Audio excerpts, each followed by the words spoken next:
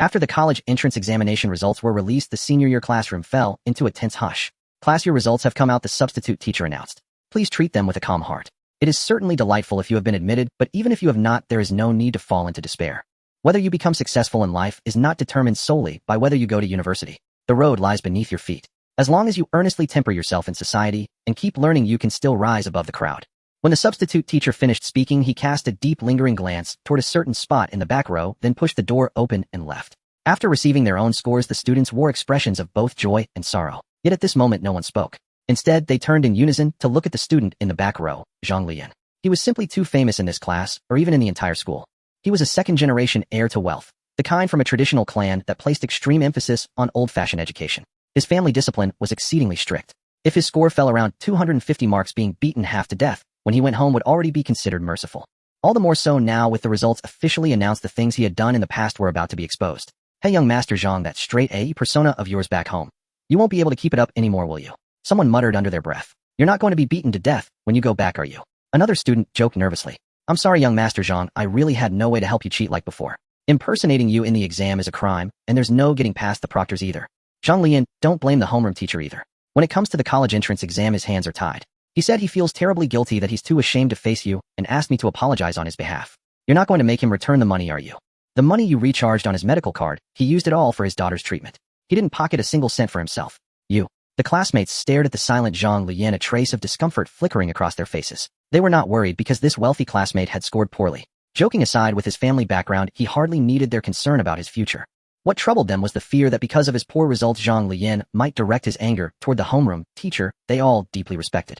Indeed, as a teacher, he should never have accepted a student's money, much less helped cover up cheating. Yet faced with a gravely ill daughter and astronomical medical expenses, he could not simply watch his child die. For the sake of his daughter, making this seemingly harmless concession, both the students and the other teachers chose to understand. The students watched Zhang Luyan, nervously unaware that the person before them was no longer the same classmate as before. I have transmigrated, he realized in shock. This body was also named Zhang Luyan. As the memories fully fused, he quickly understood the current situation. In short, the one he had transmigrated into was a multi-generation heir of a wealthy clan. In this family, they revered ancient methods of corporal punishment, and his father was particularly perverse in this regard. Since childhood, he had suffered countless beatings, spending his primary and junior high school years in clan-run schools. To bring glory to the family name, his father had sent him alone to attend a prestigious high school in the imperial capital. The first time he broke free from his parents' direct control, he felt indescribable relief, yet also an immense sense of alienation from the classmates around him. When he realized that his classmates had not grown up in an environment as harsh as that of his clan, he finally understood where the problem lay. In response, he plunged headlong into an extreme retaliatory rebellion. His daily expenses were strictly limited. To obtain good grades, crush his peers in the clan, and thereby receive monetary rewards, he directly hired top students from poor families, paying them to write the exams in his name. When the homeroom teacher discovered this, he learned that the man's daughter was gravely ill, and that the teacher still had to tutor and work late into the night after school. Without hesitation, he poured money into the teacher's medical card, so generously it overflowed, telling him to rest properly. All he asked in return was that the teacher turn a blind eye to the cheating. Teacher, don't feel burdened. With my family's assets, this sum is nothing at all. Studying and diplomas aren't that important to me, he had said lightly. Remembering what the original had said to persuade the homeroom teacher, Zhang Luyan could not help but sigh inwardly. And so somewhere far away in the imperial capital, a high-achieving model child belonging to the clan was born on paper. Yet at the final moment of judgment, the college entrance examination, that child collapsed under the crushing pressure and died suddenly. What the transmigrated Zhang Luyan had never expected was this ending. After receiving a bonus large enough to grant most people financial freedom, the original had used it merely to play Genshin Impact. What kind of trash game was worth all that?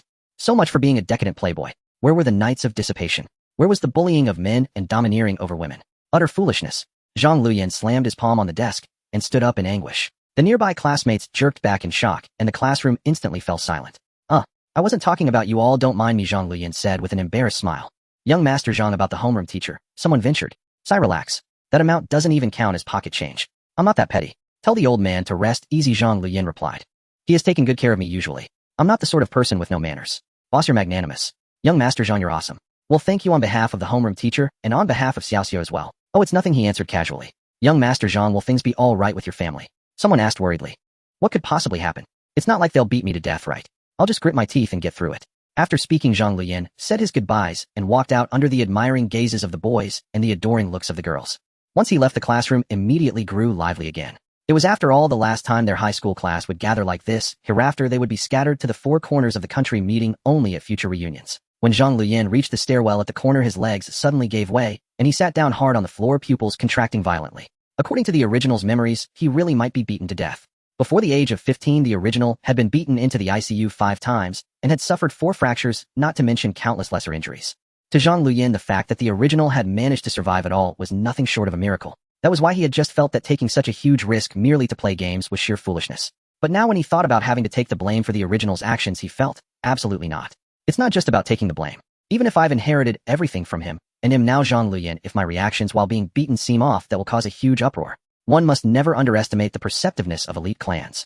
I have to find a way not to go back, he decided, his gaze turning calm. The last time they had met face to face was 2 months ago. If he could stretch that interval longer, then even if he behaved oddly when beaten, he could muddle through somehow. College entrance exams, university. The original had pulled 1-star gotcha to his heart's content. As a dignified transmigrator, how could he resign himself to being the scapegoat? Since he did 1 star, I'll go for 5-star, he thought. You faked exam results. I'll fake an entire university. Money. I have it. Why not? Isn't it just renting a piece of land, hanging up a plaque, and hiring some people? For 3 years of university, he could award himself certificates, wildly funnel clan money to indulge himself, and even dying afterward would have been worth it. And if he didn't get beaten to death, damn, wouldn't that be an absolute windfall? Just then, ding. Suitable aptitude detected. System binding initiated. Congratulations to the host for obtaining the Xianhe Sect Inheritance System. Host is by default bound as Sect Master. Mission issued: choose a location on Blue Star, establish an initial sect there, then recruit disciples on a large scale, and raise the sect's strength in preparation to withstand the trial that will soon befall the human race of this world. First stage mission requirements: the host must possess legal ownership of the chosen site. Note: constructing the sect requires gathering this world's power of cause and effect converted to 200 million Longwa currency. Completion of the mission will yield generous rewards. Ding. The host's body has been detected as excessively frail. A novice gift pack has been issued. Would you like to open it? Zhang Luyan stared blankly at the virtual projection before him. Xianhe Sect. Sect Master. Inheritance. Cultivation. Immortal cultivation. Had his system finally arrived, and he even had to establish a sect. Open the novice gift pack. Ding. Opening successful. Acquired peak body refining cultivation. Lifespan increased from 80 years to 130 years. Next realm: chi refining.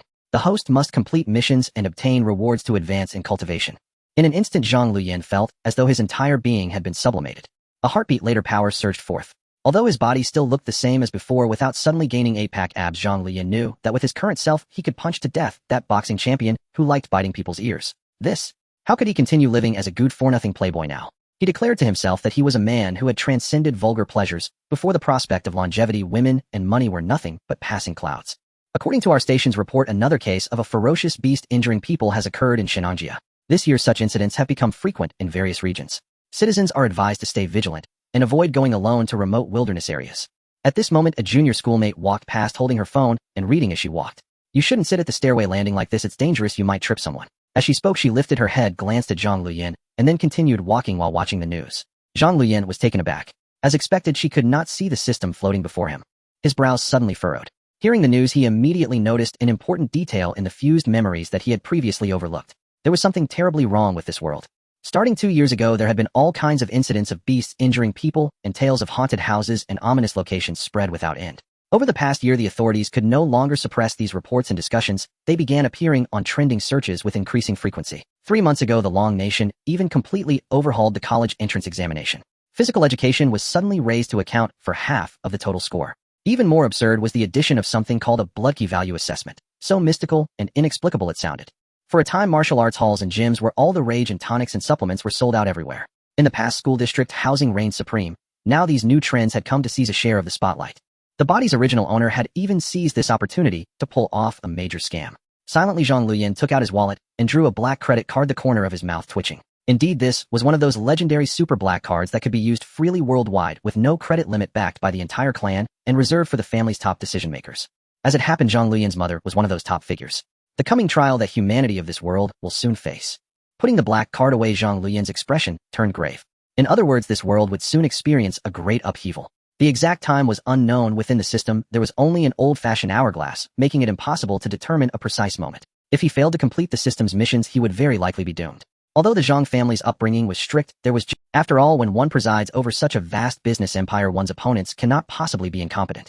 It was only natural to be strict with one's children. It did not mean there were no feelings between them. It was just that the original body had failed to notice. Viewing everything from a third-person perspective after the fusion, how could Zhang Luyan not see it clearly now? He naturally inherited this web of bonds and familial affection. The original owner's fear did not affect him. In his previous life, he had been an orphan, and now a surge of desire to protect his family rose unbidden in his heart. The system also needs money to exchange for karmic power. This must be of great use. If I want to develop an immortal cultivation university, I can't yet give up my family's financial support.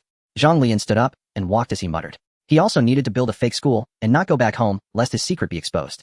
If he combined the two, would that not become an immortal cultivation university? The mission was somewhat tricky. Choosing a location was nothing. Heading to some remote corner of the Long Nation to buy a plot of land would cost very little. But the 20 million needed for sect construction funds was a real headache.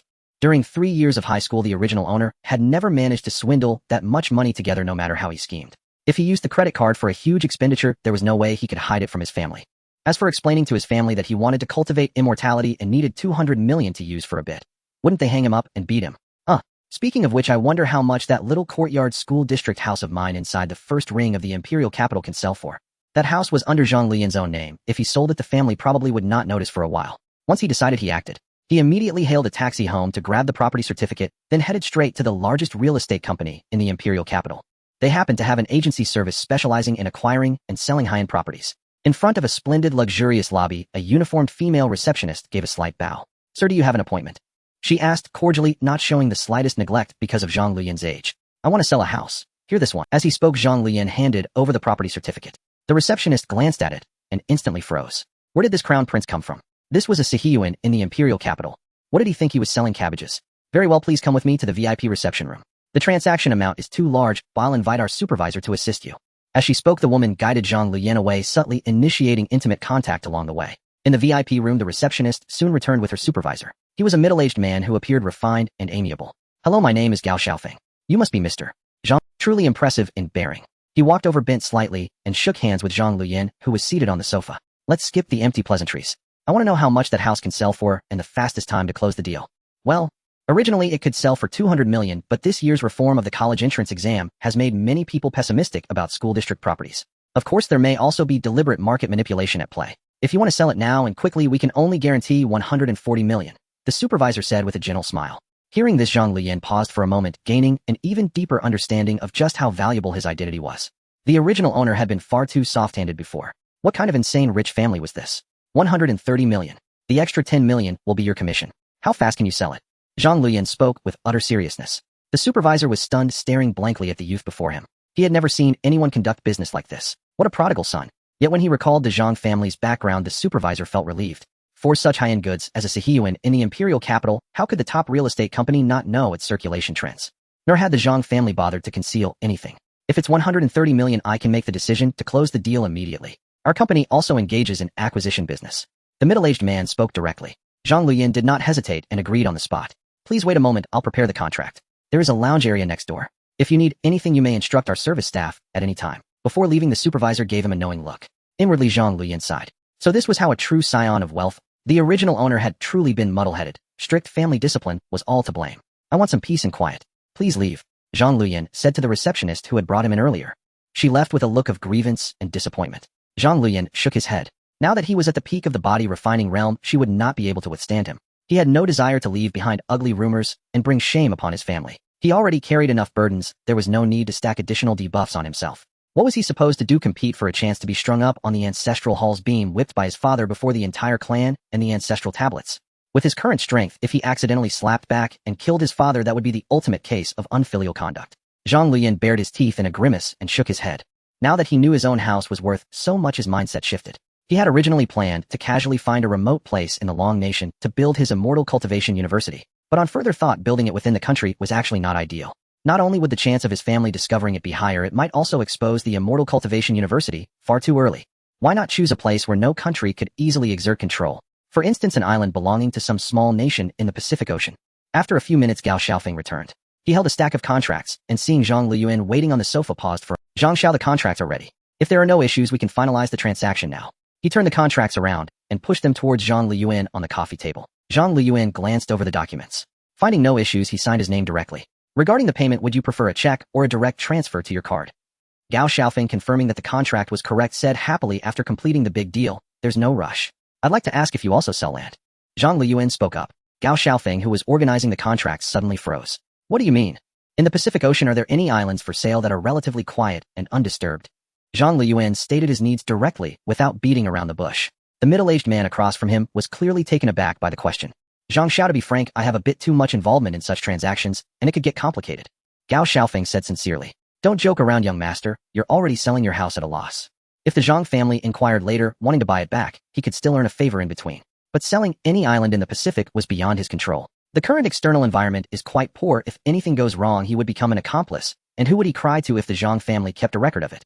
Seeing the other party decline, Zhang Luyan frowned slightly, but did not press further. He stood up to take his leave. Amid Gao Xiaofeng's repeated apologies, Zhang Luyan stepped onto the main road with a card containing 300 million. Zhang Luyan expressed that he was not someone who would easily give up.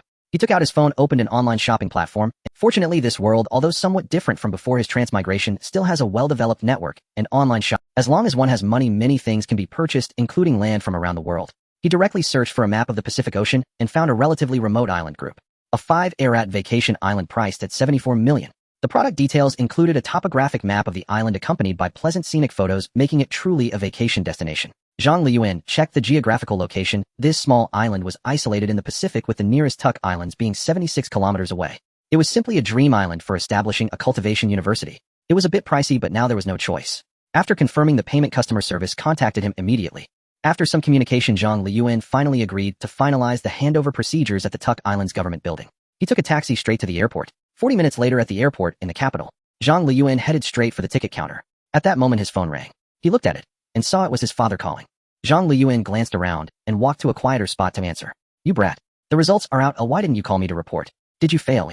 On the other end, the man's voice was filled with rage, tinged with anxiety. Zhang Luyan grinned to adjust his mindset, took a deep breath, and then shouted, Dad, I got it. Passers-by at the airport turned to look at him in surprise, then smiled knowingly. On the other end, there was a moment of silence. Which school did you get into? 211. 985. It can't be Qingbei, right? What score did you get? Zhang Luyan was stunned. Right, the original person had never told his family about his intended major because he knew from the start that he absolutely wouldn't get in. What to do? Should he say he got into a cultivation university? He felt his father would directly take a flight to beat him. What are you waiting for? What school did you get into? 670 points. I filled in a university domestically and abroad. This was a lie. He actually scored 250 points. Unfilial son. Our Zhang family has been a part of the Dragon Kingdom since ancient times. Why did I send you to the capital to study for this? Do those so-called garbage foreign schools really need you to take the exams, eh? I could just pay a little money to get you in. Wait, where are you? Amid Zhang father's furious scolding, he heard the airport announcement, suddenly shocked. This brat has grown wings and wants to run away. Instantly, Zhang father's expression and tone turned. He was already considering whether to use his connections to prevent Zhang Luyan from leaving the airport and escort him back to receive a beating. Zhang Luyan at the airport listened to the ominous tone on the phone, his mouth twitching. Dad, you have to let me explain. It's not a foreign university, it's a university from our Dragon Kingdom. Yes, it's a Taoist school, but it's just located abroad. It's not just about having good grades to get in, you need to have a connection as well. Zhang Luyan hurriedly explained. On the other side, Zhang father frowned upon hearing this. This was the first time his son dared to speak after he had lost his temper. A Taoist school. Suddenly Zhang father thought of the cultural exports of the Dragon Kingdom. Have they already opened schools abroad? If that's the case, supporting it doesn't seem so bad. Zhang father thought of the recent years' strange changes in the Taoist school. Maybe it has more advantages than ordinary colleges. As expected of his son, he had a good vision.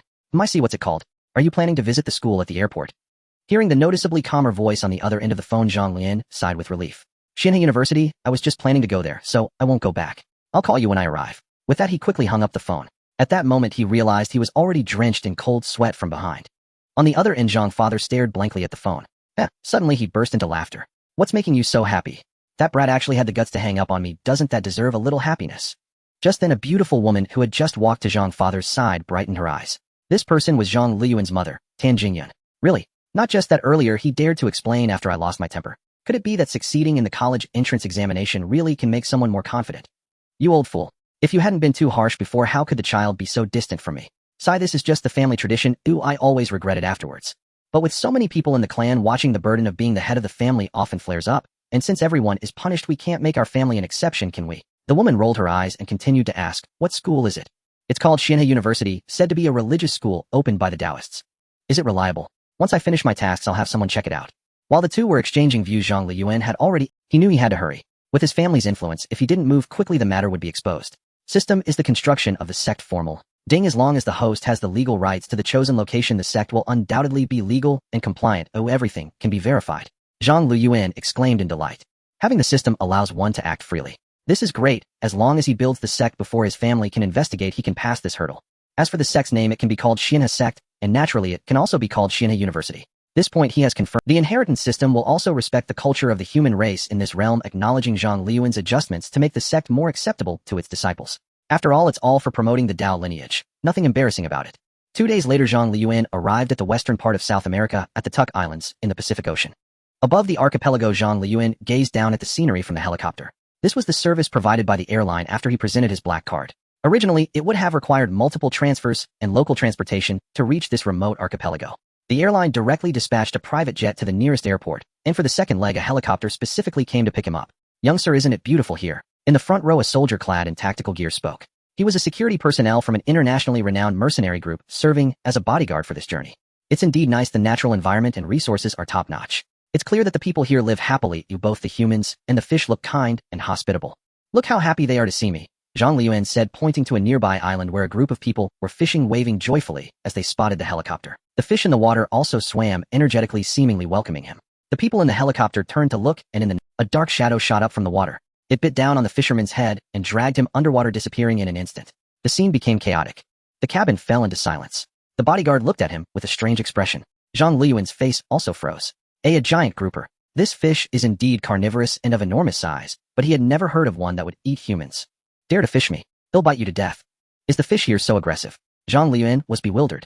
"Esteemed member, should we turn back?"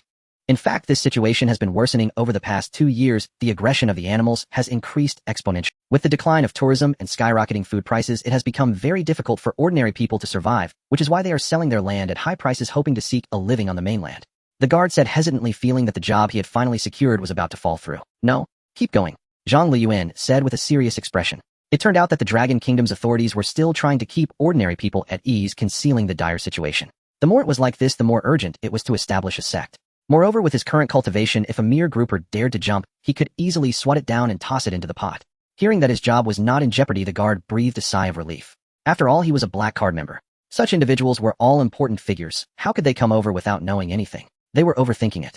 The helicopter continued its flight. Soon they arrived at an island filled with modern buildings. This was the center of the Taku Islands. The plane landed in a clearing on the edge of the city. As soon as Zhang Luyan stepped out, a local man dressed in a beach t-shirt and shorts approached him. "You must be the esteemed Mr. Zhang, right? I didn't expect you to be so young. I sincerely thank you for purchasing our island. Please allow me to treat you well. According to the traditions of the Dragon Kingdom, let's discuss this over a meal." The man spoke in words that Zhang Luyan could not understand, and a translator immediately explained in dragon language. "No, I'm in a hurry. Let's handle the paperwork directly." Zhang Luyan flatly refused. After the translator explained, the local man looked as if he realized something, and then led Zhang Luyan to the government building. Along the way, he continuously introduced local customs. Hospitable, simple, and kind. If it weren't for the sudden deterioration of the natural environment, Zhang Luyan would definitely not have been able to buy such a good island. Soon both parties completed the paperwork. "Dear Zhang, congratulations on officially becoming a member of our Taku Islands. I won't see you off, though I've already bought a piece of land in the Eagle Country and plan to live there. I'll give you my modified armored fishing boat as your means of transportation," the man said as he handed Zhang Luyan a set of keys, pointing to a private yacht docked at the port. The yacht was covered with thick armor plates, looking quite ugly, but it was the kind of ugliness that provided reassurance. "Oh, thank you. You're really a nice person." Zhang Luyan expressed his gratitude. The helicopter had completed its task and returned. The next 70 kilometers of sea route would be up to him. The man had helped solve one of his troubles. Such a private armored yacht was worth quite a bit. The man quickly insisted it was nothing, somewhat flustered by Zhang Luyan's gratitude. After a friendly farewell, Zhang Luyan boarded the modified private yacht and set off towards his island. 2 hours later, Zhang Luyan arrived. He anchored the boat on the shore, gazing at the island's scenery, bewildered as he took out his phone and opened the satellite map. He hadn't made a mistake in the location. Why has my 5-Arat resort island turned into a deserted island? Zhang Luyan puzzledly opened the online shopping site to find his order, confirming that he hadn't made a mistake with the purchase. Suddenly, he noticed something written at the bottom of the scenic image. After zooming in 8 times, he finally saw it clearly. "Images are for reference only. The final interpretation rights belong to the seller."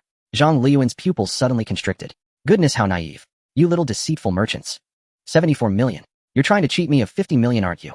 The reason this island could be sold for such a high price was entirely due to the perfect facilities and buildings in the images. At this moment, Zhang Luyan deeply felt how exploitative and scrupulous online merchants could be. He was about to leave a negative review for the store when he discovered that in the next second the store page had disappeared. "The store has been closed. Please check similar products. Foreigners are so rude in business." Zhang Luyan cursed. Taking a deep breath, he put his phone away. Well, after all, he just needed a place to establish a sect. The reason for buying a resort island was that he was unsure how the system would construct the living facilities for the sect, so he had to be cautious. Furthermore, it had already been 2 days his family was probably starting to investigate Xianhe University. If he didn't speed up, he might be in trouble. Those matters could only be considered later. As for that unscrupulous merchant and the colluding archipelago government, just wait, you'll soon realize how foolish it is to offend a sect master. With that thought, Zhang Luyan disembarked and walked onto the sandy beach of the island. System: the location for the sect has been confirmed. How can construction begin? Ding. Checking. Legal rights confirmed. Construction can commence. Shall I spend 20 million karma points to build the sect? Build, Zhang Luyan said decisively. In the next moment, the heavens and earth changed colors. Zhang Luyan was astonished. He had envisioned many scenarios for the system's construction of the sect, but he had never imagined it would be like this. In the high sky, a huge dragon and phoenix shadow spiraled, bringing forth divine light and dyeing the sky with a rainbow of auspicious clouds. Golden light pierced through the ages, forming a massive mirror in the sky that enveloped the entire island. Something inside began to slowly appear. Zhang Luyan slowly recognized what it was. An immortal mountain. It was a mountain not belonging to the Blue Star world. Countless rays of rosy light illuminated the jade towers, with golden light radiating as immortal music echoed, shaking the heavens and earth. Does it even have its own BGM? The scene was indeed grand, but at this moment Zhang Luyan was panicking. Zhang Luyan stared blankly at the celestial mountain that appeared with its own backdrop, special effects, and BGM. Why did he come to this remote island in the Pacific to establish a sect? Wasn't it just a desire to keep a low profile to avoid drawing attention? At this stage, when his strength wasn't enough, he hoped to keep things understated. But the system backstabbed him. Xianhe Sect, is this how much emphasis you place on appearances? To be honest, the special effects are quite impressive. While complaining, Zhang Luyan also felt a bit relieved inside. Fortunately, it was here. If it were in Longwa, wouldn't it have caused a stir right away? Wait, this thing won't just fall down, right? Oh no. As soon as Zhang Luyan finished speaking, he saw the enormous mountain peak from the sky coming down directly. He turned and ran, rushing onto a yacht to seek refuge. In the next moment, a loud bang erupted and a terrifying shockwave radiated outwards from the island. The yacht was flipped over, and the celestial mountain physically merged with the island, creating a mystical light before returning to calm. In the sea, Zhang Luyan freed himself from the yacht and surfaced. Ding. Sect construction completed. Task rewards distributed. Congratulations, host, you have attained mid-level cultivation in the Qi refining stage. Congratulations, host, you have received the Sect Miscellaneous Puppet Alchemy Compendium and Introduction to Talisman Crafting. Congratulations, host, you have obtained Xianhe Sword Technique Xianhe Alchemy. Congratulations, host, you have received the Xianhe Dao Cannon. Congratulations, host, you have acquired the protective formation for the sect. It detected that there is currently no spiritual energy in this realm. The formation has entered energy-saving mode, only activating the illusion and concealment function. Note: to unlock other functions, use causal power to exchange for spirit stones. Congratulations, host, you have triggered a reward crit. You have additionally received a protective divine beast, the Flame Emperor Qi Xiao Hound. In the sea, Zhang Luyan listened to the system's announcement, feeling ecstatic. The island in the distance had already transformed dramatically. While he was admiring his sect, a shadow transformed into a face-hugging bug and pounced onto his face. What the heck? Zhang Luyan was startled and began to roll frantically in the water. He had no idea what had attacked him, but as long as he rolled faster than his opponent and followed their path, he could leave them with no. Thus, after cosplaying as an electric propeller in the water for a few minutes, Zhang Luyan held the dazed protective divine beast. His face darkened. He swam to the shore and placed the little creature under a surviving coconut tree, finally taking a good look at it. The so-called Flame Emperor Qi Xiao Hound was just a honey badger. No doubt it was the kind that in Africa would confront anyone without fear. But unlike other honey badgers, this one had a snow-white lower half, a light red upper half with blue, and its eyes sparkled like rosary gems, extremely lively. Yet that did not change the fact that it looked like a honey badger. Zhang Luyan's expression was odd, feeling a bit duped. This thing is the protective divine beast of the sect. Is it meant to cutely kill the enemies? Even rolling in death cannot compare to this Qi refining stage. What use do you have? Zhang Luyan looked disdainful. At the same time, he understood the nature of his system. What an arrogant system. It just throws whatever at him, right? Zhang Luyan was inwardly cautious, reminding himself to be careful in the future so as not to accidentally crush his students for fun. Ding. Task rewards have been fully distributed. Long-term task issued. Please recruit disciples widely to expand the power of the sect. Rewards are cumulative, and the host can set the settlement method. Content includes, but is not limited to, improving disciples' strength and numbers, expanding the sect's reputation, and defending the sect's glory against enemy attacks. Zhang Luyan was astonished for a moment before directly accepting the task. He could see that this system truly aimed to. Zhang Luyan cradled the dizzy little creature to his chest, bypassed the huge stone tablet inscribed with Xianhe University, and walked into the sect. He intended to take a good look at his territory. The little creature in his arms turned to look at him, its small face filled with confusion. Zhang Luyan calmly said, "Don't be afraid, it's normal to feel dizzy when you first arrive. From now on, you will be the senior honey badger of Xianhe University. Be nice to the younger students from now on." Flame Emperor Qi Xiao Hound. 70 kilometers away on Taku Island. People were all astonished, staring in the direction of Xianhe University. They quickly began to panic. As the black line in view approached, they realized it was a colossal wave.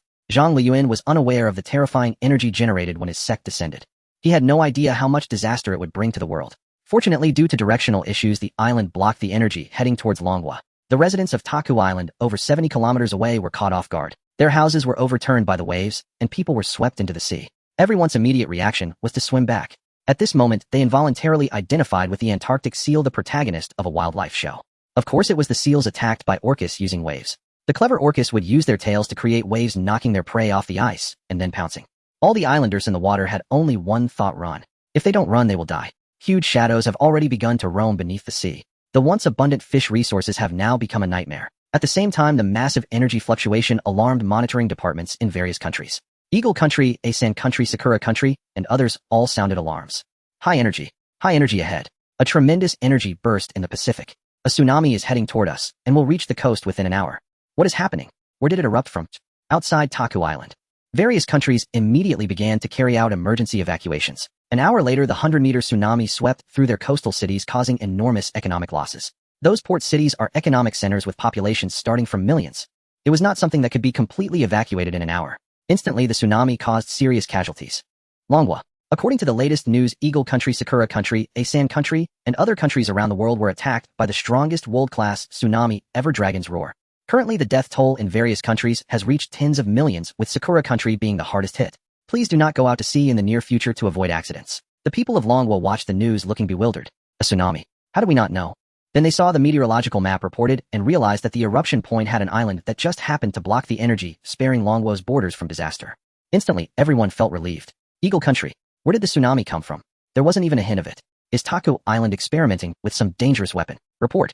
According to information from Taku Island, they saw auspicious phenomena in the distance, and then disaster erupted. Based on their disaster situation and national strength analysis, we can infer that they might be testing large-scale weapons.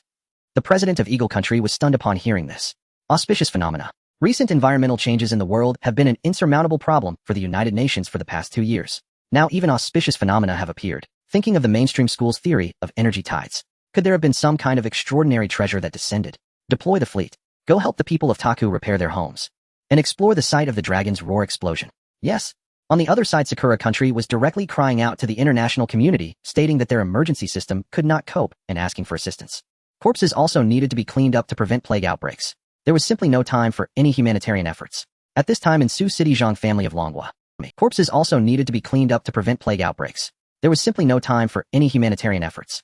At this time in Sioux City, Zhang family of Longwa. Zhang Luyan's parents also received the news and immediately became anxious, starting to make phone calls. More than an hour had passed since the various nations received the alarm and were struck by the tsunami. During this time, Zhang Luyan had also completed his preliminary exploration of his sect. Xianhe University currently only has a unified main peak. It directly fell out of that golden light gate, flattening the original island. The size is similar to that of the island, and the sect is fully equipped with facilities. There are living quarters for disciples, alchemy rooms, chi refining rooms, a square, a great hall, a medicinal garden, and a cafeteria. There is even a spring. Originally a spirit spring filled with spiritual power, but now it can only be used as a hot spring. Well, at least the living facilities are complete, and the classrooms can be tidied up casually. I thought cultivators were like fairies who don't need to eat or relieve themselves. Zhang Luyan mumbled, while holding the Flathead brothers sitting on the steps at the entrance of the main hall. Behind him was a martial arts platform made of heavy-looking bluestone. Zhang Luyan felt the chi flowing within his body. He knew that this was what the chi refining stage referred to as guiding chi into the body. According to the martial arts system, he should at least be a supreme master by now.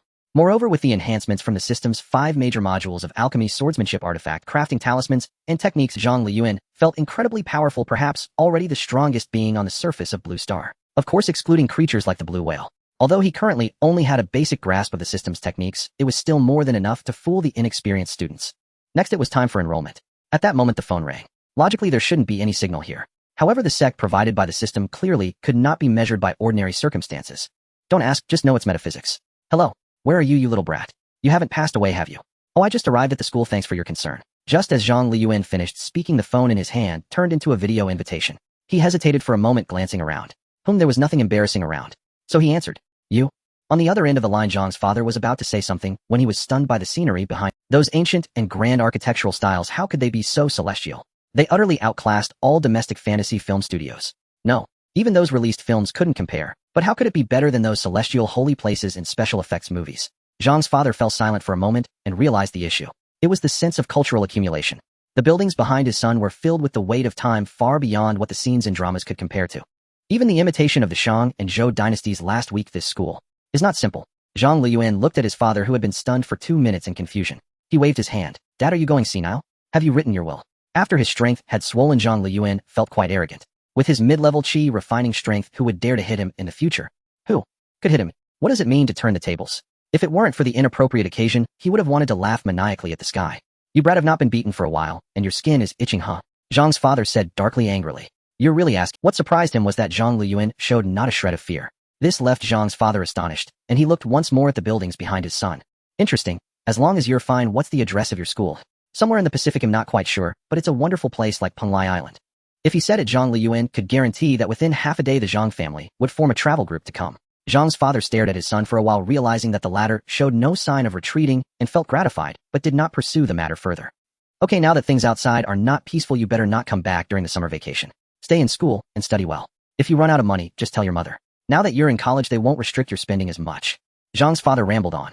It's good to maintain a positive trend. Letting the child be calm might help him step out of his childhood shadows. Zhang Luyan appeared calm on the surface, but was shocked inside. In the merged memories, his father had never shown such straightforward concern for him. Could it be that the original owner was too fearful to notice before? Seeing yellow in the mirror, his eyes were filled with fear, and he could only see the parts that scared him. Zhang Luyan smiled, and agreed, feeling warm inside. After a long while, he hung up the phone. Zhang Luyan had a happy smile on his face as he opened the chat group for loving families. He tagged his mother Tanjingyun. Mom, my dad said if I run out of money, I should ask you for it. Send over 10 billion first. Tanjingyun, you have been kicked out of the group by the group owner. Zhang Luyan's smile froze on his face. The flathead brother beside him looked at his master curiously, with a grievance almost spilling out. Was the emotional fluctuation so great? What are you looking at? Love can disappear. You are still young, you don't understand. After kicking her son out of the group chat, Tanjingyun suddenly looked surprised. What happened to her son? He actually didn't respectfully call her mother, but affectionately referred to her as mom. Could this be my son? She immediately contacted her husband to ask what had happened. Don't tell me his account was hacked. At Xianhe University, Zhang Luyan got up and began taking pictures, preparing to create a promotional webpage. Now he was also the head of a school. The college entrance examination had concluded and summer vacation had begun. He had to hurry and set up the official enrollment website for the school to start fooling people. If he could deceive even one person, it would be worth it. He couldn't let good celestial seedlings be snatched away by factories to tighten screws. He had just checked, and Xianhe University was recognized as a prestigious university in various countries. It was a top-tier university. But who certified it? Zhang Luyan stated, don't ask. It was certified by the ancestor of Xianhe Sect. But right now the webpage was blank with no information at all. Zhang Luyan hurriedly took a few pictures, and with the help of the sect management interface in the system's backend, quickly completed. Xianhe University is officially enrolling students from Long Country. Our school is a top-tier university that follows the principle of teaching according to the student's aptitude, providing corresponding elite education. Our school currently has no grade score threshold and welcomes a wide array of students to enroll. Various images of Xianhe University were uploaded. Then Zhang Luyan looked at the tuition section and fell into deep thought. Such a good university that also teaches cultivation and longevity, it wouldn't be a problem to charge a bit more, right? Long Country is currently the world's largest economy and doesn't lack wealthy people. He also needed money to exchange for karmic power to obtain spirit stones and other items. Thinking of this, he immediately pressed 0000 on the tuition fee section and then clicked upload. As long as the personal information was filled out, the system would automatically check the qualifications. After that, the tuition fees would appear. Zhang Luyan thought for a moment and added additional clauses. If students face financial difficulties, Xianhe University offers interest-free student loans, ensuring they can pay it back through work within 3 years of graduation. After adding the additional clauses, Zhang Luyan nodded in satisfaction. This way he wouldn't miss out on the market of ordinary people. Money could be earned after graduation. He didn't believe that a dignified cultivator wouldn't be able to earn 20 million within 3 years. Just refining some pills, crafting some artifacts, and drawing some talismans should suffice. Zhang Luyan believed many people would enroll, because the accreditation of their school was real. At this moment within Long Country, the students had just seen their results and gathered with their classmates. Next, it was time to check. When they opened the official website for the college entrance examination, they saw Xianhe University suddenly listed alongside top-tier institutions. Huh, Xianhe University. Why is it alongside Qingbei? I've never heard of it. The students were bewildered when they clicked in, only to become more confused. A cultivation university. Not teaching mathematics, physics, or chemistry, but focusing solely on cultivation and seeking longevity. And there are various cultivation skills. They looked at the subjects and departments listed above, rendered speechless. Surprisingly, the sword cultivation department, talisman cultivation department, alchemy department, and artifact refining department indeed seemed quite legitimate. Paired with the image of a palace filled with an ethereal aura and a sense of time sedimentation, it truly had a certain charm. Is this for real? When did such a cultivation university appear in our dragon nation? Haha, speaking of which, isn't this year's college entrance examination just a direct genetic mutation? Even the blood vitality assessment has come out. Adding a cultivation university seems quite normal to me. But it's a prestigious school. It can actually be mentioned alongside Qingbei. Many students curiously filled out their personal information, wanting to see if this thing was real. Filling out the information didn't cost anything, even at worst, they could just refuse later. After they completed the forms, they were stunned to see the displayed tuition fees. 10,000. What the hell? Are you serious about the tuition at Xianhe University? 20 million. Why don't you just go rob a bank? This is outrageous. If I had 20 million, I wouldn't bother with the university OID, just lie back and enjoy life. What kind of confidence allows this school to charge such fees? Is there no score requirement? Suddenly the students erupted in discussion. Someone then noticed the supplementary terms. Hey look, there's a supplementary clause that offers interest-free student loans, guaranteeing repayment after 3 years of work. Oh come on, are they serious? Earning 20 million in 3 years is their guaranteed job placement.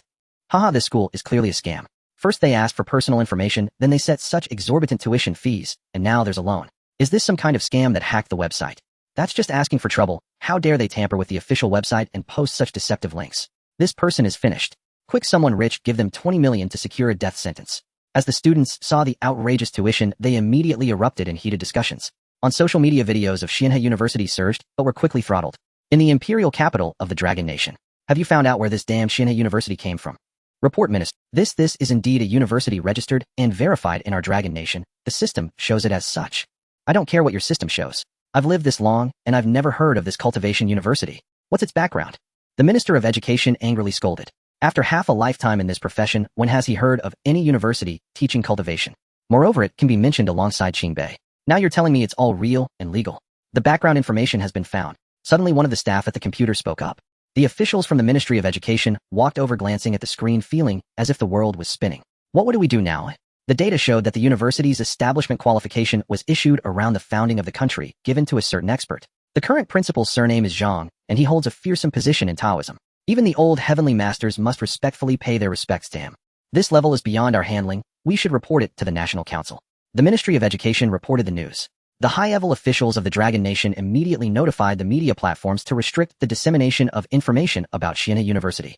An emergency meeting was called in the imperial capital. Was there such a thing back then? According to records there was, but why has no one heard of such an important matter before? It was only through detailed investigation that precious confidential materials were found. Perhaps many years have passed, and this educational qualification has not been utilized, thus forgotten. So, what do we do now? Are we really going to acknowledge it as being on par with Qingbei, making it one of the most prestigious universities representing our Dragon Nation? The emergence of this school is quite strange. Why did it open now instead of earlier? The changes in these 2 years seem to have forced even the hidden experts to react. In the conference room, the leaders expressed their feelings. The world is changing into a form they no longer recognize. If the theory proposed by top scholars from the United Nations is true, then the consequences could be quite significant. Isn't that a good thing? Just look at the buildings in the image. They are clearly extraordinary. I consulted with an academician from the archaeology department, and they said the specific time cannot be determined from the images. But these ancient buildings must have a long history. As soon as these words were spoken, the conference room fell silent. Humanity, with technological advancements, has long since completed the exploration of the blue star. How could such a magnificent building with Dragon Nation characteristics have gone unnoticed? It seems the other party truly possesses great skills managing to remain hidden even in an age filled with satellites. I propose we keep an eye on this academy, neither interfering nor supporting it. Should we send someone to enroll and probe the situation? No, according to records, this expert has benefited our Dragon Nation, and besides, they haven't opened in our country. We cannot engage in such disgraceful acts. I think we can slightly leak some information to those below.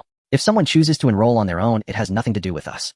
Yeah, the other party was originally recruiting in our Dragon Nation. I've checked and no other country has this. Alright, let's do it. The meeting concluded. The official decision was to stay out of it and observe the situation for now. On another front, the students were dumbfounded when they discovered that video uploads were being throttled. Is this an official cover-up? Videos are not allowed to be posted. Then we'll meet on the forum. Brothers, has anyone applied for a loan?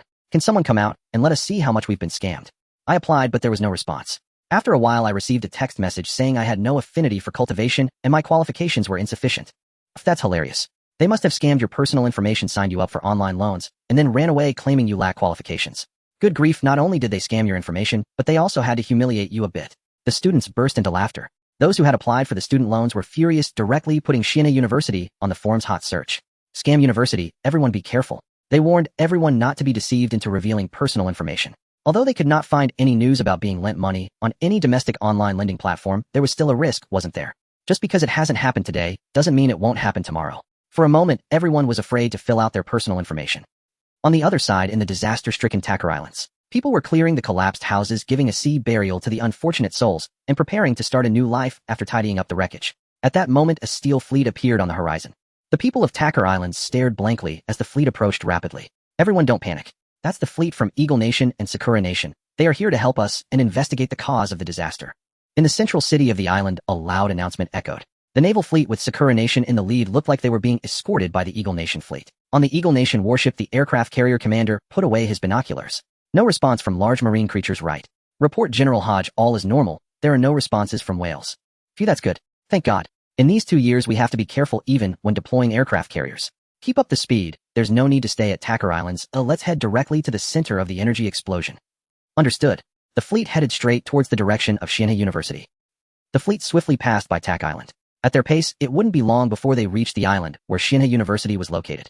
On the aircraft carrier, General Hawk his gaze towards the distant horizon while his curious aide inquired. General, is our mission this time to investigate the cause of the Longyin tsunami? Asked the aide dressed in naval attire with a white. According to speculation, this disaster is not as simple as it seems. It is highly likely that something supernatural has emerged. General Hawk has replied, his greed unmistakable in his eyes. As the world rapidly changes, if the theory of energy tides is true, then this unusual situation might very well indicate the appearance of something valuable. Oh, so our real task is to figure out what has appeared. Not just to figure it out, but to bring it back. But it's been 5 days since the tsunami. What if someone is already there? Child, do I really need to teach you this? Eliminate anyone and take the item. Hawkins answered the question with utter indifference. The aide nodded slightly, indicating his understanding. This was not the first time for such matters. On the sea, anything happening was not strange, and no one would know. An hour later, where is this? Why haven't we reached the site of the Longyin explosion? Hawkins frowned, looking at the surrounding sea, feeling that something was amiss. Although the sea surface looked the same, experience told Hawkins that the situation was abnormal. Upon hearing this, the aide immediately went to check. Report. The radar is malfunctioning. The compass and other directional tools have also failed. Why wasn't it reported? The operator thought it was a technical fault and is currently repairing it. The aide answered in panic. This was his first encounter with such a situation. Tell him not to waste time. It's not a problem with. It's this sea area that has issues. Have any of you smelled something? It seems like barbecue. Report. I don't smell anything. Ill instruct them to have barbecue for lunch today. Hawkins' face darkened. Could it really be his illusion? He didn't think much further, furrowing his brows as he contemplated the current situation. He had been careless. How had he not considered that supernatural entities could disrupt radar? They might now be trapped in a peculiar energy field. They had to find a way to escape this situation. Just as the fleet was trying to figure things out on an island just 4 kilometers away. 5th round. Yay, I won. Ping too good, you can only eat fish heads now. Zhang Luyan smiled at the fleet passing by again, immediately talking to the divine beast of his sect beside him. At first he felt a bit anxious seeing the fleet approach, but quickly realized that the others couldn't see him or Xianhe University. So he stopped worrying. Instead, he casually started betting with Ping Tu Go. Both of them hugged coconuts in front of their chests, sitting by the fire where a giant sea fish was being roasted. Ping Tu Go, having lost the lunch bet, stared blankly at the departing fleet. How could there be such foolish cultivators? Still not realizing this was an illusion even after the 5th round, Zhang Luyan picked up the roasted fish. Ping Tu Go looked over with teary eyes, trying to act cute. Zhang Luyan hesitated, feeling sympathetic, then decisively tossed the fish head to Ping Tu Go while starting to eat heartily. Ping Tu Go. It was incredulous. How could there be such a heartless human? Ping Tu Go angrily kicked the fish head. It's all bones, what is there to eat? It fiercely gnawed on the coconut meat, glaring at the direction of the fleet as it departed. Ding. Threat detected against the sect. Defense mission triggered. Would you like to accept? Accept, Zhang Luyan while eating fish instinctively replied, then suddenly froze. Hey system, you're not talking about that, are you? The big hard one. He felt an extremely ominous sensation rising. In the next moment, the system confirmed his bad feeling. Ding. Mission accepted, locking onto the enemy faction, the Eagle Nation's aircraft carrier battle group, and the Sakura Nation's destroyer escort team. The system will issue rewards based on the host's mission completion rate. The fish in Zhang Luyan's hand dropped onto the beach. Oh crap, are you serious? That's an aircraft carrier battle group. How can I, a mere chi refinement stage cultivator, handle this? He cried out in despair. It was true that he was strong now, but he hadn't reached that level yet. Chi refinement in essence was merely the initial stage of absorbing chi into the body, and he hadn't fully embarked on the path of cultivation. Moreover, there was no spiritual energy in Blue Star, and techniques were unusable. To tear apart a warship, wouldn't he need to have a golden core at least? Ping Tu Go, seeing its owner waste the fish it couldn't have instantly, became even angrier. It began to curse at the sea. It seemed as if it wanted to fight the aircraft carrier fleet that had just circled back. Ping Tu Go's cries resembled a small puppy barking, full of energy. This made Zhang Luyan laugh. As expected of you, Ping Tu Go. Oh, you have quite the temper, huh? Do you want to go fight? Go on, take them down. Zhang Luyan teased. The sect's divine beast Ping Tu Go was momentarily taken aback. The next moment it charged forward. Zhang Luyan watched as Ping Tu Go leaped into the sea with a splash, his face filled with astonishment. He stood up, relieved to see that Ping Tu Go could swim. Awesome. Ping Tu Go really went for it. Go Ping Tu Go. When you come back, I'll roast fish to reward you. Zhang Luyan laughed. He was joking. Ping Tu Go probably couldn't even get close. What tonnage does an aircraft carrier have? Not to mention catching up, just the waves it creates while sailing could push it away. An aircraft carrier was not something a little Ping Tu Go could mess with. Zhang Luyan chuckled as he turned back. He wondered if they would be penalized by the system for failing the mission. Perhaps a reduction in cultivation level. The next moment, a massive explosion erupted on the sea and the roar of a giant beast echoed across the sky. Aru. Zhang Luyan abruptly turned around.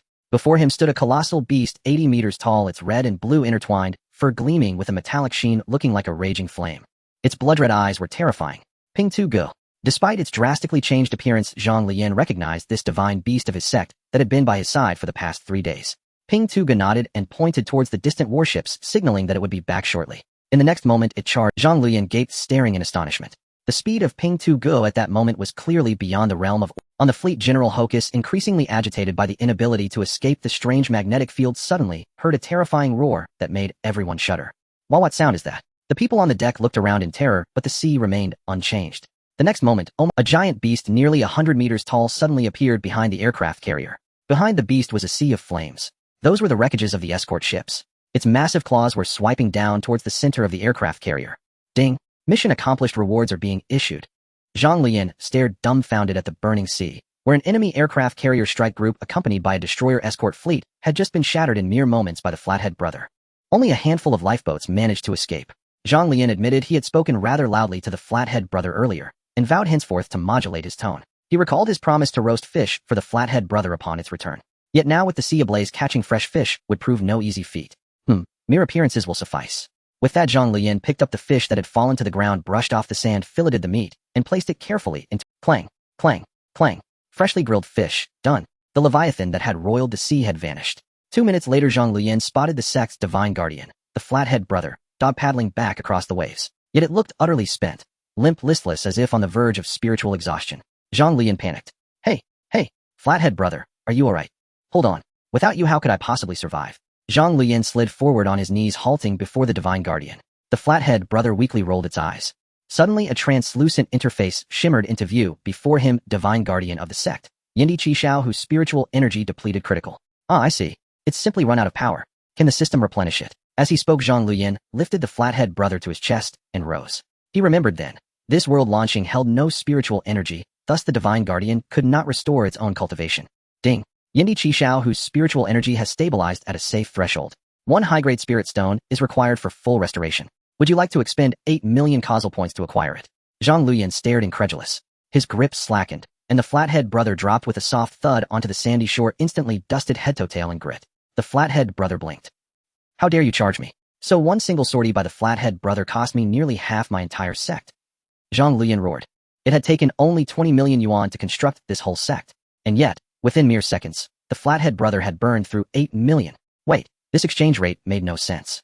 A sect of this scale couldn't possibly be worth just 2 or 3 high-grade spirit stones. Could those earlier charges have been teleportation fees? The system remained silent, utterly indifferent to his protest. HSS, what happens if I refuse to respond? He pressed on, unwilling to yield. Ding. Prolonged spiritual depletion will degrade the divine guardian's combat prowess, corrupt its bloodline purity, and permanently cap its growth ceiling. Zhang Luyan groaned. So you're not truly Yindi Qishao Hu. You're a gold-devouring divine beast. He glanced once more at the scorched sea, then at the Flathead brother, now methodically shaking sand from its fur. A sudden thought struck him. He fumbled in his wallet and withdrew a soft paper banknote. Here, take a whiff. His voice was grave, utterly sincere. The Flathead brother paused, studied his earnest gaze, and instinctively sniffed. Go, dive into the sea and retrieve this. Zhang Luyan pointed emphatically toward the blazing waters, face unflinchingly solemn. The Flathead brother said nothing. For a full minute they locked eyes, deep, unwavering, profoundly awkward, until Zhang Luyan finally broke. System, acquire 1 high-grade spirit stone. Zhang Luyan sighed in resignation. The Flathead brothers' martial prowess was indispensable. Already foreign powers had detected this place, their aircraft carrier obliterated. Who knew what might arrive next? He suspected, if things deteriorated further, he might need to deploy the Flathead brother against nuclear warheads. Whether it could withstand such force remained uncertain. Still, trading 8 million for an entire enemy carrier strike group. An unparalleled bargain. Zhang Luyan declared half-jokingly that this alone could bankrupt the Eagle Nation. Just then, his instincts flared. He twisted aside, narrowly evading a dark shape plummeting from the sky. The Flathead brother was struck squarely, sent tumbling head over heels across the sand, only to rise again furious and stare down into the crater left behind. There, nestled in the sand, lay a spirit stone. Eat it. It's yours, Zhang Luyan said, smiling warmly. Crunch, crunch. In seconds, the Flathead brother devoured the fist-sized spirit stone and instantly regained its vigor. It gazed at the fish meat steaming gently in the coconut shell beside the fire, then turned its eyes to Zhang Luyan. This too is for you. You do keep your word, don't you? Zhang Luyan winked playfully as he opened the system's newly issued reward notification for the sect defense mission. The Flathead brother padded to the fire, took a hearty bite of the fish, and froze. It recoiled violently, spitting sand. Then it stared at the charred fish bones crackling in the flames, and comprehension dawned. Recalling Zhang Luyan's earlier words, it realized its master did possess integrity, but perhaps in modest measure. Its expression flickered with quiet complexity as it turned toward Zhang Luyan, who was already tinkering with something nearby. This sect master of Xianhe Sect, was he truly reliable? Could it endure until his abdication? In the Flathead brothers' small eyes gleamed vast, profound bewilderment. Truly bewildered by Zhang Luyan's audacious improvisations, the Flathead brother watched as its master, oblivious to his failed deception, scrolled deep into the system's backend. He located the reward prompt and tapped to open it. Ding! The sect defense mission has been completed. Reward: cultivation advancement to the peak of Qi refinement realm, a lifespan extended to 220 years. Next stage: foundation establishment. Continue your diligent cultivation. Reward: full architectural authority over the sect. You may freely modify Xianhe Sect's aesthetic, including architecture artifacts, cultivation techniques, and spatial layout. Ding! Bonus reward triggered: detected severe combat inefficiency under 0 spiritual energy conditions, granting proficiency in mortal martial arts. Instantly Zhang Luyan felt his body surge with revitalized strength, his martial capacity leaping to a new tier. Simultaneously his mind flooded with countless techniques, combos, kinetic principles, pressure point applications, and battle-hardened intuition. But what captivated him most was the architectural authority.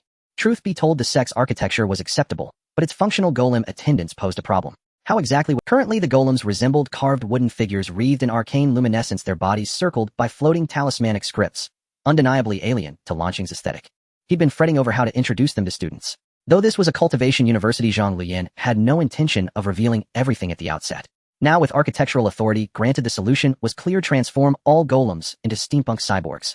Cultivation in Lanqing's modern age demanded a punk-infused renaissance, sure to captivate youth. Zhang Luyan was certain this redesign would delight future students, and conveniently allow him to dismiss questions with a simple, "They're just advanced robots." The architecture itself needed revision too.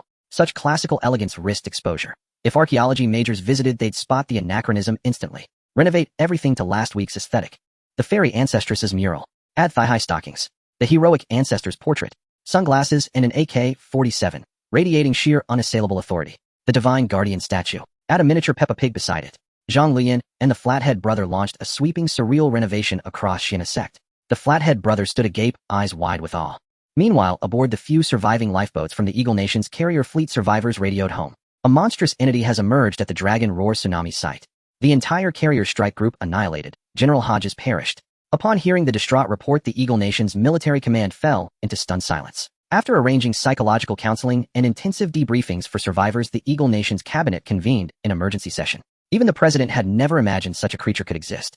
80 meters tall. No one knew when or how it had grown. At that moment, the long-theorized energy tide hypothesis was irrefutably confirmed. Without anomalous energetic influence, Lanqing could never sustain such a colossal upright organism. The Flathead brothers' battle had been cataclysmic. Residents of the Tak Islands, 70 kilometers away, had heard both the carrier's detonation and the beast's earth-shaking roar. Rumors began spreading internationally. A sea monster lurked beyond the Tak Islands. Zhang Luyan, however, remained blissfully unaware, too absorbed in reshaping Xianhe University's aesthetic. His phone suddenly chimed with an automated voice announcement: your fortune-building account has received 20 million yuan. In the grand hall of Xianhe University, Zhang Luyan, who was focused on adding black threads to the portrait of the female ancestor, suddenly stood up. He pulled out his phone to check. Tuition fee received. How long has it been? Someone has already enrolled. The future looks promising. Instantly, Zhang Luyan began to fantasize about starting school with hundreds of students, becoming a figure on the rich list. Then complete the task and become invincible in the world. Not to mention, with a few hundred students, even if I can't become a nascent soul-old monster, at least it'll be rewarded with a golden core, right? The golden core realm can be said to be the true immortals with an undying spirit and a lifespan of at least 1,000 years. They are completely different from mortals. Even without spiritual energy, tearing apart battleships is child's play. The golden core is just the beginning of immortality, truly achieving a separation between immortals and mortals. Zhang Luyan recalled the records in the Xianhe Dao canon. Suddenly, he felt a tug on his pants and looked down to see the red-haired divine beast curiously looking at his phone. Brother Flathead, we're going to get rich. From now on, follow your master and eat 9 meals a day, with every meal being lavish meat and fish. Haha. Zhang Luyan exclaimed, laughing with his hands on his hips. Brother Flathead was also very happy, hopping around on the ground. Ahem, low profile. Just 20 million can't ruin the Dao heart. As he spoke, he turned off the voice broadcast function on his phone. He had initially opened it to wait for his merciless mother, who was about to kick him out of the family group, to send money, so he could promptly flatter her. But now, with the tuition fee received, he no longer needed to beg for money. He could open the academy all by himself. Then Zhang Luyan immersed himself in the transformation of the sect style, and time flew by. 1 month later. The first rays of morning sunlight crossed over the main hall of Xianhe University, then the student dormitories, and finally shone upon Zhang Luyan, who was dressed in a Taoist robe. He was leisurely lying on a rocking chair. Brother Flathead, wearing an apron and balancing a tray on his head, approached him, placed the items on the stone table beside him, and after a jump spun 720 degrees, his tail swished across Zhang Luyan's face. Oh crap! Oh crap! Brother Flathead, what are you doing? Zhang Luyan suddenly sat up, staring blankly at Brother Flathead gestured animatedly. Oh, tomorrow is the day to pick up the students.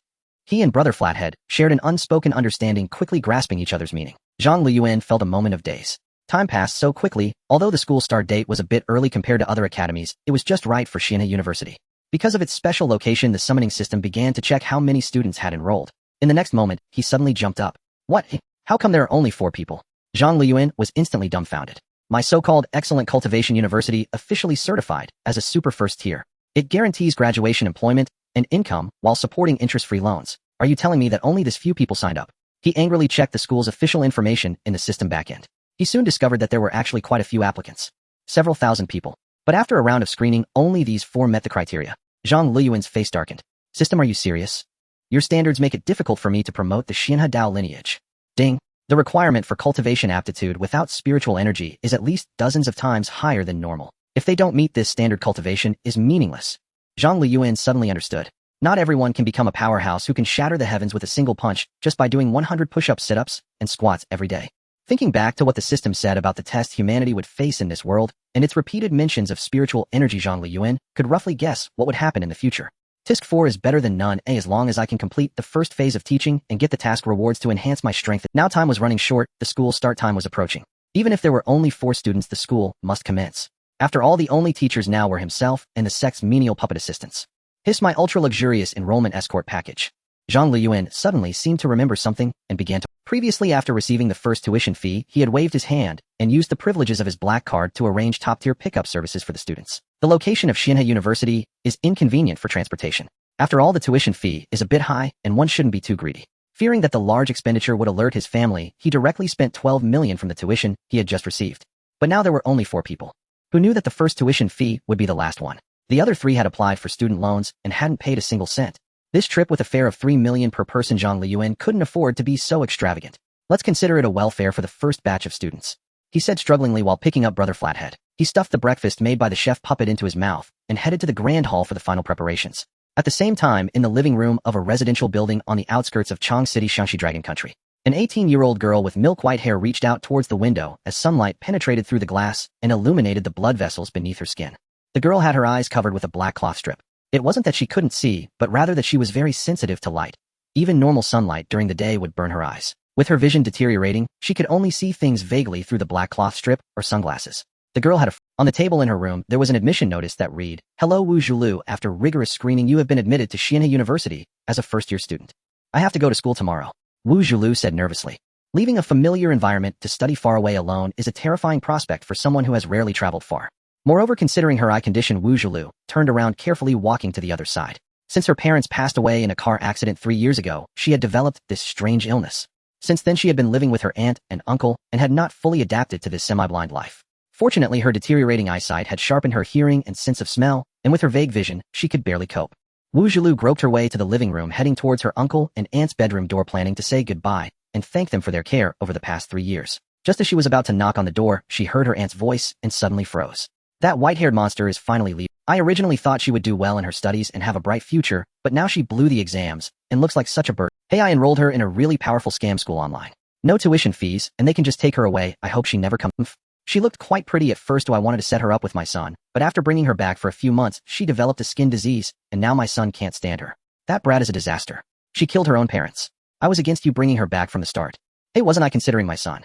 You know how hard it is for boys to get married these days, and there might be a share of the inheritance. Inside, the couple was discussing. Wu Zhulu pressed her mouth shut, tears soaking the black cloth strip. This was not the first time something like this happened. At first, her aunt and uncle would be a bit discreet, but once they learned about the school's reform in the college entrance exams, and that her grades had tanked, they completely tore off the mask. Wu Zhulu abandoned the idea of saying goodbye and quietly left. A scam school, huh? That might be better. I can't do anything right and no one needs me. Perhaps I am truly a disaster, and disappearing like this isn't so bad. The next morning, Zhulu, your things have been packed and placed downstairs. Make sure to study well at university, and there's no need to come back often. Right, since you're an adult now, and the school will arrange jobs for you later. Work hard and don't come back unless necessary. It's dangerous to wander around with your eyesight being poor. As Wu Zhulu just finished washing up, she noticed her room was already empty. Originally, she had only packed a box of clothes, but now it seemed she would need 7 or 8 boxes. With so much to carry and her poor eyesight, how could she manage? Wu Zhulu pursed her lips in silence, not even glancing at the breakfast on the table, as there was no portion prepared for her. She walked towards the door devoid of any anger. The couple had no intention of getting up to see her off, merely watching her leave. As Wu Zhulu opened the door, she was taken aback. Standing before her was a butler in a suit wearing white gloves and refined glasses. Miss Wu Zhulu, is it? Please do not be afraid, we are here to take you to the academy. The man said, bowing elegantly, making the girl feel even more flustered. Huh, isn't that a scam school? What's going on? Wu Zhulu forced herself to remain calm, nodding as she followed the man outside. Behind her, her uncle and aunt were already in shock. Hearing the commotion from the neighbors downstairs, the couple swallowed their buns and stood up to look out the window. 12 luxury cars were parked outside with men in black lining up at the entrance of the residential building waiting. A Rolls-Royce Phantom. The man's hand trembled as he looked at the photos of the same model car, exclaiming in surprise at the long string of zeros behind the price. The woman was equally shocked. Did you not say that was a scam school at? Is this how they deceive people? The couple seemed to realize something, hurriedly following downstairs. At this moment, Wu Zhulu was about to get into the car under the protection of the men in black. Miss Wu Zhulu, your luggage has been taken care of. We will escort you to the port of Hawaii, and the academy will send a yacht to pick you up afterward. The school. Is it on the sea? I apologize, I do not know either. We were only tasked with escorting the students to the port by our esteemed members. The man said as he opened the car door. Zhulu, wait. Wu Zhulu, about to get in the car, was astonished to see her uncle and aunt rushing over, wanting to grab her hand. But in the next moment, the bodyguard standing beside her immediately blocked them. We are her guardians. Step aside. The men in black remained unmoved, looking at the girl. Without her nod, even the king could not pass. Wu Zhulu had no intention of letting them through. The middle-aged couple felt anxious but maintained smiles on their faces. Zhulu, you must study hard and not let your uncle down for sending you to such a good school. Remember to come back and visit during the holidays. The aunt said enthusiastically, with the uncle continuously agreeing. By now the couple could hardly deny that the rumored scam school might be extraordinary. Thinking about the school's promises regarding the graduate's income and repayment, this girl might just become successful. Wu Zhulu was stunned. It had been over a year since she had seen her relatives so warm towards her. Not to mention warmth, they rarely showed her a good face. Yet unexpectedly today, in an instant, the knot in Wu Zhulu's heart seemed to have been opened, and she felt much lighter. Ignoring the couple, she directly entered the car. Wu Zhulu vowed that no matter what this school was about, she would repay the favor with all her might, grateful like a stray dog taken in. A scam academy. Even if it were a school for demons, she would be willing to attend. The butler then closed the door and headed to the passenger seat. The couple was furious inside, but their faces still wore smiles, constantly caring for the Suntog student Wu Zhulu. Neighbors around were expressing envy and astonishment. Lu Zhu has made it big. What school did she get into? Such a grand send-off. A phantom. A luxury car fleet worth millions to escort her. This is incredible. She has made it big. The old Wu family has truly struck it rich. As the convoy drove away, the neighbors immediately gathered around, constantly flattering and inquiring. The middle-aged couple felt embarrassed when asked about the school. In everyone's perception, Xianhe University was just a scam college. How could they now have the face to admit that Wu Zhulu was attending Xianhe University? They could only keep dodging, saying it was a mysterious, prestigious school abroad. On the other side, in a villa community in the second ring of the imperial capital, a young man named Wang Dang, looking at the luxurious convoy before him, calmly got in. Not bad, it was worth the high tuition. He muttered, recalling how over a month ago his parents suddenly canceled his enrollment in a foreign prestigious university and enrolled him in that so-called Xianhe University. The tuition fee was as high as 20 million. Subsequently, the young heirs of the imperial capital all enrolled, but in the end, only he was selected. He remembered how happy his father had been after paying the tuition. Thinking about how his father, who was usually very busy, had specially taken the time today to send him to the entrance, and recalling the old man's instructions. Revitalize the Dragon Nation. Wang Dang's heart suddenly burned with enthusiasm. What kind of academy could make his father, this playboy, have such high expectations? This academy must be extraordinary. He was now dying of curiosity about this so-called Xianhe University. Foolish. The truth of this world is always grasped by a few. The scam university you speak of is the academy that we second-generation elites in the imperial capital are dying to get into. With a sense of superiority, Wang Dang sat in the car heading towards the airport. Inside the villa, a middle-aged man at the floor-to-ceiling window watched the convoy leave as his wife approached. Has he left? Aren't you going to check which academy Danger is attending? If we use connections, we could find out the information on his black card. No, the higher-ups have explicitly forbidden any contact with Xianhe Academy. Is it really okay? Don't worry, trust the country. The two embraced, watching the direction the convoy left, exchanging words. Xianhe University, just the secret information leaked from above indicates the academy's extraordinary nature. Even the Dragon Nation must treat it with caution, especially given the changes in the environment over the past 2 years. This time their son might truly encounter a great opportunity. Perhaps there is really a chance to revitalize the Dragon Nation, not just empty words. Therefore, they must absolutely avoid touching any prohibited information. In Qing province, in a small city named Jihua, the entrance of the high school was filled with the smell of melons. Young people gathered together as if they had just held a reunion, watching a scene at the school gate. Lu Tong, let's break up. I was only dating you because of your good grades, hoping you would help me with my studies. Now I've been accepted to a 985 university while you didn't even get into a regular one. And you're going to some cultivation university. Laughable. How could you possibly be worthy of me? We are no longer from the same. The proud school beauty finished speaking, completely ignoring the boy in front of her whose face was as grim as a defeated dog. She jogged over to the side of a BMW convertible, greeting the boy inside. At the entrance, the boy known as Lu Tong opened his mouth, his expression as if struck by a bolt from the blue. Today marked the last gathering of classmates before they all dispersed. Having failed the exam, Lu Tong originally intended to apologize to the girl and did not wish to delay her. However, the scene he had imagined where the girl would be sad and comfort him did not come to pass.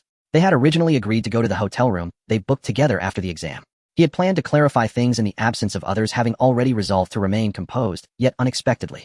Wei Shuyan, could it be that I have misjudged you all along? Lu Tong murmured, lost and forlorn. The strange gazes and whispers around him felt like daggers continually. The sky began to drizzle. The boy forced a bitter smile. When misfortune befalls a person, even the heavens seem to step on. He did not dislike the rain, for the curtain of rain would cause the whole world to weep. That way, if he displayed a little sorrow, he would not seem out of place with his surroundings. Even if he shed tears, they would mix with the rainwater, and it would not seem abrupt. However, the expensive outfit he wore was rented, originally costing over 10,000. If it got what, it would not be something his meager pocket money could compensate for. Lu Tong helplessly touched his nose. He was so poor that even the sorrow from a heartbreak had to be meticulously calculated. As the convertible's roof slowly closed, he watched the girl skillfully get in. In that moment, Lu Tong hated his own blindness and naivety, feeling guilty towards his parents who worked hard for him. It was also because of this that he took a gamble and enrolled in the rumored Xianhe University. Oh, what a pity! If Lu Tong's original grades hadn't dropped because of tutoring Wei Shuyan, he wouldn't have failed even with changes to the college entrance exam system. Huh? What do you mean? Our Shuyan only made the right choice. How could Lu Tong be worthy of her? Exactly, look at his poor and shabby appearance. How can he compare with Liang Xiao, a toad wanting to eat swan meat? The surrounding classmates discussed, and the voices of the clique grew louder. Lu Tong felt overwhelmed by the noise and wanted to leave. Unexpectedly, the convertible door opened, and Wei Shuyan jogged over. Lu Tong's heart ignited with a glimmer of hope. Lu Tong, wait, my boyfriend Liang Rui has something to say to you. The girl spoke somewhat shyly. Lu Tong felt as if his heart. Previously, when she mentioned their relationship to others, she always hesitated, but never like this. Lu Tong, right. I heard you tutored Shuyan, and her grades dropped quite a bit. Thank you for your hard work. This outfit is rented, isn't it? You don't even know how to wear it properly. It's such a waste to wear such nice clothes in this shabby manner. Here, take this money as tutoring fees. Liang Rui approached, wrapping his arm around Wei Zuyan's slim waist, speaking disdainfully. He pulled out a stack of cash which looked to be around 4,000 to 5,000 and handed it to the boy. What's wrong? Is it too little? This is all the cash I brought out. Or I don't expect to go to the hotel. Since it's raining, it'll take Shuyan to rest properly. Upon hearing this, Lu Tong abruptly raised his head, his eyes filled with killing intent. The man took a step back, then felt a surge of anger and was about to teach him a lesson. At that moment, gasps of surprise erupted from the classmates, all looking towards another direction. Liang Rui also turned in astonishment, seeing a convoy of black cars slowly driving over and stopping. He inhaled sharply. Were those all luxury cars worth tens of millions? Thinking of his own BMW worth only a few 100,000, he felt utterly incomparable. Who was this important figure arriving? Liang Rui, whose family was in business, understood the importance of connections. Instantly, he let go of the school bell and straightened his clothes, preparing to make a connection. Even if he could leave a good impression on the other party, it would be worth it. The doors of the convoy opened and groups of men in sunglasses and suits stepped out, forming two lines to create a passage. A female housekeeper got out of the car, looking momentarily stunned at the school gate, then donned a professional smile. She walked over with an umbrella, appearing graceful. If Wei Shuyan was a budding flower, then this housekeeper was a peach dripping with nectar. Liang Rui stared, nearly losing his composure. Hello, my name is Liang Rui. My family runs a renovation company, and may I get to know you? Liang Rui respectfully offered his business card, but the female housekeeper didn't even glance at him, simply sweeping past. Young master, are you all right? We are here to take you back. The female housekeeper shielded Lu Tong's head with the umbrella, slightly bowing in greeting, exposing herself to the fine drizzle. The environment suddenly quieted down. Lu Tong felt utterly confused, but the immense sorrow suppressed this confusion. He did not ask if she had mistaken him for someone else, but stared directly into the woman's eyes. We are entrusted by the academy to pick you up. It seems you need some assistance. Do you feel I am overstepping? Under the umbrella, the mature woman revealed a playful expression and gently spoke. The angles of the two aligned with the umbrella just enough to shield them from the surrounding gazes. Lu Tong's eyes widened in shock. That's cool. Was it really not a joke? Though he had some luck during registration, he never expected it to be so incredible. Lu Tong suddenly recalled the saying, how can a gambler lose every day? In this utterly unfortunate rainy day, it seems he has been lucky for once. Life is truly filled with surprises. This is the unpredictability of the world. Lu Tong displayed an awkward smile, shaking his head to indicate that he did not feel it was overstepping. The so-called heart dies, and the way is born. He composed his expression, revealing a faint smile. He exuded an air of nonchalance, having seen through the mundane affairs. At this moment, the boy's aura was exceptionally extraordinary. The housekeeper's eyes brightened, recalling the academy known for its celestial reputation. No wonder this child was selected. She skillfully moved the umbrella, exposing such a boy to everyone's gaze. The surrounding people's eyes widened, still unable to recover from the shock of earlier. They saw Lu Tong removing his clown mask to reveal a mocking smile towards the world. They then realized that the true clown had always been themselves. It turned out that Lu Tong was the greatest heir in Zhihua City. You were actually acting for us. You've been playing the role for 3 years among classmates. What a wealthy person's dark humor. The classmates panicked, their minds raced, originally wanting to interact with you as an ordinary person, but the result was estrangement. Fine. I won't pretend anymore. Everyone imagined that Lu Tong would say something like this next. But Lu Tong did not. Under the housekeeper's escort, he walked towards the convoy. He did not glance at the girl who once filled his heart. Lu Xiao Lu Gu. It's a misunderstanding. I have nothing going on with my sister-in-law. This is just a joke. It's not because you didn't do well on the exam, right? We were just trying to lighten the mood. Yes, lighten the mood. Wei Shuyan. Hurry up and say something. Liang Rui felt his legs go weak. Thinking about what he had just done, he wished he could give himself a slap. Lu Tong's displayed strength was not something he could afford to offend. Lu Tong was stunned, calmly turning to look at the girl. The girl's face turned pale as she spoke. Tong, this is a misunderstanding, I can explain. The blow Wei Shuyan received at that moment was no less devastating than the one Lu Tong had just endured. In her mind, every memory of time spent with Lu Tong flickered vividly. Damn it, his act was too convincing. What poverty-stricken family. Every word from that man's mouth was pure deception. A crown prince incognito sampling ordinary life. Wei Shuyan was now on the verge of unbearable regret. Lu Tong remained silent, casting one deep, lingering glance at the girl before stepping directly into the car. The vehicle pulled away slowly, leaving behind an absurd and surreal scene. From then on, legends about Lu Tong began circulating through Zhihua City High School. Inside the car, Lu Tong's expression instantly collapsed. Now alone, a freshly heartbroken youth only wanted to weep uncontrollably. Heh, hear that, little brother. 800 sobs inside this car, please. The female housekeeper in the front passenger seat teased mischievously. The driver shot his colleague a startled glance. His senior had never behaved like this before. Had he developed improper intentions? Did she actually prefer younger men? Lu Tong suddenly realized there were others in the car. He hastily stifled his tears and, voice trembling with sorrow, asked, "Is the academy real? You're not planning to harvest my kidneys, are you? At least leave me one." The driver rolled his eyes and stayed silent while the woman covered her mouth, laughing softly. "It's genuine, little brother. You truly have a sense of humor. Where exactly are we headed?" "To the airport. A private jet will fly you straight to Hawaii, where the academy will meet you upon arrival." Can I return the clothes first?" "Already purchased for you. Consider them a memento of today's escort service." Lu Tong fell silent. Clearly this wasn't a scam. The outfit alone cost over 10,000 Longwa currency. No con artist would be so unprofessional as to hand out such expensive gifts upon first meeting. Even if they did, would they do it so ostentatiously? "What is this academy like?" He hesitated before asking. "I'm sorry, I don't know. We only maintain a cooperative relationship with Xianhe Academy." "Great."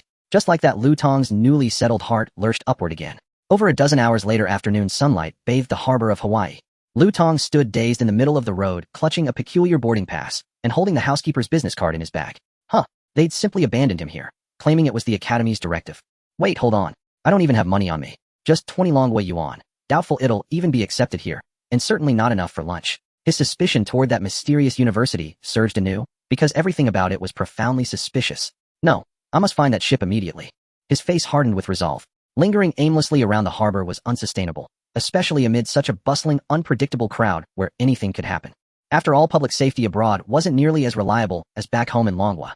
Lu Tong began approaching passers-by, struggling to communicate using his high school-level textbook fluent foreign language. His liberal arts grades had always been excellent, yet real-world conversation proved astonishingly difficult. The language he'd studied in class turned out to be far more elusive in practice. Hours passed. As dusk descended, the harbor grew steadily quieter. Lu Tong crouched miserably by the roadside. Yellow lights flickered on the quayside gantry, cranes mirroring the glow of street lamps along the road. The sea stretched empty, no vessel from the academy in sight. He'd questioned every staff member there for hours, yet none had ever heard of such a ship. Damn it. Is this some eerie flight? Flight 14 to nowhere. Lu Tong shouted into the wind, his heart chilling. Suddenly a shrill, startled cry rang out behind him. He turned and saw a girl pale as porcelain huddled fearfully behind a mountain of luggage. What struck Lu Tong most was this: with night falling, why was she still wearing a black blindfold? Was she cosplaying? Then, his sharp eyes caught it. She held the same boarding pass as he did. "You are also a student of Xianhe University." Upon hearing his words, Wu Zhu Lu emerged halfway from behind her suitcases and nodded. "Yes, I am." In that instant, Lu Tong nearly burst into tears. After enduring such prolonged helplessness, hearing his native tongue stirred overwhelming emotion. He rushed forward and warmly clasped his classmate's hand. "Wah, finally found a fellow countryman. Do you know where the ship is? I've been searching all day." Let go. Let go." "No, I won't let go. Tell me where to board, right now? I need a restroom. If you don't tell me, I swear I'll drop my pants." Meeting a classmate abroad filled Lu Tong with indescribable excitement, while Wu Zhu Lu panicked completely. This classmate was overly enthusiastic and possibly deeply unhinged. What the hell? Some pervert harassing girls overseas. Thud. Two boys roughly Lu Tong's age suddenly lunged and pinned him to the ground. Call the police. We've got him. Wait. No, he isn't. Wu Zhu grew even more flustered. A few minutes later, the three boys sat slumped on the pavement, dust-covered, devouring deluxe Thursday special meals from an elderly foreign gentleman's brand. Wu Zhu sat modestly atop her suitcase, sipping her drink quietly. Ahem, misunderstanding, purely a misunderstanding. It's just, your posture looked rather lewd. I couldn't help myself. Exactly. You're dressed like a creep. Don't blame us. Wang Dang and the other boy declared. Lu Tong, gobbling a chicken leg, stared blankly. Lewd. Seriously. Do you even know how much this outfit costs? No taste whatsoever. He rolled his eyes and snatched the fries from Wang Dang's hand. Wang Dang chuckled, awkwardly exchanging glances with the other boy. Kid, do you know how much our outfits cost? One suit equals one apartment. Get it? Ahem. Let me introduce myself. I'm Wang Dang from Dezhou. My family runs a small business. Heh. I'm Zhou Xiaochuan from Panda City. My family owns a pharmaceutical factory. I applied to the alchemy department, planning to inherit the family business after graduation. Zhou Xiaochuan added with a wry smile, glancing at Wang Dang. Lu Tong froze, stunned. Huh. Alchemy. Brother, you clearly don't get it. Honestly, I can't compete with med students, so when they quiz me on random nonsense, I'll just pull out Taoist metaphysics. Lu Tong. And you. Lu Tong, from Jihua City. Their eyes turned to the girl beside them. Wu Zhu Lu from Xiangxi.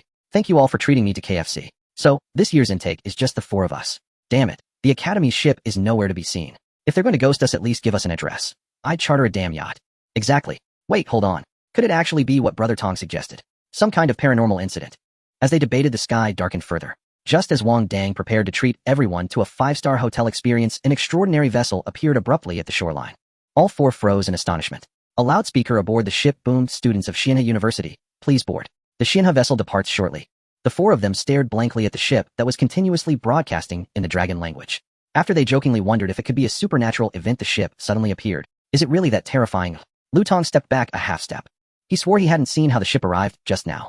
Furthermore, the ship looked nothing like a product of modern technology. This art style is all wrong.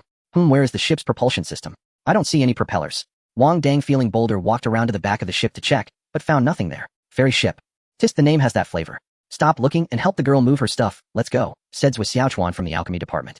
It's just a small speedboat, and even with a soul ring, it has its limits in capacity. The group helped Wu Zhu to load a pile of luggage onto the ferry ship. Thank you, Wu Zhu said shyly. She was a bit puzzled why the three boys hadn't brought anything with them.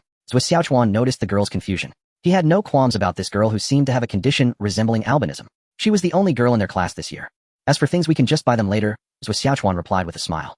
Wang Dang nodded in agreement. As rich second generations, they could always buy new ones later. Lu Tong was taken aback. He hadn't had time to go back and grab anything. The things had originally been prepared. The four jumped onto the ferry ship, and the broadcasting stopped. They had initially wanted to look for staff from the academy, but upon boarding they discovered there was no one at all. What? Why is there not a single person here? Is it some kind of automated driving that's recently popular? Oh no, are we really encountering ghosts? Eek, don't scare the girl. The group walked around the small ferry ship, but found not a single shadow. Suddenly they felt a chill in their hearts. Zhou Xiaochuan from Panda Province secretly reflected if he had acted too hastily, recalling how the ferry ship had suddenly appeared. Late at night it became even more terrifying. Please, students, take your seats and fasten your seatbelts. Suddenly the voice that rang out startled everyone. Then they saw 4 seats rise from the ship's body, arranged in a vertical line. Forget it, let's sit down quickly. Nowadays most AI is as dumb as a rock. If we don't hurry, it might just start the ship and throw us out.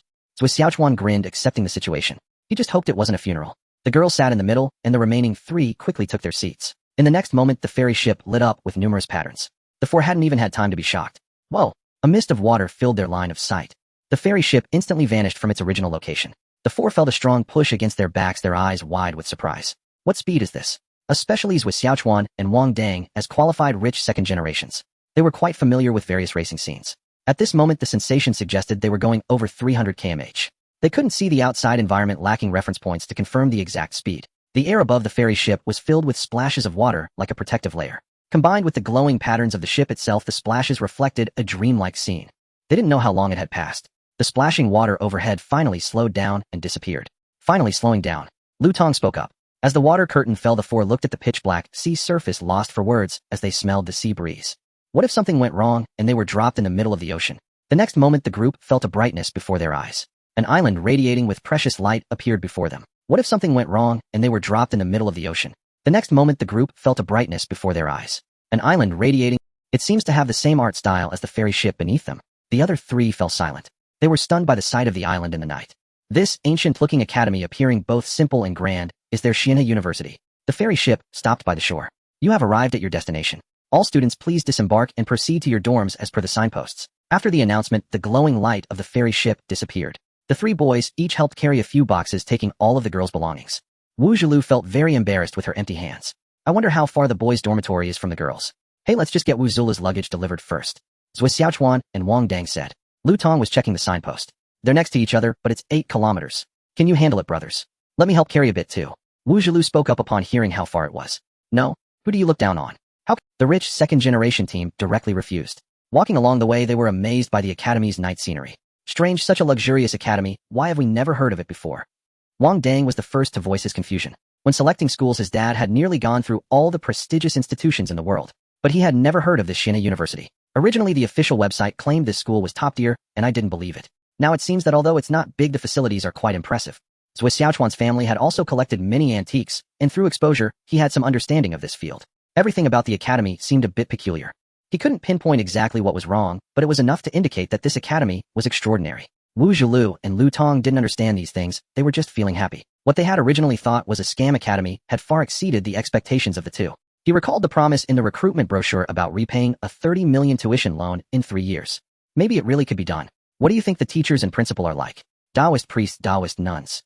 I don't know, but looking at the style, they should be quite ethereal, right? Tisk, don't say that. I'm really a bit curious about the upcoming courses. Maybe there really are mysterious techniques to learn. Think about it, there have been a lot of news stories about this lately, haven't there? Wow, what do you want to learn? 5 Thunder Formation Golden Light spell? Surely we can't learn to fly with swords, right? Hey, Wu Zhilu isn't from Xianxi. She must learn how to control corpses to bring back home. The three boys chatted eagerly. Wu Zhilu followed behind with a smile, feeling warm inside. These classmates didn't hold any prejudice against her appearance, they were all quite nice. It must be that her parents in heaven were blessing her, allowing her to encounter such a good school and classmates. Half an hour later, the four arrived at the dormitory of Xianhe University. The three boys were already exhausted. At the entrance of the girls' dormitory, Wu Zhilu thanked them shyly. Why is there no one in the dormitory yet? How are we supposed to know where to stay? Come here, there's information here. The three walked to the entrance and saw Wu Zhilu's dormitory assignment on a stone tablet. All right, 3rd floor, room 202, brothers, let's charge. It's the final stretch. Don't collapse now. Oh ho ho. 10 minutes later at the 3rd floor dormitory, the boys were already sprawled on the ground, not wanting to move. Meanwhile, Wu Zhilu looked at the luxurious room before her and timidly asked, is this really just for me? Wu Zhilu felt somewhat uneasy upon seeing a single dormitory room comparable to a presidential suite. After lying on the floor for a while, the three boys bid farewell and headed to the next dormitory building. Huh, is it just my illusion? Why does it feel like the dormitory is much larger than it appears from the outside? Lu Tong scratched his head and said. The other two rolled their eyes and ignored him. After a tiring day, all they wanted was to sleep. The 3 rooms were adjacent to each other, assigned by artificial intelligence. There was a display screen in front of the door showing their headshots, so they didn't have to worry about finding their rooms. This cultivation university was somewhat different from what they had imagined of a traditional religious academy. Seeing that they were to gather in the main hall the next day for the opening ceremony, all 4 felt a sense of anticipation. A night passed without incident. The next day in the central hall, this documentary-style print filled with a historical court feel. I think it must be an antique from the Tang dynasty. This academy is truly remarkable. The vivid aura, the brushwork of the bone technique, indeed exquisite. It can be considered a divine piece. Zui Xiaochuan and Wang Dang stood by the wall, earnestly commenting on the patterns above. They exuded the aura of professionals. Oh, you two understand this? Lu Tong said with a look of surprise. The two glanced at him disdainfully, as if to say, what do you, a country bumpkin, know? Lu Tong rolled his eyes and asked, so you two experts in antiques, could you explain which dynasty the AK in that uncle's hand and the black stockings on that sister's legs belong to? Zui Xiaochuan and the others were left with question marks on their faces. They turned their heads to look and their expressions froze. Wu Zhilu was covering her mouth, chuckling softly. This academy is really interesting. While it looks ancient and elegant, when she arrived in the morning, she saw cartoon statues like Peppa Pig and Xiangyang mixed among the statues of exotic beasts. The carving techniques were identical. Now they also saw these quirky murals.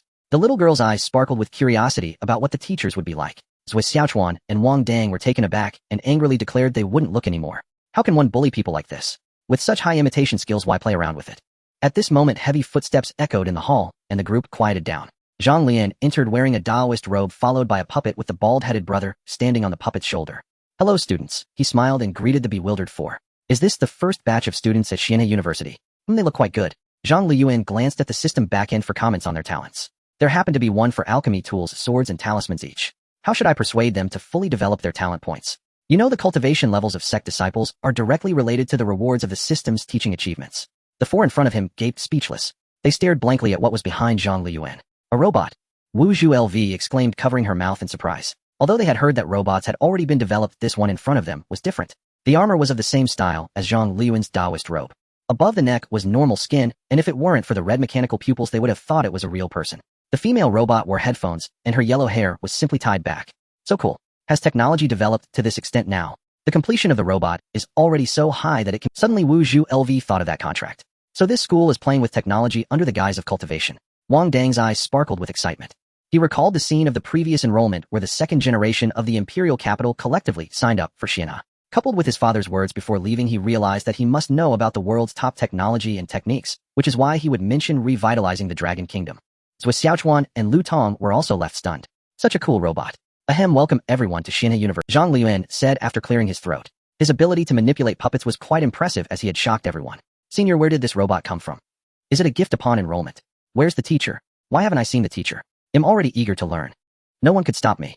The three boys exclaimed excitedly. They thought of the teaching content on the Academy's official website. Isn't it about creating energy cores, drawing talismans, energy transmission matrices, refining tools, armor production, sword cultivation? Doesn't that just mean weapon systems? Suddenly the three imagined a lot. Wu Zhu LV also began to think differently. They all believed that this so-called cultivation university was actually a technology university. This level of technological capability is definitely world-class. No wonder they claim to teach cultivation. Isn't there a saying that the end of technology is metaphysics? Don't get too excited. I am indeed a teacher, and also the part-time principal. This is our school's work robot belonging to the school's assets, so don't get any strange ideas, Zhang Luyan said with a smile. The expressions of the four in front of him froze. Their faces were filled with disbelief. This boy who seemed to be about their age is a teacher. And he is also the principal. This school is too unreliable. Suddenly their internal imaginations were shattered. You're not joking, are you? Zhou Xiaochuan said with a twitching mouth. Zhang Luyan smiled at him, as if to say, do I look like I'm joking? After the four calmed down a bit, he finally spoke. Since there are not many of you, let's skip the formalities. We'll have the opening ceremony like this. I'll take you on a tour of the academy first, and then we'll go straight to class. After Zhang Luyan finished speaking, he led the way out with the puppet following behind. The four exchanged glances and quickly followed. Regardless of whether it was reliable or not, since they were already here, they should understand the situation first. This is the cafeteria. Inside there are puppets robots on standby at all times. You can come in any time to eat with no restrictions. Zhang Luyan brought the group to the cafeteria and pointed to a puppet wearing plain clothes inside. The four looked over and found that beneath the clothing were robotic circuits and a cold metallic feel. They hadn't noticed it before, but now they could really tell it was a machine. Excuse me, teacher, does eating cost money? Wu Zhu LV looked at the various delicious food pictures displayed inside and swallowed. Although it was made by robots, it looked quite good. There were no dark dishes like those in the Looking Up at the Stars restaurant. She hadn't eaten anything since she got up in the morning. No, everything is free. Can you come at any time? No time limits. Yes, as cultivators we value following our hearts and do not abide by rigid rules. The three boys had expressions of disbelief, as if to say, I can't believe you. You bring a cyberpunk-styled robot and talk to me about cultivation. They were already prepared to study advanced mathematics and various technological knowledge to death. Let's go, we'll take you to see the spiritual spring. Alright, I've changed it to a hot spring. You can soak in it whenever you like, it's good for your health. Zhang Luyan said, leading the way. The group murmured behind him. With this level of technology, why open a school? I also think so. I'm just an ordinary high school student. Do I deserve to learn this? Could it be some experimental program? Looking at that robot with yellow hair, could it be some international top-tier experiment, and we just happened to be selected? The classmates expressed their confusion, but Zhang Luyan stated that they were still too early in their confusion. An hour later, alright, aside from the places I mentioned earlier that are forbidden to enter, there are no restrictions in the other areas. Next, let's start our first lesson. In the classroom, Zhang Luyan turned to the students behind him. Wu Zhulu nodded, earnestly, appearing like a good student. Although she was still a bit dazed from the journey, she had no idea what this academy was going to teach. Could it really be what the boys had said, high technology? Regardless, she was determined to repay the school that took her in by studying hard. The three boys, upon hearing that classes were finally starting, immediately perked up. The four quickly found seats. In the spacious classroom, they were the only four, making it seem a bit empty. Then confusion set in among the four. Teacher, what about the textbooks? This can't be it, right? They fell silent as they looked at the Xianhe Derodian in the desk drawer. Opening it, they found it was nothing like they had imagined. It was all incredibly confusing material.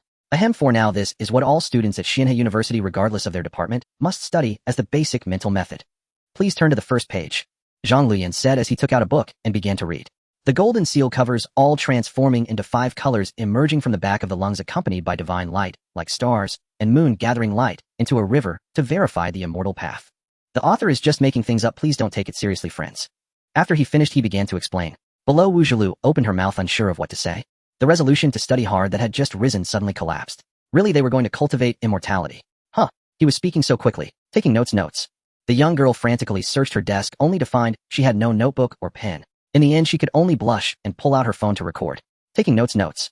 The young girl frantically searched her desk only to find she had no notebook or pen. In the end, she could only blush and, I Wang Xiao rarely want to put in the effort and you want to play metaphysics with me. Bang. Wang Dang slammed the table and stood up. Teacher, I won't learn this. I want to learn how to make robots. He pointed at the servant puppet blocking the door beside the classroom. His entire being was very... Zhang Luyan was interrupted and stopped glancing at the beautiful female puppet. I understand such a pretty model. Ahem, classmate Wang Dang, don't be anxious, this is a minor path. You will be able to make it casually in the future, but first learn the basics from the teacher. Zhang Luyan said patiently. Who would have thought that just 2 months ago he was sitting below as a student, and suddenly he was standing on the podium actually explaining to a rebellious student. He couldn't help but lament the unpredictability of life and the irony of the situation. He truly wasn't doing this on purpose. The technique given by the system was something only he currently understood in this world. There was no way to hire a teacher. Perhaps if he taught these few individuals well after they graduated, it wouldn't be bad to hire them to teach the new students. Upon hearing Zhang Luyan's response, Wang Dang looked as if he was being made a fool of. This thing can be made casually. He felt that Zhang Luyan was just painting a beautiful picture for him. Cut the crap, just tell me when I can learn about this. Be specific about the time and conditions. Wang Dang launched a direct attack on the crucial point, rejecting the vague promises. According to the system's evaluation, Wang Dang had the talent for sword cultivation, so it's only natural that he had a straightforward personality. Isn't it said that one sword breaks all methods?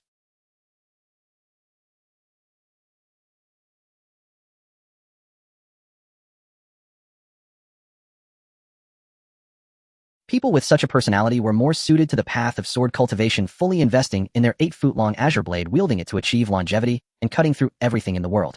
As for the production of puppets later, he believed that after experiencing the joy of sword cultivation, the children would forget about the puppets. Zhang Luyan suddenly pinched himself as he thought of this. No. Because he understood the Xianhe technique, he had recently become a bit eccentric. No, he was a modern good youth. Even if cultivating immortality, one must adhere to science and not become disconnected from it. Suddenly he had a thought, and the cover of the Xianhe sword technique in the system space instantly transformed into the Xian's first set of broadcasting sword techniques. This is much better. After Wang Dang received the specific conditions, he sat down. He wasn't naive enough to think that this kind of high technology could be learned just by paying a little money. Suddenly Wang Dang froze. Wait, when did I say I wanted to take the sword repair department? This was arranged. Teacher, you spoke too quickly just now. I didn't understand. What does emerging from the back of the lungs mean? Lu Tong raised his hand to ask. Zhang Luyan smiled slightly inwardly. Here it comes. As a poor student, he finally awaited this moment. Zhang Luyan wore a face that seemed to say, you don't understand something so simple. With eyes full of disdain for poor students. Lu Tong was completely frozen. When had he as a top student ever suffered such humiliation? Moreover, teacher, on your first day of class, is it really wise to look at students with such disdain? Lu Tong suddenly felt that this teacher seemed just as unreliable as the academy's atmosphere. And then he'll explain it again, Zhang Luyan said in a tone that implied, isn't this obvious? Lu Tong, a graduate of Qing Province Jiahua High School, was evaluated by the system as having great talent in refining tools. He was very likely to become the future chief elder of the Xianhe Sect's refining peak. Zhang Luyan's tone made Lu Tong's scalp tingle. Oh man, how infuriating. He decided he had to take this seriously. He wanted to show this unreliable teacher what a top student's power looked like. Moreover, Lu Tong felt that he must learn no matter how unreliable it seemed at the moment. But thinking back to the breakup he had gone through, considering the sacrifices his parents had made for him, and the 30 million student loan, Lu Tong had no choice. He could only believe that he could truly learn something here, and that after graduation he would indeed be able to secure a high-paying job. Zhang Luyan saw his expression and found it amusing. This isn't physics or chemistry, it's not something that can be broken through and succeeded in just by being serious. Do you know what metaphysics is? However, he didn't dislike this serious attitude. The rewards he would receive for completing system tasks later would depend on the efforts of these individuals. Zhang Luyan thought of this and glanced at the settlement time he had set in the system. 5 months, which is 1 semester. Zhang Luyan continued the class. Suddenly, he noticed the very quiet Zhou Xiaochuan. This young man from Panda City seemed to come from a family involved in medicine, which coincidentally matched the system's assessment of his alchemy talent. Zhou Xiaochuan himself was deep in thought. This Tao canon is quite interesting. Due to his family background, he had actually been exposed to ancient texts quite a bit, especially those regarding people and medicinal properties.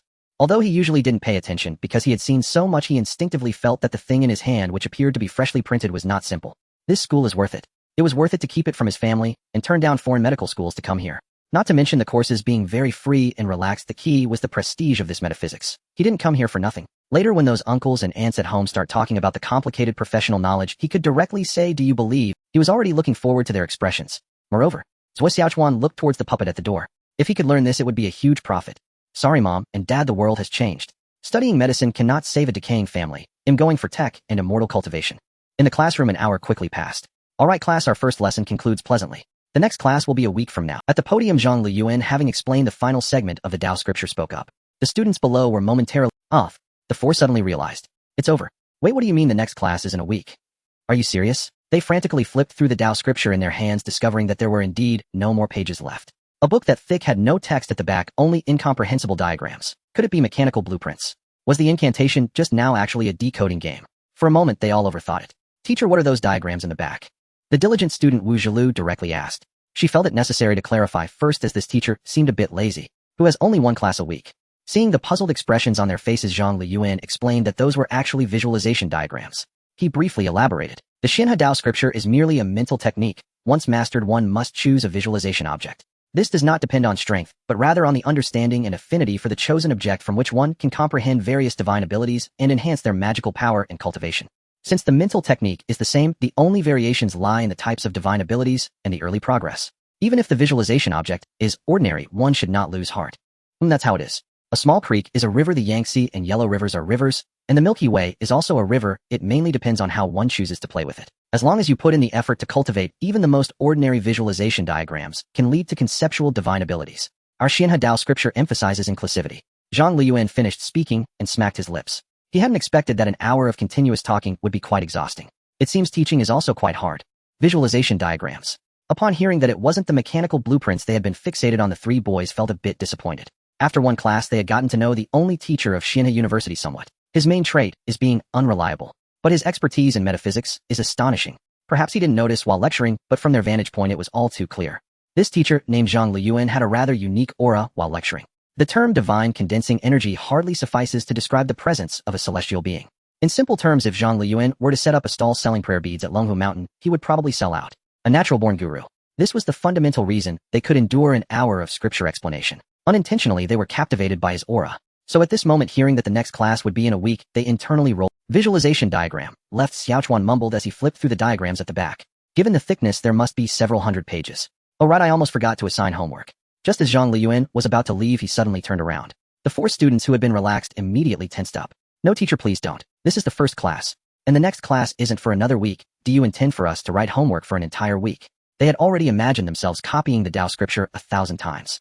Zhang Luyan chuckled at the tense expressions of the students. As a slacker himself, he also disliked homework. To call it homework is not quite accurate, it should be a progress assessment. Upon hearing this, the four students immediately breathed a sigh of relief. Even Wu Zhilu didn't want to copy the Tao scripture. What was written on it was not just modern text, but also classical Chinese. It would be exhausting to copy it. A week later, those who cannot memorize the Tao scripture will lose 10 credits. Once 100 credits are lost, expulsion will follow. After all, we are a cultivation university, we have some sect concepts. Once expelled, it's no different than being cast out of the sect. Those expelled cannot consider themselves part of Xianhe University and will have their memories of related techniques erased. Zhang Luyan said this with a smile, but the four students below could not smile at all. In their eyes, Zhang Luyan had suddenly vanished. The room became dark, pressure surged, and it felt as if an ancient beast was staring at them from the podium. They swore they absolutely did not want to experience this feeling of being hunted, triggering all the instincts of fear embedded in their DNA ever again. This teacher, is he really that strong? We could die, he wasn't joking. It's terrifying. Suddenly the night passed, and the classroom was bright again. The four were drenched in cold sweat, feeling as if they had been suddenly pulled out of deep water, gasping heavily. They looked at Zhang Luyan on the podium with fearful eyes. Did we offend him just now? Wang Dang was already panicking, recalling that he had banged the table during class earlier. Is it too late to kneel and apologize now? In an instant, Wang Dang thought of those tropes in cultivation novels where entire families were killed over trivial matters. Good heavens, he originally thought this was just a game, but it turned out he was serious about his cultivation. Teacher, what will happen to the tuition if we're expelled? Lu Tong spoke in fear. Clearly, he found being broke more terrifying than death. After all, tuition could reach 30 million. Lu Tong was counting on getting assigned a job after graduation to pay it off. Oh, that is a problem. 30 million is the tuition for one semester. If expelled, it will be calculated by day, and you will have to figure out how to repay it yourself. Zhang Luyan said after thinking. Lu Tong became unsettled. One semester? That's too harsh. 5 months, 30 million, averaging 200,000 a day for tuition. Oh my. That little calculation brought a huge shock to Lu Tong. What's even scarier is that this teacher only has one class a week. Damn. Lu Tong no longer cared about life or death. He wanted to flip the table. Calm down, this table is made of ancient spiritual wood, a high-grade refining material commonly known as a heavenly treasure. You can't afford to compensate for it. Haha, don't worry, our Xianhe University is a legitimate school. The repayment mechanism for student loans applies to students who complete one semester as well. In the following semesters, you can decide whether to continue studying after completing the first phase. Zhang Luyan said the notion of heavenly treasures was just his fabrication. The Xianhe sect currently wasn't that affluent. Lu Tong sat down in a daze after hearing this. So even if he completed the first semester, he could still repay the loan. Wait, If one semester takes 3 years, and generally a university has 3 years of 6 semesters, that's 18. He would be selling himself for nearly 20 years. Lu Tong's eyes widened. He still had a poor family, and regretting it too late, how could he stay here for 20 years? Lu Tong was hoping to make a fortune in just a few years and return home in glory. He decided to complete the first phase and absolutely not enroll in the second phase. After finishing 3 years, he would run away. With that thought, he began to scrutinize the so-called ancient spiritual wood. Not to mention the teacher's expertise in metaphysics is genuinely substantial. This table should indeed be something special. As he looked, Lu Tong felt his entire being stiffen. He wanted to flip the table again, really. Who in their right mind uses furniture made from ancient spiritual wood from a Jiangnan furniture factory? Zhang Luyan found it amusing to see the expression on Lu Tong's face on the podium. If he could add AK and black stockings to the portraits, why couldn't he print logos on furniture? By the way, the Academy's spiritual spring is great for soaking, especially for girls, as it benefits the skin. Zhang Luyan said, casting a deep glance at Wu Zhilu before leaving. This seemingly sickly girl should be among the first to experience the benefits of the cultivation methods and the Academy right. The system assessed that all of Wu Zulu's talents were focused on talismans. The future Grand Elder of the Spirit Talisman Peak was now in a semi-blind state. Who would have thought to let such a person learn talisman drawing under normal circumstances? Truly deserving of the system. It wasn't until Zhang Luyan walked far away that the few people in the classroom let out a sigh of relief. The atmosphere suddenly became much lighter. Wang Dang suddenly stood up and looked at the others. Earlier, Zhang Luyan's sudden burst of aura had truly frightened them. But now they felt an unsettling fear upon, especially Wang Dang, as a rich second generation from the imperial capital. His family was among the first to enroll him in Xianhe University, indicating a deep background. He had encountered quite a few capable military strongmen. Among his uncles and relatives, there were quite a few military personnel. But compared to Zhang Luyan's earlier aura, they seemed less formidable than children. How did you enroll in this academy? Wang Dang felt he had to ask. He hadn't paid attention before, but now he couldn't afford to ignore it. This school truly had something. He originally thought it was a technology academy masquerading as metaphysics. Now he couldn't think that way anymore. Reflecting on the changes over the past 2 years, perhaps his father's words about revitalizing the Dragon Kingdom carried more weight than he had imagined. I failed the college entrance examination due to the reform, so I applied to this rumored scam academy with a gamblement. I never expected to pass directly. Lu Tong said first. I mainly didn't want to be constrained by my family, so I rebelled a bit. It definitely wasn't because I messed up the exam. I was helped by my uncle to enroll. Wu Zhilu said with a sad expression, visibly hiding some secrets. It seems this female classmate's family situation is somewhat complicated. They must take care of her more in the future. You all know my family is from the imperial capital. Actually, we have quite a background. Don't be scared when I say it. Wang Dang said after taking a deep breath. At this point, they must unite all forces. Everyone is a citizen of the Dragon Kingdom. Who knows whether this academy will accept members from other countries in the future? Don't say you're here on some mysterious mission, alright? Just stop talking. I don't want to be silenced. Lu Tong rolled his eyes, interrupting the spell casting. Good heavens, he just wanted to complete the first phase of graduation and earn enough money to return home in glory. Don't mess with me, I'm a newcomer with a new account. Wang Dang rolled his eyes as well. You ate my KFC and you think you can run away. You have to listen. He pinned Lu Tong. Lu Tong. Wu Zhilu covered her mouth and chuckled. She quite liked the intimate relationship among the classmates. Or perhaps they should now be called brothers and sisters. Alright, let's not make a fuss. Just listen to what I have to say next, and don't spread it outside. Wang Dang said seriously. This school is not simple. This is serious. Wang Dang spoke with gravity. Zhou Xiaochuan and Lu Tong rolled their eyes. Of course they needed to mention it. After all, their teacher and principal had an uncertain combat power. The frighteningly completed robots, the fully automated academy facilities, the antique murals with black stockings, and the ferocious beast statues joyfully playing with Peppa Pig. Everything inside and out was anything but ordinary. And there was that pet of the senior, a flathead brother called. Initially, they didn't pay attention, but now after Zhang Luyan's show of power, they suddenly remembered. When they were touring the academy earlier, did that flathead brother open a coconut with his bare hands? The four fell into contemplation. It seems they need to be more courteous to the senior in the future. No, I didn't mean that. You might not know all the second-generation youth in the Beijing Circle have enrolled in this academy. Wang Dang said solemnly. The three in front of him were stunned. Is it the morbid curiosity of rich families? Zhou Xiaochuan weakly interjected, receiving Wang Dang's death glare. You're not. Huh. No, it's because there was confidential information leaked from above. Overnight, everyone enrolled in this academy, but only I passed the assessment. Wang Dang explained. Then he elaborated on the atmosphere at home, mentioning his father's unusual behavior before he left. Are you saying the country discovered issues with this academy but couldn't intervene, so they deliberately leaked information to let you probe? It's not probing, it's about gaining benefits to revitalize the Dragon Kingdom. I hope you can join me. Wang Dang corrected. The three fell silent. They believed about half of Wang Dang's words. But what can we do? Lu Tong raised his hand to ask. Now everyone was on a solitary island. The principal's combat power was terrifying. Any outrageous actions would surely lead to a grave fate. Moreover, what could a few students do? I haven't thought it through. I just plan to study hard and pay attention to the academy's peculiarities, gather some information, and report it back to the country. Wang Dang himself wasn't certain. It was his first time. Sorry, I'm not participating. I can't manage state affairs as a small girl. The academy has been kind to me, and I want do such things. Wu Zhilu said, smiling as she stood up, nodding as she groped her way out. Wang Dang and Lu Tong quickly went to support her. I didn't mean it like that. I was just talking. I'm not sure myself. Don't be angry, Sister also. Wang Dang said. After a short time together, this self-reliant girl had already gained his approval. They would be together for a long time, and he didn't want to ruin their relationship. Hey, in the end, we just need to study hard. Even if you don't say it, I will work hard. After all, once I master metaphysics, I can learn robotics technology, right? Zhou Xiaochuan said with a smile. Lu Tong expressed that his family was poor, and if he didn't graduate, he would have to sell himself to repay the loan. So there was no need to worry. Wang Dang's proposal came to nothing. The three of them went to the cafeteria for brunch and then returned to their dormitory together to study. They called it studying, but in reality, it was just memorizing some Dao texts. As for memorizing, Lu Tong, the academic top student, claimed to have it all figured out. Wu Zhilu was also quite confident. She wasn't joking when she said she was a top student in the humanities. An hour passed, then 2 hours. Wang Dang and Zhou Xiaochuan, the two rich second generations, wore frowns. The two top students also doubted their lives. Wait a minute, no matter how convoluted the classical texts are, why can't they memorize the annotations in modern characters? This Dao text has over 2,000 characters back and forth, which isn't long.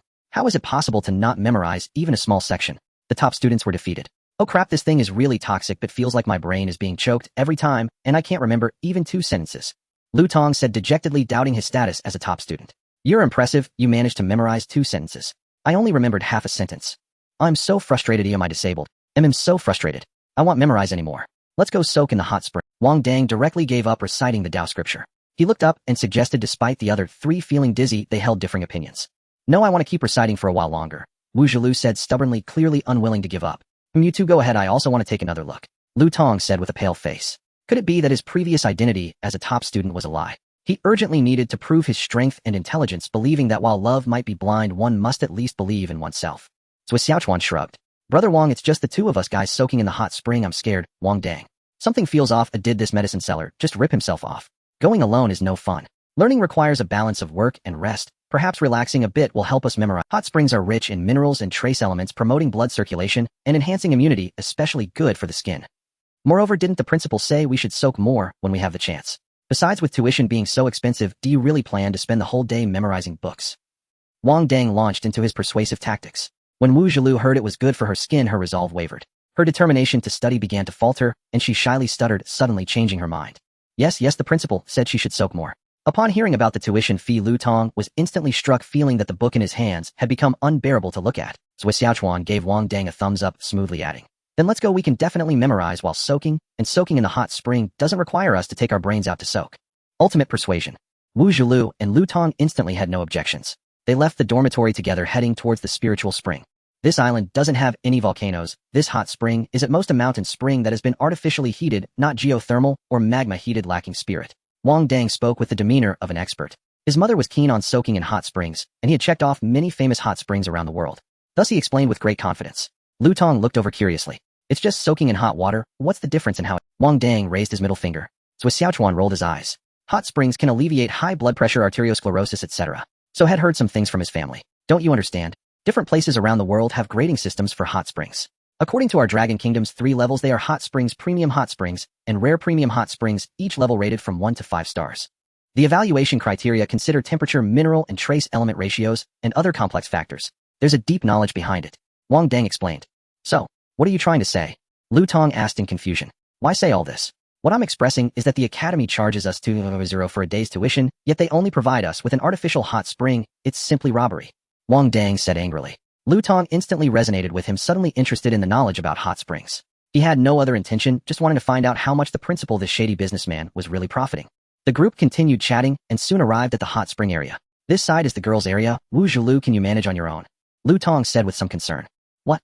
Do you want to go together? Don't think just because this is abroad you can do as you please. Our Dragon Kingdom has laws. At the port we really wouldn't have caught you, kid. Zhou Xiaochuan and Wang Dang immediately pulled Lu Tong away. This kid really didn't understand excessive concern could sometimes hurt a person's pride. Wu Zhilu smiled, gently watching them leave, even if she could only see their vague silhouettes. In the hot spring area, the 3 entered wearing swimming trunks. Before them was a hot spring pool over 30 meters in diameter with a wooden roof overhead. In the distance, mist hung over the trees, clearly indicating that there were many small pools in the woods. Amid the drifting white mist, a quaint pavilion appeared faintly, looking exceptionally beautiful. This is what they call insufficient water quality, but the environment compensates. I must say the ambience is perfectly captured. Wang Dang's side jumped into the hot spring and was suddenly stunned. Isn't our young master Wang someone who has seen the world? How can he reveal his true self from just soaking in a hot spring? Lu Tong laughed upon seeing Wang Dang's incredulous expression. He had spoken so knowledgeably on the way here claiming to be a country bumpkin, but wasn't he just looking naive now? Zhou Xiaochuan also found his reaction surprising. You guys don't know anything, you just get in and you'll understand. Wang Dang's voice trembled. The two exchanged glances. Was it very hot? They cautiously tested the water temperature with their toes. Not hot, to be honest, their toes felt pleasantly tingly. With no more worries, the two jumped in, and the next moment a huge impact surged through their minds. Their bodies felt as if a refreshing energy permeated throughout. Their thoughts and spirits improved dramatically. The drowsiness from reciting the Tao scripture just moments ago vanished completely. Is this truly a spiritual spring? Zhou Xiaochuan said in disbelief. He recalled the words used by Principal Zhang Luyan when he mentioned this place. At that time he thought it was all for show, deliberately exaggerated. After all, you can't expect a couple's lung slices to actually involve slaughtering a couple to serve you right. If that were the case, Uncle Hat wouldn't let you off. But now, after soaking in this hot springs with Xiaochuan, felt something was amiss. The effect was simply more astonishing than his family's top-tier medicinal bath. Where's the book? Where's the book? Who's going to get the book?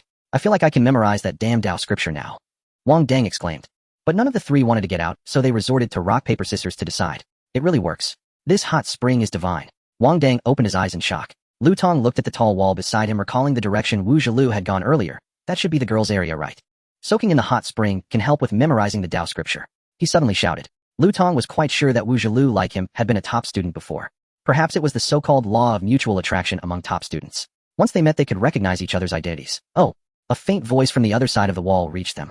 The difficulties they had just encountered felt as insignificant as the thrill of overcoming them.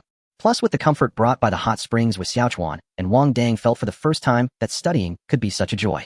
3 hours later, the four of them sat at the door, their legs weak, their bodies wrinkled from soaking too long. Yet their spirits were quite high. So this is the correct posture for memorizing the Tao scripture? Why does it feel like this academy is becoming increasingly odd? Zhou Xiaochuan muttered. The difficulty of reciting the Tao scripture was already strange, and now, with this spiritual spring, could Xianhe University truly be teaching cultivation? Zhou Xiaochuan's heart began to waver. Is it my imagination? Wu Zhilu, have the white spots on your skin decreased? Lu Tong said in confusion. The other two looked over, their eyes widening. The girl, originally adorned with white leopard print skin, now looked drastically different. Only a few small white spots were visible on her exposed skin. Wu Zhilu, as a girl, had undoubtedly good foundations, otherwise her uncle and aunt wouldn't have taken her in with thoughts of adopting her as a child bride. The three stared at the transformed girl, momentarily stunned. Wu Zhilu paused upon hearing this, then excitedly took out her phone and opened the camera. Soon tears of joy streamed down her face.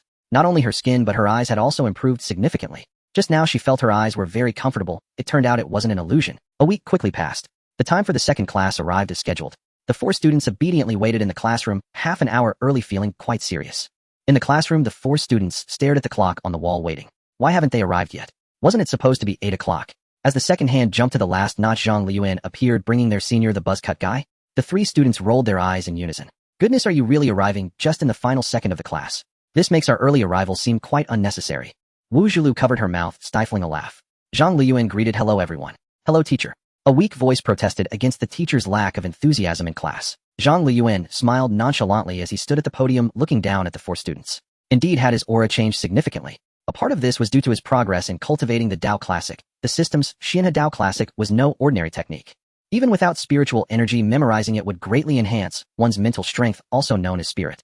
Furthermore, on the second day of the students' enrollment, he spent millions to exchange for causal power, purchasing low-grade spiritual herbs and handing them to the cafeteria chef puppet to improve the students' health. Of course, this does not mean that Zhang Luyan had a sudden change of heart. Instead, as his students made progress in reciting the Xianhe Tao Classic, he triggered the system's extra rewards. Ding detected that disciples under your teaching have made progress in their cultivation, successfully recited the first layer of the Xianhe Tao Classic. Feedback to the host increases understanding of the Tao Classic. Detected that the physical qualities of disciples have improved. Feedback to the host enhances his constitution. Zhang Luyan checked the reward records from the system at the podium. It was precisely because of this that he was determined to spend money on better food for his students. It turns out that the system's settlement settings were not the only rewards. When the disciples improve their cultivation, the understanding they gain will also benefit him, the sect leader and principal. Clearly, the system was encouraging him to take on more disciples and cultivate them. The stronger and more numerous the disciples, the stronger he would become. Originally at the peak of the Qi refinement stage, coupled with proficiency in ordinary martial arts, he had improved by at least 10 within this week. And this was only with 4 students. If Xianhe University thrived in the future with thousands, or even tens of thousands of disciples, Zhang Luyan could hardly imagine how strong he would become. I'm going to get rich. I'm going to get rich. He muttered to himself, looking at his students below, with eyes softened like a farmer gazing at his chives. The 4 students straightened their backs, feeling the gaze. Over the past week, they had truly realized how extraordinary this academy. Initially, the remarkable hot spring significantly boosted their progress in reciting the Xianhe Dao Classic. Wu Zhulu's condition improved dramatically. Then the taste of the cafeteria food changed drastically. Not that it became tastier, but eating it made them feel as if their entire bodies were being baptized. Their physical qualities increased wildly. After testing in just 7 days, the seemingly frail Lu Tong's one-handed strength reached 120 pounds. One can imagine how high his vitality score must be. Considering the sudden change in the college entrance examination system in Longhua, if Lu Tong were to register, now the top universities in the country would definitely scramble to recruit him. Even though the enrollment period has passed, the group recalled their discussion in the dormitory last night. This is too bizarre. This can't really be a cultivation academy, can it? Don't joke around, it's the 21st century. Superstitions have long been eliminated. But aren't there many legends about haunted houses and graveyards online? Huh. As for metaphysics, I feel that's just a cover. Don't you remember that robot? This could be some kind of genetic agent. Oh wow. Super soldiers. There shouldn't be any side effects, right? It shouldn't be, though otherwise the government wouldn't allow the academy to appear on the official website. No wonder my dad had such high hopes when I came here. This academy is indeed not simple. Old Wang, did you misunderstand? Huh? Zhou Xiaochuan suddenly asked. He recalled Wang Dang saying he would help him gather information about the academy. However, the technology and advancements displayed by the academy now were far beyond what a single organization could achieve. Undoubtedly, it was at a national level. And it might not just be one country. It wouldn't be surprising if it were a project launched by several major powers together. Maybe I overthought it. Luckily, we have been busy memorizing the Dao Classic and haven't thought about leaking information about the academy online, or it would have caused a disaster. Wang Dang smiled wryly. He understood Zhou Xiaochuan's point. This was most likely a project that Longhua was participating in. He had mistakenly thought it was another force. They almost caused a major misunderstanding. After some discussion, the group chose to believe in science and were unwilling to accept it as metaphysics. The rigid thinking brought about by their upbringing was not easily broken. Even for Zhang Luyan himself, if he hadn't witnessed his sect being transported here or seen the buzzcut guy transform and obliterate a fleet of aircraft carriers, he would have harbored doubts. It's no wonder they misunderstood. In any case, the 4 students, after some imaginative speculation, were filled with awe towards their own academy. Now they looked at Zhang Luyan on stage with a gaze reminiscent of new recruits in a military camp looking at their drill instructors. Zhang Luyan thought it was just a few kids reaping the benefits and becoming aware of the seriousness. Do you like my academy? Ahem, now, let's evaluate the recitation of the Dao Classic. Come up one by one, he said, pointing to the far left, Zhou Xiaochuan. The latter stood up and began to recite the Dao Classic. The Dao Classic contained a total of 2,938 characters. Zhou Xiaochuan recited 982 characters, Wang Dang 766 characters, Lu Tong 1191 characters, and Wu Zhulu 1720 characters. The girl recited last. When she sat down with an embarrassed expression, the 3 boys were left dumbfounded. Sometimes the gap between people is indeed larger than that between dogs. Zhang Luyan was very satisfied with Wu Zhulu's performance, then looked disdainfully at the 3 male classmates. Instantly the 3 felt a surge in blood pressure. Oh no, can't you consider the students' feelings, teacher? But thinking that this might be a project of Longhua, there could be countless hidden cameras and big shots observing. They endured it. Ahem, it's acceptable. Don't neglect the recitation of the Dao Classic. Next we will start teaching the courses for each discipline based on everyone's talents. Since there are few students, we won't separate classes, we'll teach them all together. Other discipline students can learn if they're interested, but assignments will only be collected from the corresponding disciplines. First, let me explain the division of personnel in each discipline. Wang Dang in the sword cultivation department, Lu Tong in the refining department, Zhou Xiaochuan in the alchemy department, and Wu Zhulu in the spirit talisman department. As soon as Zhang Luyan finished speaking, Wang Dang, who had been trying to hold back, could no longer contain himself. He raised his hand. Zhang Luyan was taken aback. Please go ahead. Teacher, I don't want to practice swordsmanship. I want to be in the refining department. I feel I have a great talent for refining, Wang Dang said earnestly. Among these disciplines, it seems that only refining could potentially involve making robots. Didn't you see that Lu Tong was already so excited that his face turned red, practically hyping himself up inside? Envious. Rejected. Our academy emphasizes teaching according to individual talents. Since you are a sword cultivator, you shall be a sword cultivator. Follow me or we'll start class now, Zhang Luyan said, leading the way out. Wang Dang hesitated to argue with the teacher about the principle of teaching according to one's aptitude. Let's go. The teacher is strong in combat ability, that much is certain. Zhou Xiaochuan laughed and patted his shoulder. Wang Dang recalled the earlier scene where Zhang Luyan displayed his imposing aura, and it seemed to be true. Moreover, it was mentioned earlier that they could also learn other subjects. Could it be that he had gained an advantage? He had learned quite a bit of martial arts since childhood due to family reasons. Isn't homework something you can do with just hands? Wang Dang's internal dissatisfaction vanished in an instant. The 4 followed Zhang Luyan to the martial arts platform in the main hall. Zhang Luyan suddenly threw a long strip-like object to Wang Dang, who instinctively caught it, but felt a weight in his hand. After staring blankly for a moment, he realized it was a long sword. Wang Dang performed a stylish sword-drawing pose, inspecting the blade. The craftsmanship isn't great, but the various flaws blend together naturally different from what he had encountered before. It lacked the precision of industrial manufacturing, many parts were somewhat casual and uneven, yet it had a feeling that it was meant to be this way. Wang Dang immediately grew fond of this long sword. An inferior spiritual sword from the Xianhe Sect, Yunlu. It was exchanged by Zhang Luyan with the system. Refining tools and industrial manufacturing are not on the same path. They emphasize natural principles. In addition to the straight green blade, the sword body grip, and even the scabbard were adorned with flowing cloud patterns. The remaining threes with Xiaochuan and the others also received long swords, only theirs were made of wood. Wu Zhilu had no objections, as girls generally do not like to wield swords. The two boys, however, were not pleased. Wait, we all paid the same tuition. Why does old Wang get a real sword while we have to play with wooden toys? Lu Tong spoke up to advocate for fair treatment. Zhou Xiaochuan also looked over eagerly. Zhang Luyan smiled and shook his head. That would be too early for you. The two wanted to retort. Wang Dang proudly twirled the sword. I've practiced before. It's very dangerous for you beginners to use this. The teacher is right. Even cutting vegetables could lead to injuries, not to mention this long sword with blades on both sides. Upon hearing the gentle hum of the blades slicing through the air, the two quickly swallowed and stepped back. Wang Dang gazed at the Yunlu in his hand with even more admiration. It's not just about being a beginner or not, it's Zhang Luyan said, reaching out to take the long sword from Wang Dang's hand and letting it go with the blade facing down. In the next moment, the four retreated in terror, because the 1 meter long sword had silently penetrated the bluestone slab. The hilt hitting the ground was the only noise. Wang Dang was drenched in sweat. What the hell is this thing? He thought about how he had nearly shown off with such a dangerous weapon, just now almost collapsing to the ground. He internally thanked all those uncles who had trained him in martial arts when he was young. Teacher, I think I can just use a wooden sword. Oh, I don't want to waste such a good weapon. Wang Dang said, trembling. At this moment, he couldn't care less about what kind of metal could have such sharpness. He just wanted to how could one play with swords without getting hurt? Usually you could just find a doctor to handle it, but with this you would need to find a mortician. It's fine, just be careful. A proper sword cultivator isn't afraid of sharp blades, Zhang Luyan said, kicking the sword on the ground and tossing it over. Wang Dang instinctively caught it, drenched in cold sweat. Oh crap. It was as thrilling as someone throwing a grenade at him. The other three stepped back 5 steps in unison. This was no joke. Alright, next I will teach you the first set of broadcasting sword techniques from Xianhe. The movements are not difficult. The key is to coordinate with the heart technique. Today let's get the postures right first. Zhang Luyan said, pulling out a wooden sword from somewhere, striking a pose, and indicating for the four in front of him to follow. Wang Dang. Wait, teacher, why are you using a wooden sword too? Nonsense, what if I hurt myself without a wooden sword?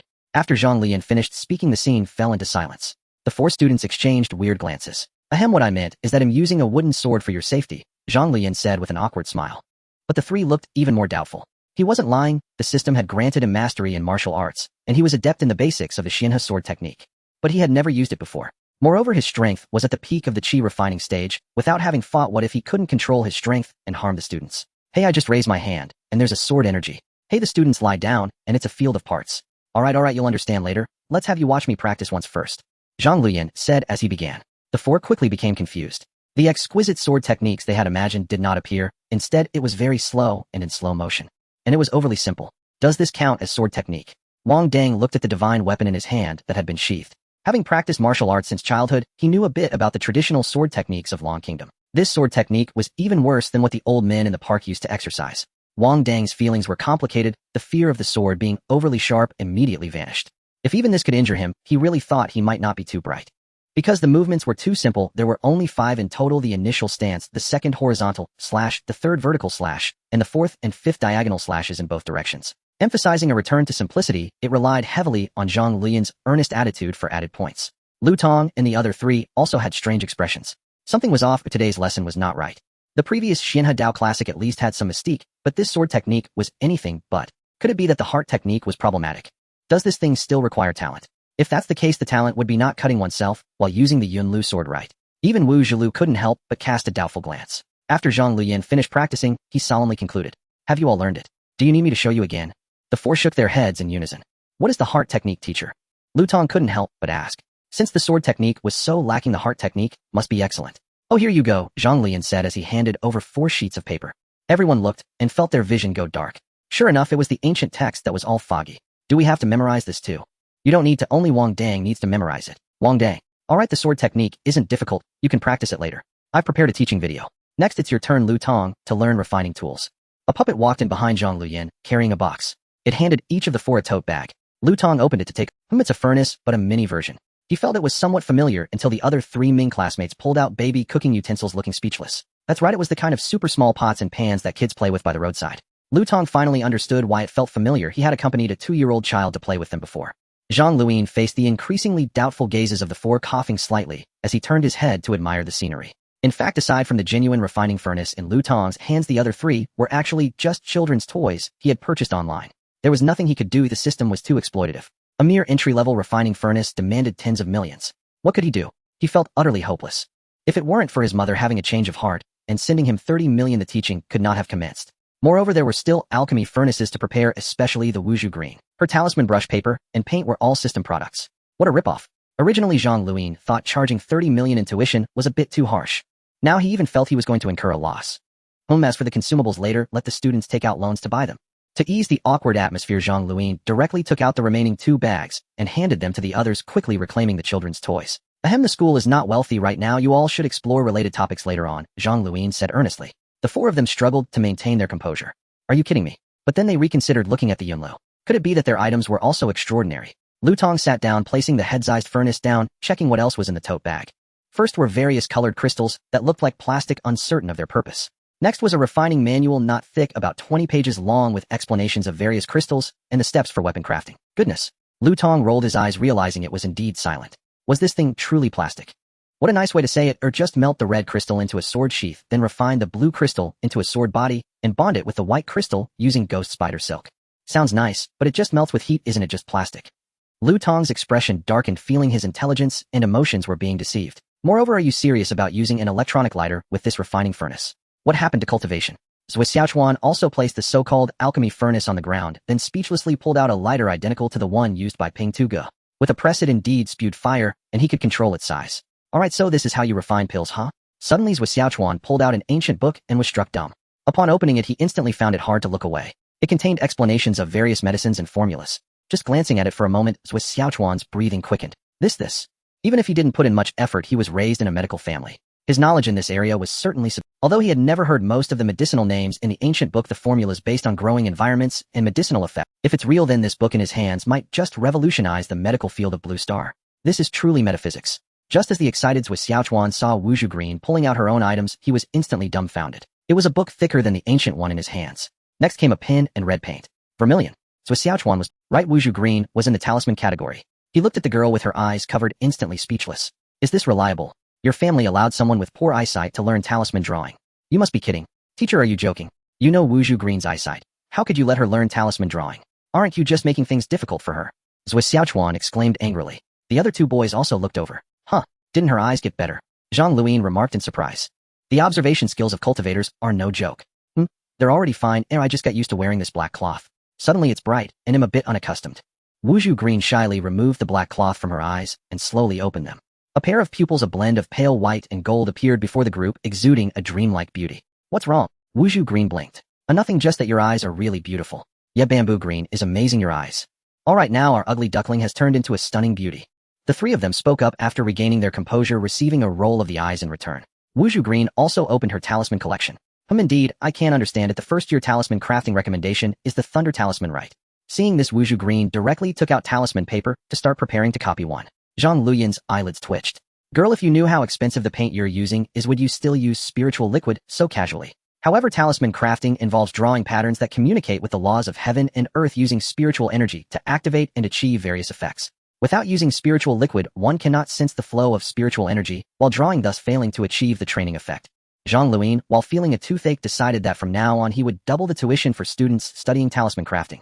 Alright, you all practice by yourselves. Gather here at 8 every day for self-study, 8 hours a day, and there will be an assessment of progress in 7 days. Oh right, your senior Ping Tu Gu will stay behind to supervise. Oh, any laziness will be at your own risk. Before leaving, Zhang Luyan placed Ping Tu Gu down from his arms. Oh right, your senior Ping Tu Gu will stay behind to supervise. Oh, any laziness will be at your own risk. Before leaving, Zhang Luyan placed Ping Tu Gu. What happened to the national level project? They must be having fun at our expense. Lu Tong studies seriously. What the teacher provides is not ordinary. Wuzhu Green said seriously after drawing a few strokes of talismans. She couldn't quite describe the feeling while drawing, as if she was wandering in another world, viewing this realm from a unique perspective. It was certain that what they were learning was undoubtedly not simple. Zhuo Xiaochuan was focused on reading and did not pay attention to Lu Tong. Wang Dang shook his head and walked to an open area to begin memorizing sword techniques. Soon he realized that he couldn't memorize anything, but holding it in hand while practicing was no problem. Wang Dang held the sword in one hand and the book in the other, beginning to move. The sword hadn't been drawn. He dared not. He swore that unless absolutely necessary, he would never draw it. It was too dangerous. Lu Tong clicked his tongue, expressing his desire to forge a hammer. Who uses plastic to forge? Even if you could give me some copper, that would be better. Lu Tong directly started to sulk, wanting to soak in a comfortable hot spring. But the next moment, a red-haired senior blocked his way. Get out of the way. Lu Tong said defiantly. A mere Ping Tu Ge thought he could stop me. In the next moment, a scream rang out. Wuzhu Green and the three hurried over to mediate the fight, or rather to plead with the senior to go easy. 2 minutes later, Lu Tong was both receiving medical care from the automaton and crying while starting to refine. Ping Tu Ge paced back and forth in front of him, occasionally flicking his tail. How can you be so foolish? The other three. This is definitely not Ping Tu Ge, which Ping Tu Ge can throw humans with shoulder throws. So scary. Time passed as the students were supervised by Ping Tu Ge for 2 months. Eagle Nation. At first, the dragon's roar and tsunami, followed by the destruction of the aircraft carrier fleet, caused significant losses to Eagle Nation. How could they just let it go? 2 months passed, and the cabinet finally decided to take action. After 2 months of observation, the Taku Islands have not been attacked by the sea monster codenamed Blue Flame. Immediately deploy nuclear submarines. According to our deductions, this monster is likely a guardian of some mystical entity. Those auspicious phenomena could not have brought only monsters. We must take it down. Eagle Nation dispatched submarines, vowing to uncover what was truly inside. Woohoo! Finally finished my homework. Lu Tong put away the thumb-sized weapon in his hand and placed it into a tote bag emblazoned with the logo of Xianhe University. During this time, under the supervision of senior brother Ping Tu Ge, no one dared to slack off. After all, when the senior brother got serious, he was truly ruthless. Since it was Ping Tu Ge who took action, they didn't even have the chance to complain about the academy's violent teaching. What could they say? That a social thug with red hair beat them up at school. If this were back in their home country, perhaps Ping Tu Ge would even be recognized as a protected species. They might find themselves unable to complain and instead be locked up for assaulting a protected creature, ending up in prison for a long time. Thinking of this, the three boys felt a wave of grievance. Because Ping Tu Ge was just too strong. They couldn't win. Ping Tu Ge, look, I finished my homework. Can I go soak in the hot springs? I'll go catch some fish in the sea and grill it for you to eat in a bit. Lu Tong said in a very sycophantic manner. If being hard doesn't work, then go soft. They had discovered that Ping Tu Ge liked to eat grilled fish. So they often went to the sea to catch fish, grilling it for Ping Tu Ge, hoping that when he started to hit someone, he could go a bit easier. Who could withstand a tail whip if they were distracted? Even the girls weren't spared. Ping Tu Ge was crouched on top of the puppet, and hearing this, he glanced at Lu Tong. Then he pulled out a pocket watch from somewhere, took a look, and shook his head. Lu Tong's expression instantly stiffened. Senior brother, you really have no mercy at all, do you? All that grilled fish was practically fed to a dog. Lu Tong grumbled internally. Yet he felt even more in awe of Ping Tu Ge and Xianhe University. A honey badger that could read a watch, how intelligent. After interacting with Ping Tu Ge, several classmates became increasingly convinced that this academy was a national-level project, involving high technology and genetic engineering. Otherwise, how could one explain Ping Tu Ge's intelligence and such advanced robots? After realizing that Ping Tu Ge wouldn't allow them to leave early, Lu Tong returned to his spot feeling dejected and pulled out a book on artifact refining to browse. Soon he found it dull and tossed it into his bag. Zui Xiaochuan and Wang Dang looked at Lu Tong with sympathetic expressions. Originally, everyone thought that these seemingly childish cultivation methods were just the academy's way of dealing with them. But after studying, they secretly discussed in the dormitory and realized it was not ordinary. The Wu Bamboo Green Talismans could provide a special perspective during the drawing process. It felt like being in another world. They said it was quite magical. Immediately, Zui Xiaochuan wanted to experiment. After getting the Wu Bamboo Green Talisman pin, he drew a couple of strokes and immediately felt nauseous. With a look of horror, he then kept his distance from the talismans. Seeing this, Lu Tong and Wang Dang tried it too, and the result was also a wave of nausea. After recovering, Zui Xiaochuan stated that his pharmacology book was also not simple. It was quite likely to be real, it was just that he hadn't heard of the content before. Wang Dang also mentioned that when practicing the sword techniques, which were so simple, they felt somewhat foolish. He experienced a feeling of merging with the sword. The others tried it too, but found they didn't feel what Wang Dang described. They only felt that the simple movements were quite difficult to practice. Only Lu Tong's artifact refining felt completely unremarkable. It was like playing with a children's version of plastic toy weapons. This made him feel quite frustrated, thinking it was a waste of time to focus on this instead of going to soak in the hot springs. So when they saw Lu Tong fail again to leave early, the remaining three felt a bit sympathetic.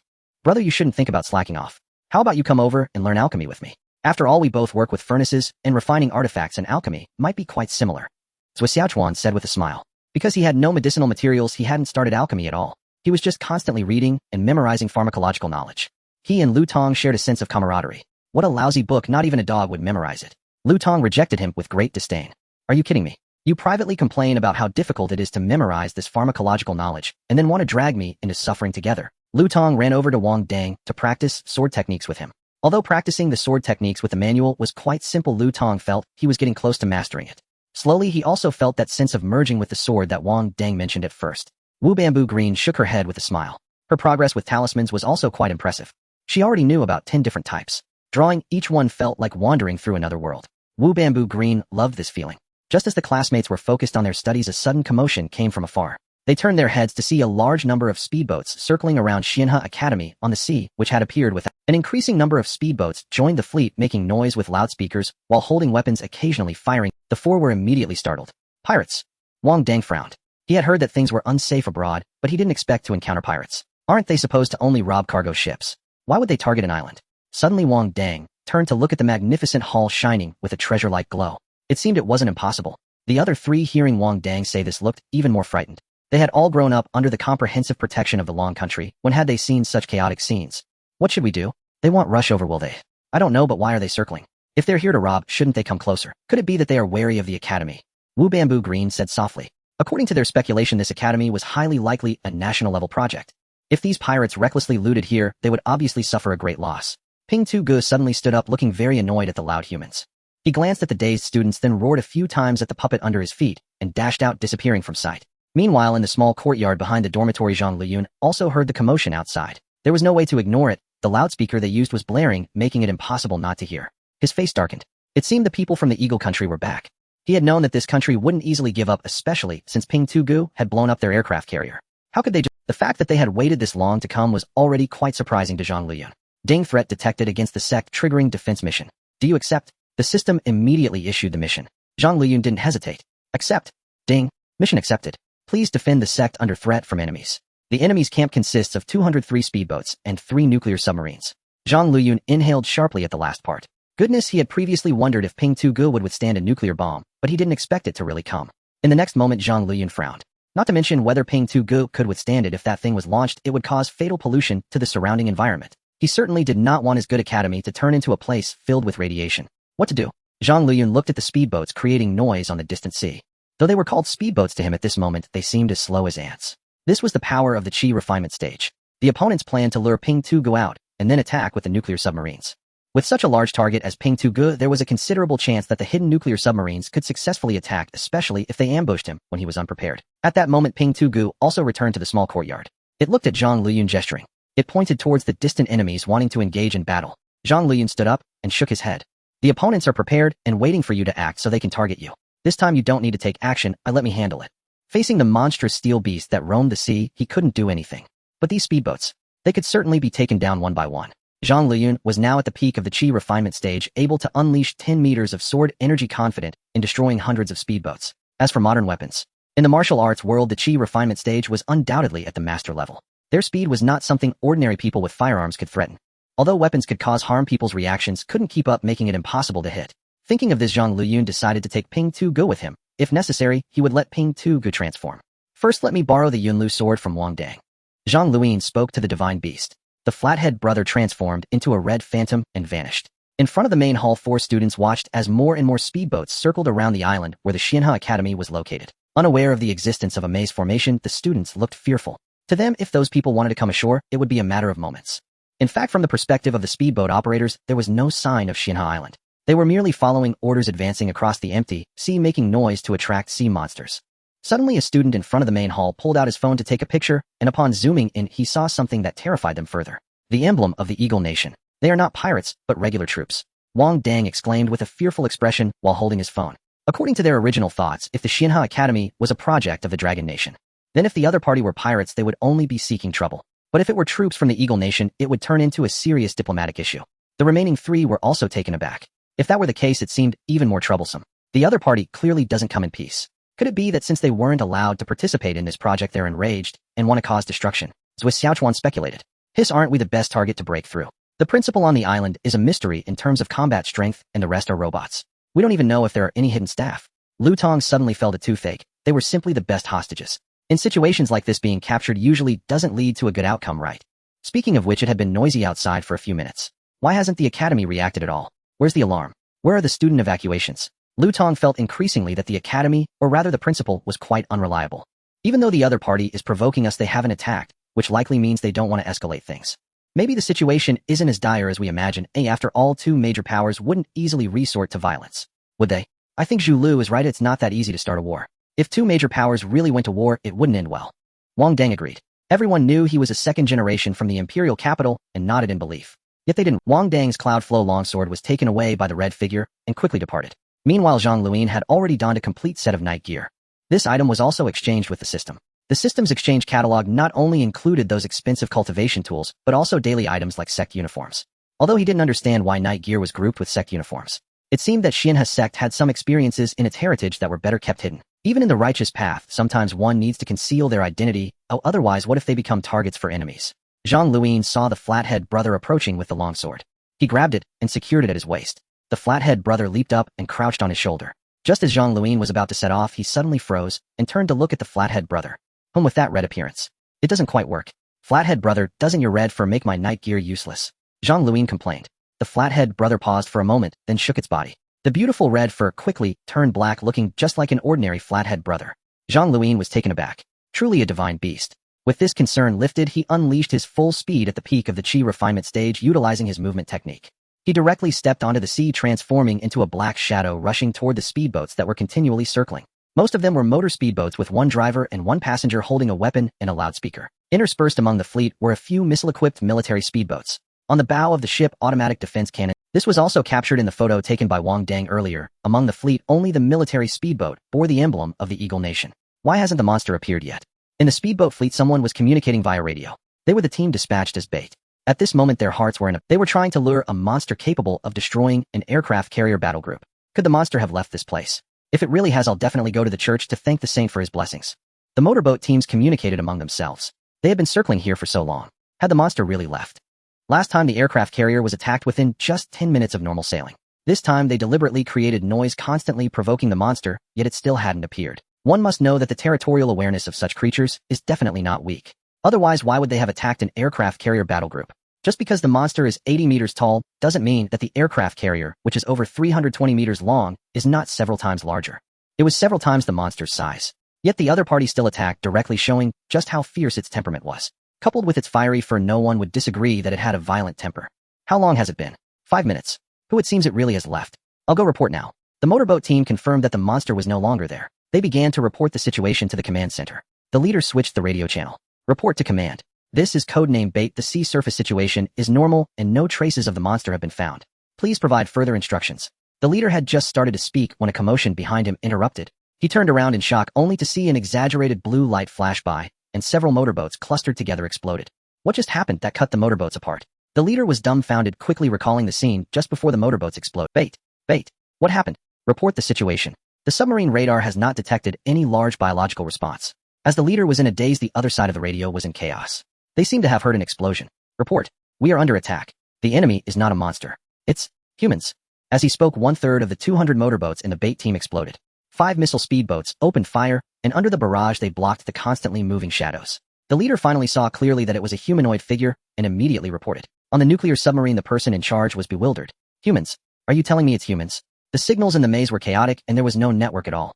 If it weren't for the system main board of a warship on a lifeboat that had escaped earlier, they might not even be able to use the walkie. Thus, despite the fact that the motorboats were equipped with cameras, the nuclear submarine in the distant sea could not see what the team codename Bait was currently encountering. The submarine commander snatched the walkie-talkie. How could it possibly be humans? Colonel Marty Marlin, are you still half asleep? In the communication room, Zhang Luyan did not pause his actions.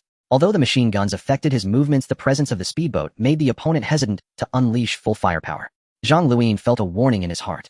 It seemed that with his peak chi refinement stage cultivation, he was still being too overconfident against modern weaponry. Several bullets had already been intercepted by the armored lizard. If he were hit, even Zhang Luyan would probably suffer a gaping wound, even while utilizing the spiritual energy within. Otherwise, he feared he might be torn apart on the spot. Zhang Luyan was well aware of the threat posed by the missile speedboat. He no longer fixated on the speedboat, but instead used the cover of the enemy's assault to quickly rush towards the missile speedboat armed with machine guns. He's coming. Prepare the missiles and fire all at once to block the sea ahead. The officer on the missile speedboat shouted upon seeing the shadow rushing towards them. Undoubtedly, his decision brought some trouble for Zhang Luyan. Looking at the missiles filling his view, Zhang Luyan couldn't help. Goodness, are they planning to launch hundreds of missiles in 3 seconds? But how naive. With that thought, Zhang Luyan immediately accelerated. A flash of azure light appearing before him, and the high-energy barrage before him had no chance to detonate.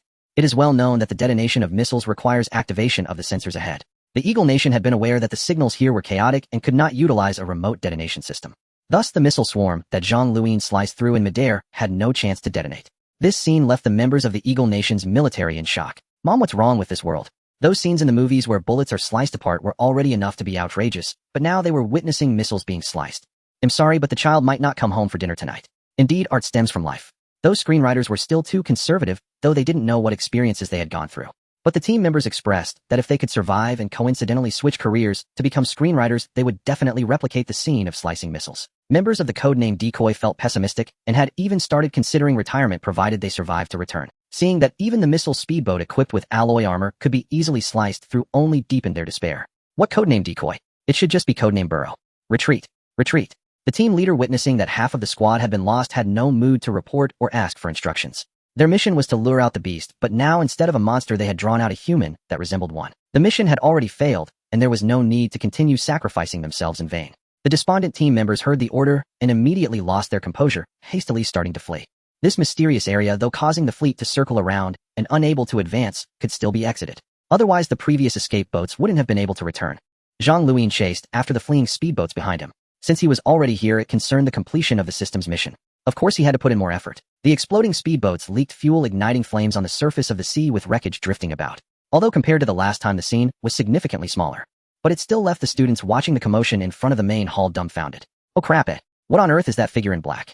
Lu Tong exclaimed exaggeratedly, continuously pointing at the distant sea and shouting. His pupils trembled, unable to remain calm within, while his other hand fiercely pinched his thigh. It hurts him not dreaming. Wu Zhilu also appeared equally startled.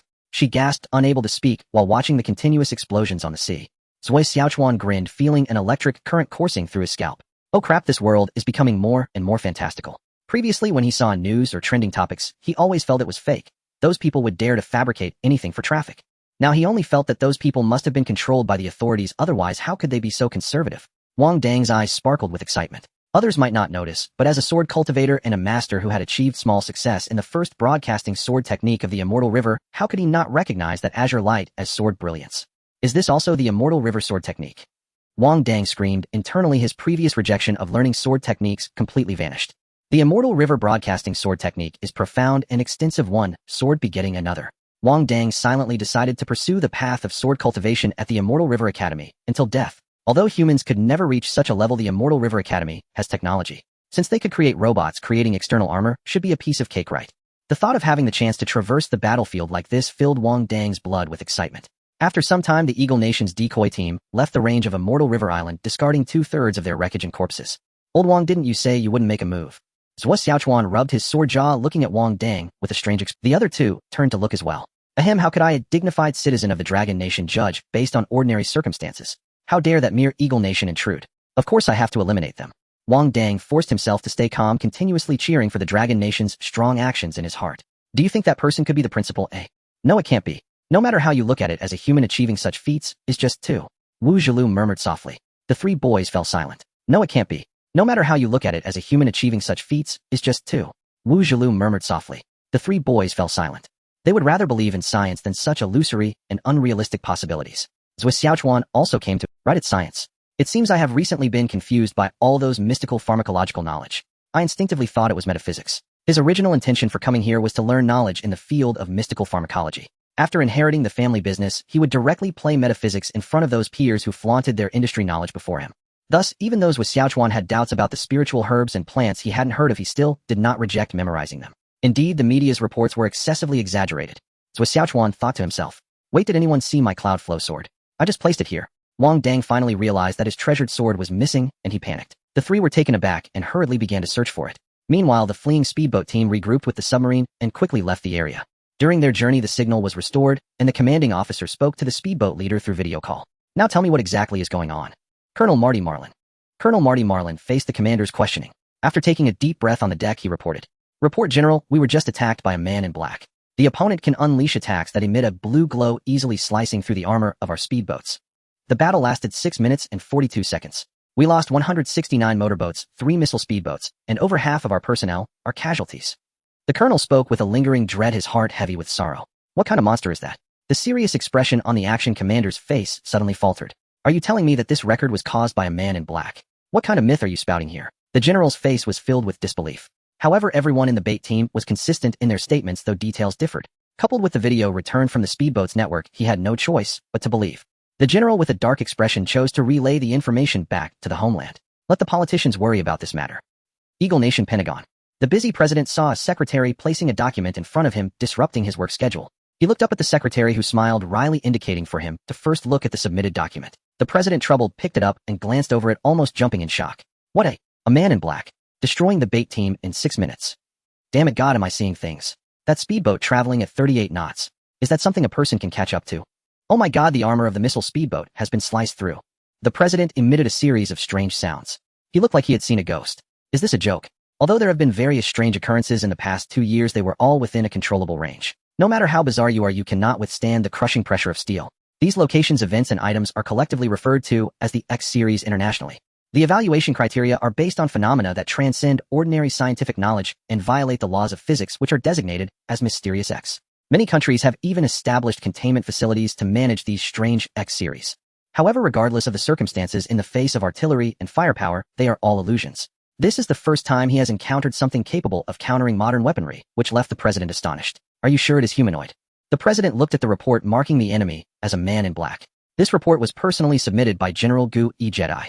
The secretary said gravely. The president took a deep breath and sat down. With that, the authenticity of this report would notify the legislators we need to convene an emergency meeting. The president said, somewhat fatigued. If it is a monster, they only need to annihilate it. No matter how strong a monster is, it is still a biological entity. Can it really withstand a nuclear bomb? But if the enemy is a humanoid X, then there is much more to consider. Yes, sir, the intelligence you requested regarding the area before the Dragon's Roar tsunami has also been collected. The secretary said as he took out a report from his folder and handed it over. The president took it for review. 2 minutes later, Dragon Nation, purchasing islands on the edge of the Taker Islands. Then abnormal phenomena occurred and the tsunami erupted. The president's body began to tremble as he read. Eagle Nation's parliament.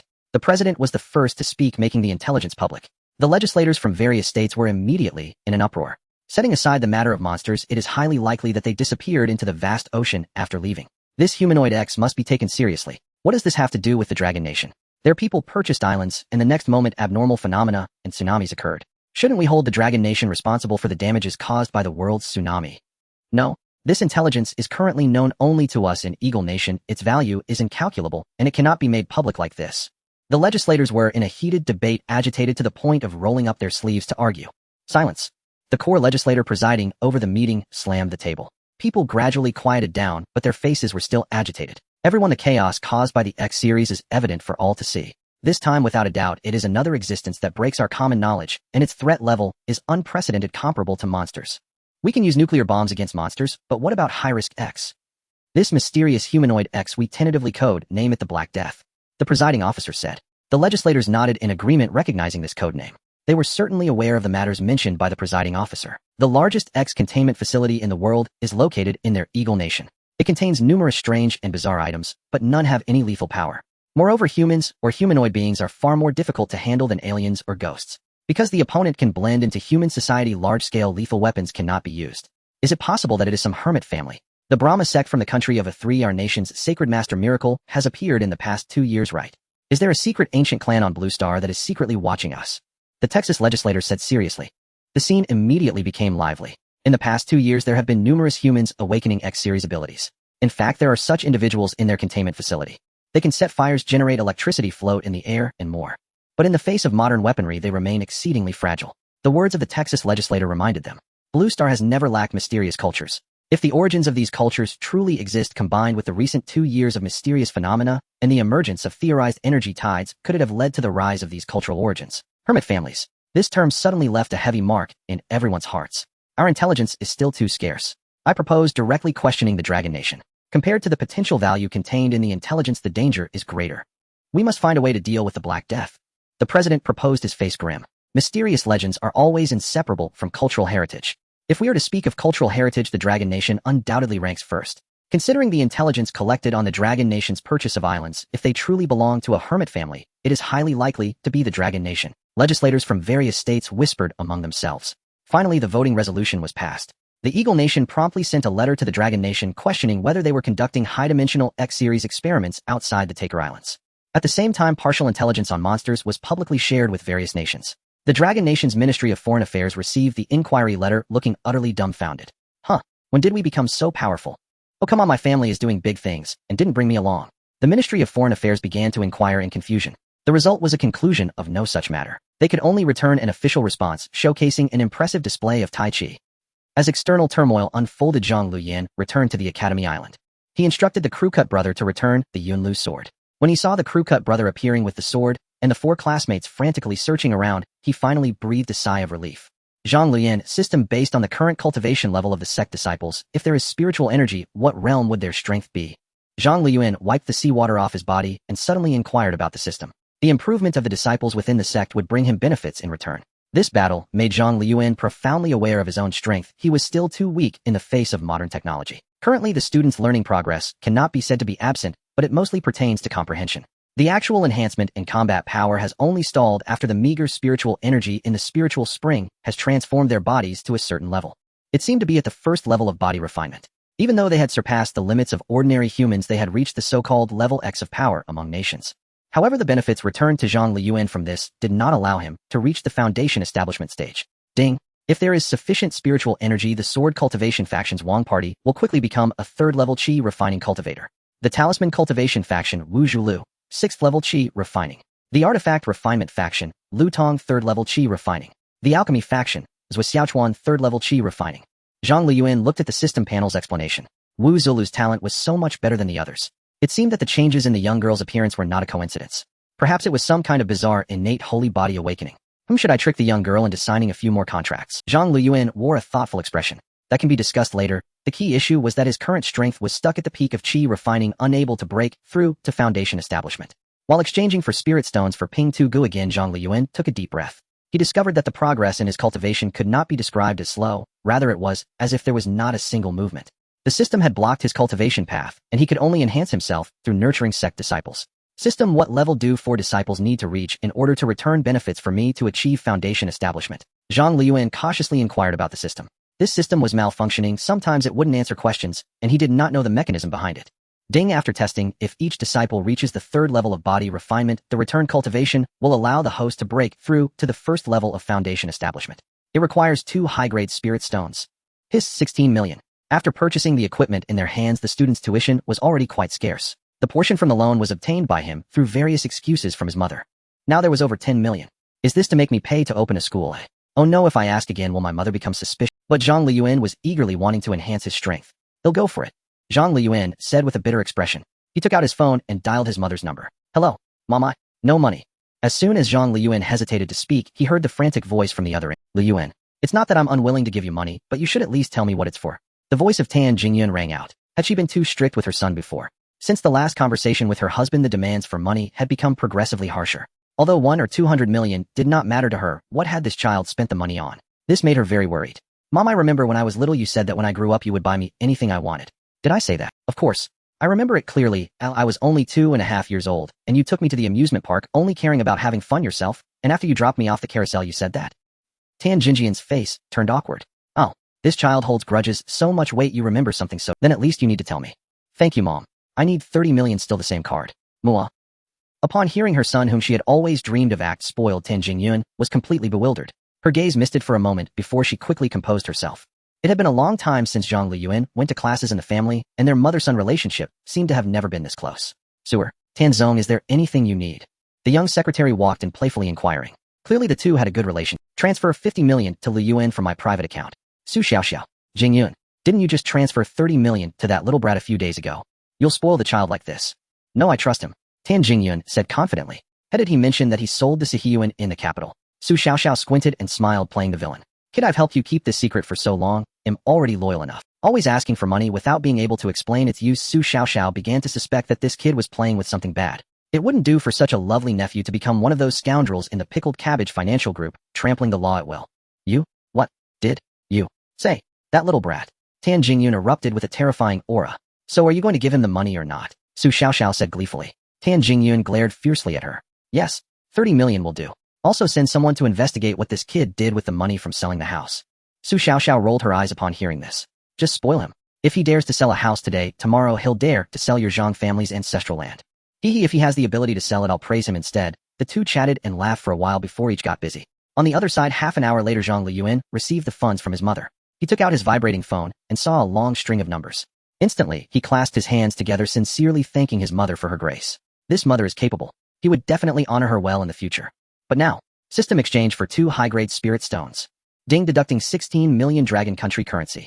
As Ping Tu Gu returned the Yunlu sword, he just stepped into the yard when he was knocked to the ground by the 2 falling black shadows. Dazed, he stood up and looked at the 2 spirit stones in front of him with disbelief. He pointed at the spirit stones and then at himself. For me, Zhang Luyan pried out the spirit stones, and under Ping Tu-Ge's eager gaze placed them into the system. They aren't for you. They are for your junior brothers and sisters. Seeing them as weak as chickens, it's time to strengthen their bodies. Ping Tu-Ge was struck as if hit by lightning upon hearing this. If the spirit stones are for them to strengthen their bodies, what will I use? With the bodies of the juniors. Thinking of this, Ping Tu-Ge suddenly wore a look of disdain. Okay, once I the sect master become successful in the future, the spirit stones will be plentiful. Zhang Luyan smiled and patted Ping Tu-Ge's head. He didn't entirely decide to use the spirit stones for the students just for the sake of a breakthrough. After all, they were the first batch of students. Although they were already quite strong, and some were even superhuman, it wasn't enough. The stronger they were, the better they could help promote him in the Dragon Country during the breaks, right? By then the second enrollment would be directly full, and with the tuition skyrocketing, how much money could be made? Thinking of this, Zhang Luyan couldn't help but smile. After a moment of happiness, Zhang Luyan glanced at the sky. Next they will soak in the hot springs for an hour, and then head to the cafeteria, right? The flathead brother nodded in response. Having overseen these junior students for so long, he clearly understood where they would go after class. Alright, let's start with the hot springs then. Zhang Luyan stroked his chin and said, the four of them have been cultivating for several months, and their talents are quite extraordinary. Their bodies are currently in a state of extreme thirst. Of course, this refers to their need for spiritual power, not anything else. As long as there is spiritual energy nearby, they will absorb it in a storm. If the output is not controlled well, it could potentially damage the meridians that have not been purified by the spiritual power. Therefore, I must personally supervise the first time to feel at ease. Don't think too much about it. An hour later, amidst the bushes by the hot spring pool, Zhang Luyan squatted inside along with the flathead brother, regulating their breathing. The flathead brother gestured to convey their connection, allowing Zhang Luyan to understand what he was saying. Why not go to the men's pool? Instead, you're in the women's pool. Don't lie to me, I understand everything. This is not right. Zhang Luyan faced the flathead brother's gaze. He suddenly felt a bit guilty. What do you take me for it? I, the esteemed master of the Xianhe Sect, a powerful cultivator destined to be invincible across the realms, how could I possibly care about the physical development of my disciples? It's here, hush. Zhang Luyan sensed movement in the distance, and quickly pulled the flathead brother into his arms, covering his mouth. The flathead brother rolled his eyes, and lightly bit him. Flathead brother, you don't understand. In this world, once humans see the body of the same sex, their eyes will go blind. This is the law of the heavens, which is why I came here. I'm equally not at ease about the men's pool, so please keep an eye on it for me. He gathered the flathead brother closer, speaking earnest. The flathead brother was taken aback. So that's how it is. It immediately accepted the task, and darted out. Zhang Luyan watched as a graceful figure approached through the misty water, taking a deep breath. He truly was not here to check on the physical development of his disciples. While thinking this, he took out a spirit stone. The spiritual energy within him shifted, wrapping around the energy in the spirit stone, dividing it into a large and a small stream, rushing toward the water source. Chirp! Wu Zhu Lu let out a strange cry, suddenly leaping from the water. The next moment it shrieked, and quickly shrank back into the water, suppressing a comfortable sound. On the other side, the men's pool erupted in loud cries as well. Zhang Luyan frowned. Was it still too much? He suddenly reduced the output of spiritual power. Seeing the girls in the pool regain their color, appearing blissful to the point of fainting, Zhang Luyan finally let out a sigh of relief. With a thought, he summoned a puppet to keep watch, ensuring no one fell asleep and drowned in the water. He distributed an amount sufficient for several people to absorb within an hour, spreading it through the hot spring, cutting off the water source to prevent the spiritual power from leaking away. Having completed all this, Zhang Luyan stood up and left. He walked directly toward the cafeteria. In addition to direct absorption, spiritual power could also be infused into the ingredients, allowing the students to consume it. The materials used in the academy's cafeteria were already exchanged through the system. Although there were no spiritual materials, they were all ordinary foods. However, these were the common foods from the world of the Xianhe Sect. Even if in this world the spiritual power had diminished due to environmental issues, it could still be replenished. As long as spiritual stones were added to the students' meals, they could consume spiritual power. Upon arriving at the cafeteria, after instructing the puppet on everything, he handed over another superior spirit stone. The chef puppet opened a compartment in its chest, placed the spirit stone inside, and then returned to the cutting board. The kitchen knife in hand turned into a fleeting shadow imbued with a hint of spiritual light, enchanting the cut ingredients. Zhang Luyan nodded in satisfaction. At this rate, it would likely take about 7 days for everyone to absorb 2 superior spirit stones. By then their strengths would all reach the 3rd level of body refinement. He himself would also be able to break through to the long-anticipated foundation establishment stage. Zhang Luyan returned to his small courtyard contentedly. On the other side, at the Zhang family in Longhua, Zhang Zong, we found out that it is Madame who is inquiring about the young master's situation. Upon hearing the report from his subordinate, Zhang Fu nodded in acknowledgement while sitting at the tea table. Why is Jing Yun suddenly interested in the expenses of that brat? Should I ask her about it? He spoke while lifting the teacup to take. Madame has recently transferred over 60 million to the young master, but he can't explain the purpose. Not to mention he requested 30 million again, and the matter of selling the courtyard in the imperial capital has also been exposed, which is why it was investigated. The subordinate said expressionlessly. Wait, what courtyard are you talking about? Zhang Fu spurted out. He couldn't have. It's the courtyard in the imperial capital. The subordinate stammered. When had he seen Zhang Fu so agitated? Would the young master be beaten to death when he returned? Zhang Fu jumped up. Alright, this kid is really bold. At first your grandfather thought he had a father and named me Zhang. Unexpectedly, this kid is even more impressive than I am, daring to sell the family's property at such a young age. Should I consider changing his name? Instead of calling him Luyan, just call him Zhang Ancestor. As Zhang Fu thought of this, his expression gradually darkened. He previously thought that this kid had become bolder due to the college entrance examination and felt relieved. Now it seems this kid's audacity has gone too far. Wait, was it not said before that the brat from the neighboring village had failed the college entrance examination and brought back a fake notification letter? Zhang Fu suddenly widened his eyes and asked. His subordinate nodded, confirming that this had indeed happened. They heard he was hung at the village entrance and was beaten quite badly. Zhang Fu opened his mouth, feeling something was amiss. No one knows their child better than their parents. Zhang Luyan's attitude had changed too much. Now that he thought carefully, was it possible that this kid not only got a fake notification letter, but also the school was fake? Otherwise, how could he not be able to explain the large amounts of expenses? No. How could that kid have such audacity? Have you found out what that kid did with the money after selling the house? Zhang Fu asked with a serious expression, still holding onto a glimmer of hope. We checked. The young master bought an island apparently in the area where the Longyan tsunami occurred. The subordinate took out the information and said only to freeze in surprise after finishing. The young master has quite the taste in choosing locations, he said somewhat speechlessly. Zhang Fu rolled his eyes, feeling quite strange inside. Was this kid being intentional, or was it accidental? How could randomly picking a location cause such a huge disaster to the world? Could this brat be the reincarnation of a calamity star? Xianhe University Foreign Islands Tsunamis. Interesting. Zhang Fu laughed. This is the kind of demeanor the next generation of the Zhang family should have, making a significant impact with whatever they do. First, halt the screening of the family's alternate heirs and deploy all hidden units. Don't hold back on expenses. Investigate thoroughly what Lu Yuan is doing. And don't overlook any relevant information about the Longyan tsunami. Understood. The Eagle Nation probably didn't expect that the mysterious hidden family they casually speculated about actually existed, although it was somewhat different from what they imagined. Among the countries of Blue Star, there has always been a shadow of ancestral families. They continue and hide in their own way. Like streams merging into the ocean, although they are now filled with salt and transformed into seawater, they will still respond to calls at critical moments, remembering their origins. At the same time, they will stir up their own waves. The investigation by the Zhang family did not go smoothly. Although the Zhang family is considered one of the top-tier families among many hidden clans, this world is still ruled by the state. They did not expect that while investigating they would actually cross paths with the CIA of the Eagle Nation. Suddenly chaos. Upon receiving the news, Zhang's father felt a pang of toothache. His expectations for his son rose even higher. His son was no longer the useless one who nearly lost the family inheritance. Now it was no longer just a matter of whether he was qualified to inherit the family. Zhang's father even felt that the Zhang family might not be worthy of his son anymore. What kind of ancestor is this? Son, it's fine, you can just call me Dad, right? What kind of respectable person causes the CIA to get involved because of a poor performance in exams and ties it to a global catastrophe?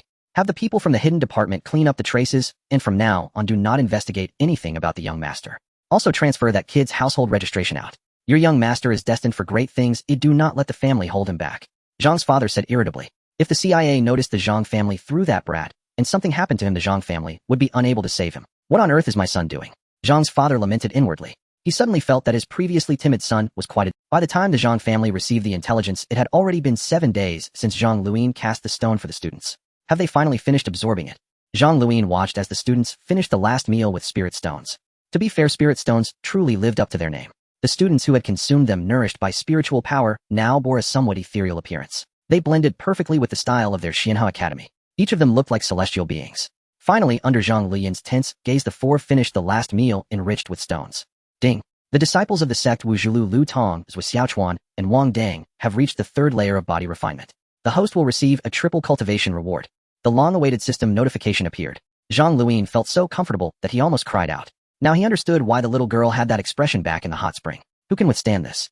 If it weren't for his 2 lives, Zhang Luyan felt he truly couldn't handle it. Edge. Zhang Luyan suddenly froze. Wait, what happened to my foundation establishment stage? I had such a significant foundation establishment stage. Why am I still at the peak of the Qi refinement stage? He stared at his panel in the system, dumbfounded. Name Zhang Luyan. Realm Qi refinement stage, 12 peak realm. Age 18 years and 7 months. Lifespan limit 220 years. Techniques, Xianhe Dao Cannon, Xianhe Sword Technique, Alchemy Artifact, Refining Mastery of Basic Talismans.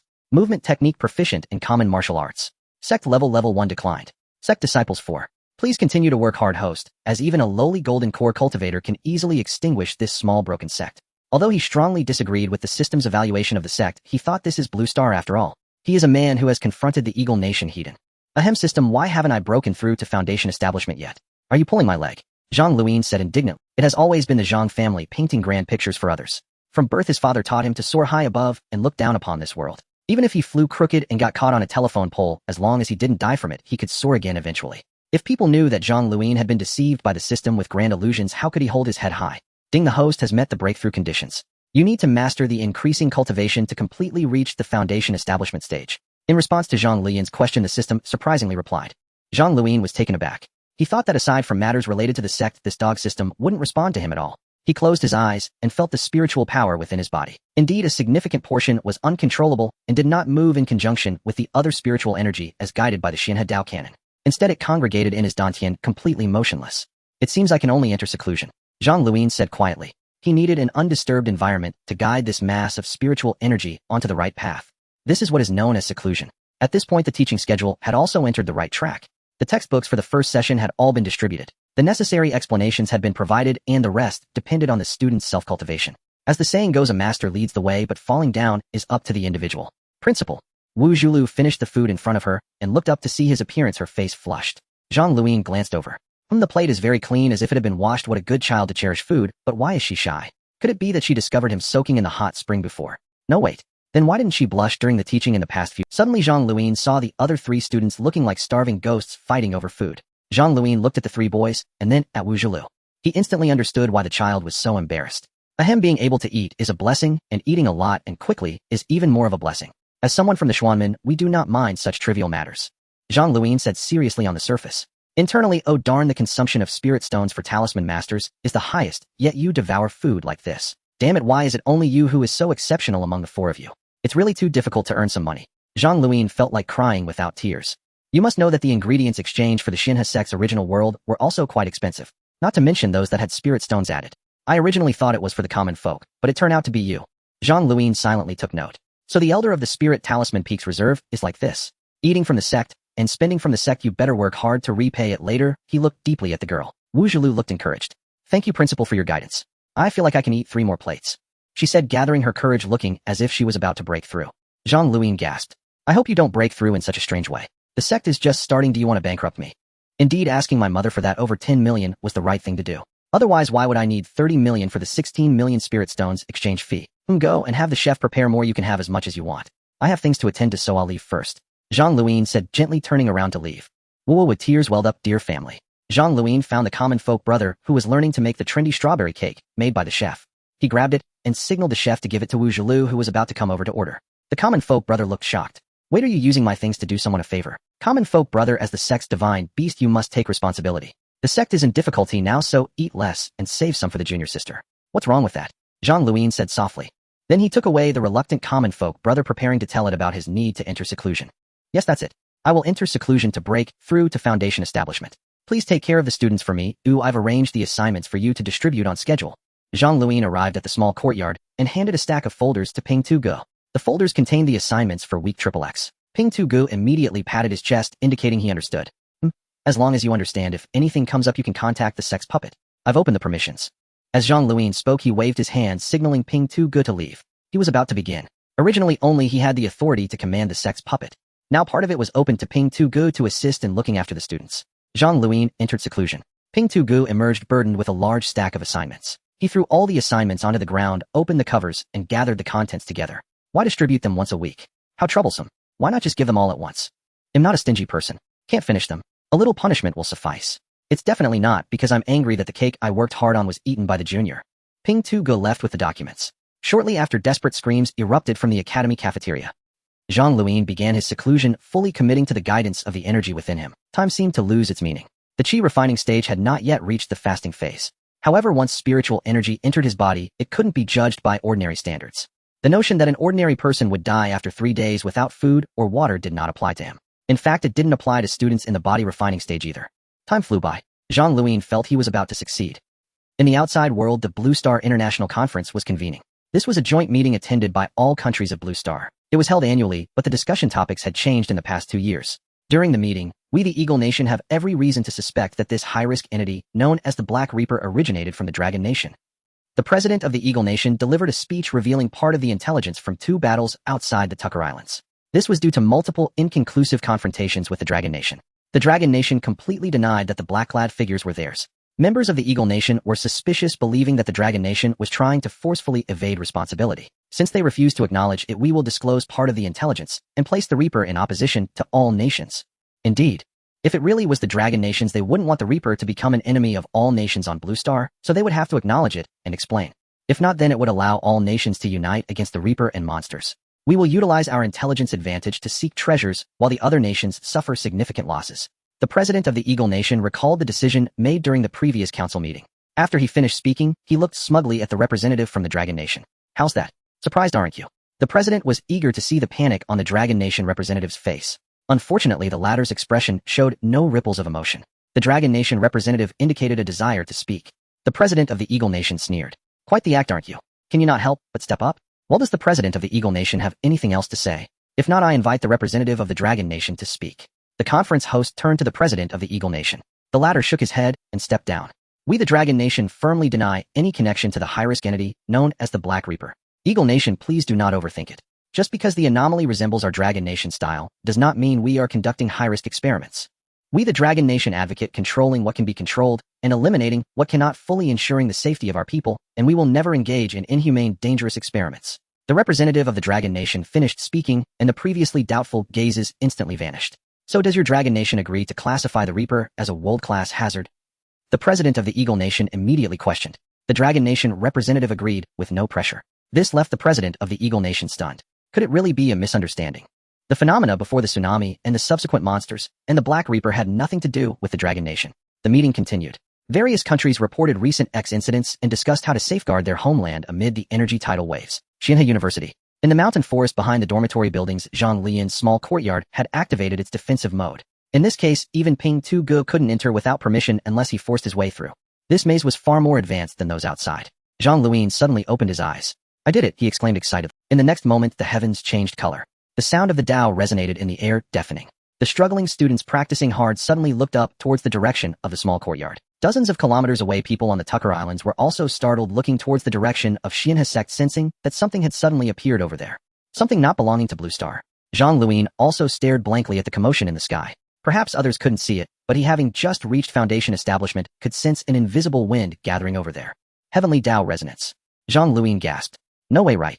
Isn't Foundation Establishment the beginning of cultivation? It's just enhancing the meridians in my body, making the flesh more attuned to the spiritual power, forming a platform that connects spirit and flesh completely. Continuously tempering, preparing for the golden core. How can a mere Foundation Establishment practitioner resonate with the Heavenly Tao? Zhang Luyan stared in astonishment as a faint will from the sky conveyed a sense of joy. Then it quickly vanished. Zhang Luyan breathed a sigh of relief. Meanwhile, the students practicing outside the hall exclaimed. Zhou Xiaochuan pointed in excitement at the distance. On the blue sea, tiny water droplets had begun to rise into the sky at an unknown time. The droplets gathered, taking on the shapes of various creatures. They continued to change, rising higher, then evaporating into white clouds in the sky. Ancient microbial organisms, primordial prokaryotic life, forms Paleozoic vertebrates. Zhou Xiaochuan, who initially couldn't comprehend, realized the great scene he had just witnessed when he saw the seawater evolve into dinosaurs. Although the speed of change was rapid, only a few forms could be seen. Yet it was still breathtaking. What on earth is happening? Wait, is it going to form a hurricane? Lu Tong looked at the increasing number of white clouds in the sky, which began to swirl, and was immediately astonished. At this scale, if a wind disaster were to form, this small island might disappear in an instant. No, wait. It stopped. Wang Dang stared in shock at the sky. There a massive amount of white clouds formed the shape of an inverted mountain peak. The clouds had become still, radiating warm sunlight, and did not darken the space below. Everyone was bewildered by what had happened. Zhang Luyan's expression was complicated. The Heavenly Tao of Blue Star is quite mischievous. That cloud mountain was a little flower arranged by the Heavenly Tao. It was probably similar to the human gesture of making a heart. Is the Heavenly Tao giving me a heart gesture? How rare is it to have this first cultivator? Zhang Luyan's lips twitched as he walked towards the main hall of Xianhe Sect. In front of the grand hall, 4 students gazed at the softly glowing clouds in the sky, murmuring to themselves. If I'm not mistaken, the initial commotion must have originated from the center of their academy island, right? These clouds are glowing. What could be the reason behind this? Lu Tong said, looking bewildered. The world seems to be getting stranger by the day. You scared me. Just now I thought a storm was about to form. We just got through a tsunami. If another world-class disaster hits, we won't be able to handle it. Zhou Xiaochuan and Wang Dang complained. They had narrowly escaped a calamity from the tsunami in the Dragon Kingdom. If another super hurricane were to strike in the Pacific, who knows what terrible consequences it would bring. Wu Zulu's eyes sparkled. Girls naturally have an irresistible attraction to beauty. The addition of a gigantic cloud in the academy sky made her love this place even more. I must continue to study hard and strive to stay here for work in the future. Wu Zulu no longer had anyone close to her in this world, and if possible, she hoped to remain in the academy that had taken her in. The student loan work is likely a position in the academy. This time, such a significant commotion has made it impossible to go on. In fact, the people of Taku Islands reported the news to the Eagle Nation the moment the giant clouds formed in the sky. The president of the Eagle Nation, who was in a meeting, immediately changed his expression upon receiving the news. Another anomaly. Damn it. What disaster is about to unfold this time? The president exclaimed in terror. His assistant received an electronic document and quietly reported back to the president after reviewing it. The council suggests you make this anomaly information public if you agree. After the assistant spoke, the president of the Eagle Nation fell into deep thought. At that time, the Eagle Nation, having a close relationship with the island government, was the first to receive the news and set out to explore that sea area, misleading other countries with their tactics. Currently, the proposal regarding the high-risk X Black Death has not yet been formally approved. If we disclose it now, Mr. President, we just received news that this intelligence might be impossible to conceal, especially since other countries have also been searching for the source of the longing tsunami during this time. The assistant added. The president snapped back to reality. Yes, fleets from various countries in the open sea were already investigating. How could they not have noticed? With that in mind, the president of the Eagle Nation made a decisive choice. He took the stage again, holding the tablet in his hand. Soon the conference room displayed the recorded surface anomaly from Taku Islands, culminating in the formation of the enormous white cloud. Slow it down. Slow it down, a representative shouted from the audience. The president of the Eagle Nation adjusted the footage to play it 50 times slower. Incredible. Absolutely astonishing. This is simply a miracle. Is this the history of biological evolution on Blue Star? What a magnificent scene. Is this a precursor to an energy tide?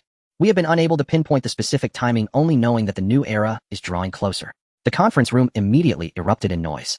This time, even the person hosting the meeting did not intervene. Ladies and gentlemen, regardless of whether this is a precursor to an energy tide or its source, the current issue is the existence of high-risk X. It has set its sights on this place, the president of the Eagle Nation declared. He once again proposed listing the death god as a target for all countries to hunt. This time no one objected. In a location where such a miracle occurred, they absolutely had to explore it. Zhang Luyan was still unaware that the phenomenon caused by his breakthrough had already set off a storm at the joint conference. Xianhe Academy was now on the brink of danger. Zhang Luyan was slowly walking along the road while opening the system panel. Name Zhang Luyan. Realm Foundation Establishment Level 1. Age 18 years and 9 months. Lifespan limit 532 years. Techniques: Xianhe Dao Cannon, Xianhe Sword Technique, Alchemy Weapon, Refining Mastery of Basic Talismans. Movement Technique, Proficient in Common Martial Arts. Sect Level 1 Diminished. Sect Disciples 4. After refining the suddenly increased spiritual energy, he completely reached the Foundation Establishment stage. His lifespan had more than doubled. Zhang Luyan felt that he was now qualified to be a cellmate with Monkey Brother. He sensed the power within his body. The intensity was now on an entirely different level than before. Foundation Establishment fighting against Chi refinement was somewhat akin to a father fighting his son. It was absolute suppression. As Zhang Luyan walked along the road, he suddenly clenched his fist, and a gust of wind scattered from his fingers, lifting the bangs off his forehead. This intensity is no longer human. If the spiritual energy is sufficient, Zhang Luyan felt he could tear a fleet apart with his bare hands. If he encountered the speedboat from the Eagle Nation again, even using the spiritual sword, he could end the battle at a much faster speed. With this power, self-defense is no problem. Zhang Luyan said as he looked up at the sky. The previous sect's teleportation anomaly had already attracted the Eagle Nation and Sakura Nation. What about this time? I must be prepared. Should I ask Mother for some money again and prepare some spirit stones for the bald brother? Then let the guardian beast of the sect unleash a fight. Zhang Luyan fell into hesitation. If it were like last time, not to mention the usefulness, his mother probably wouldn't continue to. Last time it was all about using the leverage he had seen during the memory fusion. Should I reveal the matters of Xianhe University? After murmuring, Zhang Luyan shook his head. Not yet. Xianhe University is still not strong enough. Recklessly involving the family is not a good idea. If something happens to me, then it would truly ruin everyone in the family tree. He was still unaware that his father had already removed him from the household registry. His mother kicked him out of the group, and his father was even more ruthless. If they weren't family, they wouldn't be in the same door. Zhang Luyan wore a contemplative expression. Since the family couldn't help, he could only rely on himself. He must find a way to quickly establish the reputation of Xianhe University. During the last student recruitment, Zhang Luyan felt confident, but he was also careless. Afterwards, he gathered a considerable amount of relevant information online. Currently, there are doubts about Xianhe University within the Dragon Kingdom. It is a suddenly emerging first-class university. During the first recruitment, no one around had read it, coupled with strict selection and high tuition fees. It's normal for people to find it hard to trust. But now things were different, as Zhang Luyan felt he already had students. I must find a way to rectify the academy's name, ideally boosting its reputation and promoting it. Zhang Luyan simply sat by the roadside and began to ponder. Currently, there are only 4 students. Relying on word of mouth is clearly unrealistic, and he couldn't wait for these few guys to finish the first term to win awards, could he? Furthermore, they are a cultivation academy. What awards can they win? They can't possibly participate in a sports meet, can they? How long would it take to become famous? Should the second recruitment still happen? Zhang Luyan didn't want the second recruitment to still be such a small pool. He was under a lot of pressure. At any moment, the calm sea surface could reveal a fleet from some country coming to investigate. The Eagle Nation could just kill them directly. But what if someone from the Dragon Kingdom comes? They can't just start swinging swords. What is the fastest way to boost my reputation? Zhang Luyan rubbed his temples in frustration. How about sending the 4 students who have already reached the 3rd layer of body refinement to debut as idols? It seems that might not be impossible. Cough cough, an idol of course is out of the question. Xianhe University is a serious cultivation university seeking celestial fate rather than celestial aid. But a promotional video could be a good idea. If we produce a rather impressive promotional video, it will surely enhance the Academy's reputation, Zhang Luyan muttered while stroking his chin. We are now in the era of the internet. As long as the promotional video becomes popular, many people will surely enroll. That's right, this time Zhang Luyan plans to open admissions to other countries as well. At that time we could establish an external department to recruit talents from outside along with teach them a few minor skills and earn some money to support the inner academy. Most importantly, Zhang Luyan discovered that the system was keen on promoting the sect. He thought that perhaps this could yield some rewards. If this goes well twice, there would be no loss. The current question is how can we film it to make the promotional video popular in all countries? Zhang Luyan felt a bit troubled. The cultural differences between countries are not trivial. Suddenly he remembered something. System, if I open admissions in other countries, will it still be recognized as a top academy, just like in Longhua? Ding, regardless of which country the host opens admissions in, it will be legal and verifiable.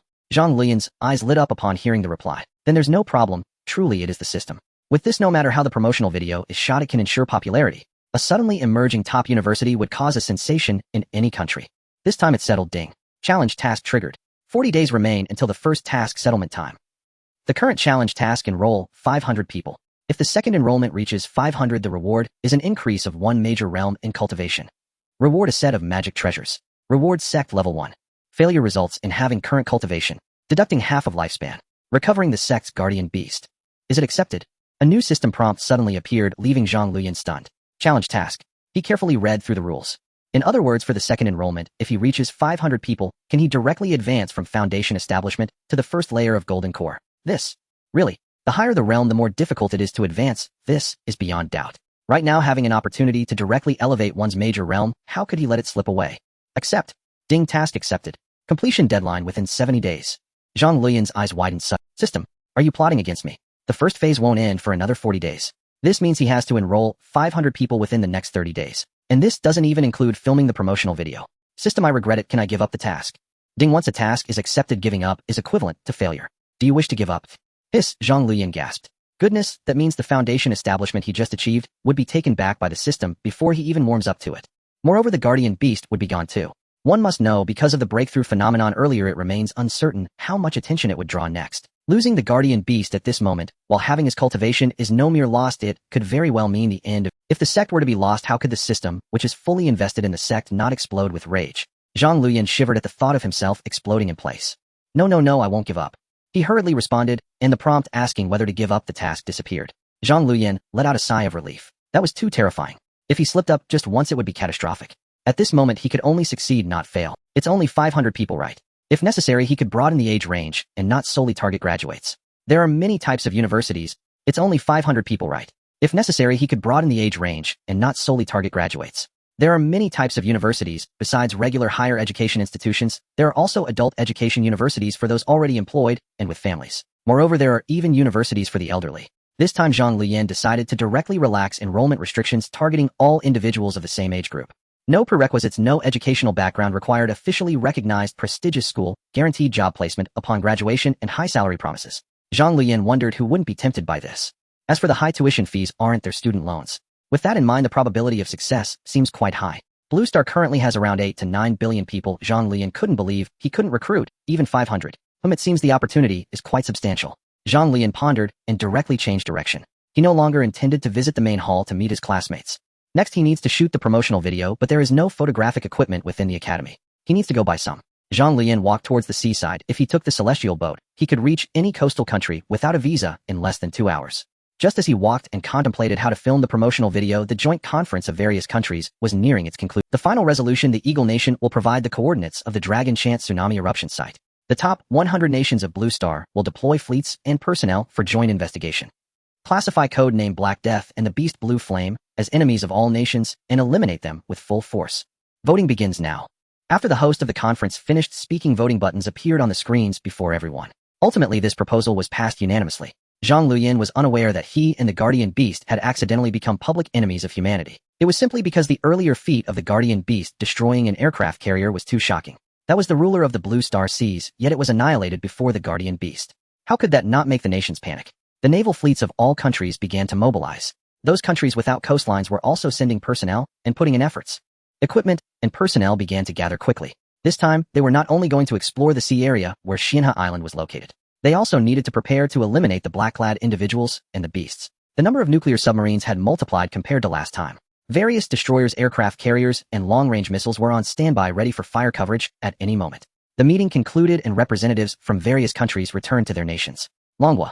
Minister Fan, the phenomenon before the dragon chant is clearly related to us. Our Longwa agrees to classify it as hostile, should we? The assistant from Longwa spoke in confusion.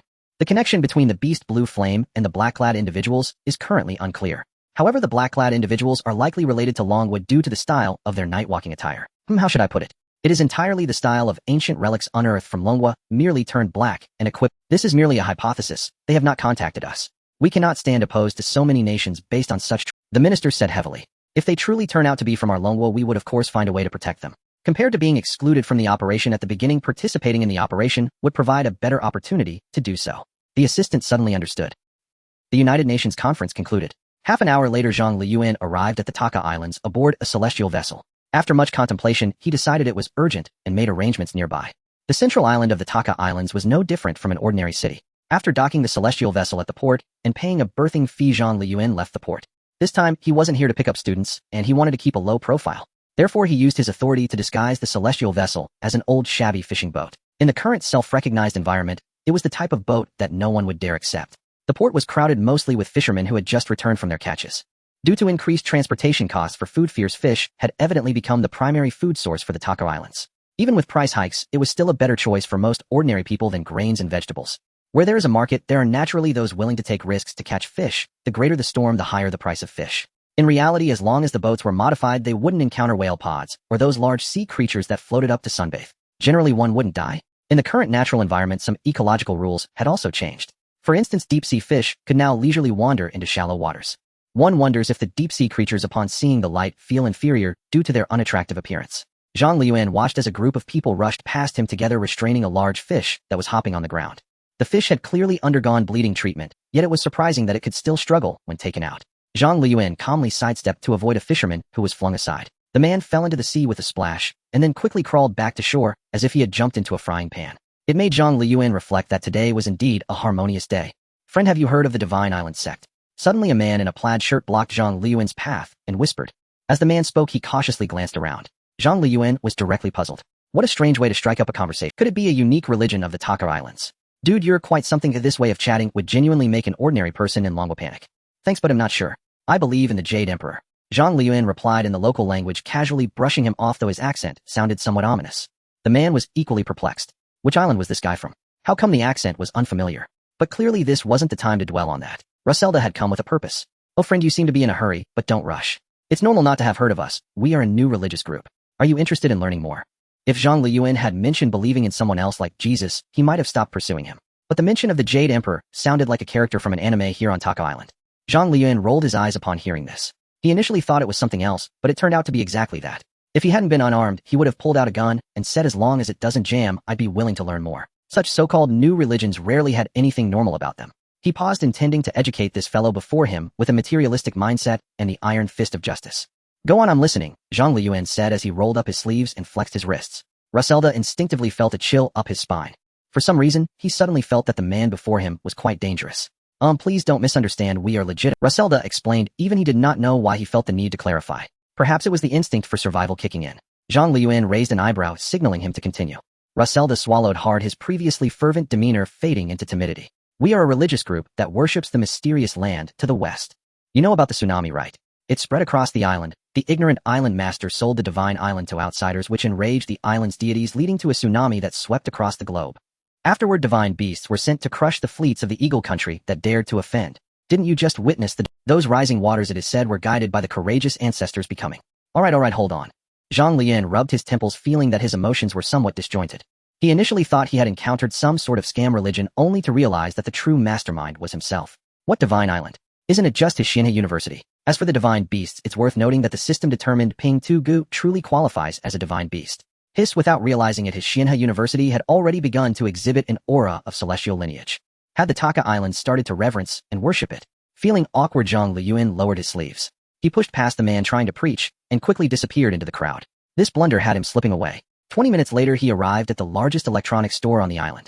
Dear customer, the photography package you requested is ready, absolutely professional quality. Would you like to check the goods? The cheerful salesman in a suit said. He guided Zhang Luyan to a nearby counter which was filled with various photography equipment that dazzled the eyes. This is a Sony 4K 35mm camera. Absolutely genuine from a major manufacturer, typically used for filming movies. The salesperson began to introduce as the customer looked around. Zhang Luyan nodded, looking at other items. The salesperson introduced them one by one. There were various options: wide-angle standard and telephoto lenses suitable for different shooting scenarios, along with tripods and gimbals, lighting equipment, filters, and so on. Zhang Luyan stared at the 4 large metal boxes prepared in front of him, lost in thought. Rest assured, we have delivery services.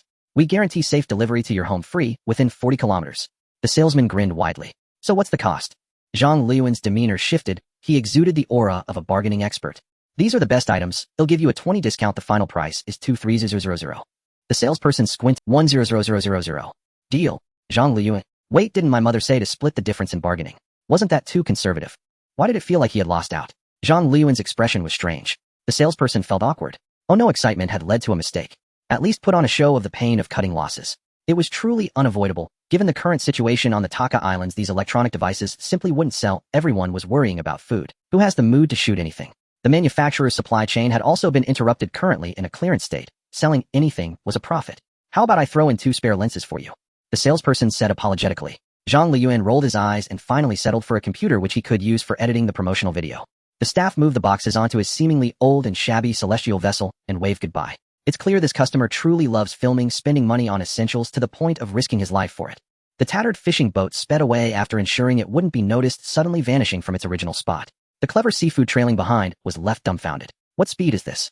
Zhang Luyan stopped pretending, and the shabby fishing boat accelerated, regaining its originally cool appearance. Within minutes they returned to the Xianhe Academy.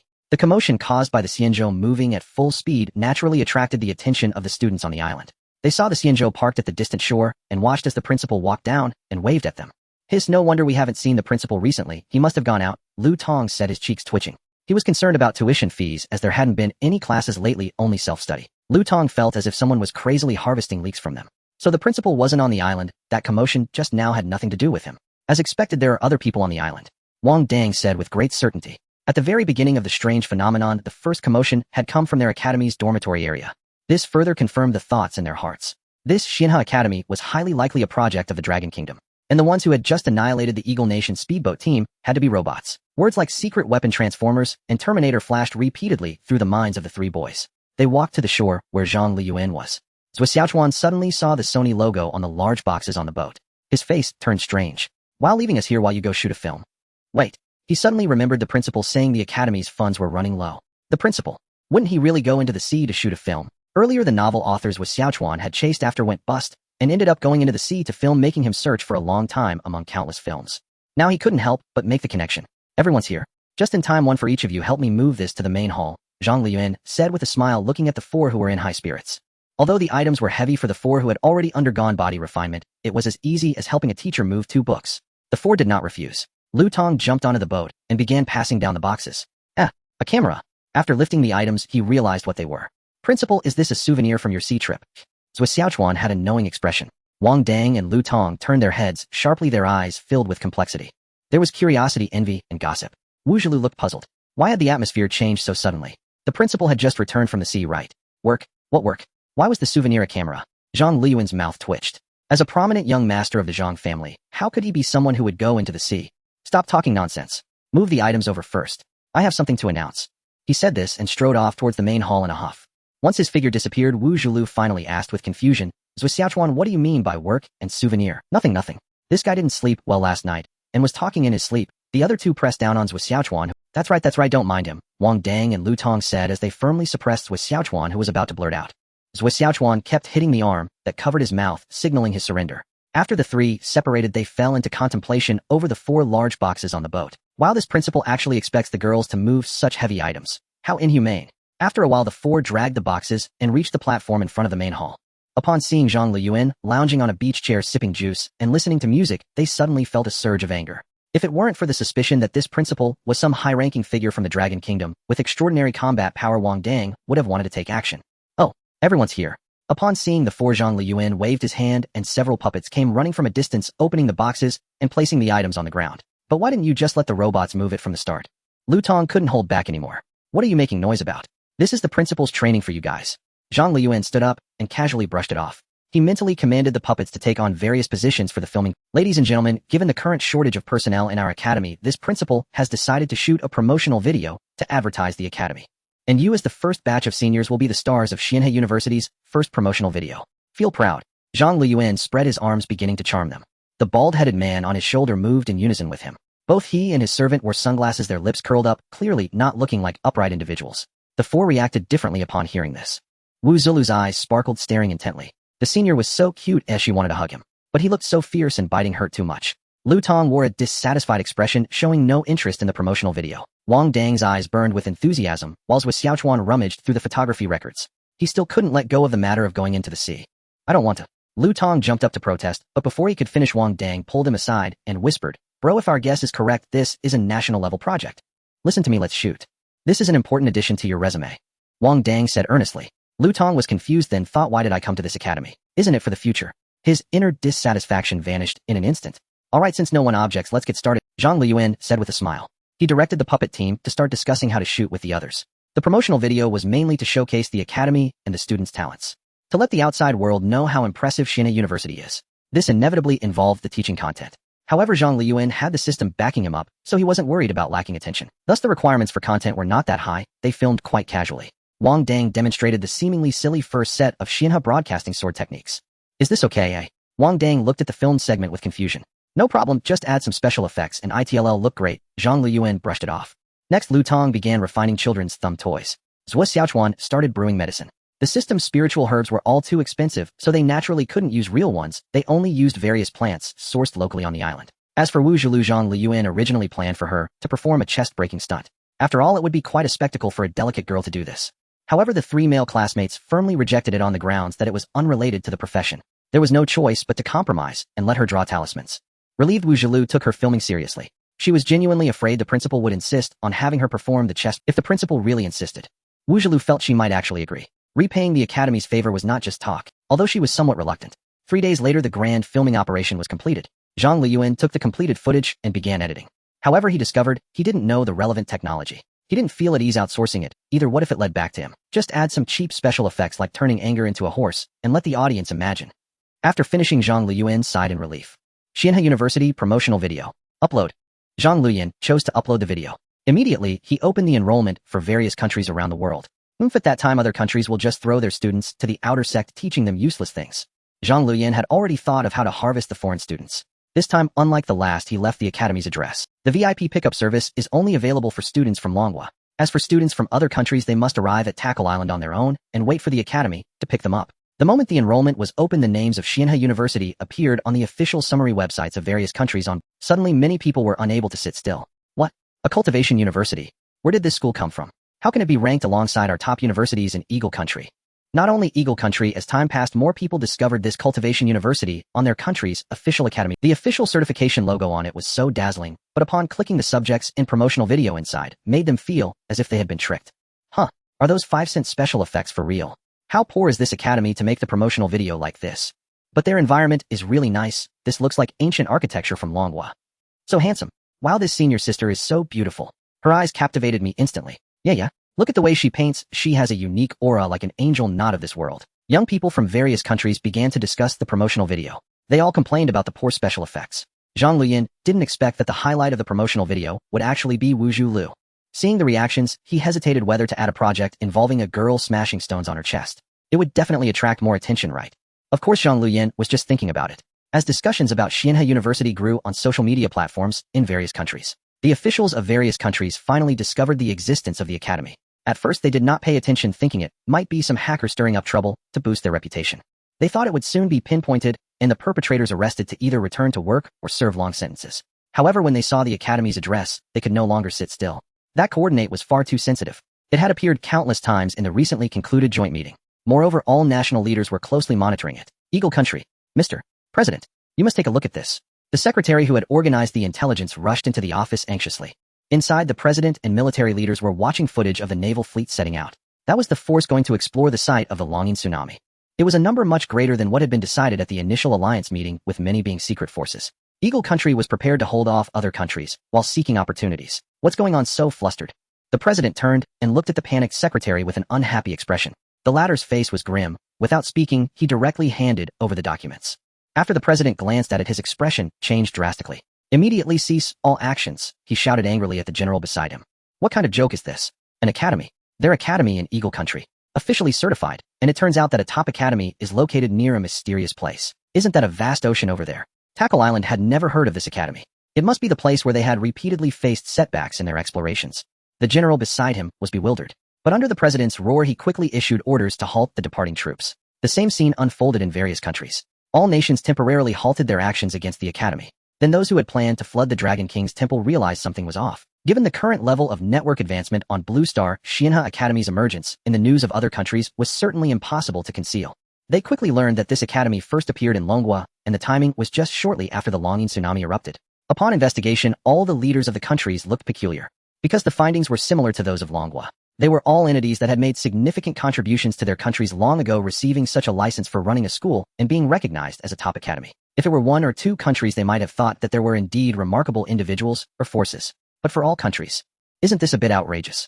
The leaders of various countries had dark expressions, feeling as if they had been played by the Sea King. Longhua. The conference held regarding Xianhe Academy was reopened. Everyone sat in the room, not uttering a word. Previously, they had treated this academy with caution and given it basic respect, but now they felt it was a bit over the top. It's obvious that this is a serious hacker incident. There couldn't possibly be an academy that gathers the educational licenses of all countries in the world. So what should we do? First, shut down the domestic Xianhe Academy website. We've already tried it can't be closed. The other party's network and pages seem to be independently operating and directly refuse all our management commands. The room fell silent again. It was clear that this academy possessed network technology surpassing that of Longhua. Moreover, its combat capabilities should not be underestimated. Now, no one would think that the previous monsters and the subsequent black-clothed individuals appeared there by coincidence. It was evident that all of them were closely related to this academy. Then let's not worry about the website for now. Let's pull out the previous data and conduct a thorough investigation. On the other hand, let's also find a way to probe into the matter of Xianhe Academy. Didn't we have students selected from Longhua? No. Wait, everyone, don't forget this academy is in the style of our Longhua. I think it's better not to tear our faces too soon. I also think that the other party clearly understands the existence of the mysterious X better than any country and can utilize it freely, so it's necessary to engage in friendly contact. Alright then, let's decide on this. Observe while conducting covert investigations. The highest leader spoke, determining the course of action. They would continue to observe whether the academy was friend or foe. After all, this academy had not yet done anything to harm Longhua. Of course, the high tuition fees don't count. The high-ranking officials in Longhua decided to secretly contact the parents of the students, revealing some information to encourage cooperation. At the same time, other countries were also trying to obtain intelligence regarding the academy. They tacitly paused their joint operations. Even the bounty on the monster Blue Flame, a humanoid high-risk X, Black Death, was temporarily put on hold. While they were busy investigating, Xianhe University welcomed the vacation of its first semester. Everyone, the first session is over. Here are your graduation certificates. Zhang Luyan stood on the podium, seriously handing out the graduation certificates printed for 5 yuan on the neighboring island. Those who received them looked bewildered. Huh, is this graduation already? Wang Dang stared in bewilderment as he opened his diploma. He had heard that tuition was paid per term, but he had never heard that finishing a single semester meant graduation. What comes after that? Further study. According to our prior agreement, upon completing your first term, you may freely choose to continue your studies or to join the academy staff immediately. The base salary will be 10 million per year with bonuses for exceptional performance. Zhang Luyan said this. The four of them in the audience widened their eyes. The 3 boys in particular were suddenly electrified. If they chose to become academy workers, would that make them insiders of the project? Perhaps they could slip from some corner of the academy into a secret underground facility. The students whispered their guesses that there might be a top-secret technological base beneath the academy. After all, isn't that how it always plays out in the movies? Besides, although the island was not small, it was not absurdly vast. They had seen every accessible place. Apart from the principal's small courtyard, there was nowhere that looked like a research institute. The principal's yard was small too. It could not be a laboratory. Before they could even say they wanted to become staff, Zhang Luyan had already begun ushering them out. All right. Save any decisions until the next term begins. Get out now. You are suspended. You may not loiter on the academy grounds. He said this and signaled his puppet to start ejecting them. Principal, I want to renew my courses. It'll take all the remaining terms. Wu Zhulu, cradled by the puppet, raised her small hand anxiously and pleaded. Zhang Luyan immediately ordered the puppet to stop. Are you sure? He stepped in front of the little girl and gazed into her. Wu Zhulu nodded shyly. Apart from the academy, she had no home to return to. Good. Ping to go. Hurry. Zhang Luyan said with delight. Little one, you will thank yourself for this decision. One day you'll be the head of... Pingtu soon returned with a thick stack of documents. Zhang Luyan rifled through them and quickly found the student loan agreement. Our program is 4 years. You have 7 terms remaining. We were going to raise the price, but Wu Zhulu, if you sign all at once, he'll waive it. The total is 210 million Longwa currency. The academy guarantees you can repay within 21 years, but with your talent you should need far less time. If you achieve excellent grades, you'll be given priority for the academy's senior positions later on. Zhang Luyan said warmly, spreading the contracts before the girl. Dazed, she began to sign. The other 3 boys looked on in stupefaction. They picked up the documents they had signed and examined them, poised to tear them up if anything seemed wrong. Aside from the usurious price, there seems to be nothing wrong. Same here. The girl is clueless. This is no different from selling oneself. 21 years. How many 20-year spans does a life have? This rotten course is worth none of it. Lu Tong cried distraught. But it was her own choice. The girl's serious expression made it clear she had resolved herself. Zhang Luyan's mouth. Don't slander the academy. We are a legitimate institution. You will understand in time that the tuition is not expensive at all, he said with mock solemnity. Because the academy existed within a sealed environment, the few of them had yet to comprehend how fearsome the chi refining stage could be. Additionally, the academy's furniture and facilities were produced by Xianhe Sect. Even absent spiritual energy, their quality was not something mere chi refiners could boast about. Thus, in a sense, the 4 lacked an accurate understanding of their own strength. When they returned to ordinary society, they would discover how reasonable the academy's fees truly were. As for the specialized knowledge of each faction, well, lacking spiritual power, they occupied a temporarily marginal position. Yet, even the mere improvements to cultivation and lifespan were worth far more than a few 100 million. The 3 boys rolled their eyes as if to say, keep spinning your tails, and maybe you'll believe you. Wu Zhulu finished signing all. Zhang Luyan gathered the documents and, thoroughly satisfied, stored them into the system space. The gesture startled the 4 standing before him. Magic. All right, you have half an hour to pack and leave. Classes resume in 1 month. Don't be late. You may have many juniors, then I'd be sure to get along with them. Zhang Luyan said this with a smile. They exchanged glances, recalling the promotional footage they had filmed earlier. Could it really have such an effect? Having lived on the island for so long, they had grown accustomed to a rhythm of cultivation and classes, and had paid little attention to the outside world or the internet. Thus, they were still unaware of the uproar surrounding Xianhe University. The 3 male classmates left first, preventing. Wu Zhulu looked distressed. She did not wish to return to her uncle and aunt, and she seemed to have no contact information for other relatives. Worst of all, she had no money. Seeing the girl's difficulty and recalling her file, Zhang Luyan produced a black card from his pocket.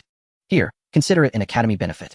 Use it for expenses as needed. The charges will be added to your student loan. This small thing won't matter. He slid the black card into the girl's hand and turned to leave. Remember, half an hour from now, anyone still on the academy island will be thrown out. If there is no immortal boat, swim home yourself. As he left, he admonished them. Wang Dang and Zhui Xiaochuan stared fixedly at the bewildered Wu Zhulu, more precisely at the credit card in her hand.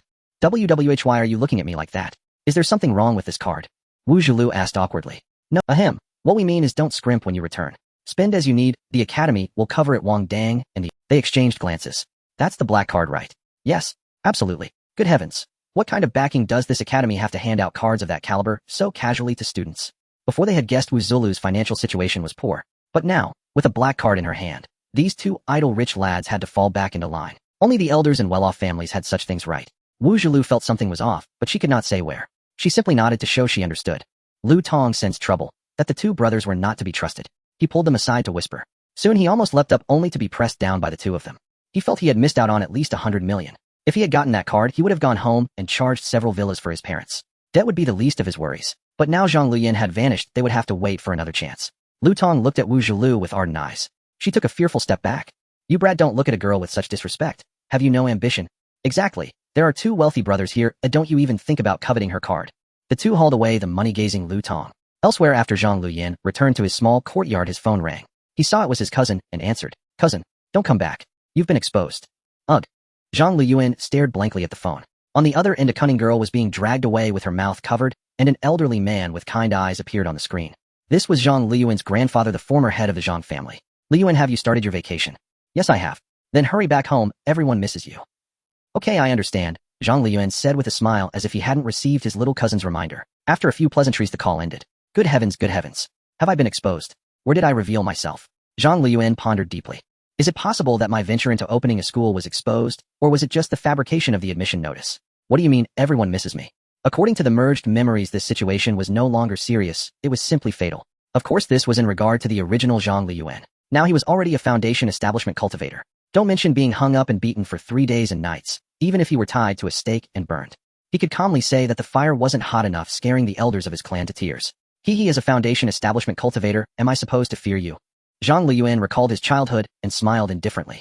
Ding. All students have left the island, and the first task settlement has begun. The system's voice rang out. Zhang Luyan instantly became excited. He had completely forgotten about this matter due to the distraction. Initially, he had set the system's task settlement to occur at the end of the first semester. Now this was the crucial part. For students, the first disciples of the Xianhe Sect, each had already reached the third level of qi refinement before leaving.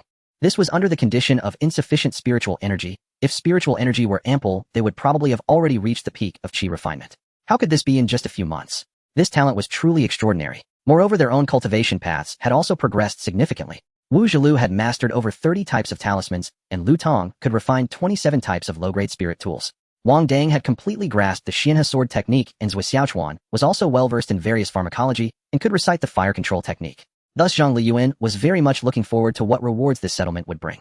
Ding! The host has been diligent for the past 5 months, contributing to the development of the sect's traditions. Now the task settlement reward the host with 500 sets of refining equipment. Reward the host with 500 medium-grade spirit swords. Reward the host with a complete set of talismans and accompanying materials, 500 sets. Reward the host with 500 sets of primary alchemy furnaces and basic spiritual herbs. Zhang Luyan. Upon seeing the continuous rewards issued by the system, Zhang Luyan's face darkened. Were these rewards meant for him? The number 500 was simply unrestrained.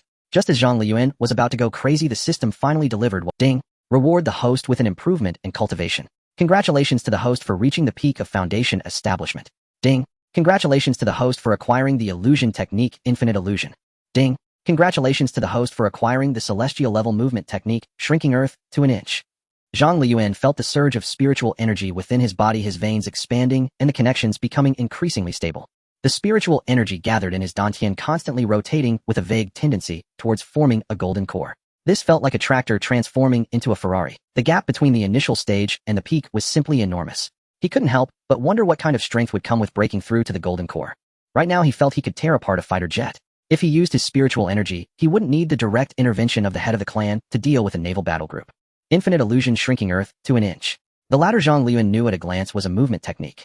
He tried it out. His figure seemed to teleport directly to the woods hundreds of meters away, much faster than a full force burst. Zhang Luyan assessed the consumption of spiritual energy within his body. Using it a few dozen times shouldn't be a problem. This was without any replenishment. If he could continuously supplement his spiritual energy, that number would likely increase tenfold.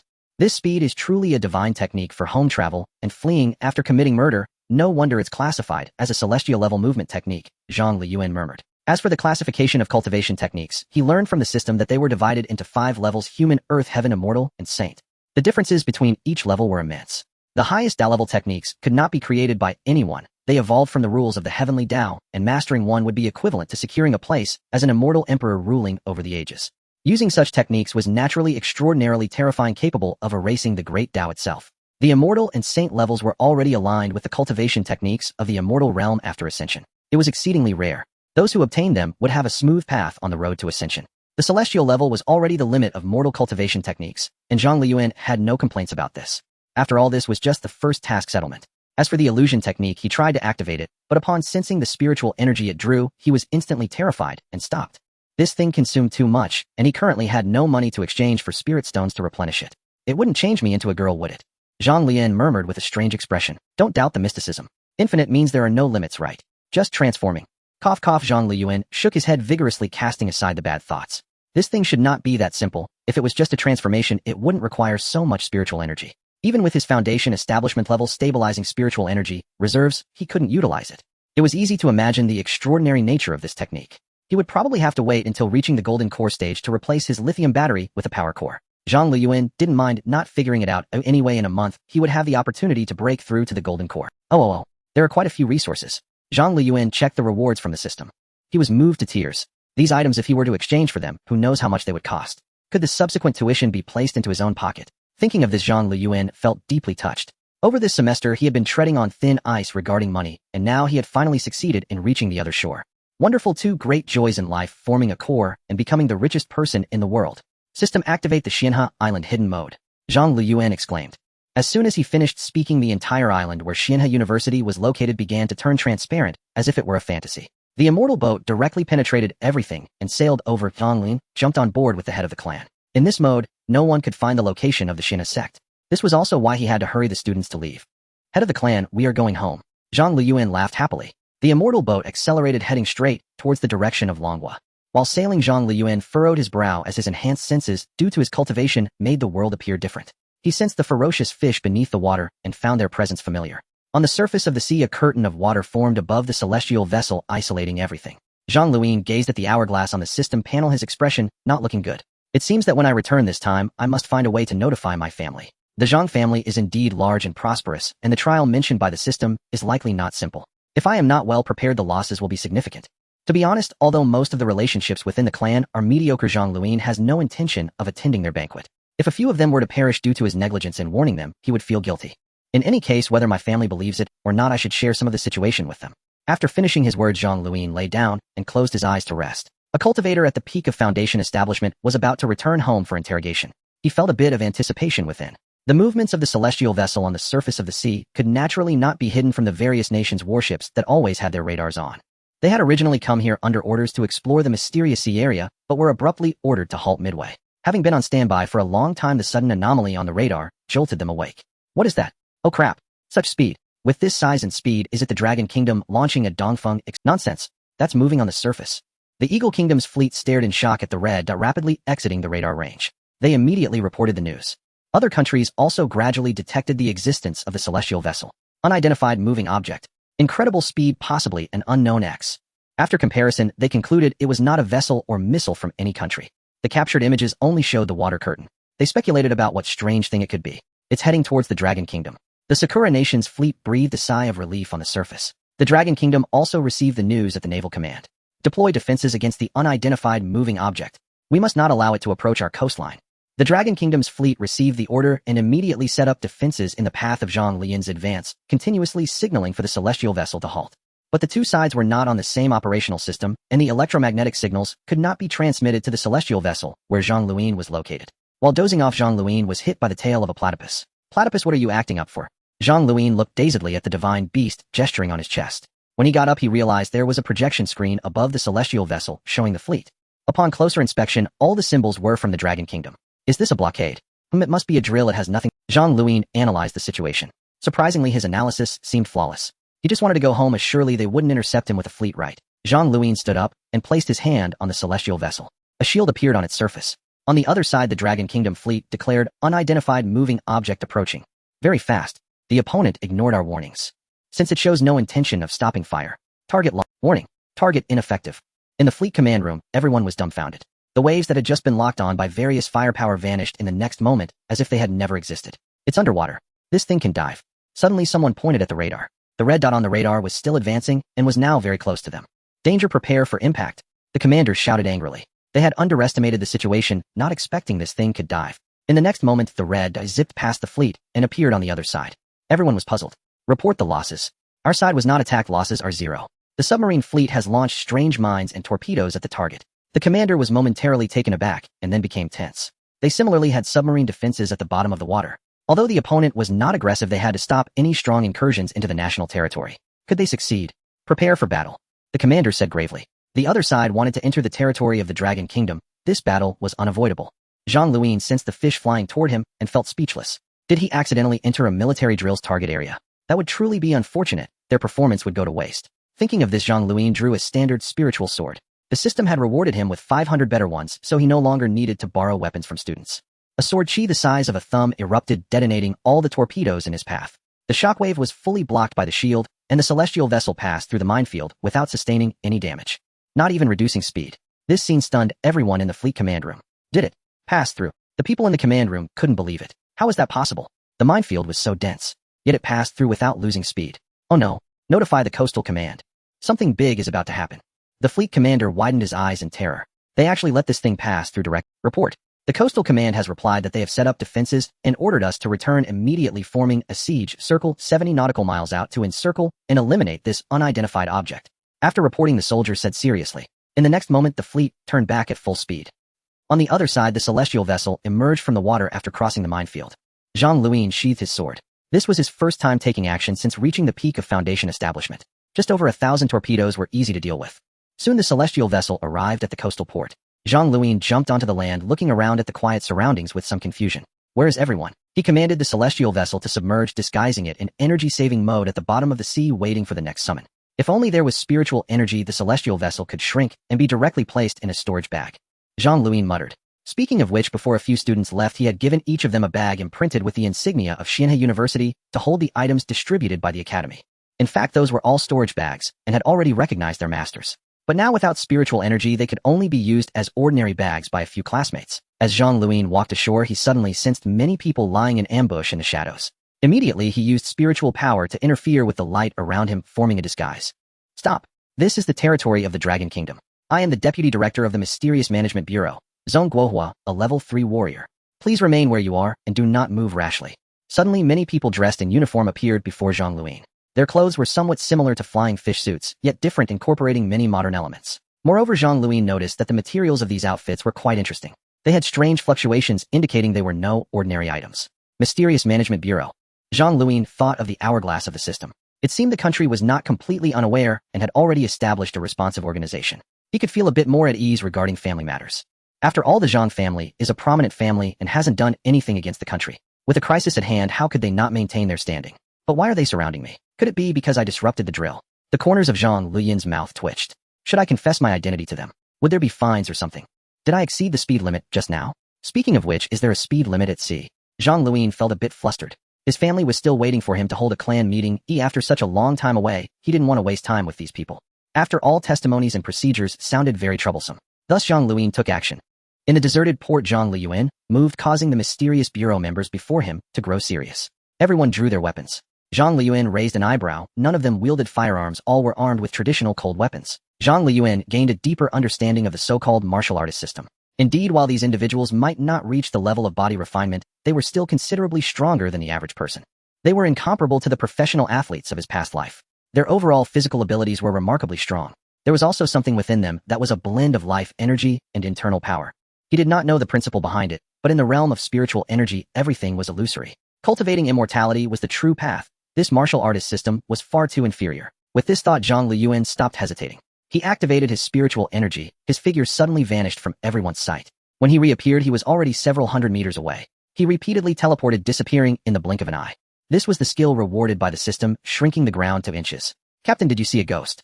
A young member of the mysterious bureau exclaimed. Have you seen too many ghosts? Shut up. The deputy director angrily scolded. If it were truly a ghost, he would find it. In the past 2 years, those spirits in dangerous locations were mere fakes, only able to stir chaos by exploiting human fear. But this one before them, resembling a ghost, had a physical form. And it was formidable. Report the person has escaped. We couldn't capture them, the deputy director reported with a grim expression. Silence fell on the other end of the line. Understood. Impose martial law along the coast. Bring everyone to guard and investigate. We must find this guy. A calm male voice sounded on the other end of the phone. Zhang Luyan left the port and went to a deserted area, removing the disguise of spiritual energy from his body. Phew, that was close. I need to be more careful next time. I shouldn't cause such a scene just to return home. He patted his chest. He hadn't expected to create so much chaos just to save some time. From now on, he intended to be left. Zhang Luyan arrived at the station, took out his ID card, and purchased a ticket home. His black card had been given to Wu Zhilu. He currently did not have the privileges of a member. Half a day later, Zhang Luyan emerged from the airport, heading straight for his hometown in the ancient town of Xianhe City. After several hours of travel, he left the tourist attractions behind, arriving at a tranquil village inaccessible to tourists.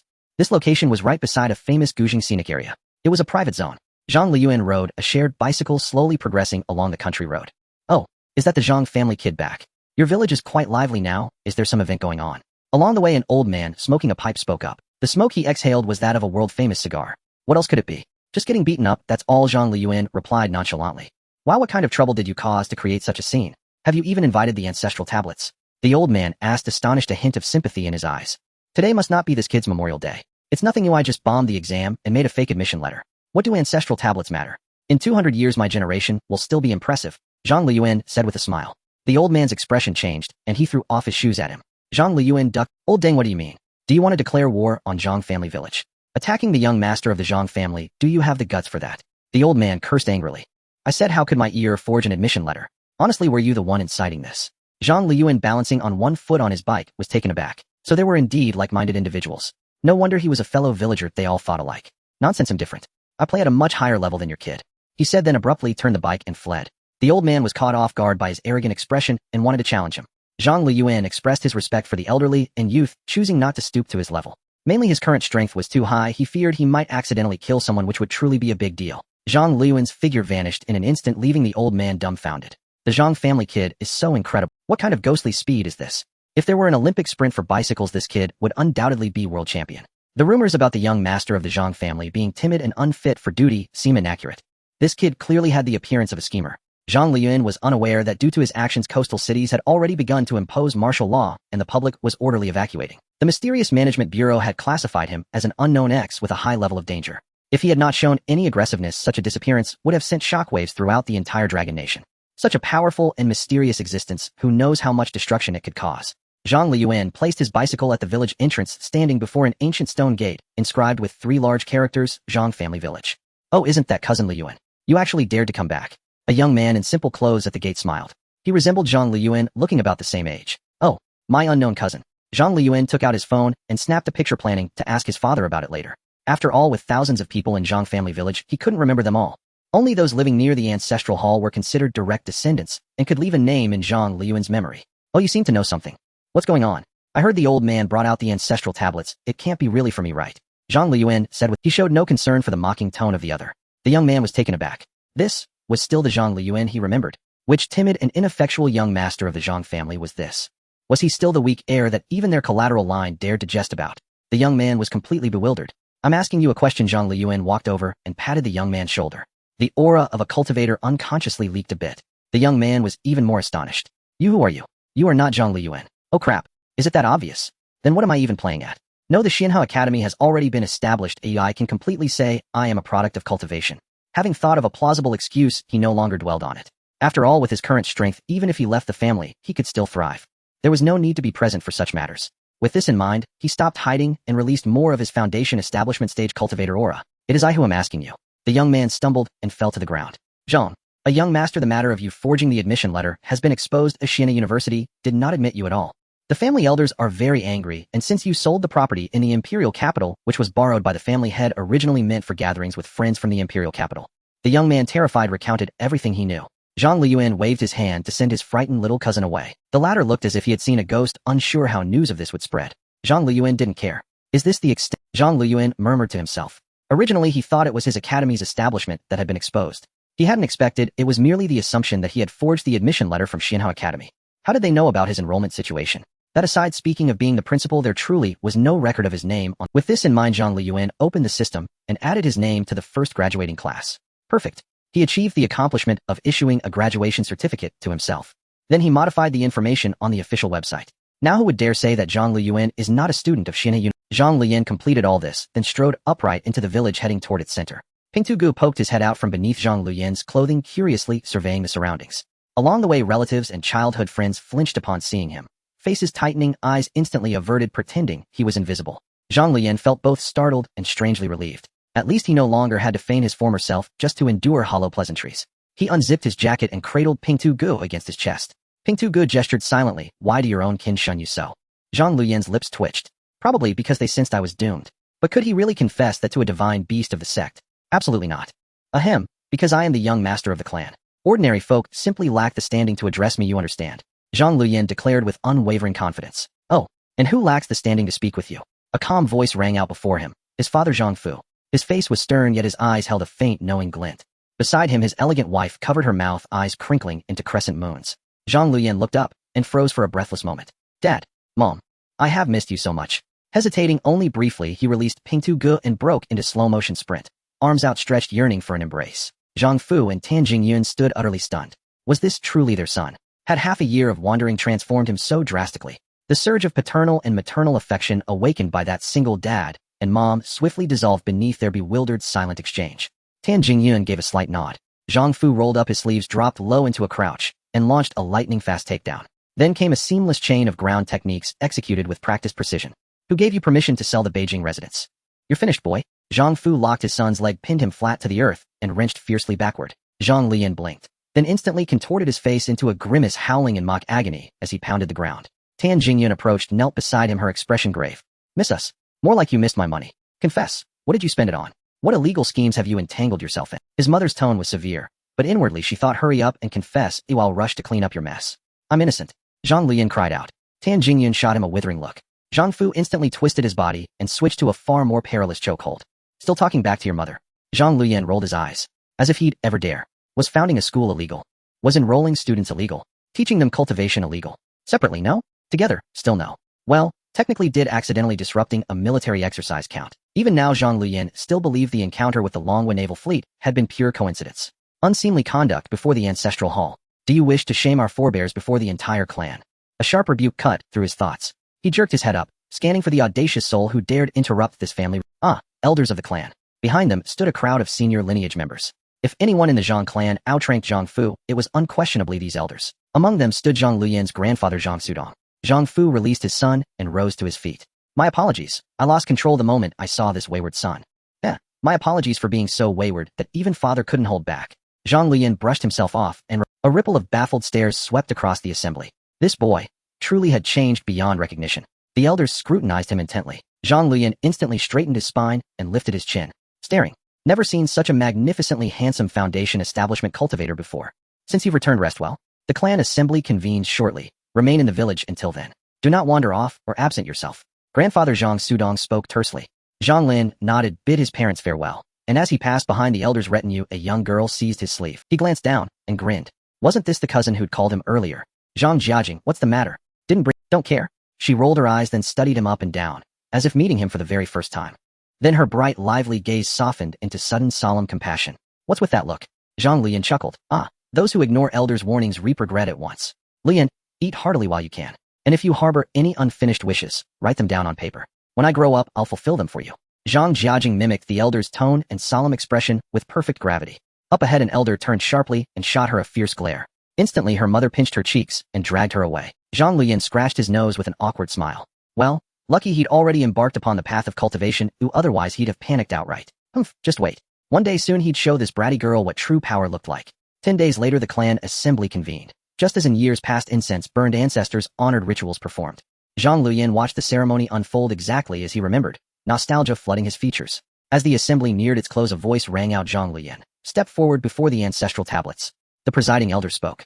Zhang Luyan shrugged indifferently and strolled toward the altar. His brazen demeanor left the younger generation stunned. Whoa, Zhang Luyan spent 3 years studying abroad, and now he's this bold. Doesn't even respect the elders. Maybe he knows he's doomed, and has finally let go. He might just be faking composure. The calmer he acts now, the harder he'll cry later. Do you think they'll actually kill him? The juniors whispered among themselves. Adults exchanged very tense glances. Tan Jingyun gripped Zhang Fu's hand, tighter and tighter. Oof, easy dear. I'll ensure the boy survives. At most I'll break both his legs. Zhang Fu tried to soothe her. She squeezed harder still. None of this commotion escaped Zhang Luyan's perception. His foundation establishment cultivation rendered every whisper, every glance acutely clear. His lips twitched. He fought hard not to laugh aloud.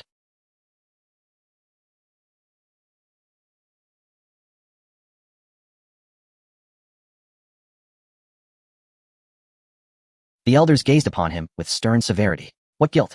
Zhang Luyan asked, genuinely puzzled. You sold clan assets without authorization and forged official notices. You dare ask what you've done wrong? The elder's voice trembled with outrage, so violently that Zhang Luyan nearly worried the man might collapse on the spot. After all, he hadn't mastered soul revival arts yet. If the elder truly expired, things would get messy. Now, punishment shall be carried out according to clan law. The elder raised a trembling finger pointing squarely at Zhang Luyan. Yet Zhang Luyan himself pressed one hand to his forehead and burst into laughter. My father is the patriarch of the Zhang clan. Who dares punish me? Beside him, Zhang Fu's anxious expression abruptly shifted. Oh, this kid was sabotaging him. Zhang Luyan's inner voice sneered coldly. Old fox, how's that for panic? You tackled me the moment we met. All eyes in the clan turned towards Zhang's father. Good, what a grand patriarch. Just look at the fine son you've raised. The elders were so furious that their faces turned green, their bodies trembling continuously. Zhang Luyan held his head high, filled with pride. Beside him, the buzzcut guy imitated his demeanor, provoking those around. Zhang's father could no longer contain himself, his face darkening as he quickly stepped forward and kicked Zhang Luyan in the backside. The force of the kick knocked him onto the ground, leaving him dazed. Zhang's father swore that he had unleashed all his strength in that moment of rage. This kid didn't even move an inch. Zhang Luyan turned to look at his father, whose expression was blank. Oh no, he got so caught up in his pride that he hadn't paid attention. His eyes darted, and he suddenly lunged forward. Ouch! What a delayed flying kick. The people around had strength. Even the angry elders had their expressions change, exchanging glances filled with concern. This kid is not simple. Zhang Luyan sensed the increasingly odd atmosphere and quickly spoke up. Dad, why did you kick me? Zhang's father replied. Caught off guard by this, he struggled to maintain his emotions. After 2 seconds of thought, he finally remembered what he wanted to say. His anger flared up again. What nonsense did you just spout? Not acknowledging your mistakes and only knowing how to drag me down, is that how I taught you? He shouted angrily. The elder's strange expressions shifted back to anger. Zhang Luyan quickly got up and went over to help his father up. Hey, I was just joking, please don't get too worked up, you're expecting after all. Saying this, he hoisted his father up. Zhang's father looked down at his beer belly in confusion. Then gritting his teeth, he said, so does that mean you admit your guilt? He looked ready to lash out. What a turn of events.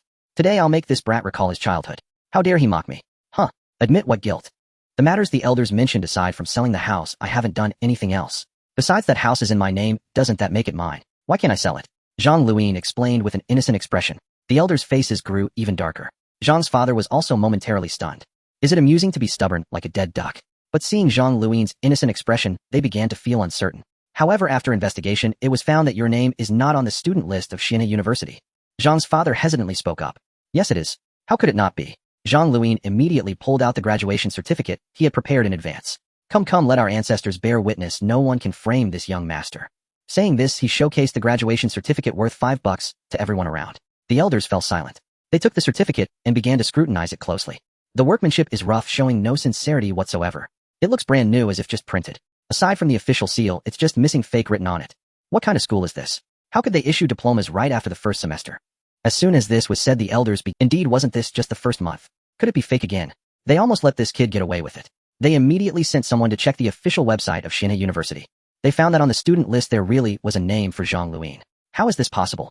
I clearly checked several times recently and didn't see his name on the list. A young man from the clan said incredulously. The official website of Xianhe University had always been up. Since the promotional video was released and global recruitment began, they discovered they could check student names. After hearing about their young master's deeds, they had checked frequently. The elders also fell into silence. How could such a loophole appear suddenly? Were these old geezers really going to tarnish their reputations by wrongfully accusing their descendant? So can you explain where the several million you asked your mother Tan Jingyun for went? Zhang Sudong asked, a hint of amusement. Tan Jingyun opened her mouth beside him, but ultimately said nothing. If it were any other elder asking, she would have blown up. How her son spent his money was not something the Zhang family should interfere with. However, Zhang Sudong was her father-in-law, and it was awkward for her to say anything about her own grandson's expenses. For improving my classmates' meals, and for raising pets. Zhang Luyan stuttered. This doesn't count as a lie, right? Liar. You must have bribed the academy. Your name wasn't on the list before. Someone in the crowd immediately questioned. Zhang Sudong's gaze swept over, and the crowd fell silent. So, does that mean you have a good relationship with your classmates? Zhang Luyan reflected for a moment. It couldn't be considered bad, right? So he nodded. If that's the case, you should contact your classmates to prove that you are indeed attending Xianhe Academy, so we can clear this misunderstanding. Zhang Sudong finished speaking, and immediately someone came forward with a phone and equipment. Clearly, they were well prepared. Oh, and to avoid someone suspecting you had arranged for someone in advance, remember to do a video call, he reminded with a caring. But inside, he recalled the news he had received. Someone from above was contacting the families of students from this academy and probing for some information. However, no one had contacted the Zhang family. It was at this moment they realized the possibility that Zhang Luyan had forged the acceptance letter. After all, this suddenly emerging top academy was incredibly hard to get into. The elders all thought so, which is why they were so surprised when Zhang Luyan pulled out the graduation certificate. Coupled with Zhang Luyan's exceptional display and changes in temperament earlier, Zhang Sudong decided to test the waters. This kid, was he really admitted? Zhang Luyan blankly picked up the phone that had just been left in the room. Looking at his grandfather's tone that seemed to be for his own good, he thought, oh man, dear uncle, you really know how to dig a pit. He naturally had the contact information for a few people. But dragging this out here for so long was just to avoid exposing his identity as the principal, right? If he called, that would be bad. Yet given the current situation, it seemed impossible to get through without calling. Should he just come clean and say that he founded Xianhe Academy? Forget it, it's better to make the call, oh, at least there's still a chance. As long as he kept control of the conversation and paid attention, he could navigate through without revealing his identity. With this in mind, Zhang Luyan stopped hesitating. He began to dial the number and initiate a video call. The first one, of course, was Wu Zhulu. First of all, this girl became highly popular in the promotional video, making her easily recognizable. Secondly, her gentle personality was easier to manage. The call connected, but it was immediately hung up. Zhang Luyan's mouth twitched. The expressions of the surrounding clansmen were strange. Ahem, that was an accident, let me try again. At this time, a call came from the other end, also a video call. Zhang Luyan took a deep breath and answered. Hey, is that really you, school? Shut up. How many times do I have to say it? Don't call me schoolmate, just call me brother Zhang. The face of Wu Zhulu was projected onto the big screen, drawing a wave of quiet admiration from the Zhang family members. She blinked, unsure of what the principal was up to. But seeing Zhang Luyan's eyes wildly darting left and right, she couldn't help but chuckle. All right then, brother Zhang. There must be some special circumstances at play, right? A teachable child. Zhulu, are you outside? Zhang Luyan looked at the bustling crowd behind the young girl. Yes, I went to a class reunion with friends. By the way, thank you for your card. I just realized how precious it is. I will take good care of it and return it to you when school starts. Two won't spend it recklessly. Wu Zhulu said, expressing her gratitude very earnestly. Not long ago, she went shopping with her best friend, and when she pulled out this card, the scene erupted. The sales staff cleared the area.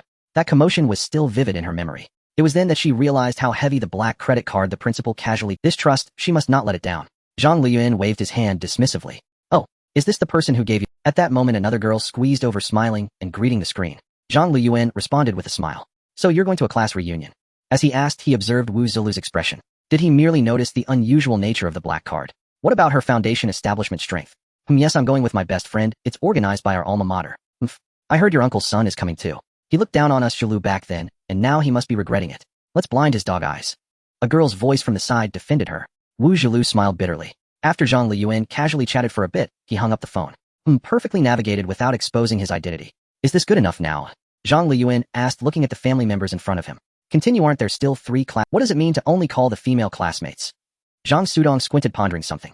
Zhang Luyan's mouth. Forget it, it's just a phone call. The process is the same anyway. As long as he pays attention, he won't expose himself at all. Thinking of this, he began to dial Wang Dang's number. This time the call wasn't cut off and connected immediately. Upon seeing Zhang Luyan, Wang Dang's expression turned excited. I know you're very excited, but please don't get too carried away, classmate. Yes. What have you been doing since you got home? Zhang Luyan asked sternly. Undoubtedly Wang Dang was quite different from Wu Zhilu. He had fully understood the changes his strength had brought. He already knew how terrifying the 3rd level of qi refinement was. One could say he was a master-level expert. In the past, even the mysterious Management Bureau of Long Country would have found him capable of single-handedly taking down a large area. Don't be fooled by the fierce manner in which that director brought a bunch of people to intercept Zhang Luyan. Their strength couldn't even beat a few qi refinement students. Report to the school. Cough cough. It's nothing, just a little cough. You can continue. Wang Dang saluted, but was interrupted by Zhang Luyan. He was puzzled for a moment, but didn't think much of it, and continued.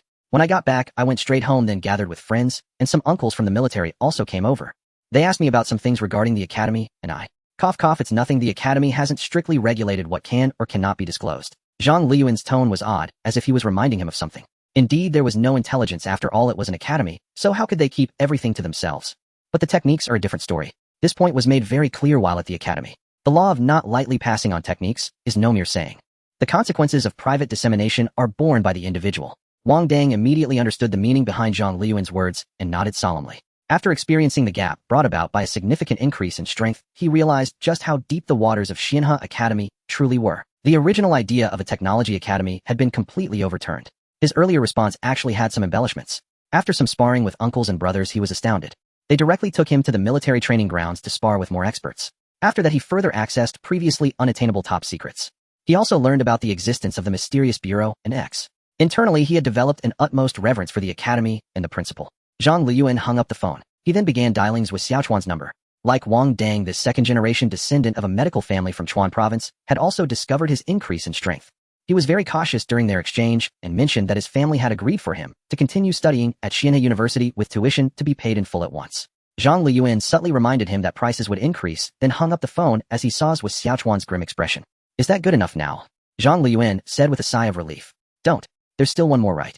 Zhang Sudong responded with a smile. These 3 phone calls all hinted at something strange. What exactly is this little brat hiding?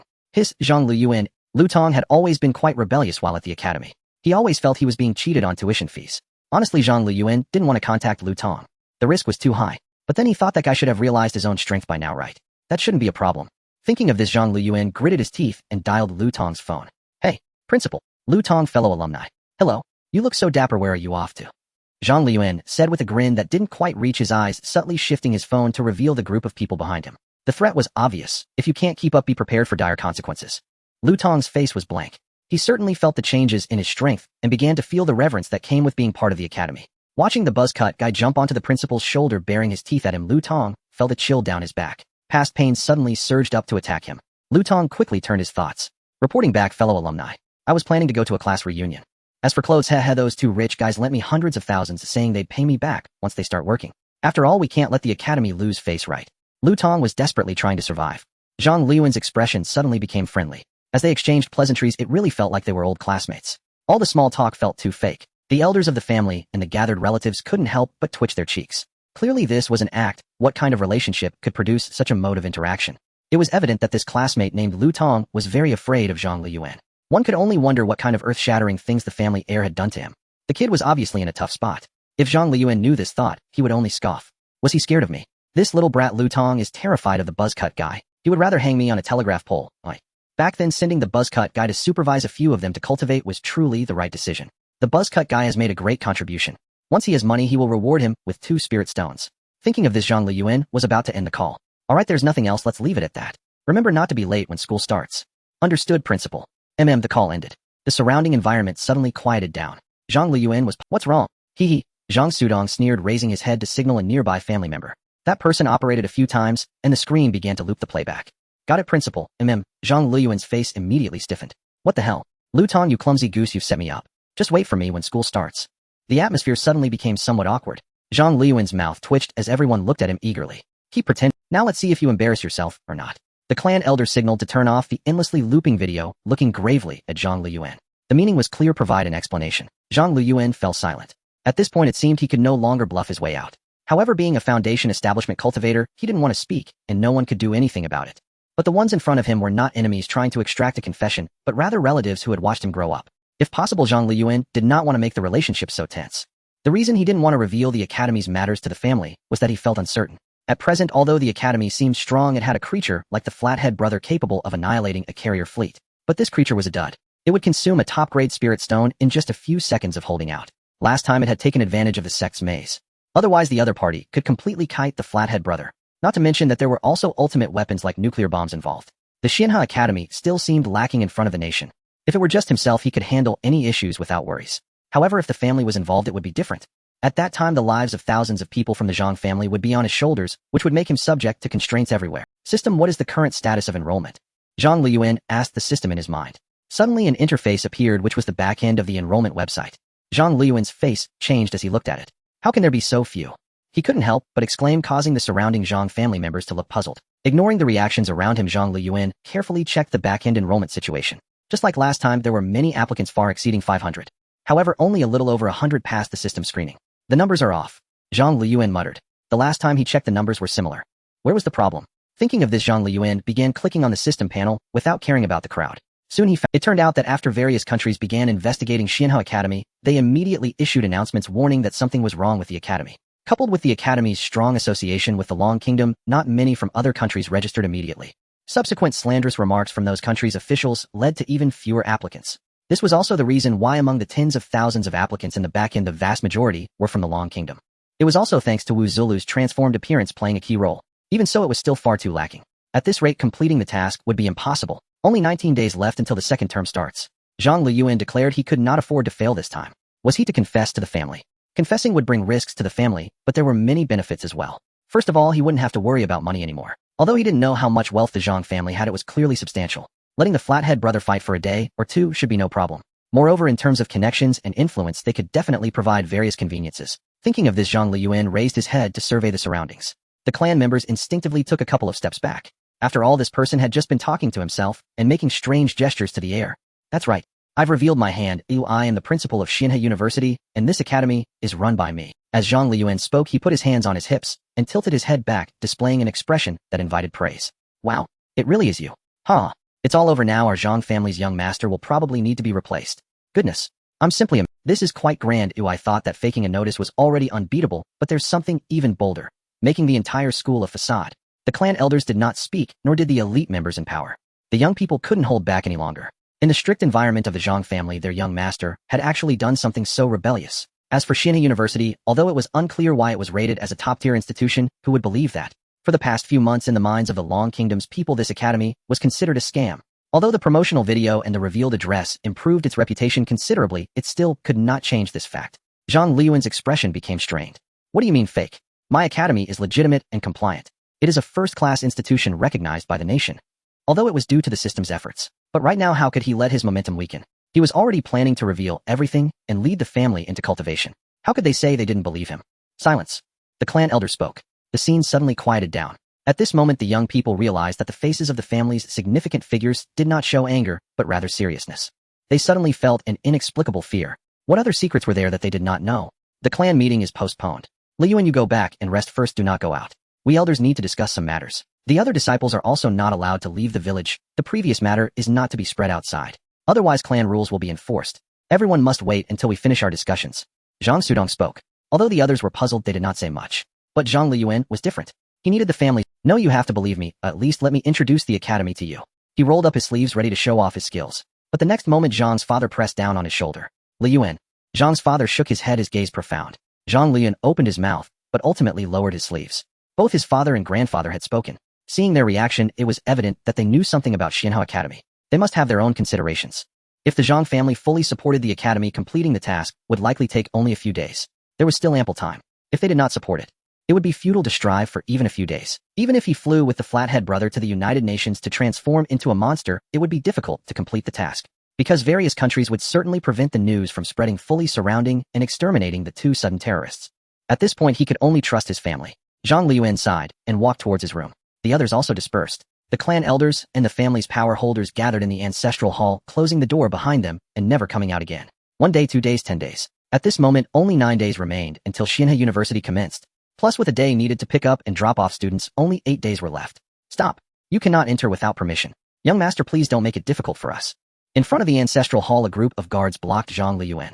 He could no longer wait. He was about to use his foundation establishment strength to show the elders of the family what he was capable of. At that moment, his cousin Zhang Jiajing rushed over anxiously with a tablet in hand. Cousin, it's bad. Your academy is gone. Zhang Luyan, who was about to charge forward, fell to the ground with a thud upon hearing this. Are you okay? Cousin Zhang Jiajing looked at Zhang Luyan with a pained expression. That loud crash must have hurt a lot, right? Zhang Luyan ignored her. He was afraid to summon the system interface on the ground. The academy was fine. Suddenly, he noticed a 2-hour countdown appeared next to the hourglass. His Zhang Luyan grimaced as he got up. He almost forgot about this. Does this mean that the test for humanity in this world, as the system mentioned, is about to arrive in just 2 hours? Zhang Luyan's expression turned serious. His current strength was at the peak of foundation establishment. Honestly, he had no absolute confidence in being able to protect his clan members given the uncertainty of what might happen. But fortunately, Ping Tu Go is here. With this thought, he looked at his cousin Zhang Jiajing. Wait, what did you just say? Zhang Luyan suddenly looked up. Cousin, your academy has been officially declared a fraudulent institution, and people are advised not to enroll with a strict crackdown on your criminal gang. Zhang Jiajing flipped her tablet and spoke. Huh. Zhang Luyan took it and looked confused. No, everyone had been getting along well before, and Long Country had the highest number of enrollments.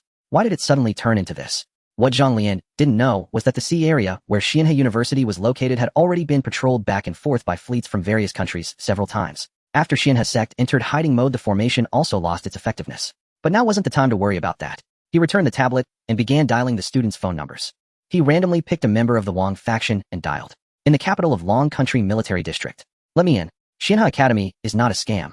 Wang Fong looked angrily at the soldier blocking his way. Just now he received the news that the authorities had actually labeled Xianhe University as a fraudulent institution. This was different from what everyone had previously thought. The official stance meant it was definitive. But he knew that Xianhe University had real substance. After coming into contact with the mysterious administration, the more Wang Fong learned, the more horrified he became, and his respect for the academy grew. Especially after realizing that the academy was not a project of Long Country, he was even more cautious in speaking with Zhang Luyan. This was evident from their previous conversation. Hey, do you know what crime you're committing by barging into the military district? Beside him, the director of the administration, Shi Huanlong, pressed down on Wang Fong. This was the best prospect for Long Country's mysterious talents with a bright future ahead. We cannot let him act foolishly. Director, are you going to stop me too? Wang Fong looked like he was about to force his way in. If the higher-ups angered the academy with this action and stopped enrollment in Long Country, he couldn't even imagine how big the loss would be for the country. Wang Fong was very confused. Didn't the higher-ups know of his existence? Why would they still think Xianhe University is a scam? Shi Huanlong noticed the boy's confusion. This matter is managed by our mysterious bureau. We will not report anything unless it is of great importance. Don't worry, you are definitely qualified to report. It's just still going through the process. Tomorrow the higher-ups will definitely know, and then this misunderstanding will be cleared up, right? Shi Huanlong reassured him kindly. Wang Fong wanted to say something, but at that moment his phone vibrated. Principal. Shi Huanlong immediately perked up. Answer it. Explain well so there are no misunderstandings. Although he was very interested in the principal of this mysterious academy, he tactfully stepped aside. Wang Fong answered the call, wanting to explain. Alumni, you have to listen to me. This is a misunderstanding. After that call, the four of them had contacted each other privately as the principal's behavior was too strange.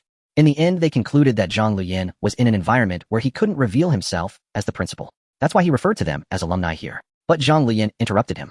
Forget about that for now. Where are you? Wang Fong saw Zhang Luyan's serious expression. I'm in the military district. Do you have the Yunlu sword with you? No. Bring the sword with you. Tell your family not to go out, and you must return immediately to stay with them. Zhang Luyan finished and hung up the phone, leaving Wang Fong staring at his phone in bewilderment. What happened?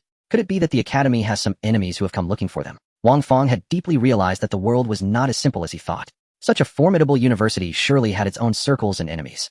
With this thought, Wang Fong turned to Shi Huanlong. The Yunlu sword had been taken for testing. He'll go get it for you right now. Don't worry, I will personally bring people to your house to keep watch. No matter what happens, we and the country will back you up. Shi Huanlong and Wang Fong thought of the same thing. They believed something unexpected had occurred at Xianhe University, perhaps involving enemies. Sure, Huanlong inexplicably thought of the mysterious person who had disappeared along the coast. Could it be him? On the other side, after Zhang Luyan hung up, he began contacting the remaining students. After all, they were currently some of the few disciples of Xianhe University. If something went wrong leading to the loss of their Dao heart, it would be a huge loss. In the ancestral hall behind him, the clan elder and a group of family elites had undergone lengthy discussions and analyses. Finally, they reached a conclusion. Then it's settled the Zhang family will fully support Luyan's academy endeavors. The times have changed, and this could become an opportunity for our Zhang family. Zhang father spoke. In the room, everyone looked somewhat exhausted. They hadn't left this room for days. They certainly knew some information about Xianhe Academy. Auspicious signs, tsunamis, monsters, mysterious seas. As a result, this academy was actually founded by their family's descendants. Support. Or disassociate. This must be handled with care. Head of the family, the situation has changed. At this moment, someone stood up and said. He turned the volume of the news channel on his phone to the maximum, and what was playing was the news declaring Xianhe University as a fraudulent institution with a strict crackdown announced. The room fell into an awkward silence. Cough cough, everyone don't worry, I already expelled that brat Zhang Luyan's household registration. He can't implicate the Zhang family. Zhang father said somewhat guiltily. Originally, the Zhang family did not plan to support Zhang Luyan's academy, but after much negotiation from him, they had finally reached this result. But unexpectedly, that brat turned out to be a total disappointment. Wasn't he a university officially accredited by the authorities? He was now so angry that his liver hurt. In the room, the clan elders and other power holders looked very grim. Everyone was quite busy, if it was only because the Zhang family had encountered a significant opportunity that they wasted so many days here. Various analyses and weighing of pros and cons. After finally making up their minds to take the plunge, you show me this. It's simply a farce. Meeting adjourned. The clan elders angrily finished speaking and led the way out. Zhang father smiled, awkwardly feeling guilty. No. He had to let this brat Luyan leave Long Country immediately to avoid the storm. Outside the Zhang clan ancestral hall, Zhang Luyan had just finished calling all his students, ordering them to return home at once and stay close to those most important to them. In case anything happened, at least someone would be there to look after them. Even if they could not handle it, it would be somewhat safer. After all, several of his students possessed cultivation. At that moment, the long-closed doors of the ancestral hall finally opened. The elders who emerged cast rather unfriendly. Zhang Luyan found it strange, but paid it little mind after all the system's warning was about to sound. In the next instant, however, he could no longer ignore it. Those uncles and elder relatives had already begun contacting transport by phone as if preparing to depart at once. Zhang Luyan shouted. Then his father barked. You brat, what madness is this? I haven't settled this with you yet. What are you standing there for? Hurry, go get money from your mother and run. You ungrateful wretch. Zhang's father said, switching his phone to the news feed and showing it to his son before raising his foot as if to kick. To have committed such a grave matter. If they were caught, there would be no getting him out. There was only one son. Though he had struck hard in discipline at times, he truly did not want to start over raising another. Zhang Luyan swiftly dodged aside. I'm not joking. This is an emergency. No one is to leave, and all those away must be summoned back. The Zhang clan had many branches, not everyone was entitled to attend the clan assembly. But those who had just finished their meetings thought they had been made a fool of. Why would they heed him? They gave Zhang Luyan no kind looks and continued arranging their own affairs. Zhang Luyan knew this could not continue. He walked to the ancestral hall's great gate. The portal was imposing, 3 meters tall and 2 meters wide, crafted from prized fragrant rosewood favored in ancient palace furnishings. Hand-carved throughout, it was noble and weighty in every sense. Zhang Luyan glanced behind him to confirm no one was. He kicked the stately gate, and its frame slid 5 meters and then thundered down into the courtyard. The enormous sound and shock drained the color from everyone's faces. Even the ancestral tablets could not remain steady. They leapt from their places in the tremor and toppled together. I said, obey me. Understand. Zhang Luyan released the full majesty proper to a cultivator. But the next moment, he awkwardly withdrew it. When he had exerted it, those around him felt as if a 1,000-pound weight pressed upon them. Their legs went weak, and they sank to their knees, Zhang's father included. Cough. No need for such ceremony, really. Why bestow such grand honors upon me? Sweat beaded on his brow as Zhang Luyan helped his old man to his feet. He was flustered. This was truly unintentional. Zhang's father was silent. Good heavens, is that my son? He recalled how many times he had beaten Zhang Luyan before. His face grew strange. Was the boy not acting deliberately just now? No, this is not the time to fret over such trifles. This aura, this power, what on earth? The rest of the Zhang kin were stunned as well.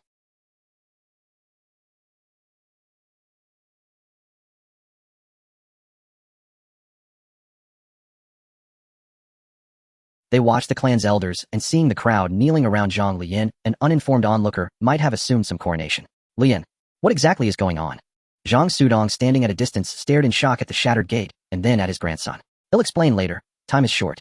First summon the clan, or there won't be time.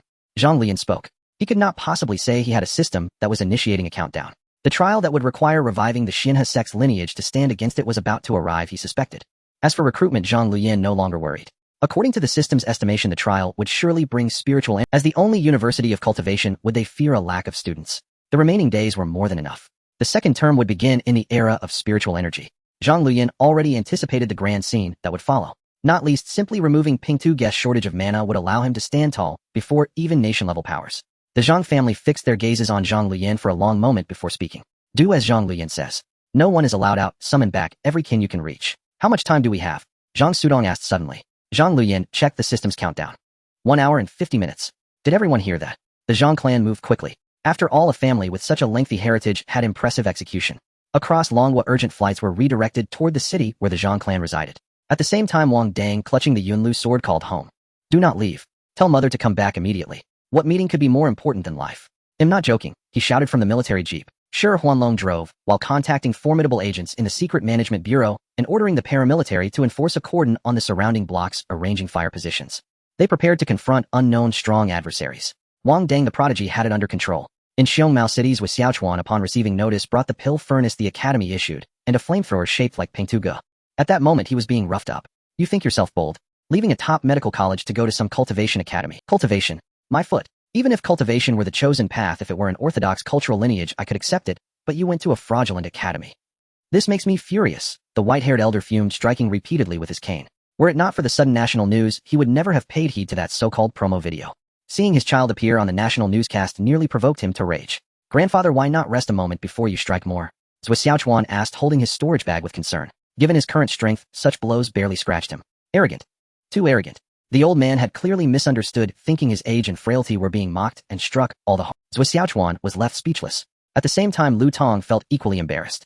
He, like Wu Zhilu, had been attending a classmates' reunion. One moment, he had been the most dazzling presence in the room. The next, he had become a criminal suspect. Students who signed contracts with the fraudulent academy naturally became targets.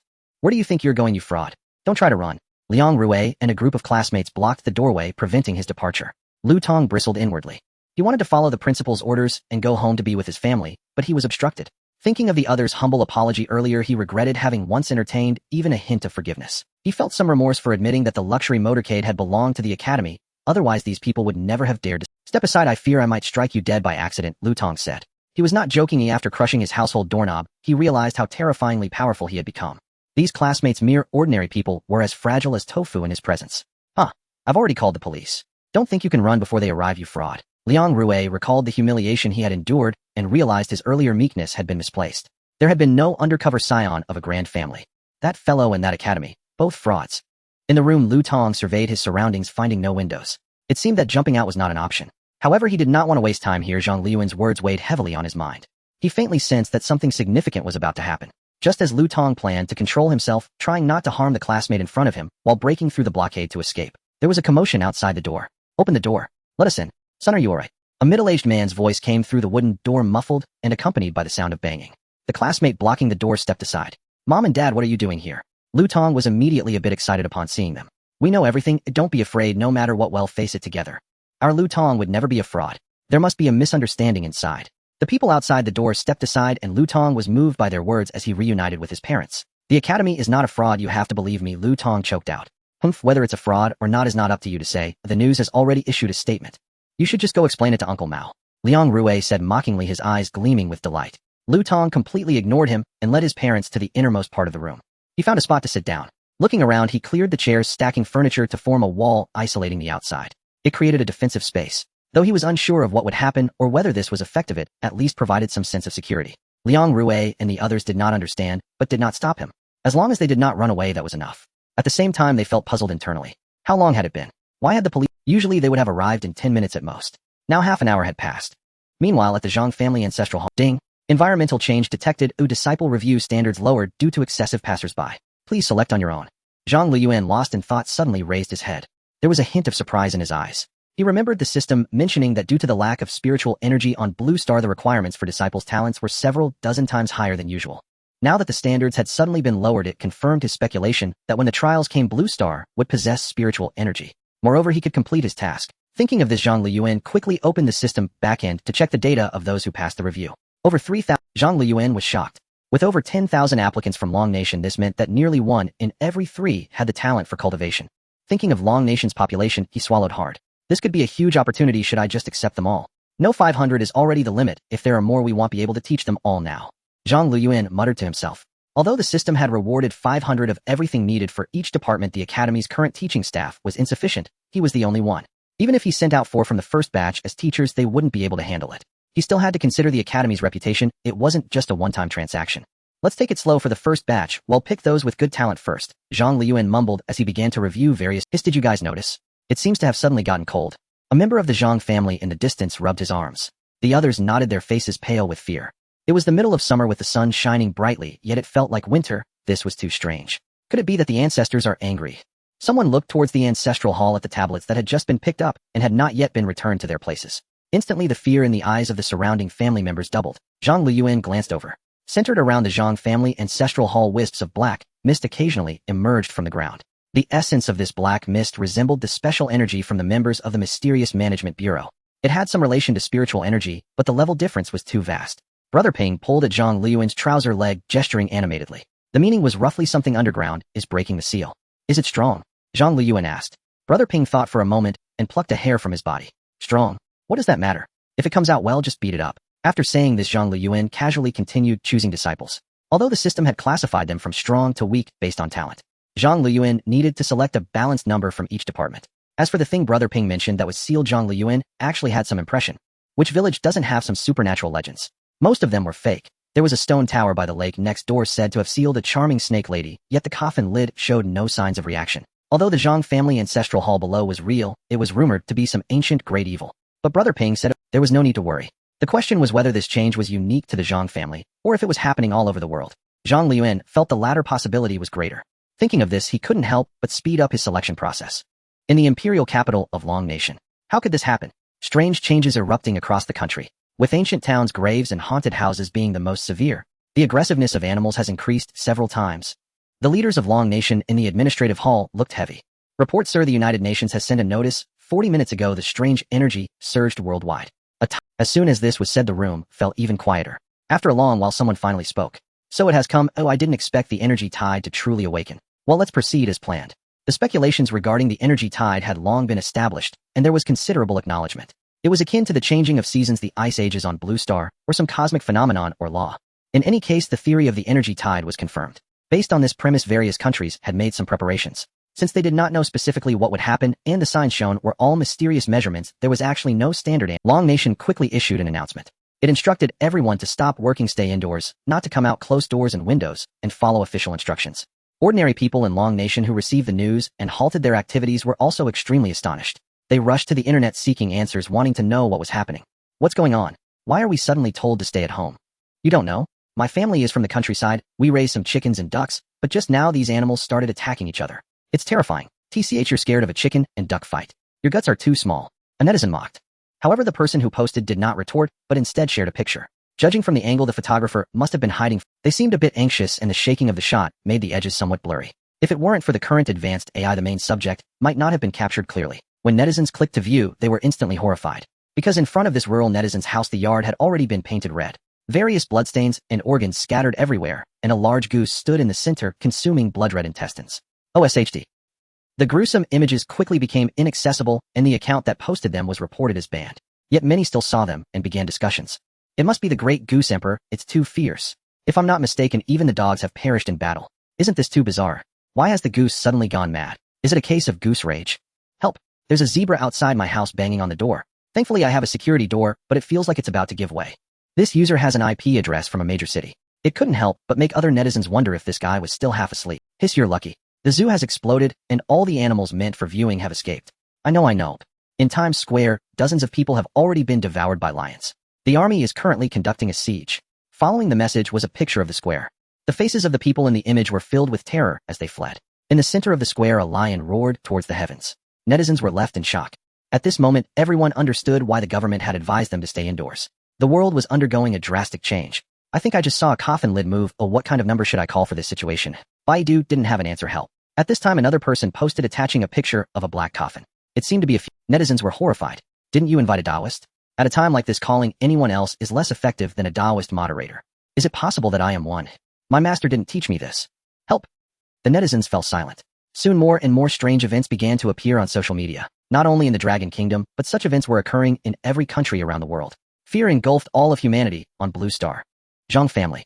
Zhang Luyan finally finished selecting students. Ding. Challenge task completed. Successfully enrolled 500 people. Rewards are being distributed. Congratulations, host. Your cultivation level has risen to golden core.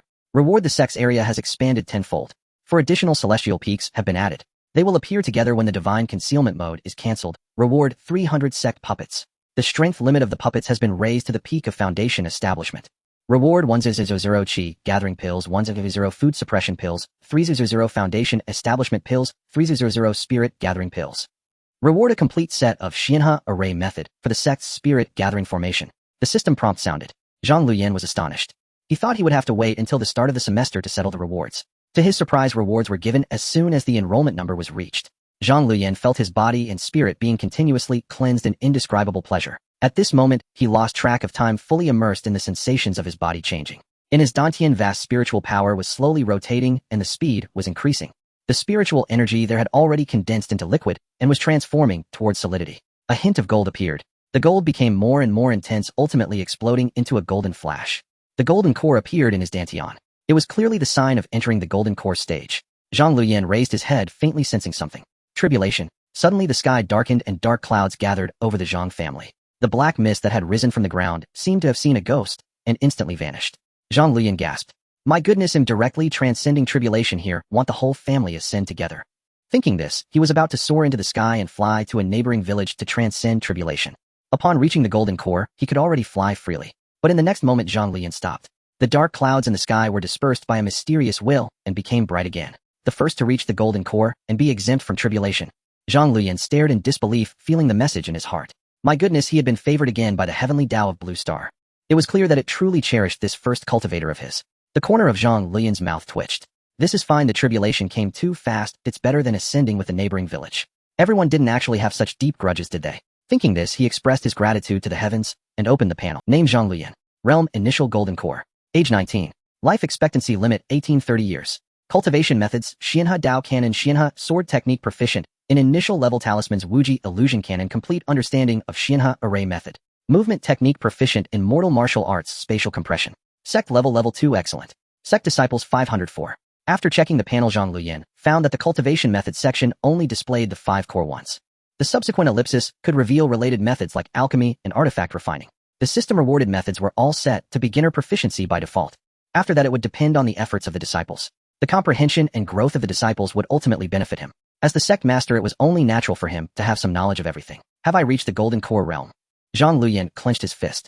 No joke, he felt that under full power he could obliterate this area with a single strike. Reaching the golden core truly meant stepping onto the path of immortality. His lifespan had also reached the terrifying level of over 1800 years. It should be noted that many countries' histories on Blue Star do not even span that long. After the golden core stage, the realms no longer had 12 levels like before. Instead, there were only 3 realms: initial, full, and peak. The next major realm is indeed the nascent soul right. After checking, Zhang Luyan muttered. The little creature under his feet was hopping joyfully, clearly happy about Zhang Luyan reaching the golden core. He glanced at the time. The system countdown had reached the final 30 minutes. After the power-up, he was confident in facing everything that lay ahead. At the same time, in major cities and towns of the Dragon Kingdom, the army had left their posts, deploying defenses in the cities and escorting villagers to the nearest cities for refuge. From time to time, gunshots echoed in the air. Those were soldiers taking down rampaging animals. The cities were also restless, with pets becoming increasingly agitated. The bonds formed with their owners were ultimately overwhelmed by their beastly instincts. The official order was to isolate all people from animals, to abandon pets outside, and those who couldn't do so could contact the fire department for help. Those unwilling would bear the consequences. As animals caused chaos, places like hospitals and cemeteries began to evoke a chilling sense of dread, just like the Zhang family experienced. This caused immense panic. Because it was summer now, in severely affected areas, mysterious government members in flying fish attire could always be seen moving about. But the remaining ones were enough to create tremendous panic. Coupled with the abnormal behaviors of the animals, various terrifying theories spread across the internet. The authorities no longer had the energy to manage these matters. The discussions among people about what to do out of fear did lead to some potential solutions. Thanks for the invite, I'm already in the Martyr's Garden. Anyone who dares to come over, just try it. Who's afraid of whom? His brothers in the same city. Are there many people over there? The temple has already exploded and the walls have collapsed. I just can't squeeze in. There are too many people. Let the abbot hold a ritual. Directly suppress them with Buddhist scriptures. Cough cough, the abbot asked me to inquire. He was also pushed out. All the consecrated artifacts have been cleaned out. How about letting the abbot download some audio of Buddhist scriptures? Anyway, I've already set it up on the speakers and started cyber transcendence. The place next door has been vacant for a long time. I suspect I've encountered a haunted house, and it's freezing scary. While everyone was trying every possible way to keep themselves safe, the countdown in Zhang Luyan's system reached the last 10. The spiritual energy in the high altitude grew increasingly abundant. Zhang Luyan looked up at the sky, his powerful golden core divine sense allowing him to perceive the unusualness in the heights. The pressure of the spiritual energy in the sky grew increasingly strong. Is the spiritual energy falling from the sky? After saying this, Zhang Luyan sensed something was amiss. The spiritual energy above showed no signs of descending. Still hovering in the high altitude, it became ever more dense and terrifying. Zhang Luyan withdrew his perception, his lips twitching. At this rate, the thunderclouds high above would evolve into wild calamity, clouds lacking only the will of the heavenly Tao. It seems that the changes in spiritual energy are not limited to the creatures and supernatural beings of Blue Star. Even natural climatic conditions are transforming. In the future, the probability of accidents involving airplanes and the like will likely increase dramatically. Space exploration will also become a thing of the past. Once the atmosphere condenses spiritual power, it is likely to become a terrifying barrier. It has the flavor of ascension. Zhang Luyan muttered. The spiritual energy probably needs to be over 10,000 meters above to become increasingly dense. Below that, it's a different story. Zhang Luyan sensed the energy appearing in the surrounding air. Although it was still increasing, the pace had slowed down. Moreover, it was mixed with many other substances. The portion belonging to spiritual power was quite thin. Zhang Luyan tried to run the Xianhe Dao Classic, discovering that the technique could directly filter out those unknown energies. It only absorbed spiritual power. He suddenly recalled the mysterious bureau members he had encountered before and the thing from the Zhang family's underground that was about to lift the coffin lid. Were they all cultivating by absorbing this impure energy? Zhang Luyan's expression suddenly became strange. Compared to the energy mixed with various unknown substances, spiritual power was like the difference between gasoline and crude oil. One is a pure high-octane fuel, while the other is complex in composition. If used directly for cultivation, who knows what effects it might cause.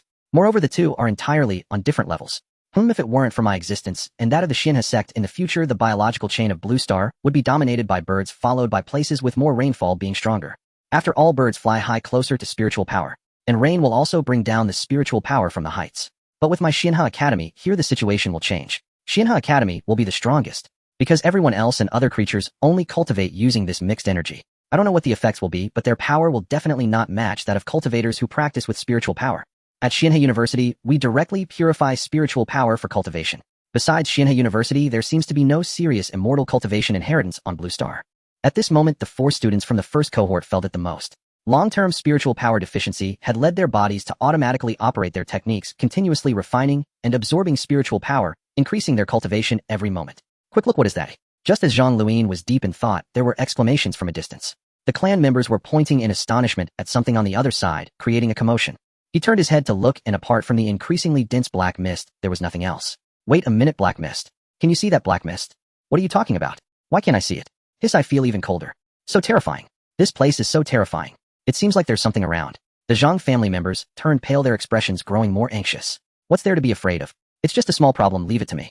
Zhang Luyan said nonchalantly. It's just a weakling. If not for the fear of ruining the ancestral hall, he would have directly blasted it down to 188 meters underground to catch and eliminate that thing that continuously polluted the air in the house. It seems that the energy appearing is also subtly altering human physiology, causing changes in them. The surrounding clan members felt reassured seeing Zhang Luyan's calm demeanor. Just now they had all heard about how Zhang Luyan had shattered the valuable entrance door with a kick. Then it's up to you, Luyan. It's so ominous, you must take care of it. From now on you will be the hope of our Zhang family, with the strength of our Zhang family's young master, any demon or spirit. From now on you will be the hope of our Zhang family, with the strength of our Zhang family's young master, any demon or spirit that comes will surely be dealt with. Various praises were continuously offered. A man who could shatter the ancestral hall's valuable entrance with a kick was true. At that moment a girl suddenly squeezed over. Cousin. It's bad, my father says you need to run quickly, the officials are coming. Zhang Jiajing said anxiously. It is said that those people wore strange clothes, likely some mysterious official force. The little girl had already devised a whole plan for the feast in her mind. If Zhang Luyan didn't hurry to escape. Is that the respectful look in your eyes? Zhang Luyan rolled his eyes and flicked Zhang Jiajing's forehead. That deadpan look really left him speechless. Oh dear, what time is it, and you're still worried about that? If you don't run now you really won't be able to escape. They are almost at the village entrance. Zhang Jiajing shouted, swatting his hand away. Meanwhile, Zhang Luyan's parents also approached. Luyan, you should hide for now, or let us handle it. Zhang's father spoke. With Zhang Luyan's strength displayed just now, he believed escaping would not be a problem. Given the chaotic situation outside, he didn't expect the officials would still have the energy to come after this kid. What kind of mess has this fool gotten himself into? Zhang's father felt bitter inside. If Zhang Luyan knew, he would surely tell him it was nothing much, just blew up a carrier battle group and disrupted an exercise. Zhang Luyan himself was also quite surprised. The officials are so idle. Because of his breakthrough, he hadn't even had a chance to go online and check. But he didn't need to look to know that outside was likely in complete chaos. Didn't expect someone would come to catch him. No worries, am I afraid. Let them come, Zhang Luyan said firmly. With a golden core he could speak with confidence. Zhang's father rolled his eyes. Finally, under the persuasion of the clan elders, Zhang Luyan was reluctantly pulled by the little girl Zhang Jiajing to a nearby reception room, stubbornly refusing to leave. There's still a little thing underground, how could he leave now? And given the current situation, he also had some thoughts regarding the family. Since him doing nothing, tell Zhang Jiajing to have the kitchen prepare a hot pot without beef, make more fish, I love to eat. Zhang Luyan slumped lazily in the main seat. Zhang Jiajing rolled her eyes. Do you want me to feed you, big young master? Go yourself. If you insist on speaking like that, then I might just leave, Zhang Luyan said as he prepared to get up. Zhang Jiajing hurriedly pressed him down. Alright, I'll go, okay. Just don't. The little girl rolled her eyes. This cousin is too much, even threatening a child. She pouted and ran off. At the Zhang family village entrance, a group of people in uniforms appeared, members of the mysterious management bureau. Leading them was the deputy director whom Zhang Luyan had encountered before at the port. Boss, if the information is correct, this is the place. Everyone be prepared, this battle will not be easy. At the village entrance, the members of the management bureau formed a line. Boss, what is the background of the Zhang family? Why do I feel that their gaze towards us is not very friendly? The young team member beside Deputy Director Zhong Guofa said uncomfortably. They were on a mission, and wherever they went they were. Even in those villages that dealt with the bazaar, there were still people who built temples for them, claiming to ward off evil. Why then were they so unwelcome in Zhang family village? They weren't even allowed to enter. Cough cough, don't think too much. It's normal for ancient clans to be exclusionary. Don't dig too deep into their background, or just know that the nearby villages are all major taxpayers of the Dragon Kingdom. Don't provoke them lightly, the mission is paramount. Zhong Guofa explained, feeling that his subordinates still needed some tempering, hence his tone was not very good. It wasn't their first mission after all, and being obstructed by locals was normal, right? The young man realized his leader was unhappy and immediately fell silent, waiting quietly. A few minutes later, the people at the village entrance parted, and a group approached from afar. Haha, sorry to keep you waiting. I am Zhang Fu, the current head of the Zhang family. May I ask who you are? Zhang Fu appeared at the village entrance, surrounded by clan elders, and looked at the members of the management bureau. We are from the Dragon Kingdom's mysterious management bureau. I am Deputy Director Zhong Guofa here on a mission. Please cooperate with us. Zhong Guofa took a deep breath before speaking. His gaze suddenly sharpened, and the team behind him exuded an aura typical of martial artists. For a moment, the expressions of the Zhang family members shifted. Oh, forgive my ignorance, but I've seen a bit of the world. The Zhang family has some friends and connections in the Dragon Kingdom. Why have I never heard of this mysterious management bureau? Do you have any identification? Zhang Fu asked curiously, his heart suddenly heavy. He actually knew a bit about this bureau, but he couldn't reveal too much. It's actually normal not to know. That brat actually summoned these people to capture him. Tisk, this is really a trouble. Deputy Director Zhong Guofa didn't waste time and took out official identification and case documents to show Zhang Fu. Then he was about to take his people inside, but was blocked by the Zhang family members. Zhong Guofa's face darkened. Time was pressing, but they couldn't just charge and right. He glanced at the clan elders behind Zhang Fu. If anything happened to the elders, would the reputation of the management bureau be damaged? Would the director not kill him? What do you mean by this? Zhong Guofa said angrily. This is an ancient town. Many items here are artifacts. If so many of you rashly enter and cause damage, who will be responsible? Exactly. Can you afford to pay for the damages? Is Zhang family village somewhere you can enter just because you want to? The Zhang family members behind spoke somewhat arrogantly. This made many members of the management bureau fume with anger. It felt a bit like good intentions being met with hostility. Zhong Guofa stared hard at Zhang Fu and said, I have already shown you the documents. Is the Zhang family going to defy this? Zhang Fu was taken aback. Not at all, but what they said is also the truth. I do not know what mission Deputy Director Zhong is here to carry out. At the very least, could you inform us? He had only seen the relevant permits. There was no mention of the mission content. Although everyone thought they were here to capture someone, wasn't this just wasting time? With the chaos outside, he didn't believe that so many elites from the management bureau could just waste time here. Zhong Guofa pondered for a second, feeling that there was nothing to hide. The headquarters detected the most intense source of X energy fluctuations in your vicinity. We are here to deal with it. If you don't want Zhang family village to be destroyed, it's best to step aside immediately. That thing is not something ordinary people can handle. Zhong Guofa said seriously. The Zhang family members were left in shock. Huh, aren't you here to capture Zhang Luyan? What is X energy? Zhang Fu was also confused. Is that all? No other tasks? For example, dealing with scammers or something like that? As he spoke, his wife next to him stepped on his foot, and he gasped in pain, glaring at Deputy Director Zhong. The latter looked puzzled. Our mysterious management bureau only deals with threats related to X series. What you mentioned is under the jurisdiction of the police, isn't it? Zhong Guofa felt that he really needed to write a report when he returned to have the higher-ups investigate the Zhang family. They were acting strangely. Haha, do you have confidence? Zhang Fu showed an awkward smile and asked quietly. They had certainly seen the black mist in the center of the village. They originally thought these people were here to capture Zhang Luyan, but unexpectedly they were here to help them resolve a problem. This situation was quite the turn of events. The hostile attitude of the surrounding Zhang family members suddenly vanished, turning somewhat awkward. Of course, we are professionals, Zhong Guofa said loudly, signaling to the young man who had just joined them. The latter jumped to the side and struck a pose. Huh. He slightly jumped, turned, and sidekicked the head of the large stone lion at the village entrance. A loud bang. The lion's head spun and flew a few meters away. Oh wow. Awesome. Good. Incredible. With you here, Zhang family village is saved. Thank you for your care, nation. We truly appreciate your arrival. The Zhang family members exclaimed and cheered. The displayed strength was no less than that of Zhang Luyan. Although Zhang Luyan had just claimed he could handle the source of the... But was that kid reliable? Not at all. Even if Zhang Luyan hadn't forged his university notice and learned some skills, the matter of faking grades in the Imperial Capital High School and deceiving the clan for rewards had been exposed. Everyone had reason to doubt the reliability of their young master. How could these people before them not be better? No need to choose. Zhang Luyan ex-management bureau. The Zhang family members immediately switched sides. After all, these people were here to help, and it didn't conflict with their protective instincts. The young man felt the enthusiastic gazes around him, and a smile appeared on his face. This felt right. This was the treatment that their mysterious management bureau should have. Suddenly, a pretty girl came running over with paper and a pen. Signature. Her bright, sparkling eyes looked straight at him. Who could refuse? The young man didn't think much and took the pen to sign before handing it back. Suddenly, he noticed something was off. There was a large string of numbers on it. Wait, what did you have me sign? An invoice. This stone lion is from the Ming dynasty, the girl said slyly. The young man widened his eyes in shock and looked at the remains of the lion. Only then did he realize that the lion was fierce and vivid, adorned with intricate and luxurious cloud patterns not resembling an industrial product. The young man looked pitifully at Deputy Director Zhang. Boss, you had me show off. Report. Zhang Guofan nearly spat out these two words through clenched teeth.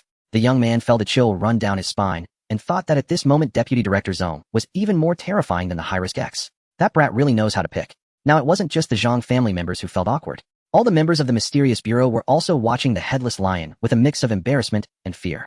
Aha, please come in. Zhang Fu hurriedly welcomed them inside, breaking the awkward atmosphere. Zhang Guofan nodded and led the way in. The other team members followed some cautiously. Who knew what kind of old antiques they might accidentally break? Inside the village, Zhang Luyan was about to put vegetables into the hot pot with chopsticks. At this moment, the system's countdown ended. Are they here? As soon as he finished speaking, the sky suddenly changed colors. In the room, the little girl stared in astonishment at Zhang Luyan, who was holding chopsticks. She glanced at the table, confirming there was no beef, and the pot contained no beef fat. Don't tell me you don't want to eat. Zhang Jiajing wore an expression that dared him not to eat, as if saying she would bite him to death. Was she playing with him? Such bullying is unacceptable. Zhang Luyan seemed not to hear, as his perception had already expanded outward. Outside, the Zhang family and the members of the administration bureau were stunned. Outside the village and cities and nations, everyone on Blue Star paused their actions, looking up to the sky. Even the abnormal animals and strange entities seemed to be frozen. In the sky, pure spiritual energy intertwined with colorful rays like a blue heron soaring and a kuanping dancing. In the next moment, it transformed into a shadow that seemed divine and illusory, finally dissipating. The world had changed. This thought emerged in the hearts of all humanity. It was as if a photograph suddenly had its contrast maximized, and everyone could sense that something new had appeared on the planet. Well, law. They couldn't comprehend. But Zhang Luyan understood very well. The heavenly will of Blue Star had truly been born. The laws of the 5 elements in space had already formed. Under the influence of these laws, many interesting things would likely emerge. The era of technology was over. Blue Star had officially entered a cultivation version. Not good. Move quickly. At the village entrance, Deputy Director Zhang Guofa's expression changed drastically. Not bothering about damaging any items in the village, he led his team to rush toward the ancestral hall. The Zhang family stood frozen for 2 seconds, then followed with serious expressions. Hiss, it's too late. This scene is just as predicted. It's the ancient seal. Zhang Guofa looked grimly at the monstrous demonic energy before him. Above the ancestral hall, the enormous sealing talisman formed of golden energy was covered in cracks and was slowly disappearing. According to the plan, they were supposed to deal a heavy blow before this thing broke the seal. It should have been timely, but the sudden upheaval of heaven and earth allowed it to emerge early. His Director Zone, can you handle this?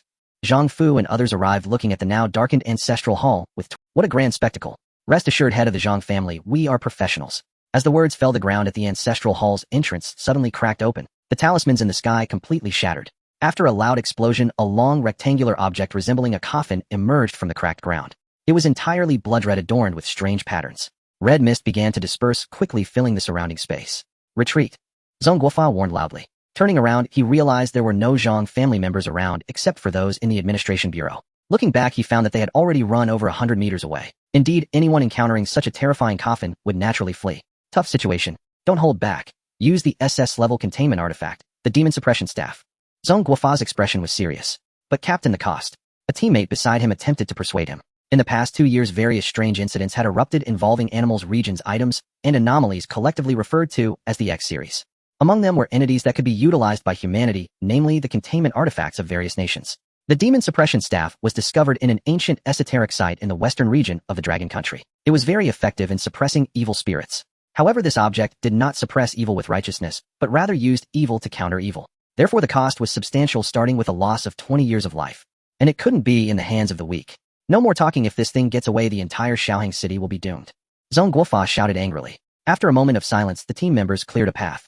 A person ran over carrying a metal box, quickly inputting the password. The box opened, revealing items wrapped in yellow paper lying in the center. Zhang Guofa grabbed it.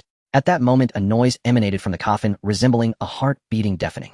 In the next moment, the door suddenly collapsed, revealing the entity inside. Clad in ancient official robes, its body was ashen and emaciated, with blood-red eyes, long fangs in its mouth, and sharp nails gleaming with a cold light. It stepped forward to observe, curiously surveying its surroundings. Oh my god, what the hell is this? Head of the family, what did our ancestors do? Behind the Zhang family members could barely contain their emotions, complaining about the scene. Who would expect such a terrifying monster beneath an ancestral hall?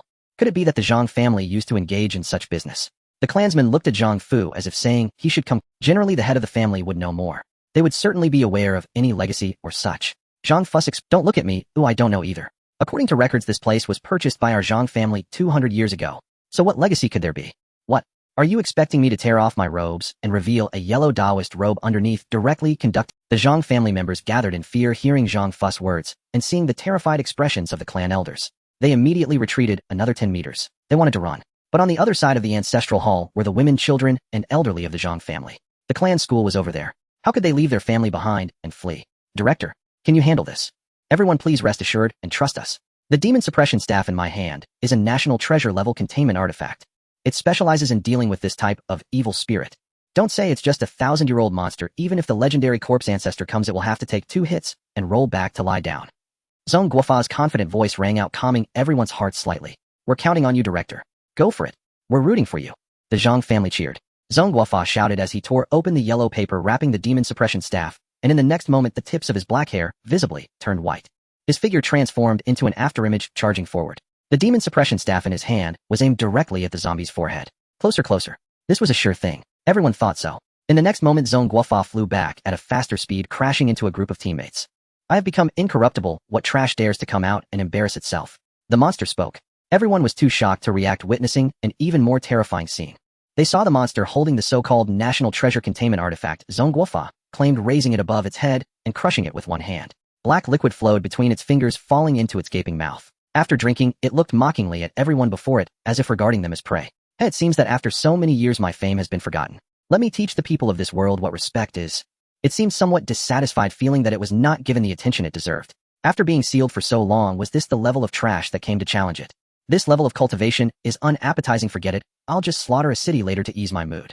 A terrifying pressure accompanied its steps, leaving everyone gasping for breath. They felt an immense weight in their bodies, unable to move an inch. At this point, it was no longer a matter of whether they wanted to run. Many people were so scared that they wet their pants. It seemed that the Zhang family was doomed today. Everyone felt despair in their hearts, and the atmosphere became suffocating. At that moment, an untimely voice rang out. Wait. Flathead brother. You eat yours. This little Carla doesn't need you to intervene. Just wait until I finish this bite of golden needle mushrooms, and he'll go kill it. A young and vague shout echoed from a building beside the ancestral hall. The faces of the Zhang family changed, astonished. The monster's expression also changed, angry. The monster advancing toward the crowd froze in place. Its withered face contorted, twisting with venomous fury. How dare they? How could anyone possibly be so brazen? It, a grand jiang of the unfading bone rank, had once dominated an entire era. Had it not suffered a fleeting misstep, it might have eradicated humanity in this nation entirely. What cataclysm had befallen the world that mortals now bore not even a trace of reverence for it? In that instant, it abandoned the humans before it. They would not escape anyway. It strode instead toward the tightly sealed great gate. Having re-emerged into this new tide of spiritual energy, its first imperative was to forge a name for itself. Its demand was simple: respect, and still more respect. Without renown, how could it thrive? These humans possessed no courtesy whatsoever. They understood nothing of honoring the mighty. Enraged, the mummy-like Jiang kicked the gate clean off its hinges. Oh damn! A flash of light, and Zhang Luyan deflected the shrapnel with effortless precision. The furious, vengeful Jiang dropped instantly to its knees. Crimson tears streamed from its eyes. Another startled, "Oh damn," escaped its lips. Immortal. The unfading bone Jiang stood utterly stunned. Was this not the very dawn of the spiritual energy tide? How could such an immortal stand before it now? Moments earlier, when Zhang Luyan had deflected the gate fragments, he had instinctively unveiled his full cultivation, terrifying the Jiang into tears. It had believed itself a celestial prodigy, having achieved the unfading bone realm amid an age of waning spiritual energy. Upon reawakening, it had expected no rival. Yet what manner of being stood before it now? In all the legends of its own era, no record existed of such a realm. Thus the unfading bone Zhang blurted out, immortal, without thought. Huh. Well, little fellow, you are rather polite. No wonder you demand civility and respect. What is your name? Zhang Luyan rose to his feet as he spoke. Mimi humble mortal name was Qiu Zixue. Now as a Jiang, I am known as the unfading bone. The mummy trembled violently as it answered. It had assumed it would be overlooked, but now it felt overly acknowledged. Lastly, do you have anything else to say? Wiping his hands, Zhang Luyan stepped before it. Since the creature showed such deference, surely he ought to reciprocate. The outside world is terrifying. If possible, I wish only to return to slumber for another few thousand years. The unfading bone pleaded pitifully. Of course, right and wrong could never coexist. This immortal would surely show it no mercy. Zhang Luyan blinked in surprise. The next moment, crimson light flared within the kneeling Zhang's eye sockets. Young man, though I know not which sect's genius you hail from, such profound cultivation at your age is extraordinary, yet your conduct remains too green. You dare let your guard down before me. At the unfading bone rank, Jiang were already peerless among their kind, stealing essence from sun and moon, impervious to blade or spear, and possessing unique life-bound secret arts. As murderous intent erupted, it struck. Zhang Luyan moved just as swiftly, lifting his foot in a single devastating kick, daring to abandon martial decorum. Try facing the kick of a golden core immortal boy. A thunderous detonation shook the air. Everyone nearby felt their eardrums reverberate. The unfading bone vanished, replaced only by scattered pulverized fragments. Zhang Luyan's face twitched. He hadn't struck that hard. It had self-detonated. An escape technique. His kick had merely propelled it outward. He'd underestimated it. At the village entrance of Zhang family village, a single finger bone shattered, then shot forth like a projectile. Midair it swelled and warped, finally reforming the unfading bone's original shape, spewing black blood near death. Terror blazed in its gaze as it sought to flee on the shockwave's momentum. Honey badger, Zhang Luyan commanded. The honey badger leapt up and slammed a paw toward the village's outer perimeter. Another colossal boom echoed, followed by violent tremors. 2 kilometers beyond the village, a massive claw imprint scarred the earth. The unfading bone's aura dissolved completely, erased from heaven and earth. Zhang Luyan nodded, satisfied. Thought you could run. Did you truly believe escape was possible? Inside the house, his cousin Zhang Jiajing sat frozen in disbelief. Everything had unfolded too swiftly. She hadn't even recovered from her shock before the monster was obliterated. The honey badger resumed its meal atop the chair, feigning nonchalance. Zhang Luyan glanced at the scattered debris and lingering black chi outside, then raised his hand, summoning a flame. The fire erupted, sweeping across every taint. In an instant, the air grew pure and fresh once more. Zhang Luyan nodded again, then sat back down and resumed his meal. The Zhang clan members. All bureau personnel. See, Captain, is this the coastal duo? One young agent behind Zhong Guofa swallowed hard. The deputy director likewise nodded stiffly. Could it possibly be anyone else? That unmistakable pair, one human, one beast, and that voice, undeniably them. What celestial being had they actually attempted to detain? Zhong Guofa's heart cried out in anguish, even as relief flooded him. Thank heavens they hadn't engaged. Otherwise his funeral banquet would already be underway. Bureau agents stared blankly at the Zhang clan behind them. Wait, your clan harbors this level of powerhouse, yet you welcomed us here to get humiliated. This is a gross waste of public resources. Don't you realize that? Internally, the agents felt deeply unsettled and burning with curiosity. What precisely was the relationship between the Zhang clan and this sovereign-level expert? Ha ha ha. Thank you. Everyone must be shaken. Why not join us for a meal? As Zhang Luyan's blood relative Zhang Sr. was astounded beyond measure, yet he recovered fastest. He stepped beside Zhong Guofa, gently helping him rise, his tone warm and courteous. Actually I am rather hungry. How about hot pot? Zhong Guofa said, gazing directly at the doorway and the wall, now missing from Zhang Luyan's room. His meaning was unmistakable. Zhang Sr.'s lips twitched faintly. Shall we go? Let's go. With mutual politeness, they approached Zhang Luyan's table. Zhang Jiajing tensed, ready to stand. Sit and eat. They're the ones crashing our dinner. Zhang Luyan retorted, exasperated. The girl immediately straightened, rigid as a statue. Her expression blank, her posture utterly submissive. You decide. I know nothing. Zhang Luyan's unleashed power had genuinely terrified her. His words left the 2 men at the table awkwardly flustered. Deputy Director, please take your seat. I do not share meals with strangers. Zhang Luyan's remark deepened the tension. Zhang Sr.'s lips twitched again. Brat, your wings have grown strong indeed. Just wait. You'll find your allowance cut off the moment your mother hears of this. Discipline through force. Impossible. Absolutely impossible. He simply wasn't that kind of man. No problem. I'll squat right here. That's perfectly fine. Master Zhang, please sit yourself. Zhong Guofa hastily retreated to the side. Zhang Sr. quickly ordered a small stool brought for him. Surely one couldn't let a deputy director truly squat. The rest of the bureau staff stood woodenly aside. Elders of the Zhang clan approached, beaming. Senior Zhang, Lady Tan Jingyan, you are the pillars of the Zhang clan. Please sit and eat. Don't let hunger overtake you. Brother Zhang Sudong, you've worked tirelessly lately. In the end, the scene inside the room turned absurd. The deputy director and several elite agents sat huddled around a tiny table in the corner waiting for the hot pot to boil. At the center of the room, Zhang Luyan's family gathered, Honey Badger and the young girl each claiming a seat. Outside, Zhang clan members mingled freely with bureau personnel launching an impromptu open-air feast. Yet no one truly ate. Their attention remained fixed inward, covertly observing the scene within. The original 12-seat round table now crammed 18 souls. Clan elders and patriarchs sat shoulder to shoulder, smiling broadly as they spun elaborate, wholly fabricated childhood anecdotes, each awaiting Zhang Luyan's nod before daring to settle. From the corner, the deputy director watched dumbfounded. This clan, the Zhang clan, had no idea. Zhang Luyan, inheriting the original body's memories, saw everything from a third-person perspective. After reviewing those memories once, how could he possibly forget his own childhood mischief? He withheld the truth, not out of ignorance, but out of respect for his parents' dignity. Luyan, what exactly is going on here? At the table, silence reigned, until Zhang Sr. finally broke it. Inside the room, as Zhang's father spoke, everyone held their breath. The Zhang family was truly astonished at this moment. The terrifying monster from just now was actually dispatched in an instant by a member of their family. They did not see the bald man strike to finish off the zombie, but Zhang Luyan kicked the zombie to pieces right in front of everyone. Moreover, they all heard the zombie's fearful demeanor and its pleas for mercy. An immortal. The ears of the Management Bureau personnel perked up. This major figure turned out to be from the Zhang family, and it seemed he held a significant position. As members of the mysterious bureau, their martial arts talents were certainly not low, otherwise they would have been filtered out long ago. But just now Zhang Luyan had shattered their worldview. The strength was simply absurd. Moreover, that bald man was probably not simple either. The timing of that loud noise coincided with the bald man's leap. He couldn't believe such a coincidence existed. Hey, I mentioned before that I am the principal of Xianhe University, and this academy is founded by me. It is indeed a real cultivation university. Zhang Luyan spoke. The Zhang family members looked confused. It seemed there was indeed such a thing. But they only thought that this academy was related to the mysterious rumors that had emerged over the past 2 years. And it seemed connected to some recent significant events, making them feel it was quite unusual. But they never expected it to be this unusual. Cultivation, you really are serious about it? The Zhang family members were completely bewildered. The Management Bureau personnel widened their eyes in unison. What did they just hear? The principal of Xianhe University is this guy? Suddenly Zhang Guofa thought of something. Did the higher-ups just label this school as a scam?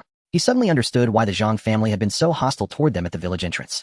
After all, he was unaware of the existence of the Wang party during their external mission. He had been too busy during this break from First, they failed to intercept Zhang Luyan, followed by a lockdown search along the coast. He was working himself to death, and even upon hearing that the director had discovered a genius, he had no mood to inquire. Zhang Guofa fell into deep thought. Zhang Luyan, seeing this, knew his purpose had been achieved. He did not want to be adversarial with the Dragon Kingdom, so he revealed some of his and the Academy's background when necessary. It would be beneficial for future recruitment. You all seem to lack appetite. You must be busy with official duties, so I won't keep you. Zhang Luyan said to the nearby Management Bureau members. Zhang Guofa was momentarily astonished, then stood up seriously. He knew the other party was starting to usher them out. On principle, do you think I can still attend school? Although I am in the Management Bureau, I am also a keen learner, Zhang Guofa said earnestly. Since it is a school, there must... He had also heard some news about Xianhe Academy's recruitment. It was said that the review was quite difficult, and with the principal here, wouldn't it be a waste not to take the back door? Zhang Luyan looked at Zhang Guofa, his expression somewhat hesitant. The latter immediately continued, this is the side effect of using a containment object. Don't be fooled by my appearance. I'm actually only 18. Zhang Guofa said anxiously. Zhang Luyan. Uncle, are you underestimating my eyesight? Even if that thing drained 20 years off your lifespan, you could never be 18. Zhang Luyan looked at the other members, his expression one of, is he serious? This 18 years old. The elite members of the Management Bureau, who came along, remained silent. They wanted to cover their faces. Boss, can we have some dignity? Ahem, this term is already full. Oh, let's talk about the next term.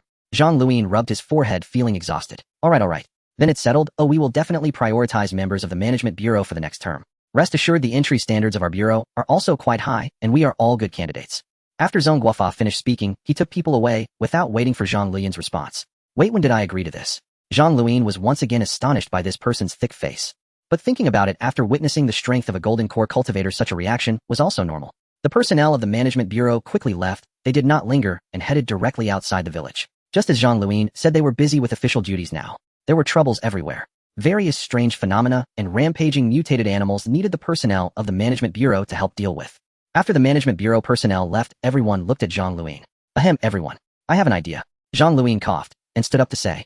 Everyone looked at him in silence. But their expressions conveyed their thoughts. You speak, we want to listen. Zhang Luyan smiled, contemplating in his heart. This term the Academy recruited 500 students. The teaching resources were already somewhat strained. If they could have a few first-term students help manage things, it would be really beneficial. Then the management of the Academy would be truly unmanageable. Managing 500 people was not easy, but the members of the Zhang family could do it. Among the people in this room who was not an elite in their respective fields, who didn't manage hundreds of people, If they could bring them to the academy to help manage chores, then he could relax and become stronger. Wow, just thinking about it felt in the future the number of members in the academy would probably not be small. At that time Zhang Luyan certainly wouldn't be able to manage it alone. He, a poor student, was not cut out for this. I want everyone to come with me to Xianhe Academy, and I will teach you how to cultivate. Zhang Luyan spoke under the gaze of his relatives. After a brief silence, those inside and outside the room became excited. Oh wow, is it really cultivation? Can we really cultivate? Didn't you just see? The zombies came out. Right, that big zombie said it himself, an immortal. Can we also do it? If we go to cultivate, do we have to sever ties with the mundane world? What about our family business? After a burst of noise, the Zhang family members quieted down and looked toward the room. The elders discussed among themselves, all wearing serious expressions. Luyan, is cultivation really possible? Grandfather Zhang Sudong spoke. Zhang Luyan nodded. Yes, the realms are similar to the legends in our country, refining the body and cultivating qi. By the way, I am at the golden core stage, and my lifespan has already reached over 1,000 years. He answered seriously. After all, it concerned the smoothness of their future cultivation. It was better to entrust the academy to family members than outsiders. Hearing Zhang Luyan's affirmative answer, everyone erupted into excited discussions once again. The elders were no longer calm either. They were all quite old, and hearing about the possibility of longevity made them even more agitated. But I know that the assessments of Xianhe Academy are very strict. Can we really cultivate? Right? And cultivation really exists. You're claiming 1,000-year lifespan without proof. Oh, at least prove that cultivation truly exists first. Outside, someone raised doubts. After all, everything was just Zhang Luyan's words. Although he had shown extraordinary strength before, and even the appearance of a zombie, believing in cultivation still felt lacking. This young master had previously been capable of forging his academic records. After the elders calmed down, they also fell into contemplation, feeling it was not unreasonable. The Zhang family's industry was vast, and everyone here were core members. If they all followed Zhang Luyan, then the industry would not be taken care of like before. Isn't it just proving it? Just look up. Zhang Luyan scoffed. Everyone looked up their mouths, instantly agape. A gigantic immortal boat had appeared in the sky without them noticing. Zhong Guofa and the others who had just left also discovered the existence of the immortal boat. Oh wow. They were rushing forward and just happened to look back, collectively crashing into a wall in astonishment. Heavens! What is that? The elite of the management bureau exclaimed. The celestial ship hovered silently in the high sky. At this moment, Zhong Guofa's estimation of the strength of the Xianhe Academy rose once again. Boss, you have to take a look at this. In front of fallen member, said solemnly. The deputy director approached and saw a gigantic claw print over 10 meters long appearing on the ground. A pressure that made him tremble radiated from within. Zhong Guofa recalled the powerful strike of the Flathead brother and the ensuing loud crash. He urged his subordinates to quickly take photos and samples. Thinking of the announcement from higher-ups, he felt heavy-hearted. Stop looking, finish up, and return quickly. This matter must be reported. Zhong Guofa understood why Zhang Luyan disclosed that information. If this misunderstanding is not resolved, the losses for Longwo will be tremendous. Boss, there really are people here who can cultivate. The appearance of the celestial ship was naturally noticed by the surrounding residents. Wow. Mom, there are immortals. What? What is this? Such a big ship. An alien spaceship. What nonsense. It's clearly our Longwo's style. Wow, even the celestial ship has appeared. Does that mean there will be immortals too? Let's just survive first. Haven't you seen the news? It's dangerous everywhere now. The crowd around pulled out their phones in excitement, capturing the moment to share on social media. In Zhangjia village, the clansmen before Zhang Luyan looked up in a daze and couldn't tear their eyes away. This was simply an ancient wooden ship was actually floating in midair. If it wasn't an illusion, then it truly could only be described as myth. At this moment, they had no doubt about the authenticity of Zhang Luyan's claims regarding cultivation. Zhang Luyan was quite satisfied with his family's astonished expressions, reminiscent of his own first experience entering the Xianhe Sect. After the revival of spiritual energy on Blue Star, the celestial ship could finally display its original form. This ship was the one he left in the sea. At the first moment the system's countdown ended, he commanded it to come. He didn't expect it would come in handy right away. So how about it? Who still doesn't believe? Zhang Luyan exclaimed loudly. The clansmen regained their composure, their expressions complex. No, we don't disbelieve. Please be sure to take me to cultivate. Boo-hoo, so awesome, this is so amazing. Little clan leader, I'll stick with you from now on. Let's set off. We'll depart immediately. I can start cultivating right now? Little clan leader, look at me, I think I might have the potential of a great emperor, I'm not joking. Let's just say we're going. The young people outside shouted. Who could remain calm in such a situation? Zhang Luyan looked towards the decision-makers inside the house. I have no objections. Cultivation sounds great. Ahem, from now on we'll rely on you to take care of us, Luyan. Ha, now our Zhang family will. Zhang Luyan's uncles and elders expressed their excitement. The clan elders were shocked internally and expressed their agreement. As you say, we will all follow you to Xianhe University to cultivate. In the end, Grandpa Zhang Sudong made the final decision. Upon seeing the situation finally settled, Zhang Luyan also let out a sigh of relief. Oh, by the way, don't forget about the family's industries, maintain them as much as possible, because the academy might need some fun. He spoke somewhat shyly. The clan elders exchanged glances. Of course, from now on the family will definitely be tied to your Xianhe Academy, we will fully support it. The family leaders all agreed that it would not be a problem. Compared to the benefits of cultivation, what is mere money? Moreover, Zhang Luyan is one of their own, so it's entirely understandable. Additionally, the academy is still in its early stages and has many vacancies. Everyone please lend a hand. Zhang Luyan spoke again, becoming a bit embarrassed. The people inside the room looked puzzled. While cultivating we will naturally help, but what do you mean by vacancies? Managing various miscellaneous tasks, formulating school rules, managing students, and so forth. Zhang Luyan's voice became quieter. The clan elders and family elites were stunned, their expressions turning strange. They began to realize. Goodness, it sounds nice leading everyone to cultivate, but you're clearly taking everyone to be your laborers. It's a job, and a paid one at that. Everyone was business elites, so who wouldn't understand the underlying schemes? Goodness, so this is your intention. Zhang, father, look at your good son. The knife for harvesting leeks is already aimed at the buffed. I didn't expect that after half a lifetime in the business world, I would be outsmarted by a younger generation in the clan.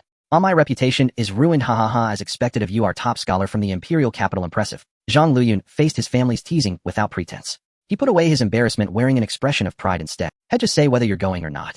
Zhang, father, laughed proudly. It's a joke, oh just look at who taught him. The matter was final. The core members of the Zhang family plus their families probably totaled over 12,000 people. The celestial ship couldn't take them all at once. Moreover, they still needed to take care of the various industries. Therefore, in the end, after the system selection, 8,000 people were chosen to go in batches to Xianhe Academy. Zhang Luyan led the first batch of 2,000 people onto the celestial ship. They were preparing to head to Xianhe University. In the sky, the celestial ship quickly soared into the sea of clouds, disappearing from the sight of the people on the ground. Zhang Luyan gazed at the distant clouds controlling the celestial ship's advance. Considering that his clansmen had no cultivation and were at the level of ordinary people, he didn't accelerate to full speed. But they would arrive at Xianhe University after just one day. This time he successfully brought the family into the fold, and the academy's funding would likely not be an issue anymore. Just during the meal, he had a rough understanding of the Zhang family's assets. Before the revival of spiritual energy, their total assets were valued at trillions. However, now affected by the disasters arising with the spiritual energy, there would likely be considerable losses. But several hundred billion is definitely still there. It would be completely fine to draw a few hundred billion at any time. This way it would be entirely sufficient for him to exchange various items with the system. The funding gap was filled. Moreover, with the help of his clansmen and management, Xianhe University had the foundation to grow and strengthen. The Zhang family was able to develop their business to such a scale, naturally, due to their own set of management methods. Zhang Luyan could already foresee that in a few years the name of Xianhe University would resound throughout Blue Star. By then there could be tens of thousands, no millions of disciples. As they all embark on the path of cultivation, how much cultivation would he gain in return? Zhang Luyan thought about it previously, only aiming to achieve a transformation and have a lifespan of about 10,000 years to protect the academy and his family, which would be enough. But now he felt he could be a bit ambitious. After all, his position had changed. It was no longer just about going solo. Perhaps I could become a celestial emperor, Zhang Luyan murmured. How about directly declaring himself the Emperor Zhang of all time? Just as he was daydreaming, his phone rang. With the arrival of the spiritual energy era, technology, surprisingly, wasn't destroyed. This somewhat surprised Zhang Luyan. I guess I still have to keep a low profile, even if I'm not afraid of nuclear weapons. The sect probably is. The protective array of the sect probably wasn't strong enough to withstand a nuclear bombardment continuously. Thinking of this, he picked up the phone and saw it was Wu Zhilu calling. Upon answering the phone, he heard a panicked voice on the other end. Boo-hoo, principal, save me. Zhang Luyan's expression changed instantly. What happened to my grand elder of the spiritual talisman's peak? Oh no. This is currently the only long-term contracted worker at the Xianhe University. Who is so reckless to dare harm him? In Xiangxi, outside the suburban area where Wu Zhilu resides, the sky was dim and the air was thick with a decaying scent as suffocating shadows drifted in the air, shrieking continuously. The dark shadows wanted to enter the city, but it seemed there was a barrier outside keeping them at bay. Wu Zhilu stood on the road with a group of uniformed people behind her who were members of the management bureau. A severe and strange crisis had erupted here. The terrifying specters attacking her and attempting to break through were thought to be a threat. According to the management bureau's speculation, a major boss might have appeared in the nearby mass grave site. Thus, various oddities had been brought together to invade the great city. Little girl, can you still hold on? The members of the management bureau looked at Wu Zhilu with admiration. If it weren't for this little girl stepping up to help, they might have been reduced to nothing by now. Wu Zhilu wore a face of despair. So terrifying. These must be the spirits, right? Absolutely. Wu, I can barely hold on. I probably can't last. Do you have reinforcements? If I could rest a bit to recover some strength, I could hold on longer, Wu Zhilu said as she turned back. The management bureau members all wore bitter expressions. A disaster had erupted nationwide. Where would reinforcements come from? If it were something else like mutated animal disasters, that could be understood. But against these spirits, physical attacks were useless. The military could not help. Seeing the management bureau members shaking their heads with bitter smiles, Wu Zhilu held back her tears. She was just an ordinary university student. Never did she expect to face such a situation one day. Suddenly she thought of Zhang Luyan. Instantly, while controlling the spiritual energy to suppress the oddities, she took out her phone and dialed. Principal, help! Wu Zhilu cried as soon as the call connected. What's happening? You're not dead, are you? Zhang Luyan shouted anxiously into the phone. I encountered so many spirits. I can barely hold on. Wu Zhilu's frightened voice surprised him. Spirits, aren't they just malevolent specters? If the other students were troubled by spirits, Zhang Luyan could understand. But Wu Zhilu shouldn't be. As a student of the spiritual talisman system, her innate talent was not to be underestimated. Dealing with spirits like these should be child's play. Just a basic talisman like the thunder symbol could annihilate a horde, making it invulnerable to 1,000 ghastly attacks. Could it be that the spirits there are really that strong?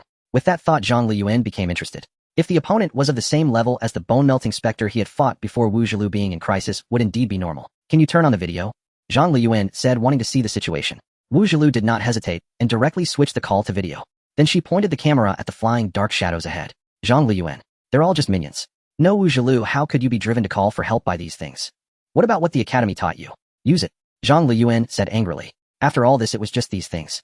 The talismans were left at the academy. Oh, I didn't bring them. Wu Zhilu said, feeling wronged. Zhang Luyan fell silent again. Good little girl, what's a talisman practitioner without talismans? Can't you draw one on the spot? I didn't bring any paint. Zhang Luyan. So you just brought your brain back, right? I brought a pen at least. Wu Zhilu said, feeling very embarrassed. After helping the management bureau resist for a while, she realized how precious what the academy taught was. She regretted it too. If she had brought her talismans, she wouldn't have been bullied by the spirits. Zhang Luyan rolled his eyes. He thought it was something formidable. And this is all. Alright, don't cry, kid. Take out your pen. You remember the gathering spirit talisman, right? Use your chi with the pen, dip it in blood to draw the talisman. Let's regain some magic, and I'll deliver the paint to you. After Zhang Luyan finished speaking, he directly hung up the phone. Wu Zhilu stared wide-eyed in shock. Wait, principal, I haven't even given you my address. Also, can the express delivery be expedited? I'm afraid I can't hold on. QWQ, she called again, but found it couldn't because the Xianzhou over there began to accelerate, losing signal. After trying several times, and finding she couldn't get through, Wu Zhilu could only wear a mournful face, take out her pen, bite her finger, and begin drawing before her. Zhang Luyan's mouth twitched. How could the Grand Elder he had booked at the Spiritual Talisman's Peak be so unreliable? But people still needed saving. With that thought, he took out the talisman-making materials he had received as a reward for completing a task from the system space. He also retrieved a standard spirit sword. After tying the items together, he formed a sword gesture to send a flying sword express. Suddenly, he hesitated for a moment, then took out a talisman brush and began drawing with a vial of spiritual liquid. Just to be safe, he decided to draw a higher-grade talisman to protect the child. In case there really was a specter of the same level as that giant rice dumpling, Wu Zhilu might not make it. Zhang Luyan glanced at the system backend, noting that just as the spiritual energy had recovered, Wu Zhilu's cultivation had already risen from the 3rd level of chi refinement to the 5th. She was far ahead of the other boys. Good seedlings need to be taken care of. Zhang Luyan mobilized his spiritual power, and his clothes danced without wind. The ancient brush in his hand suddenly gleamed with golden light. He dipped it in paint, took out a piece of talisman paper, and began to draw. A few seconds later, the talisman was completed, and the brush stopped. The talisman floated autonomously in midair, emitting a faint spiritual light. Purple Sky Thunder Talisman, a 3rd-tier talisman corresponding to Golden Core cultivation. Talisman practitioners must begin learning to draw after reaching chi refinement corresponding to the 1st tier. The 2nd tier corresponds to Foundation Establishment. The 3rd tier is Golden Core. Zhang Luyan could master this skill entirely due to Wu Zhilu's diligent learning, which allowed the system to provide him with insights. Thanks to her, Zhang Luyan was able to draw this 3rd-tier talisman right after reaching the Golden Core stage. He affixed the Purple Sky Thunder Talisman to the sword. With the sword gesture fully completed, he imbued it with Wu Zhilu's spiritual aura. Go! With a flick of the sword gesture, a sonic boom erupted, and the spirit sword vanished instantly. Don't worry, she'll be fine. Zhang Luyan reassured the worried Ping Tu-gu, saying. Ping Tu-gu was becoming more and more like a senior, even worrying about his junior, bringing tears to his eyes. On the other side, after Zonghua Fa returned to the Xiaoheng Management Bureau branch, he immediately reported what he had seen and heard at the Zhang family. In the imperial capital, the millennia-old corpse king was actually slain. The Xianhe Academy belongs to the Zhang family. The bureau chief in the imperial capital looked at the report from his subordinate, then at the Xianzhou mysterious claw prints, and the final conclusion. The blue flame monster was most likely Zhang Luyan's pet. Then this kid would be a high-risk X that all the high-ranking officials of various countries feared, codenamed Black Death God. Bureau Chief Shi Huanlong clutched his chest, gasping.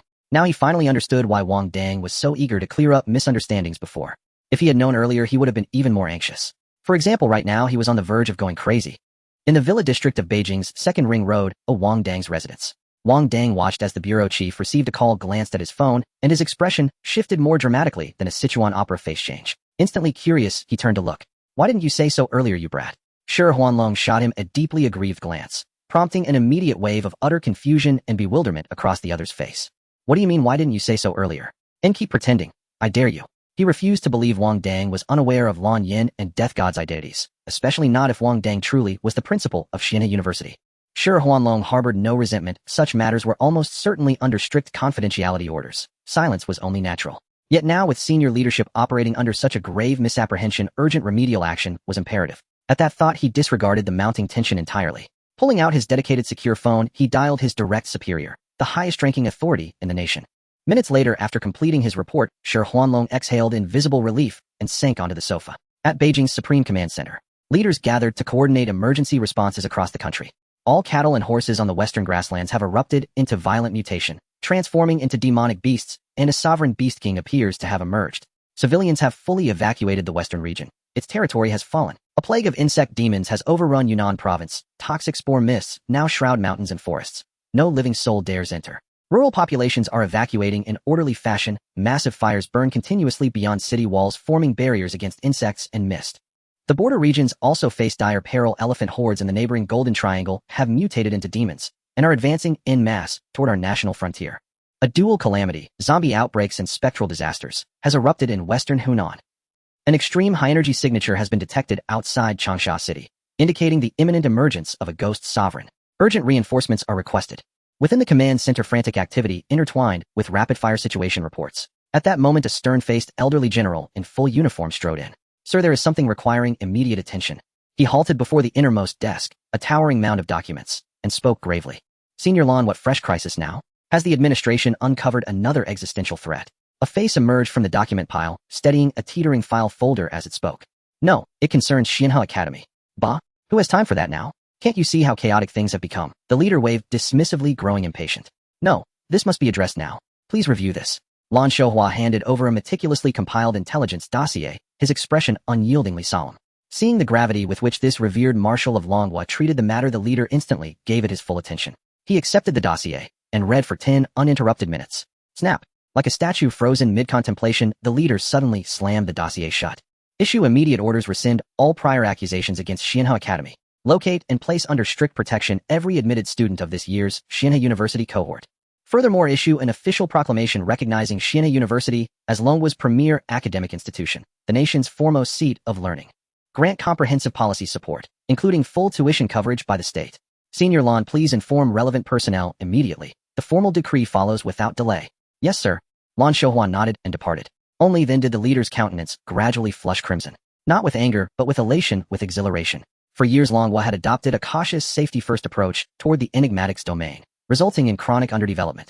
Consequently, the nation lagged far behind others in this critical field. And given Blue Planet's current reality, this deficit proved lethally consequential. Fall behind, and you will suffer blows, albeit blows from the uncanny. And indeed, we are suffering now. Fortunately, Xianhe University had appeared, offering the singular chance to rectify everything. That was why the leader reacted with such fervor. The proclamation was issued swiftly. Overseas nations reacted with collective bafflement. What on earth is Longhua doing? Why withdraw sanctions against Xianhe University at this moment? Didn't several Longhua students enroll there? Could they have uncovered something? Uncovered what? I suspect Longhua's simply panicking. They've always trailed in technology, and now they're grasping at straws. Even trusting a fraudulent academy. Recalling the absurd background checks they conducted, foreign analysts scoffed. Xianhe University allegedly shared historical ties with every nation. Surely a joke. Then why don't they just fly to the moon? What they did not know was that Xianhe University, now graced with the immortal peaks, could in fact ascend into the heavens. Those system-bestowed peaks floated effortlessly in the sky. During a joint video summit, representatives from multiple nations mocked Longhua's move in unison.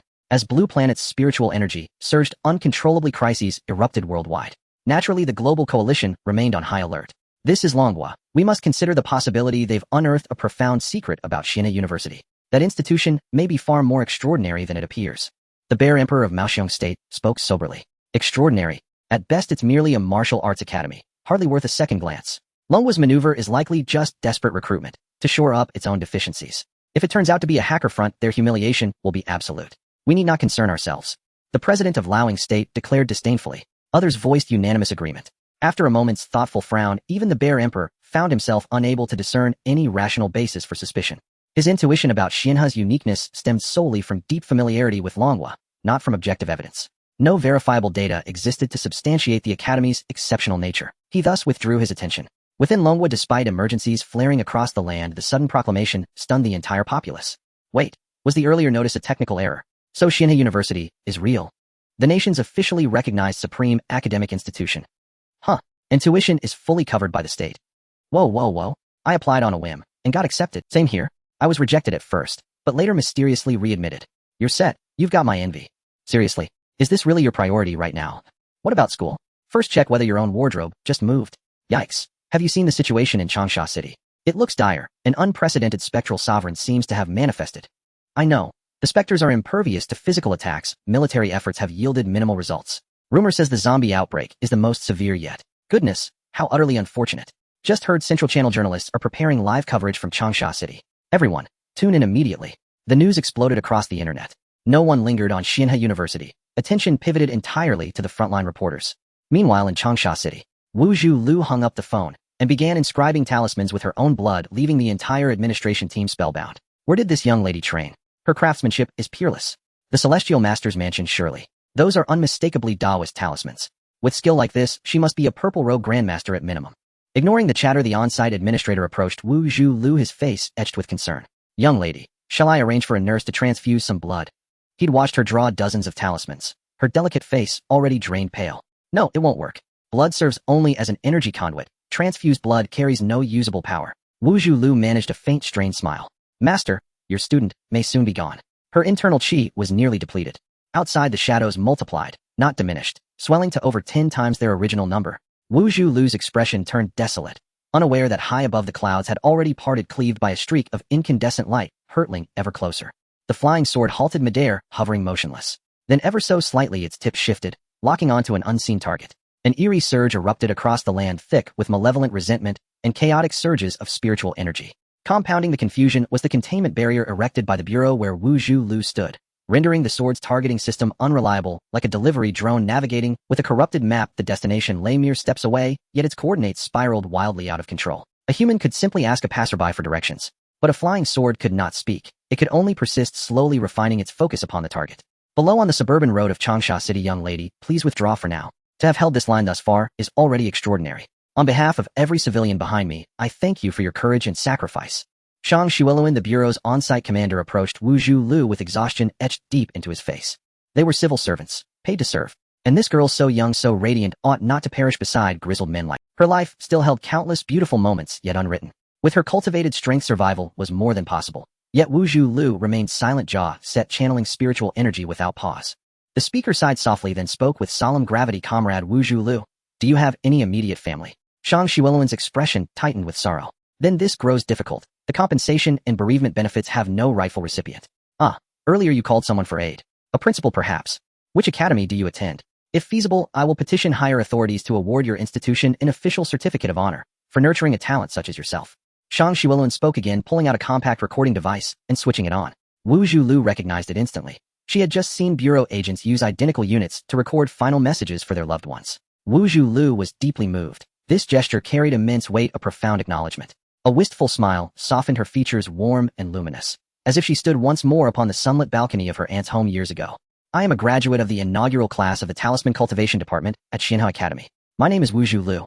Our academy is no fraud. Every skill I possess was taught there. I also have 3 fellow alumni, each from a different discipline, and each equally formidable. She delivered these words with quiet pride and gentle composure. Zhang Luyan fell silent for a long moment before carefully powering down the recorder, confirming the file was saved, then gave a slow, respectful nod and departed. Xianhe Academy. Those 4 characters carved themselves indelibly into his heart. High above, aboard a military helicopter, a CCTV reporter had already taken position and activated her camera. Good afternoon, viewers. This is CCTV Channel 2, reporting live with senior correspondent Ding Yuhong. Please observe this radar-like instrument, China's newly developed X-energy detection array. The seemingly tranquil expanse beneath us is Changsha City. And here, the constantly warping circle, is the government's designated birthplace of the ghost sovereign, the very source unleashing malevolent specters upon the city. Meanwhile, these undulating zones indicate mass concentrations of reanimated corpses. As you can see, Changsha City faces imminent catastrophe.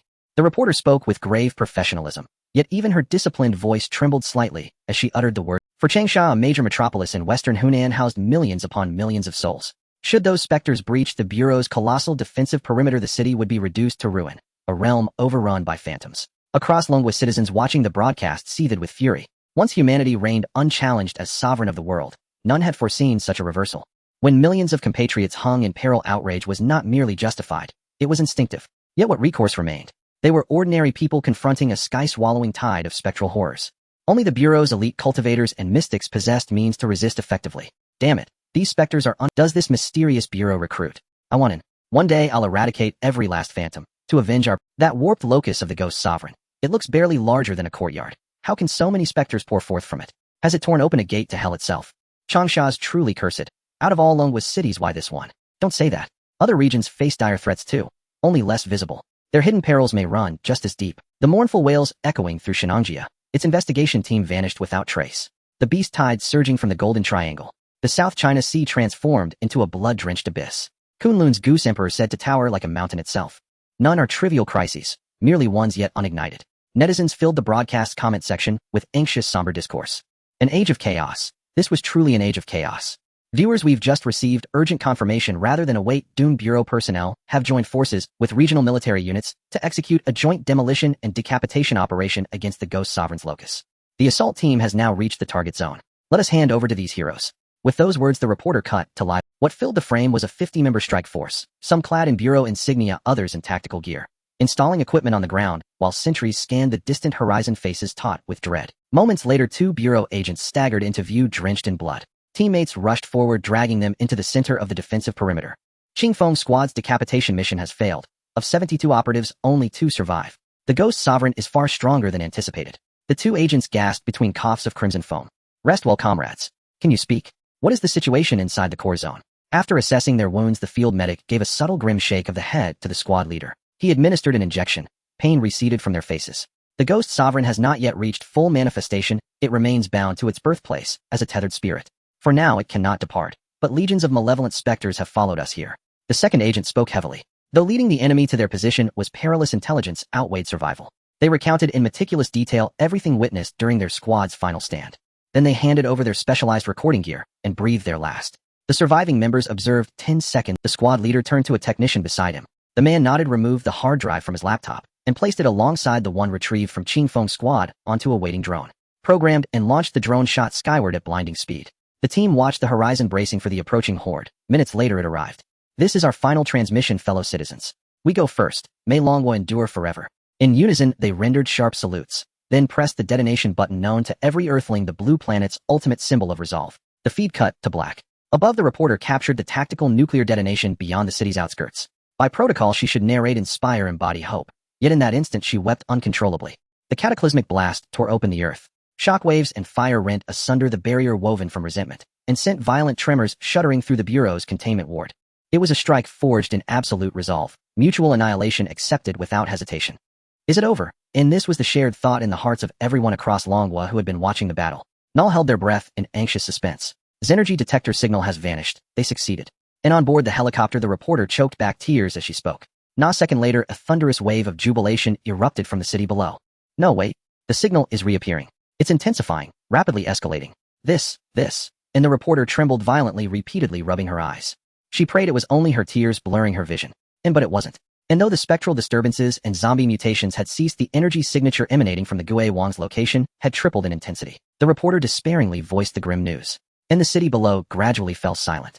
An uneasy hush settled over the scene. And the Gui Wang's energy signature is racing toward the city. Warning. The Gui Wang is closing in rapidly. Na crew member aboard the helicopter cried out in terror. And the reporter clenched her teeth and stared into the distance. Despair hung thick in the air above the city. And our mission is over. Time to withdraw. And the pilot sighed heavily before speaking. No, we have a duty to capture the final moments. This is a moment Longwa must never forget. And the reporter insisted fiercely, already resolved to die with her lens.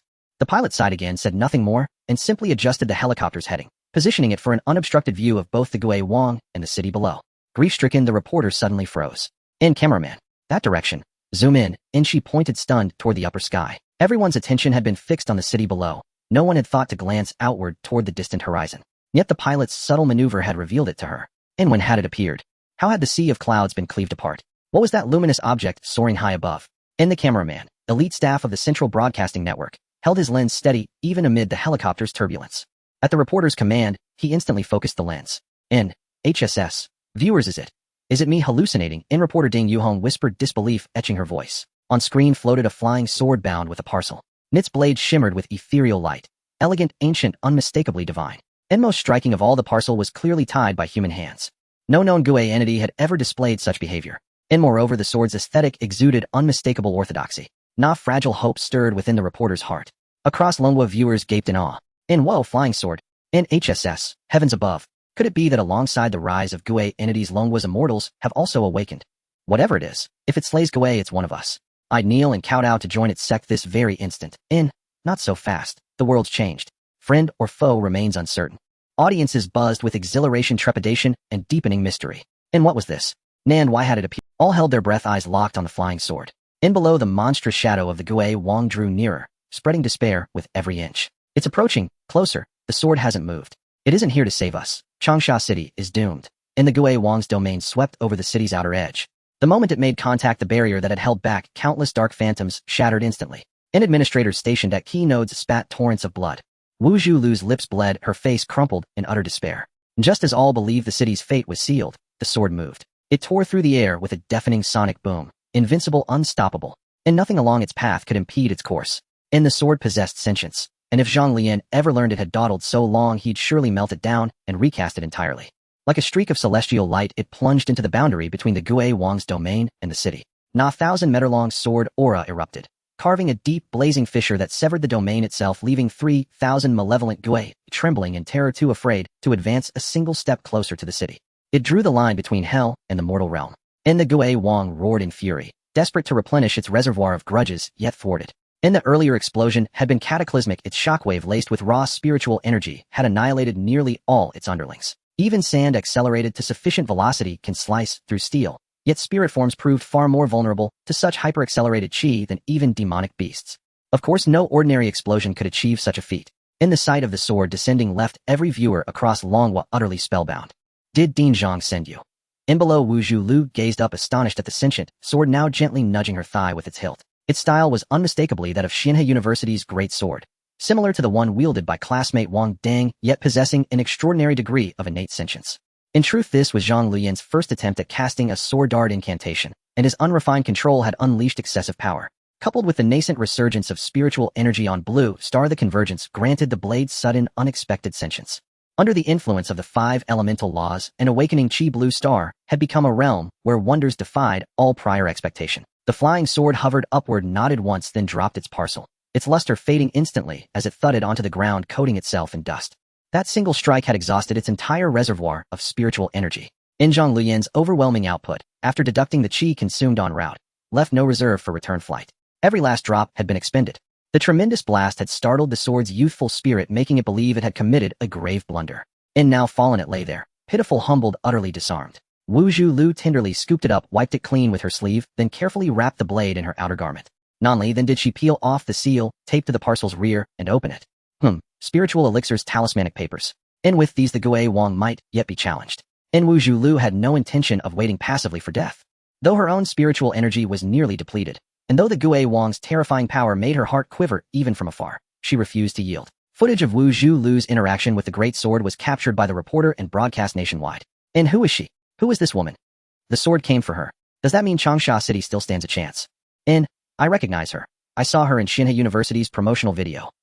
Her name is Wu Zhulu, and that flying sword, it belongs to their university. And audiences stood speechless in shock, for as Wu Zhulu lifted the parcel, Xianhe University's emblem gleamed unmistakably upon it. Wu Zhulu herself was astonished. Another storage pouch. And had such artifacts truly become so commonplace?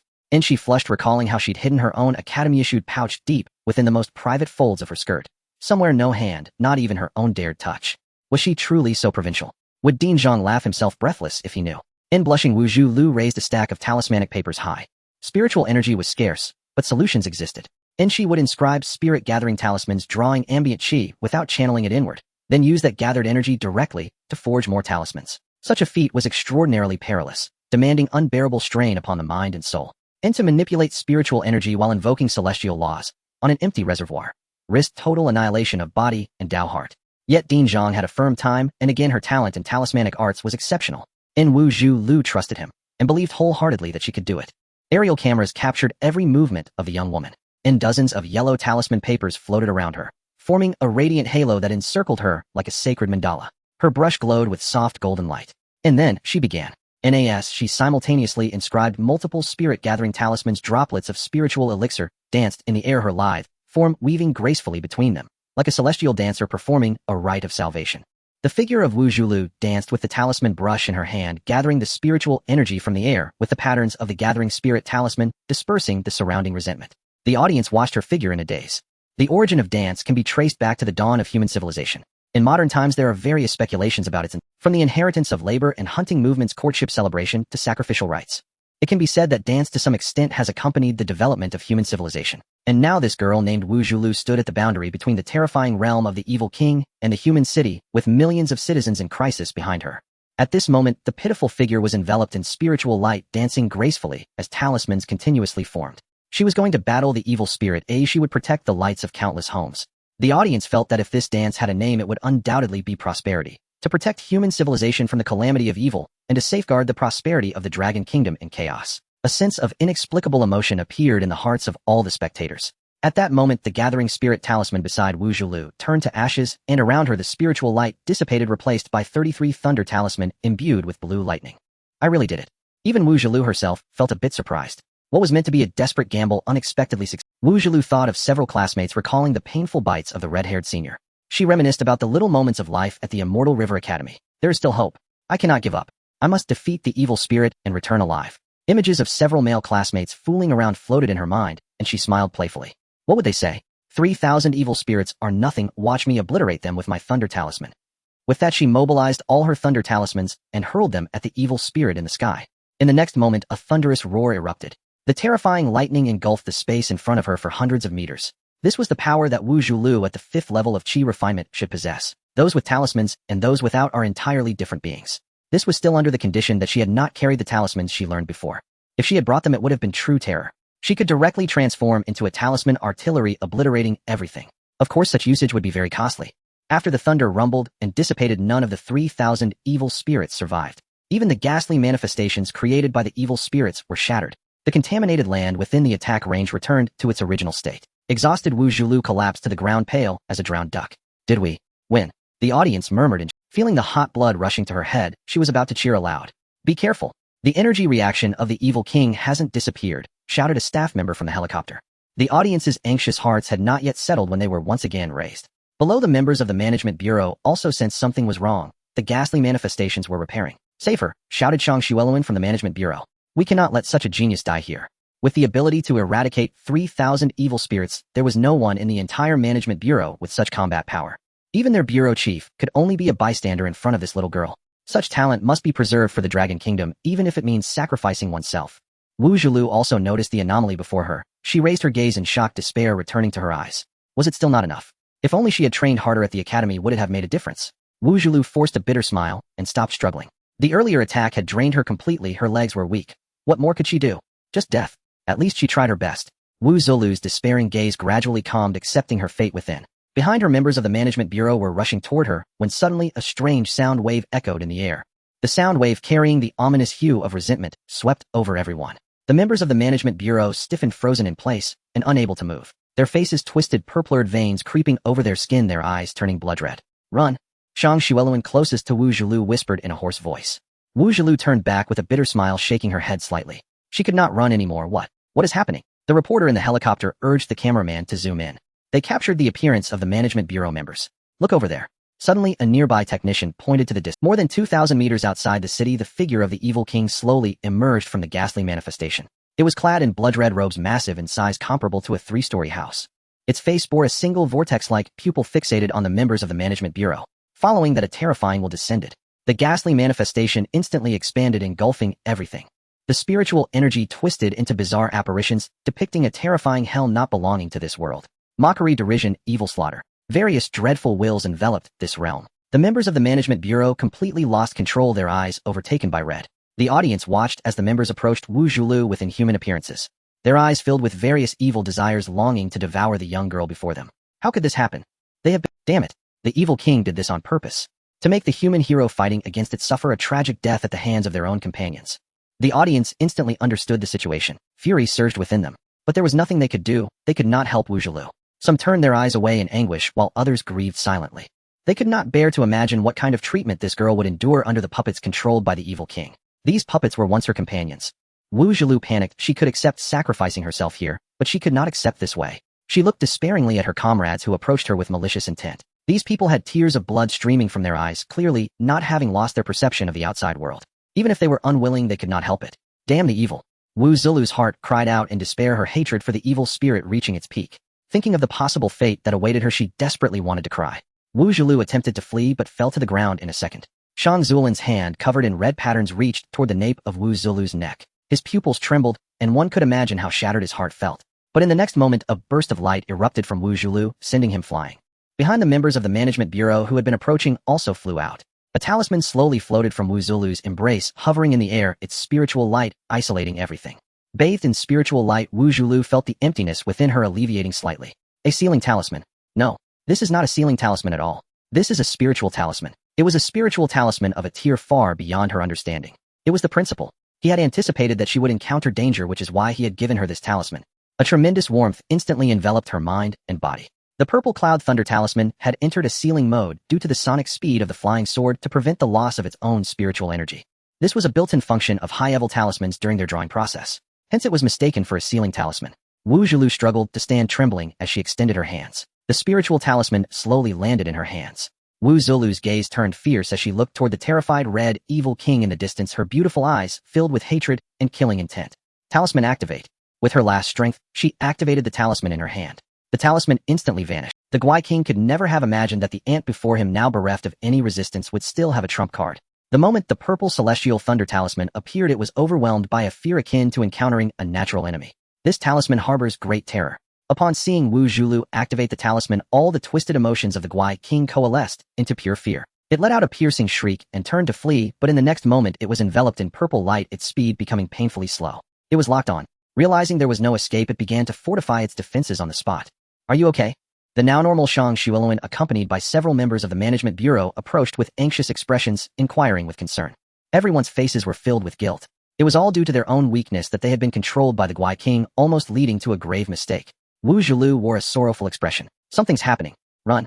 That thing is about to activate. Staying here will get us caught in the blast. We will die. Not just die, but be reduced to ashes. As a talisman practitioner, from merely sensing the power emanating from the activated talisman, she could infer how terrifying it truly was. Compared to this talisman, the Guai King was not even the tip of the iceberg. Principal, what dangerous item did you give me? This is too much, really too much. What qualifications does the Guai King have? It's like a parent handing a broken grenade with the pin pulled to a daughter being flirted with by a street thug. This is going a bit too far. Zhang Luyan was also astonished as they stared in disbelief at the purple orb above the ghostly realm resembling the sun. What are you still doing there? Run. My legs. They feel weak. Wu Zhilu desperately wanted to cry again. Zhang Luyan felt embarrassed for a second, but without a moment's hesitation, he picked up the little girl and took off. High energy reaction. High energy reaction. The energy level of that thing is 10 times that of the Guai King, and it's still rising. 12 times. 13, 15. The helicopter descended, keeping pace with the fleeing members of the management bureau, broadcasting through its loudspeaker as a ladder descended. Hurry up and climb. There's no time left. A terrified reporter shouted from above. What on earth did this little girl use? Members of the management bureau jumped up, grabbing the ladder and then clutching onto their companions. In no time, the ladder dangling from the helicopter was filled with people, resembling a scene from a zombie movie. Zhang Luyan sprinted over the bodies of his colleagues, reaching the cabin and securing Wu Zhilu in a seat before finally exhaling in relief. The technician beside him stopped reporting numbers and stared in horror at the already overburdened detection device. Oh no, what energy level could cause the internal X energy sensor to explode? The helicopter fled rapidly. Although the entire process seemed slow, it had only taken half a minute. The helicopter sped away from the scene at full throttle. The orb in the sky had fully materialized, transforming into a sphere of purple lightning. The Guai King was now in despair but ceased its defensive actions. Its thoughts mirrored those of Wu Zhilu. It couldn't be, it really couldn't be. It was just a mere Guai King capable of slaying a city at most assuredly. It didn't warrant such divine punishment. The orb pulsed, and purple lightning began to pour down, centered on the Guai King. In an instant, the Guai King's form vanished, and the true power of the talisman had only just begun to reveal itself. On Xianhe Island, Zhang Luyan and the first batch of clansmen arrived at the sect. He unfurled the celestial peaks awarded by the system, and instantly 4 enormous fairy mountains hovered above Xianhe Island, leaving the Zhang clan members in awe. Ding! Disciple Wu Zhilu has slain a minor Guai with a thunderous method, greatly enhancing the sect's prestige, rewarding the host with a bound artifact of the sect, the Divine Soul Lantern. The initial level of the Divine Soul Lantern is 1, and it can be upgraded using prestige points. Zhang Luyan, who was adjusting the layout of the celestial peaks, suddenly froze. Huh, what's going on? Wu Zhilu killing a minor Guai can enhance the sect's prestige. Hey, system, I killed such terrifying zombies at home, and I didn't get any boost. Where's my reward? Zhang Luyan immediately questioned whether the system had withheld his rewards. However, the system paid him no mind. Zhang Luyan lowered his head in contemplation, thinking back to the system's previous reward methods. Could it be that disciples need to go out and show off for the prestige to yield rewards? Otherwise, how to explain why his killing of zombies didn't count? Moreover, when the celestial vessel appeared, so many people saw it, yet there were no rewards. It was confirmed. The nearby Taku Island had established the Divine Island Sect, but received no rewards. It seems that the path of nurturing people is long and arduous. Zhang Luyan gazed into the distance with a sigh, while the buzzcut fellow looked puzzled. What wind was the master blowing now? Zhang Luyan began to check the items rewarded by the system. Well, Divine Soul Lantern, Level 1, ruined after refining it, can record the soul and body information of cultivators, storing the soul's power. If a recorded cultivator dies, their soul will automatically return to the lantern, which can consume spirit stones for resurrection. Current capacity, 50 cultivators. Oh no. Zhang Luyan leaned back in shock. This. A fountain of youth. Good heavens, the system's reward is a bit harsh. It directly rewarded a point of resurrection. This is only level 1, and it's in a ruined state, yet it can record 50 people. What about later on? Hundreds, thousands, 10,000, or even tens of thousands or hundreds of thousands. With this, his students from Xianhe University wouldn't have to worry about casualties. Cultivators already have long lifespans, but due to various battles and opportunities they often die young. Of course, this is in comparison to their long lifespans. And from now on, a Xianhe sect wouldn't have such concerns. Died. Just read a line, and you'll be resurrected in no time. As long as there are enough spirit stones. Zhang Luyan immediately chose to refine it. The lantern lit up, casting light over the entire Xianhe sect area, as the sound of the great Tao resonated, and anomalies began to emerge. The light receded. Zhang Luyan checked the cost for resurrecting such a golden core. Good heavens, 10 top-grade spirit stones. 80 million. And this is just for the golden core. Who knows how many realms there are to come. It seems that there's still a long way to go in teaching students to show off and earn money, finally understanding how Xianhe Sect's emphasis on appearance came to be. After a moment of dark expression, Zhang Luyan perked up again. Good. Truly worthy of my appointed elder of Spirit Talisman Peak. Even before the semester starts, it's already given me a surprise. What kind of show-off did he pull off to earn such rewards from the system? He truly wanted to see. But at the moment, he had no time to concern himself with Wu Zulu's situation. With the semester approaching, the clansmen had already begun drafting various school rules and teaching strategies. He couldn't be idle either. The celestial peaks rewarded by the system still required fine-tuning to align with the aesthetic of Xianhe Island. Although it might be disrespectful to the ancestor, who cares? This is Blue Star. He is the sect master. If you dare jump out from the murals and fight me. Zhang Luyan continued his busy work. He was also looking forward to reaching the golden core level and unlocking the system's prestige module. He didn't plan to remain low-key like before. It was time to reveal some of Xianhe University's strength to the outside world. At the very least, he needed to open up a bit to the Dragon Kingdom. Otherwise, how could he recruit a large number of students? Thus, this semester opening was very important. It was all about first impressions. He was eager to see what the students and the people of the Dragon Kingdom would react to the appearance of Xianhe Sect. At this moment, a report from the Dragon Kingdom was published. This afternoon at 6:30 p.m., an incident occurred during the battle against the Guai King in Changsha City. A small portion of the city area was affected, but fortunately personnel were evacuated in time, and a large military presence was on site preventing casualties. Currently, the rescue team is working tirelessly to recover the losses of the citizens. The heroic figure who misfired publicly apologized during an interview, and the public expressed understanding. The costs of reconstruction and compensation will be uniformly allocated by the National Treasury. The news report featured Wu Zulu's awkward figure with the reporter kindly pixelating her eye area. Once the report was released, it immediately sparked widespread attention. Even the Western countries across the ocean took note of Longwo's report.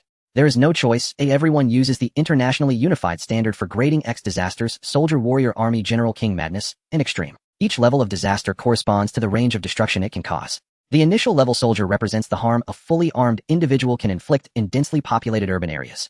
The warrior level refers to tactical teams. Continuing this way, by the time we reach the king level, it can destroy multiple cities and inflict significant losses on a nation. Going higher, the madness level requires joint efforts from various nations to confront an epic threat. It is a super disaster that all of humanity must face together. The highest level extreme possesses the capability to annihilate the entire civilization of the Blue Star. Therefore, while various countries are struggling to cope with the initial outbreak of bizarre disasters, Longwo reported that it has dealt with the Bizarre King. They cannot afford to ignore it. Eagle Nation. Mr. President, Longwo has resolved the Bizarre King. It is said that the battle affected major cities, leading to the destruction of nearly half of them. This is the hero who defeated the Bizarre King, the person said, handing over the materials he had prepared. The president received it in a daze. After a solemn 10 minutes of examination, he scoffed. Fake. What? The president ignored his subordinates. He stood up and began pacing back and forth. Did you not see? The traces of battle are far more terrifying than the impact of a tactical nuclear warhead. How could this possibly be a power that humanity can wield? Longwa has long claimed it has no containment for high-risk X entities, which is mostly a lie. This must have been caused by the detonation of multiple SSS-sealed objects. The president of Eagle Nation felt he had uncovered the truth. In times of turmoil, from the perspective of national interest, there is a desperate need for heroes, a spiritual leader, to give hope to those engulfed in fear. Isn't that what the Eagle Nation are also planning to do? Just like our X-Team plan, there's no need to take this seriously. This girl is merely a figurehead. Alright, enough. Said we must also take action to elevate the team to a pedestal and provide the citizens with a hero. After the president finished speaking, he nonchalantly tossed the materials into the shredder. The other countries upon receiving the news also transitioned from initial shock to contemplation, arriving at conclusions similar to that of Eagle Nation. This report from Longhua is far too fake. Within Longhua, the citizens naturally would not question the official report. After all, they had just witnessed the live broadcast not long ago. They personally witnessed Wu Zhulu throwing that talisman, igniting Changsha City. When the report came out, the most excited were the 500 students admitted to Xianhe University. Oh wow. Oh wow. Senior sister is amazing. Will I get to attend school with the goddess Wu Zhulu? Wow, that's incredible. The talisman technique is so powerful. I must choose talisman crafting. Before I didn't pay much attention, just thought of it as an ordinary student, but after the senior sister's display it shattered my naivety. The nation has announced full support for all enrollment plans of Xianhe University. Tuition will be entirely covered by the state. And more. I was just attacked by a mutated stray dog, and immediately people from the management bureau came to rescue me. I asked them if I could join the management bureau after graduation, and guess what they said? They said that if Xianhe University allows it, the management bureau will absolutely welcome all students to join. No strings attached.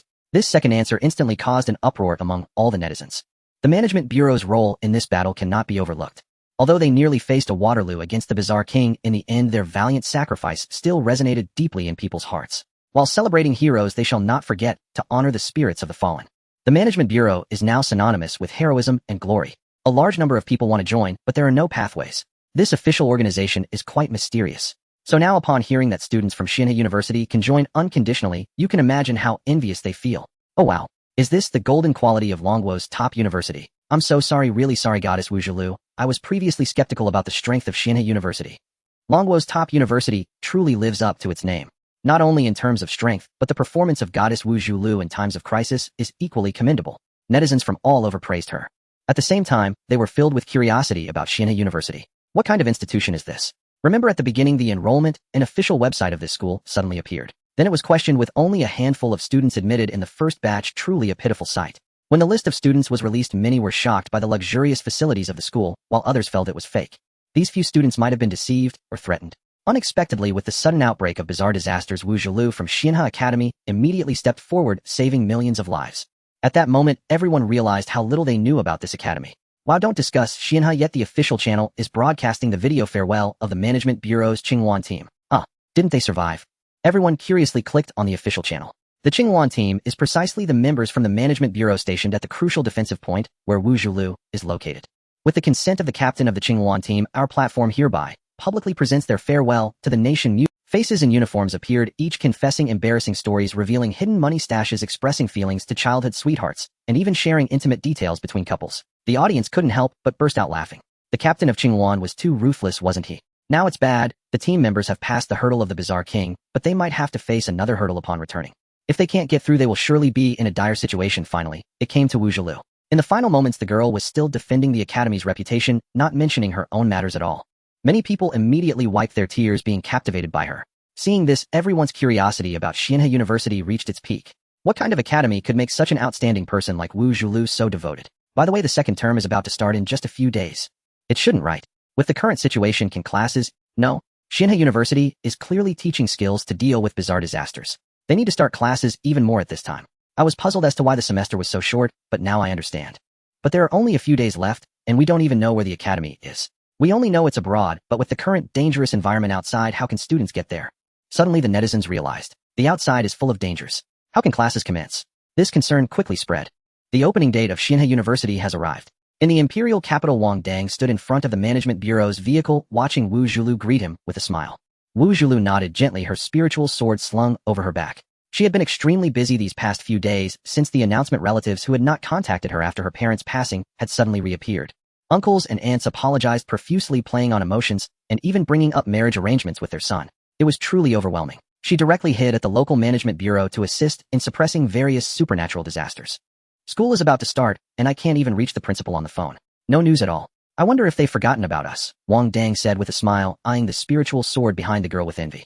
If memory serves, that is the sword that can unleash a 1,000-meter sword aura. Not only can it fly, but it can also cut through evil spirits. He was incredibly envious. His own sword was nothing but a hard bone. It hung there for half a day without moving an inch. Wu Zhulu was taken aback by his words.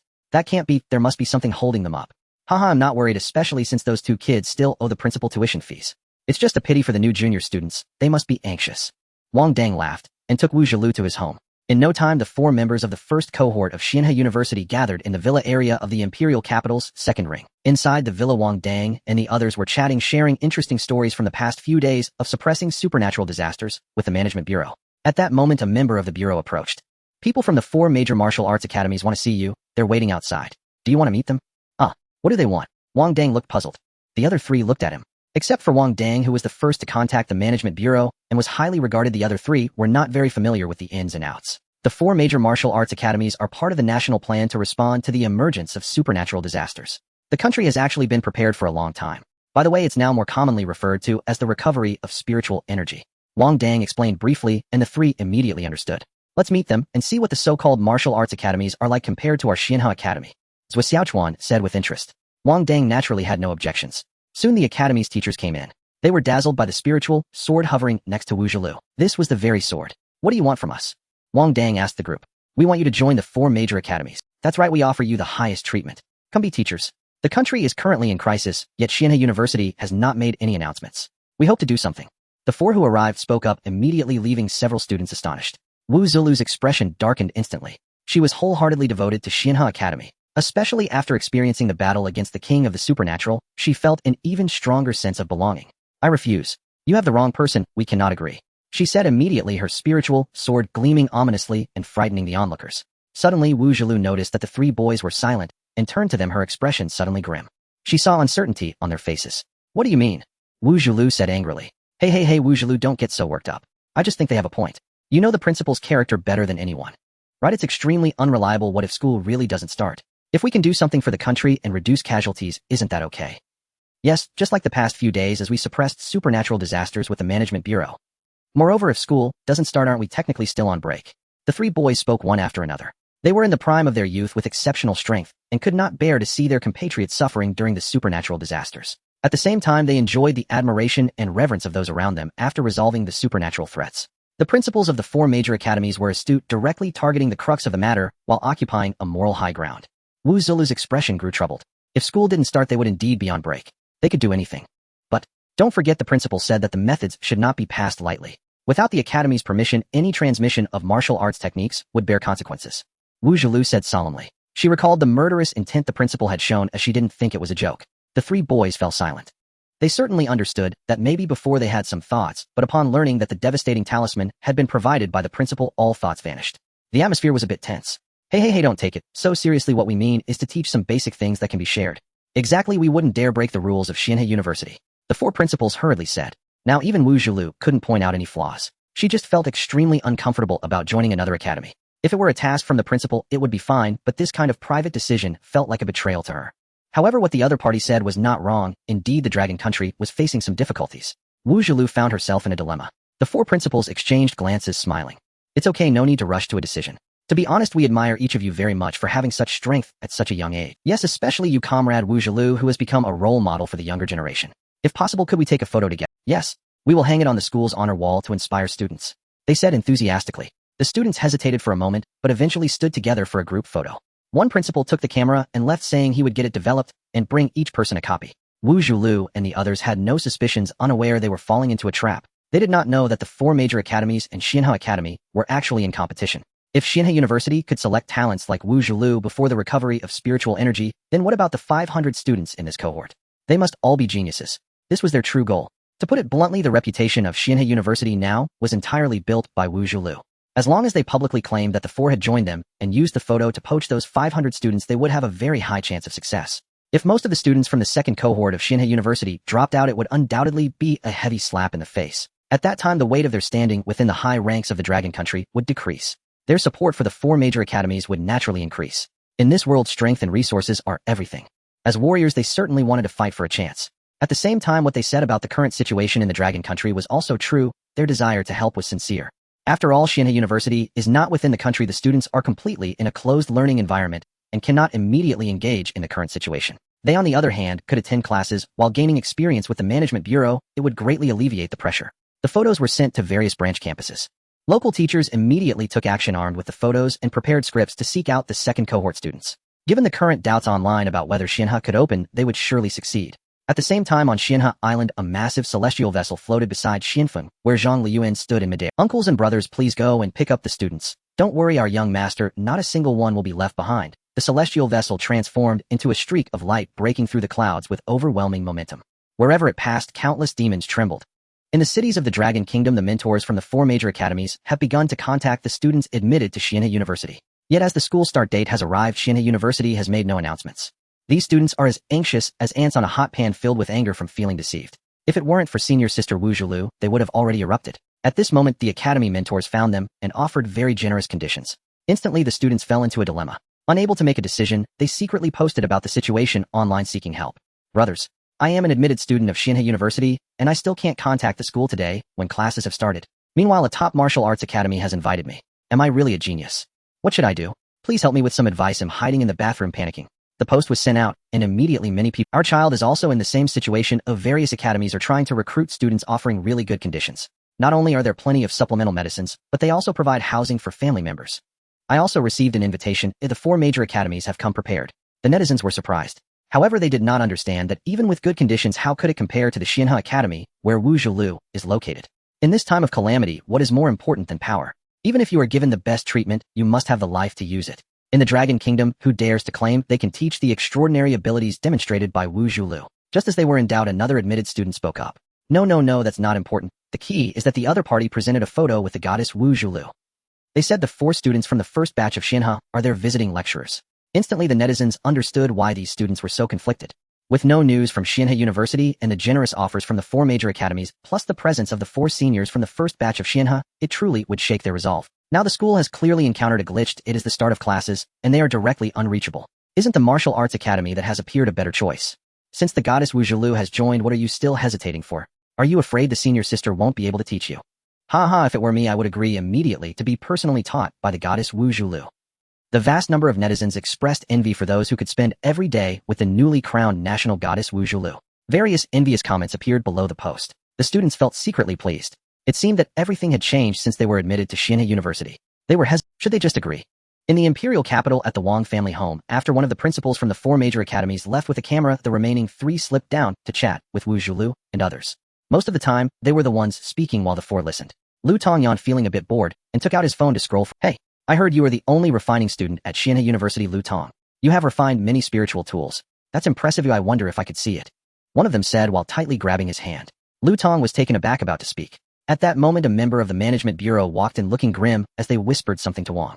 Wang's face immediately changed. How could you do this? He stood up in panic, pointing at the 3 principals. The 3 exchanged glances, retracting their flattering expressions.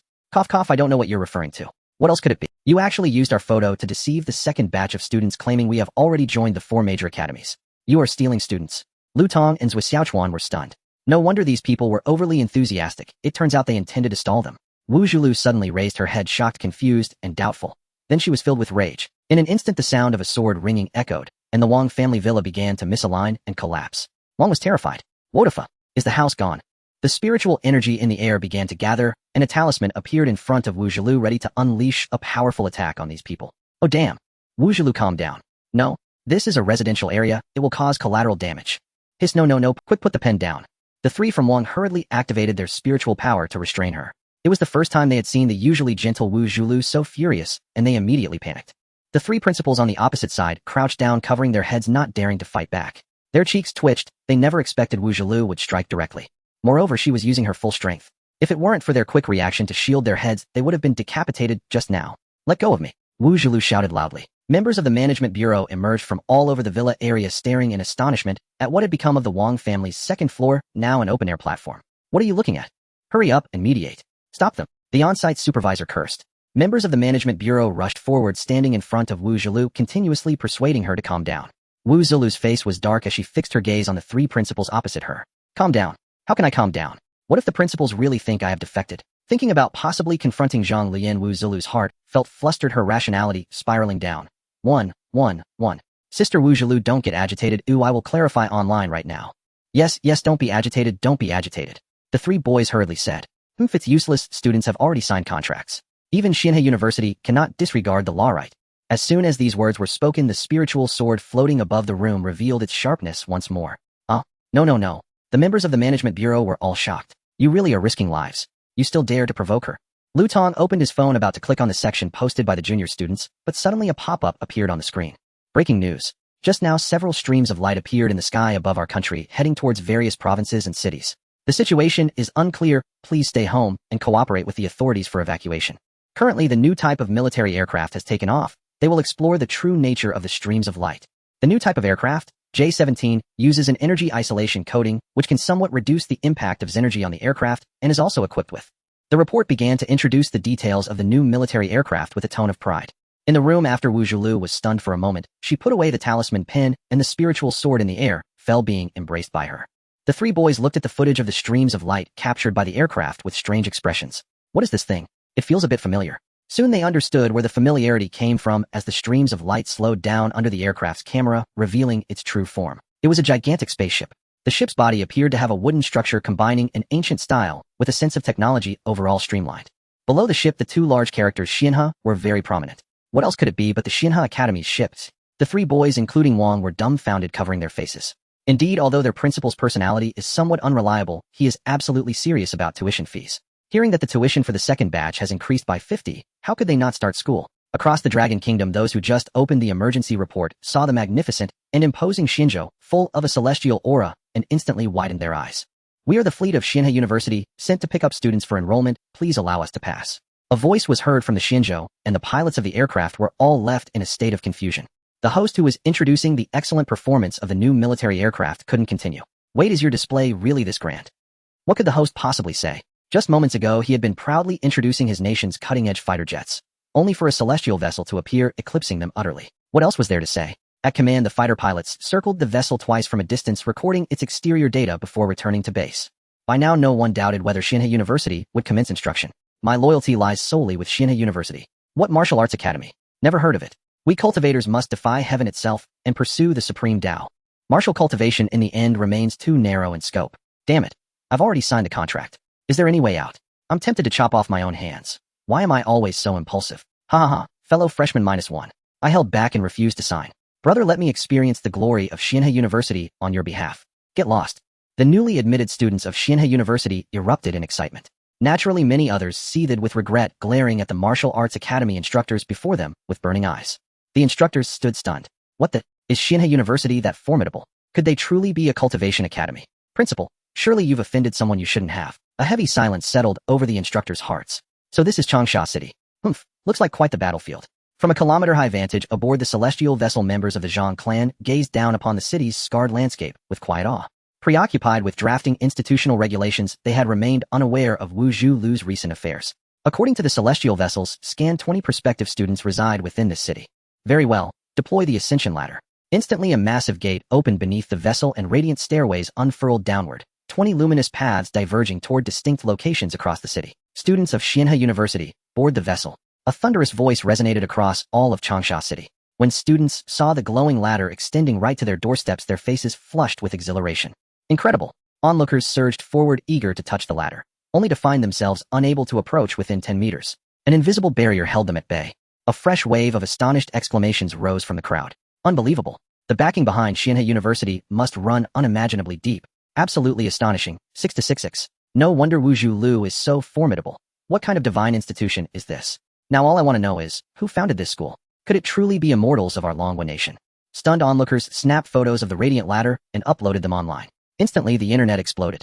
Curiosity about Xianhe University had already been mounting. Now it reached fever pitch.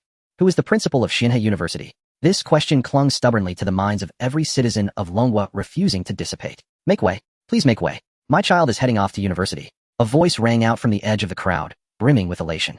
Immediately, envious and admiring glances turned toward its source. There a pair of parents strode forward, cheeks aglow, carrying their son's luggage. Study diligently, and above all, abide by the rules. Obey every regulation of the university. If your instructor calls me with complaints, I'll break your legs when you get home. The father spoke these ferocious words with a gentle smile. Clearly, graduation from this university meant immediate ascension to the pinnacle of power. This colossal spacecraft, this radiant ladder, absolutely extraordinary. My son has truly made good. Don't worry, I'll study hard, return to quell the demonic calamities and revitalize our motherland. The youth rolled his eyes before speaking, then hoisted his luggage and stepped onto the luminous ladder. Gazing upward at the endless ascent vanishing into the heavens, his lips twitched involuntarily. Surely not. I have to walk all the way up. Forget the distance. The steps don't even have railings. I suffer from... In the next instant, a radiant aura enveloped him, and with a soft whoosh he shot skyward along the ladder, arriving aboard the celestial vessel in the blink of an eye. Simultaneously, the ascension ladder dissolved from view before the awestruck crowd.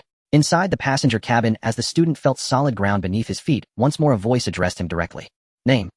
Aboard the celestial vessel, a murmur rose him. Why are two still refusing to board? Minutes later, members of the Zhang clan stood puzzled on the deck. Unknown. Dispatched 2 individuals, with automatons, to investigate lest unforeseen danger arise.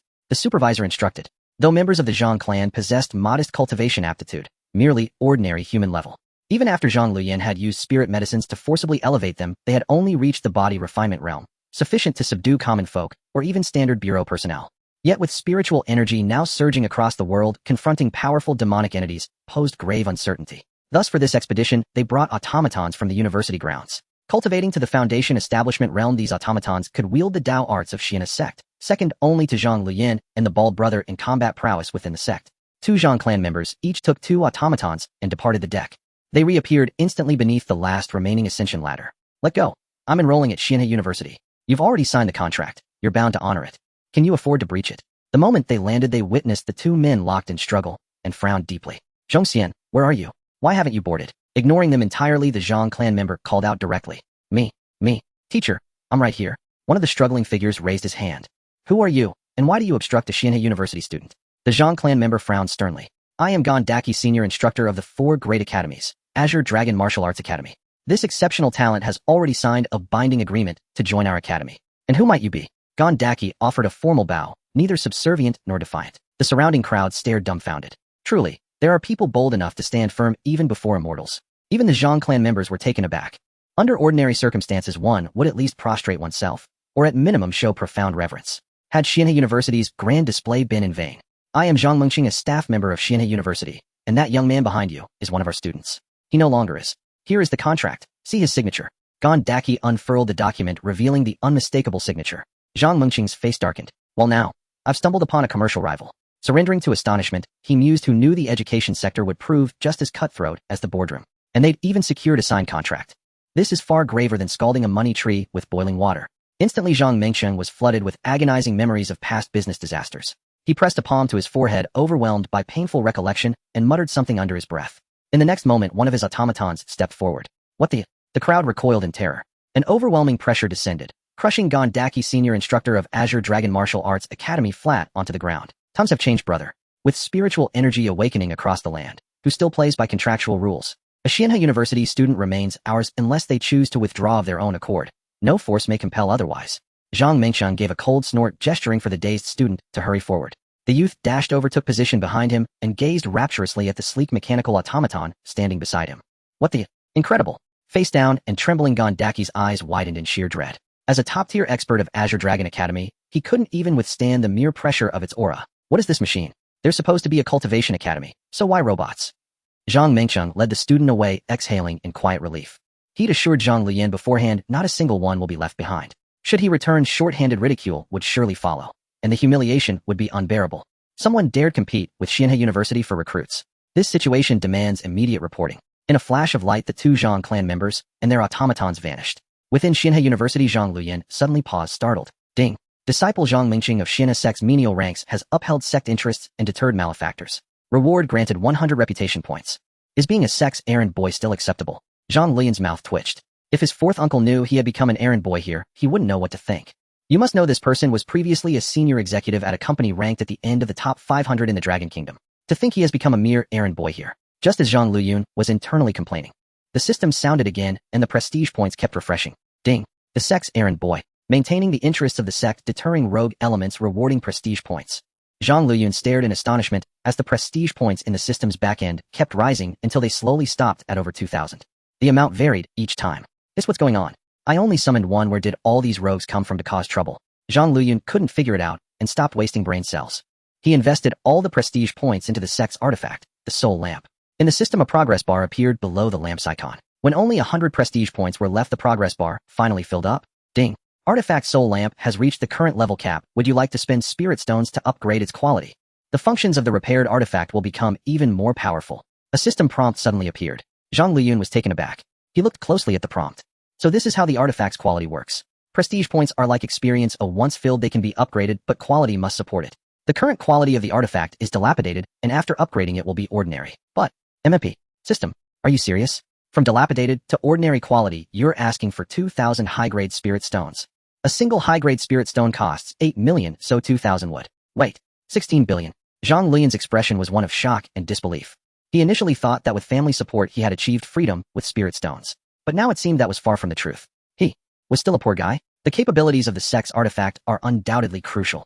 After all, Zhang Luyan needs to rely on the cultivation of his disciples to gain a return and become stronger. Now that he has reached the golden core stage, the cultivation improvements of those refining and qi practicing disciples feel completely insignificant to him. Even 3 times the return would be the same. The gap between them is too great. The quantity hasn't reached a level of qualitative change. Therefore, those students at higher realms are particularly precious. If one of the Foundation establishment disciples were to die, he would cry for a long time and scatter the ashes of the murderer while crying. Thinking of this, he thought, isn't it just 16 billion? I will pay. System exchange for 2,000 high-grade spirit stones. Zhang Luyan gritted his teeth and said, "This greedy system, if the upgrade doesn't satisfy me, I will blow up with you."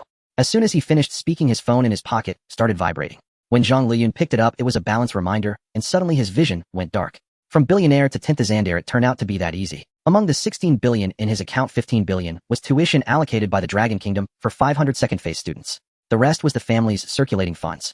He didn't expect that upgrading the soul lamp would clean him out. Upgrade the soul lamp's level. Zhang Luyan said resentful. Ding.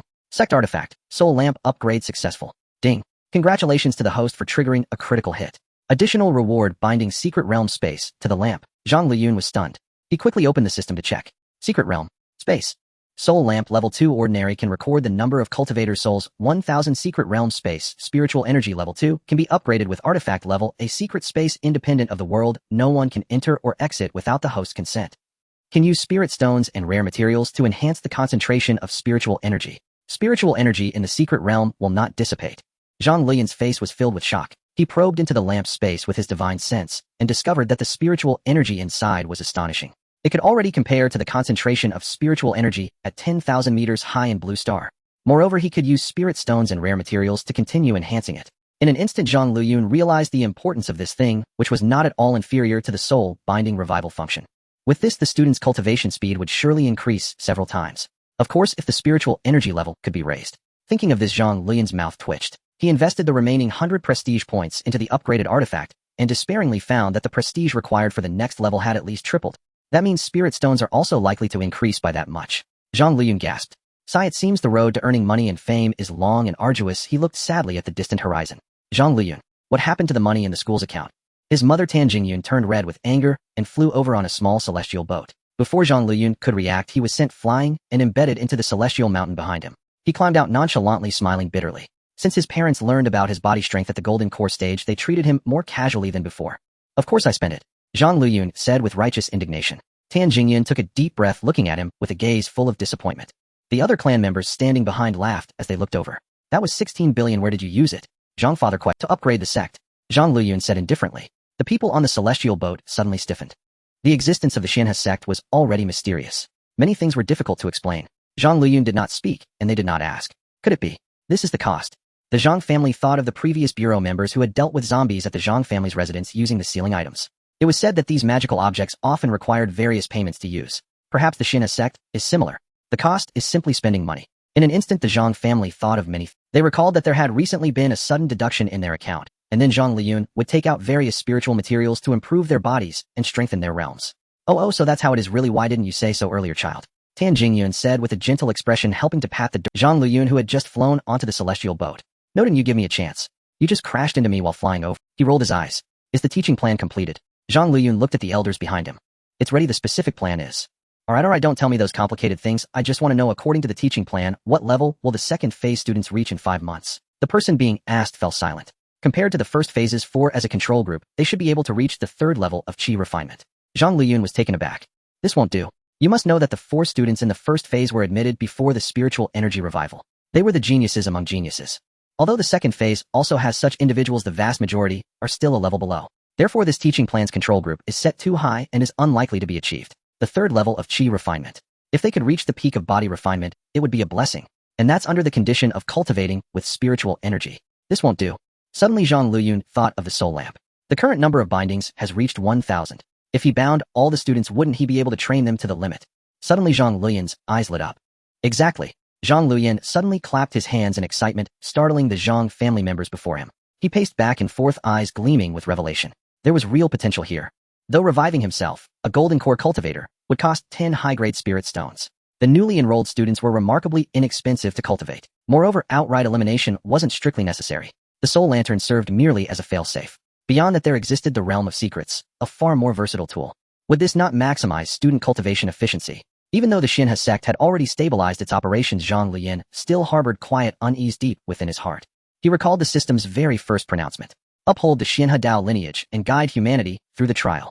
With the golden hourglass vanished and spiritual energy surging across Blue Star, the so-called crises were nothing more than minor spectral calamities. To nations and ordinary mortals alike, they might indeed qualify as trials. But before the Xianhe University, and before him a golden core immortal, they fell woefully short. No spectral entity had yet emerged capable of troubling Zhang Luyan. Even that boastful, arrogant, unfused bone was little more than a junior sibling.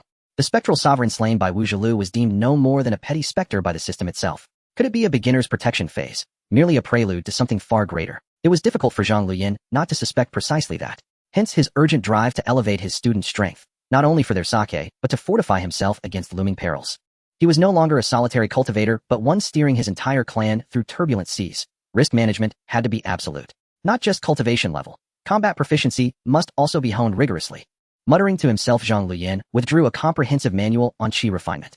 He intended to scour its pages for spirit artifacts capable of dramatically enhancing his students' battlefield prowess. Suddenly his gaze locked onto an artifact named the Demon Sealing Pagoda. Its specifications were unremarkable, but it possessed one critical attribute: spatial resonance. Bowing his head in contemplation, Zhang Luyan realized the pagoda could interface seamlessly with the realm of secrets anchored by the Soul Lantern. Students would bind their solescences, then enter the pagoda, simultaneously synchronizing with the secret realm. Then across the globe, they would capture formidable specters, demonic beasts, and jiangshi, and channel them all into the realm of secrets, fattening them to terrifying potency. Their strength would vastly surpass anything found beyond Blue Star's surface. Each ascending floor of the pagoda would deepen the overlap between tower and realm, drawing students ever closer to the core. By adjusting the distribution of spiritual energy within the realm of secrets, he could concentrate the most lethal specters precisely at the core, perfectly calibrated to the pagoda's escalating difficulty. A true cultivator ascends all 100 floors of the Demon Sealing Pagoda. Zhang Luyan suddenly cried out elated. His clansmen aboard the immortal vessel stared utterly bewildered. Zhang Sr. exchanged a glance with his wife. "It's over, we've broken him." Zhang Luyan paid no mind to his parents' baffled expressions. "We're revising the curriculum, immediately." He voiced the idea without hesitation. Family elders entrusted with pedagogy gasped repeatedly, gazing at their young kinsfolk with dawning horror. "Are you a demon? Will you leave psychological scars upon these tender blossoms? Is this cultivation or torture?" As each proposal unfolded, the Zhang clan grew increasingly chilled. Half an hour later, Zhang Luyan declared, "Please adjust the schedule accordingly, uncles and aunts. I'll begin forging the Demon Sealing Pagoda now." He said earnestly, "No need for formalities. Rest assured we'll handle everything flawlessly." His clansmen waved fervently in agreement. After all, they themselves had misjudged the control group, resulting in a failed pedagogical framework. Now that Zhang Luyan offered a superior alternative, they held no objections. Having endured countless capricious demands from clients and business, this was barely a ripple. Only the current cohort of students would bear the brunt. Zhang Luyan turned to leave, only to be gently detained. "The students are arriving shortly, and reporters from Longwo will accompany them. Are you certain you wish to livestream the Xianhe University's present state?" Zhang Sr. asked, concern etching his brow. Cultivators were supposed to renounce fame and fortune. So why did his son crave such conspicuousness? He couldn't comprehend it. If all of Longwo witnessed Xianhe University's floating immortal mountains, who knew what seismic Absolutely. Father, no more questions. Just follow my instructions. And please remind the official reporters, no deliberate international dissemination. Zhang Luyan affirmed firmly. Without state endorsement, other nations would likely dismiss Xianhe University as hadn't that been their stance all along? Why broadcast it at all? Because, Zhang Luyan explained, it was all about prestige. To avoid the system withholding reputation points by associating him directly with the event. From conception to personnel deployment, he deliberately excluded himself from the livestream. He wouldn't even appear on camera. Zhang Sr. nodded, understanding fully. Longwo was about to ignite.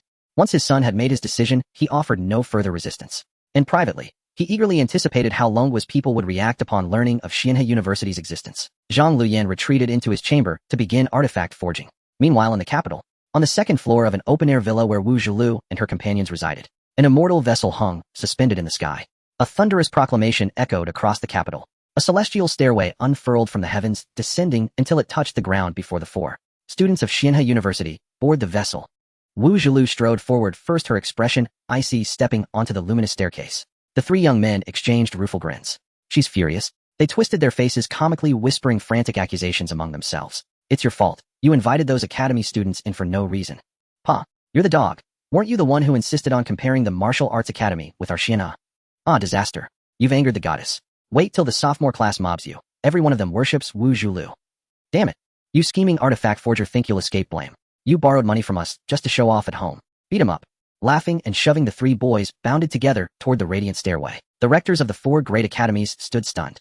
Xianhe University possessed such power. Students, please wait. Just as the trio stepped onto the stair, a squad from the administration bureau shouted from afar. Each bore heavy camera gear, and some carried stretchers. They leapt deftly between rooftops, closing the distance with astonishing speed. Phew, we made it. Never imagined Xianhe University would arrive like this. Greetings, students. I'm Central News reporter Ding Yuhong, invited by Xianhe University to accompany you aboard for a live-streamed interview. Comrade Wu Zhulu, we met before, do you recall? Ding Yuhong extended a friendly hand. When Longwa's official authorities received Xianhe University's invitation, they were profoundly surprised. This pivotal assignment ultimately fell to Ding Yuhong, whose distinguished reporting during the Changsha Spectral Sovereign incident had earned her exceptional recognition. Wu Zhulu paused, then smiled warmly, reaching out to shake the reporter's hand. She'd watched that report afterward, and deeply admired the woman before her. Hello, I'm Wu Zhulu. Delighted to travel back to campus with you. Her stern expression finally softened. The three young men's eyes lit up. They rushed forward, clamoring to welcome her. Wasn't this the perfect chance to charm the goddess? They were all peers. Surely they wouldn't truly sour their relationship. Jostled upward onto a higher step, Wu Zhulu pouted playfully, her irritation fully dissolved. The arrival of the immortal vessel had irrevocably shattered the four academies' plans. Thank you for such warm enthusiasm, but might I have my hand back? I need to start the live stream. We plan to record the entire journey. Ding Yuhong smiled. The three flustered youths immediately released her abashed. Simultaneously, Longwa's official channels announced. Live coverage of Xianhe University's opening ceremony begins now. At once the nation erupted in astonishment. When the official announcement stated that the opening ceremony of Xianhe University would be live-streamed, everyone was taken aback. If you were to ask what the people of Long Nation are most curious about right now, it would undoubtedly be Xianhe University. What kind of mysterious school is this? How did it manage to produce a student like Wu Zhulu?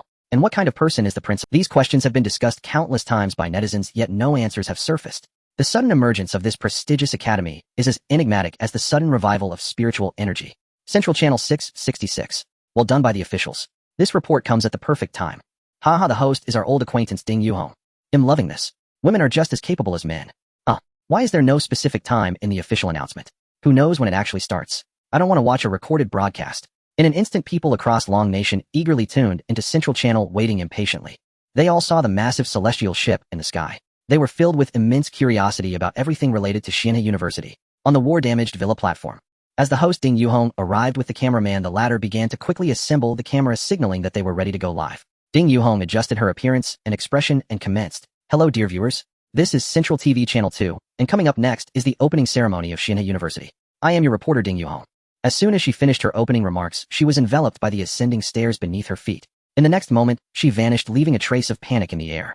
Viewers. The cameraman was equally bewildered. He raised the camera only to find that the light ladder had already disappeared. The celestial ship above changed direction and accelerated away. Cameraman, no, I haven't even boarded yet. He wore a helpless expression. The audience erupted. Huh, what? You got me all hyped up and then just showed me this. This cameraman is useless. A seasoned cameraman would have already flown up with a sword to chase after her. Haha, all I saw was Sister Ding Yuhong's last terrified expression. It could be made into a meme. Wow, is this a live broadcast accident? This report won't just disappear, right? The audience began to worry. They had waited so long to unveil the mysterious veil of Xianhe University only for this to happen. Just as the cameraman grew anxious, his phone vibrated. He picked it up to see a message from Ding Yuhong. The report will continue once we reach Xianhe University. They have professional camera equipment available for use. The cameraman took a deep breath and placed his equipment on the tripod. I sincerely apologize to all viewers at home. There has been a slight mishap with the program, but please do not worry. Reporter Ding Yuhong has sent a message confirming that the live broadcast will continue upon arrival at Xianhe University. After saying this, the cameraman chose to turn off the camera. The celestial ship in the sky accelerated once again, transforming into a streak of light and disappearing just as it had come. On the celestial ship, where Wu Zhulu was, Ding Yuhong wore a stiff expression. After sending the message, the ship began to accelerate, and her phone's signal suddenly vanished. Wu Zhulu spoke apologetically. Sorry, Sister Yuhong, this is our first time riding such a celestial ship, and we didn't know it would be like this. I'm sorry for the trouble it caused you. After she spoke, three boys beside her scratched their heads in embarrassment. Oh, this is awkward. It's okay, we can go live again at Xianhe University.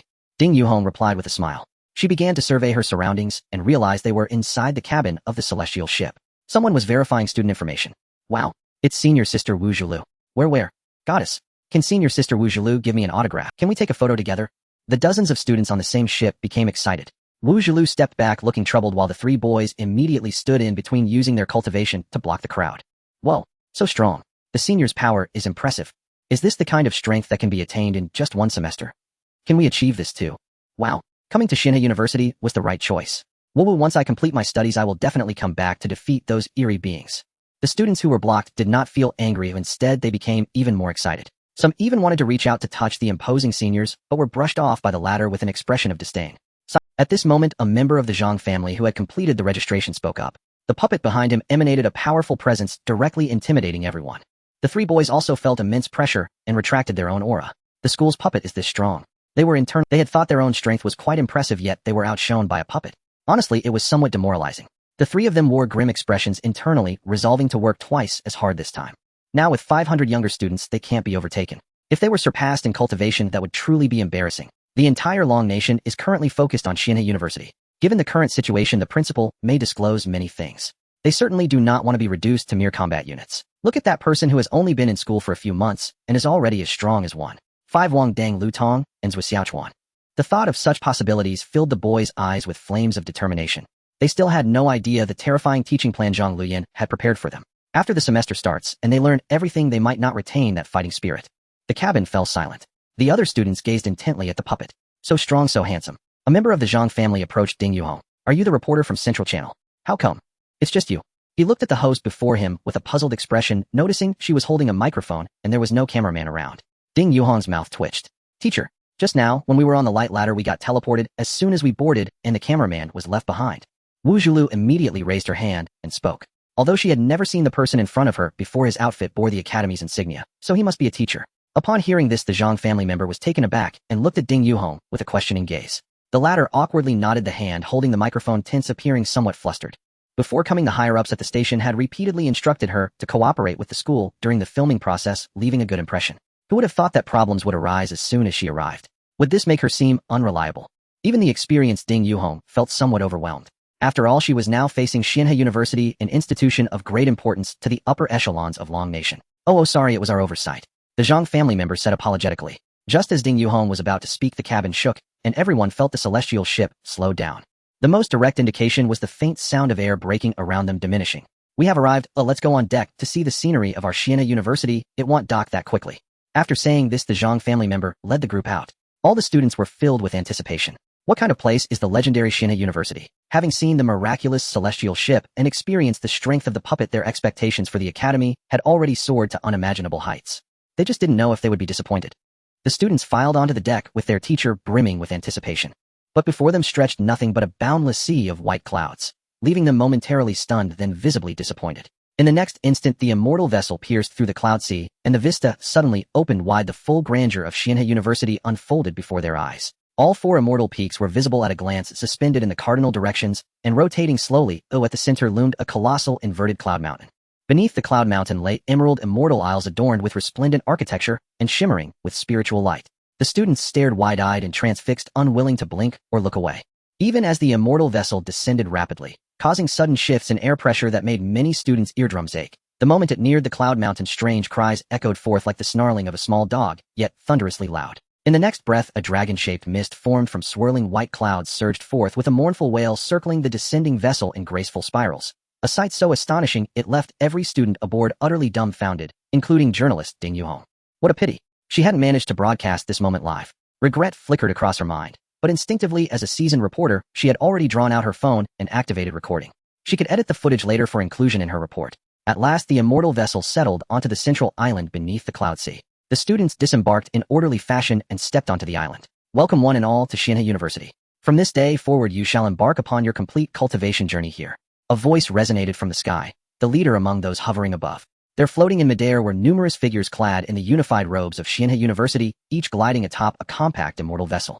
The students tilted their heads upward, eyes alight with exhilaration. Xianhe University surpassed even their wildest expectations. So perhaps, just perhaps, they too might one day attain strength rivaling that of goddess Wu Zhilu. That very thought bloomed simultaneously in the hearts of all second-term students. Even Wu Zhilu and her 3 companions stood agape, bewildered by the school's unexpectedly lavish welcome ceremony. Hey, has President Zhang really struck it rich? How did he recruit so many instructors? And wasn't that spectacle terribly expensive? Have you forgotten? This term's tuition has risen by 50%. Whoa, President Zhang's profits must be astronomical. If these students knew we hold only one class per week, wouldn't they collapse on the spot? 3 boys exchanged teasing banter, earning themselves a sharp warning glare from Wu Zhilu, no speaking ill of the academy, or its president. Now please proceed to the Grand Hall at the heart of Xianhe Island, where the opening ceremony will be held. The voice rang out again across the sky. Students began moving forward in clusters while aerial shuttles followed overhead to prevent anyone from straying or getting lost. One shuttle descended directly before journalist Ding Yuhong. Hello, is this Central TV Channel 2? I am Zhang Fu, Vice President of Xianhe University. And I am Vice President Tan Jingyan. The two approached her with warm smiles as Zhang Fu extended his right hand. Ding Yuhong was deeply flustered. After witnessing the ethereal descent, she had assumed no senior university official would personally greet her. After all, cultivators dwelling in such celestial realms were surely detached and serene, indifferent to worldly interactions. Surely they'd have no desire to appear on camera or engage with a reporter like herself. Yet here she stood, face to face with not one but 2 vice presidents. Greetings, greetings. It's an immense honor to meet you both. I've heard much about you from Comrade Wu Zhilu. Ding Yuhong extended her hand, smiling warmly as she shook theirs. Zhang Fu and Tan Jingyun exchanged a curious glance, then turned toward Wu Zhilu behind them. Wu Zhilu stiffened, lowered her head, and hurried over, tugging gently at Ding Yuhong's sleeve. Sister Yuhong, the president I mentioned isn't them. The girl looked flustered. So many unfamiliar faces had appeared overnight, and she didn't even recognize the 2 vice presidents. Now the first meeting had ended in utter embarrassment. Upon hearing this, Ding Yuhong's smile froze. Oh no, what is happening today? Why does everything keep going wrong? Ha ha ha, no harm done. The president you heard of is our son. He founded this academy himself. Zhang Fu. Ding Yuhong's eyes sparkled instantly. Her reporter's intuition seized upon the implications within that single sentence. If these 2 were not immortals, then the president's age. Could he possibly be around the same age as Wu Zhilu and her peers? That notion genuinely stunned her. We've heard about your photographer situation. Here are some of the filming kits the academy recently procured. Please feel free to use whatever suits your needs. As Zhang Fu spoke, several clansmen wheeled over large equipment cases and opened them. Ding Yuhong blinked, slightly taken aback. This is far more than we need, though we may require assistance from university staff for operation. No problem at all. By the way, Ms. Ding, given our president's personal inclinations, we kindly ask that your filming discreetly avoids certain minor elements lest they compromise the academy's image. Zhang Fu spoke with awkward embarrassment. Ding Yuhong frowned in confusion, while the 4 students behind her instantly. May I ask precisely which elements you refer to, she asked. Compliance with the academy's filming guidelines had been mandated by her superiors. She had no objections, but clarity on standards was essential. Zhang Fu gave a wry glance toward his wife, who nodded silently. Let's go. We'll give you a brief tour before filming begins. With that, he led the way forward. Sister Yuhong, let us assist with filming. We helped produce the promotional video earlier. We're somewhat familiar with this equipment. Wu Zhilu volunteered eagerly. Ding Yuhong accepted without hesitation. Alone she could never manage it. And at this point she no longer dared hope for cinematic excellence. Simply completing the broadcast felt like a miracle. Thank you. The group set off toward the Grand Hall. And along the way Ding Yuhong finally understood precisely what the vice. She spotted stone statues hidden among the grass, initially awestruck by their mystical aura, until she glimpsed a figure of Yang Yang the sheep. Then in secluded corners she found murals steeped in mythic grandeur, yet bearing elements that absolutely did not belong. Please forgive us. It's our son's firm insistence, and we simply couldn't dissuade him. Zhang Fu chuckled awkwardly. Ding Yuhong waved her hands hastily. No need to apologize. Such unadulterated innocence. This is precisely what enabled President Zhang to establish such an extraordinary academy. She declared earnestly, her sincerity unmistakable. Huskies only grow dumber the purer they get, muttered With Xiaochuan softly behind her, finally avenging his earlier bewilderment at the academy's surreal aesthetic. Ding Yuhong's gaze drifted elsewhere, feigning ignorance. Zhang Fu. Ahem. Well, that's the situation. We truly appreciate your understanding, Miss Ding. Let's go. The opening ceremony begins shortly. With that he strode ahead. Zhang Fu recalled Zhang Luyan mentioning that this ceremony cost over 10 million yuan, a grand spectacle designed to leave a lasting impression on viewers across Longhua. He too was eager to see what awaited. Before the Grand Hall, 500 students stood in silent, orderly formation. Their eyes gleamed with longing as they gazed upon the majestic ancient hall, its aura palpably transcendent. Ding Yuhong secured an optimal vantage point, instructed Wu Zhilu and her companions to start recording, and initiated her live feed to headquarters. Across Longhua, viewers sat glued to their televisions watching a sudden countdown appear on screen, counting down the seconds in unison. At last technicians synced the feed, and Ding Yuhong's face appeared before the nation. Before she could utter a word, a profound, resonant bell tolled from the heavens, as if echoing across time itself. The resounding bell tolls accompanied by a gentle breeze brushing against the faces of the people. Instantly, everyone feels their minds clear, their eyes cool as the vastness of the world unfolds before them. Before they could even marvel at the effect of the bell, the sky changed once more. The heavenly gates opened. Celestial maidens and auspicious beasts soared forth, coiling around the inverted cloud mountains amidst the resounding of celestial music, unveiling a breathtaking beauty. The students felt their aesthetic sensibilities thoroughly crushed. When it comes to continuing the music and the dance, who could compare to the celestial beings and immortals of the cultivation world? In short, at this moment of spiritual energy revival on Blue Star, everyone was profoundly shocked by the welcoming package purchased by Zhang Luyan from the Immortal River. Oh my god, it's so beautiful. I thought I had developed a high immunity after being immersed in the world of technological female. I was left speechless, deeply realizing my own ignorance. Before the mysticism, anything could be impacted. Immortal River University is impressive. The audience from Long Country felt an uncontrollable excitement within. The students on site were equally flushed with excitement. It was quite a spectacle. Over 70 kilometers away on the Taku Islands. While countries were busy dealing with their own mysterious calamities, no one cared about the survival of such a small nation. They had entered a mode of extreme survival, hiding and dodging under the relentless pursuit of the mysterious entities. However, the phenomenon occurring at Immortal River University directly frightened away a large number of mysterious entities. It is the Divine Island. The Divine Island protects us, shouted some islanders as they kneeled towards the direction of the Immortal River. More and more people appeared as if they had grasped a lifeline. The scene shifted to the front of the Immortal River Island Great Hall. The celestial music and dance continued for over 3 minutes. During this time, the sounds and celestial might spread far and wide, startling the demonic beasts in the nearby sea areas over 100 kilometers away. Greetings, students. I am Vice President Zhang Fu, and on behalf of Immortal River University, I welcome you all. I believe you are eager to learn about the academy, but please do not rush. As the saying goes, without rules there can be no order. I will now read the school regulations. Zhang Fu began speaking from the celestial boat in the air. The students immediately wore serious expressions. There were many school rules, but they could be summarized into a few points. 1. All cultivation techniques of Immortal River must not be transmitted privately. Anyone who violates this will have their cultivation abolished and their memories erased. 2. Immortal River University is a legitimate institution. If students engage in actions that harm the nation or violate the law, the school will impose punishments. The highest degree of punishment can lead to the annihilation of both body and soul. 3. Even after graduation, students remain part of Immortal River University. The school has the right to deal with traitors even if they have already graduated. 4. The final interpretation rights belong to Immortal River University. After reading the school rules, a heavy silence fell over the scene. The students had yet to react. The audience in front of the television was already in a state of shock. So even after graduating from Immortal River University, one must carry the mark of Immortal River for life. This seems a bit excessive, right? Do they even want to act as law enforcers? Why should they? Wow, if that's the case, doesn't it mean that entering Immortal River is like sinking into the sea, where parents become mere strangers? After all, if you violate the school rules, the school can directly eliminate you. The audience was stunned by the severity of the school rules regarding betrayal. At the same time, they began to question, what right does Immortal River University have? Next, I will read about the realms of cultivation and fundamental knowledge. First, the realms are divided into mortal, body refinement, chi refinement, foundation establishment, golden core. In addition to strength increasing with the realm's lifespan will also increase. The body refinement stage has a minimum lifespan of 120 years. Chi refinement, 200 years. Foundation establishment, 500 years. Golden Core immortals can live over 1,300 years. After the vice president finished speaking, the students below erupted into chaos. They couldn't have heard wrong, could they? Long longevity. Immortal River University is truly teaching cultivation. The students felt as if they had been stunned into numbness. The audience across Long Country also widened their eyes in disbelief. No way, are you serious? The people who had just questioned the strictness of Immortal River University's rules now felt that the rules were somewhat lenient. Shouldn't they have the students make heavenly oaths or sign contracts to sell themselves? Otherwise, how could they feel secure in their studies? The only question now is what the vice president said true? After Zhang Fu finished speaking, he did not continue, but calmly stood on the celestial boat watching the people below. At this moment, he noticed someone raising their hand. Reporter Ding, do you have a question? Zhang Fu said with a smile. May I ask, esteemed vice president, is what you just said true? After all, the topic of longevity has always been. Ding Yuhong didn't finish her sentence, but her meaning was clear. Longevity has been a topic among the people of Long Country since ancient times. From the ancient emperors to modern virtual literature, it has never disappeared. Now suddenly someone claims to enable everyone to cultivate and embark on the path of immortality. Even though they had witnessed many extraordinary occurrences, they couldn't help but want to confirm once more. Of course, I take responsibility for my words.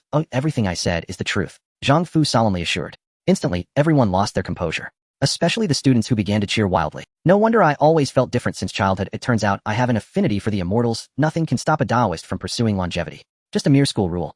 I would obey it even while kneeling. Just as the audience thought, they even considered signing a contract to sell themselves. Otherwise, the cultivation felt insecure. The concept of being bound had already penetrated deeply into their bones. However, among the cheering crowd, a small portion had anxious expressions, their eyes darting.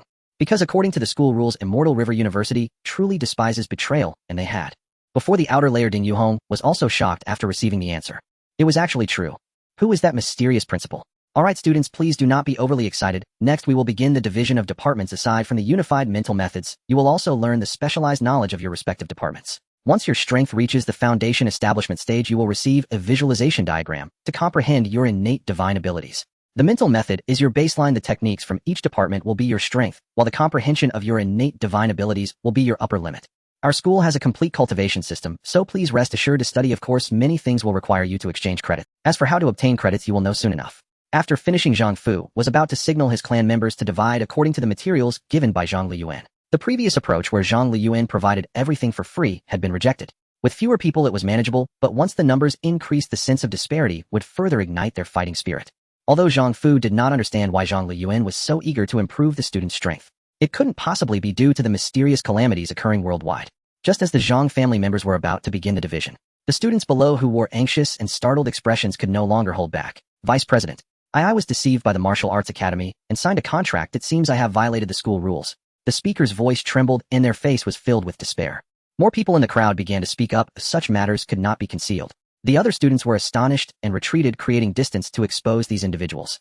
Upon hearing this, Zhang Fu's face turned cold as he glanced over. Instantly, the students who stood up became even more terrified. In the distance, Ding Yuhong covered her mouth, unable to bear watching. How would Immortal River University handle these individuals? Likewise, the audience across Long Country was also extremely in the air.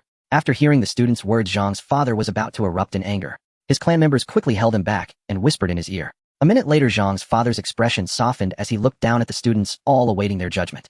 I already know the whole story. It was the Martial Arts Academy that deceived us first, combined with our work error. This matter will not be pursued further, and it will not happen again, Zhang's father said thoughtfully. Since leaving the Zhang family for Xianhe University, it had only been a few days, and they needed to formulate various teaching plans and regulations. In the end, they had to make major revisions at the last minute. To be able to finish on time, the Zhang family members must be exceptionally capable. Moreover, isn't it the principal's responsibility to notify about the start of school? They couldn't log onto the official website again. Oh, that kid is refining the demon restraining tower. Alright, it's a coincidence that they ran into each other. No one expected that there would be forces bold enough to compete with Xianhe University for students. The students below heard the vice principal say that there would be no further inquiry and were instantly moved to tears. Well, with thank you, principal. My sister died in the calamity. I could only watch helplessly, and I swear that I will become stronger to take revenge, even if it costs me my life. At that time, there was no news about the start of school, and in my anxiety, I was misled. Me too. My father was dragged away by a malevolent spirit to protect me. The students began to cry and share their stories. Most of them lost family members in the calamity or witnessed familiar neighbors being brutally murdered. This made them yearn for power even more. The other students around began to look at the traitors with shaking eyes. Indeed, not everyone is fortunate. Not every city or town has members of the management bureau standing in front of them during an attack. There is only one Wuzholv, and the manpower of the management bureau is also limited. At the beginning of the recovery of spiritual energy amidst vast territories, bloodshed and sacrifice are inevitable. The classmates no longer rejected these people. They stepped forward and reunited, comforting their tearful peers. They are all good children. Rest assured, there is no place in the world more suitable for you than Xianhe University. Your strength will improve rapidly. Zhang's father could not help but comfort them softly. He recalled the zombie that had emerged from the clan's grounds. If it hadn't been for Zhang Luyan's return, the Zhang family would have likely suffered heavy casualties by now. It seems that Long Nation is indeed facing difficulties in dealing with the calamity. That kid's devilish training is truly necessary. Only by undergoing hellish trials can one become even more ruthless than those malevolent spirits outside. To protect one's loved ones, the classmates who were deep in sorrow were even more moved by the vice principal's consolation. Not only did the academy not pursue the matter, but they also cared so much about their feelings. Such kindness. Principal, don't worry. I will work hard to cultivate and will never bring shame to Xianhe University. Yes, me too. I will definitely become the strongest cultivator. I will fight for the academy. As long as I don't die from training, I'll train to the death. The students immediately pledged their loyalty. Oh, Zhang, could please register that any student who ranks among the bottom 50 in graduation assessments will be expelled. Zhang's father said with unexpected joy. The loyal students were like. The students who returned to their positions suddenly stepped back in fear. Faster than before. Don't think you can get away with it. We have kept clear records of who signed contracts when boarding the Xianzhou, Zhang said with a smile. Those students who were excluded again looked miserable. No, vice principal. Didn't you say there would be no inquiries? We were just being polite to you. The atmosphere has already reached this point, right? Who could have thought you would take it seriously? They showed regret on their faces, wanting to slap themselves. As cultivators, we should go against the heavens. We must be steadfast in our hearts to achieve our path as kings. How can a promise spoken lightly be taken as a joke? If you can't even do this, what are you cultivating for? Get back to where you came from. Or are the blood feuds you carry all fake? Zhang's father's expression was stern as he looked. The students were stunned, their expressions collected as they answered in unison, no. Then do you not think you can put in effort several times greater than others? No. That's good. This decision will not change. If you carry a blood feud and still fall to the bottom of your grade, it means you are unworthy of the name Xianhe. Yes. The students shouted loudly, their eyes filled with the flames of determination. No one could stop them from cultivating hard now. The other students behind swallowed hard. Goodness, what is it like to suddenly have a bunch of overachievers beside you before class? Now not putting in the effort will not be an option. Zhang's father nodded, very pleased with this passionate, competitive atmosphere, and stepped onto the Xianzhou to leave. Earlier, he had inadvertently fallen into the educational genes of the clan. He unconsciously regarded these people as that little rascal Zhang Luyan. But the outcome was still quite good. In the distance, Ding Yuhong also looked up at the figure on the high platform with great admiration. Everyone, it seems that Xianhe University not only possesses great strength, but the teachers' educational abilities are also top-notch. To be honest, just interacting with the university staff, one can feel an aura of ancient family heritage. It truly lives up to its name as a cultivation university. The reporter earnestly explained to the camera. The audience also unanimously acknowledged this statement.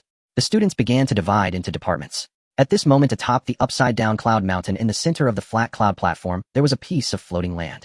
This was taken down from the Xian Peak by Zhang Luyan, who moved his courtyard up here. Because the scenery is exceptionally good, Ding. The sect's apprenticeship ceremony was successfully held and attracted widespread attention. The name Xianhe resounded throughout Long Nation, rewarding the host with 3,000 reputation points. The system's prompt did not stop Zhang Luyan from continuing his actions. A gigantic refining furnace floated in front of him. Flames erupted from the furnace and a shadow of a tower faintly floated inside. Zhang Luyan mobilized the vast spiritual power within his body, operating his technique to condense it into a hammer, constantly striking the floating black tower, refining the impurities. Tower completed. Condense. After finishing the refinement, he added several types of refining materials. These items melted in the flames, turning into various spiritual liquids, crazily gathering towards the black tower under his artifact seal. The flames slowly receded, revealing a black ancient tower adorned with red flame patterns. Ping Tu-gu walked over from afar, stepping on the sea of clouds, holding a large horn, looking as if he had just finished his work and was returning home. Seeing that his master had actually refined the demon restraining tower like this, his eyes were filled with surprise. Not bad craftsmanship, Ping Tu-gu expressed his approval. Zhang Luyan held the demon restraining tower with one hand, trying to connect it to the secret realm space of the sect's artifact. Success! He exclaimed excitedly, glancing at the reputation rewarded by the system. There were actually this many. It was worth spending so much money. Investing all the reputation points into the artifact, now, he just needed another 3,000 reputation points to upgrade. Not only reputation, but making money also needs to be put on the agenda. However, there are even more important things to do now, Zhang Luyan said with a smile, looking at the demon restraining tower in his hand. A training ground for the students was established, but it lacked NPCs. Where to find NPCs? There are plenty in Long Nation. He believed Long Nation must have a disaster list recording the super malevolent spirits, demon beasts, and zombies from various places. And he would select the best candidates for recruitment, place them in the secret realm space to be nourished with abundant pure spiritual power, and then send them to the students for training. At that time, the students would have to survive and cultivate in the perilous tower space, confronting the malevolent beings. Just thinking about it is thrilling. Imagining the wails of the students after experiencing the demon restraining tower. Thinking about how they would struggle to overcome their fears and do whatever it takes to conquer the tower for credits and pure spiritual power. Imagining their bittersweet struggles to grow stronger, Zhang Luyan grinned widely. This should be filled with laughter. Zhang Luyan smiled for a moment, sheathing the locking demon tower and looking to the side. Ping Tu-gu, I may be gone for a few days. I leave the sect in your care. If any enemy dares to come, do not falter. Take them down. Ping Tu-gu heard him, lifted his head, and patted his chest to signal there would be no problem. Zhang Luyan nodded at him. There was no question about Ping Tu-gu's strength. At the very least, he would not be weaker than Zhang Luyan's own golden core. Leaving him to guard the place was utterly reassuring. Zhang Luyan sought out Zhang Fu and demanded intelligence. Have you gotten the administration bureau's files on the dangerous, anomalous disasters? He looked toward his father as he spoke. Zhang Fu had someone bring a dossier listing the disaster sites recorded by the Longwo Administration Bureau. Many entries were conjecture, lacking concrete information. Yet every one of them was perilous. Be careful, Zhang Fu said, his eyes full of emotion. Who would have thought that after only a few years away studying, his son would become a golden core immortal? He had even created an immortal cultivation university. Don't worry, they'll return as quickly as I can. We'll formally begin teaching the students then, Zhang Luyan said with a smile. What extraordinary anomalous artifacts might lie in Longwo's dangerous disaster zones? Zhang Luyan was eager. His locking demon tower stood empty and urgently needed capable recruits. After receiving the dossier, Zhang Luyan produced a flying sword, tossed it into the air, and leapt to stand upon it. He formed a hand seal, and the sword shattered the sound barrier. Students who had just arrived at the peak dormitories looked up in astonishment. Good heavens, who is that cultivator riding a sword here? They only saw a lone silhouette cleave through the sea of clouds and vanish, faintly human in shape. On the central island, Ding Yuhong's matriculation registration had already concluded. Student dormitories had been moved to their corresponding immortal peaks. The central island on the sea became the residence for the Zhang family's campus staff, followed by the canteen, spirit springs, and other communal facilities. With permission granted, Wu Zhilu invited Ding Yuhong to explore the academy for a few days. She was currently spending credits and took Ding Yuhong to experience the restored spirit spring. Now many amenities on campus required credits, Without them one could only use basic facilities. Luxurious dorms, spirit springs, dishes made with spirit ingredients in the canteen, newly opened forging and alchemy rooms. All were no longer free. Talismanists had to purchase spirit ink and yellow paper as well. Wu Zhilu had no objection. Because her actions in battles across Longhua had raised the school's reputation, the academy awarded her a large sum of credits. She was now indisputably the academy's top credit holder. Meanwhile, Lu Tong and 2 others stared in stunned silence at their luggage dumped at the dormitory entrance on Central Island. How practical, they grumbled. As returning students, we don't even get a newcomer's straw hut. Then wilderness survival it is. Let's go for it. A true cultivator should dwell in a cave abode. Living in luxurious dorms is heresy.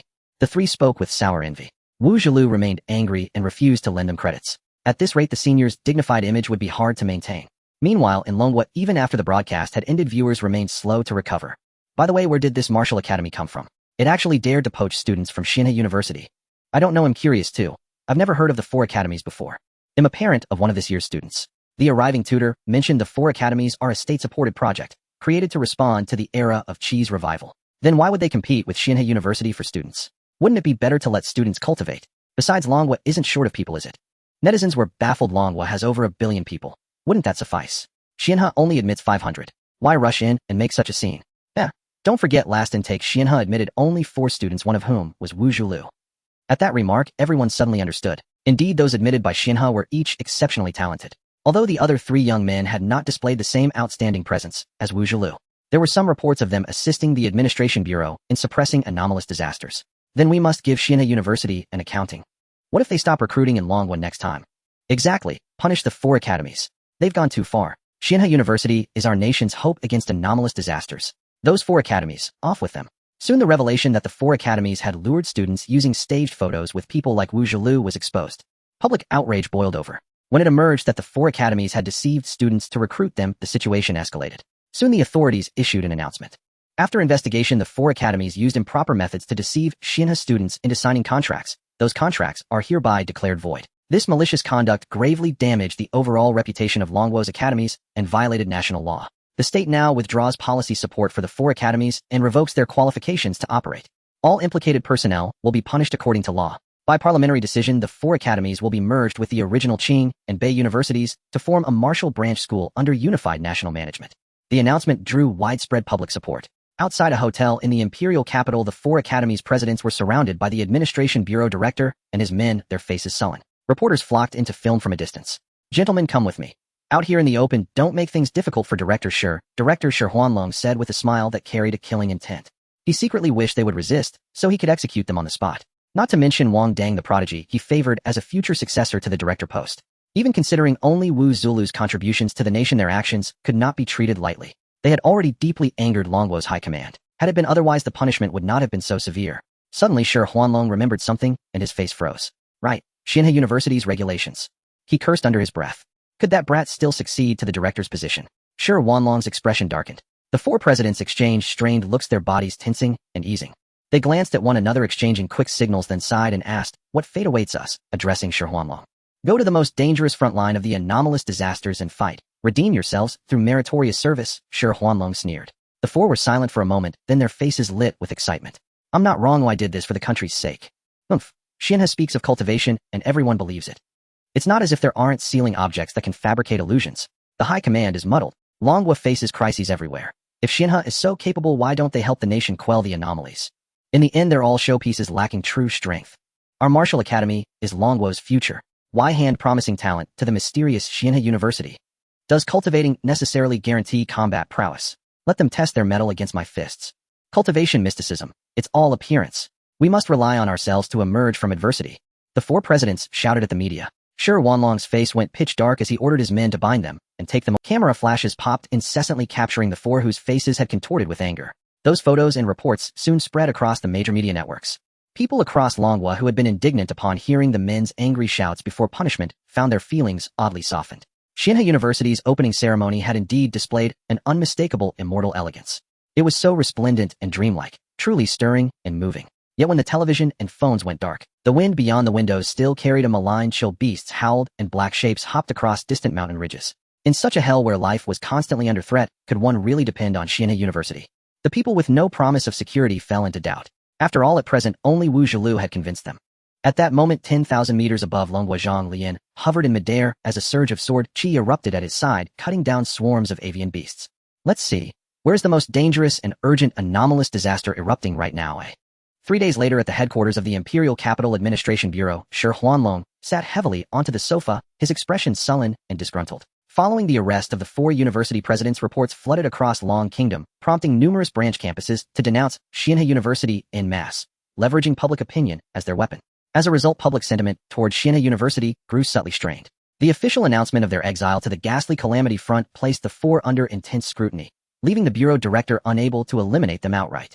Damn it, those old bastards. Shi Huanlong cursed aloud.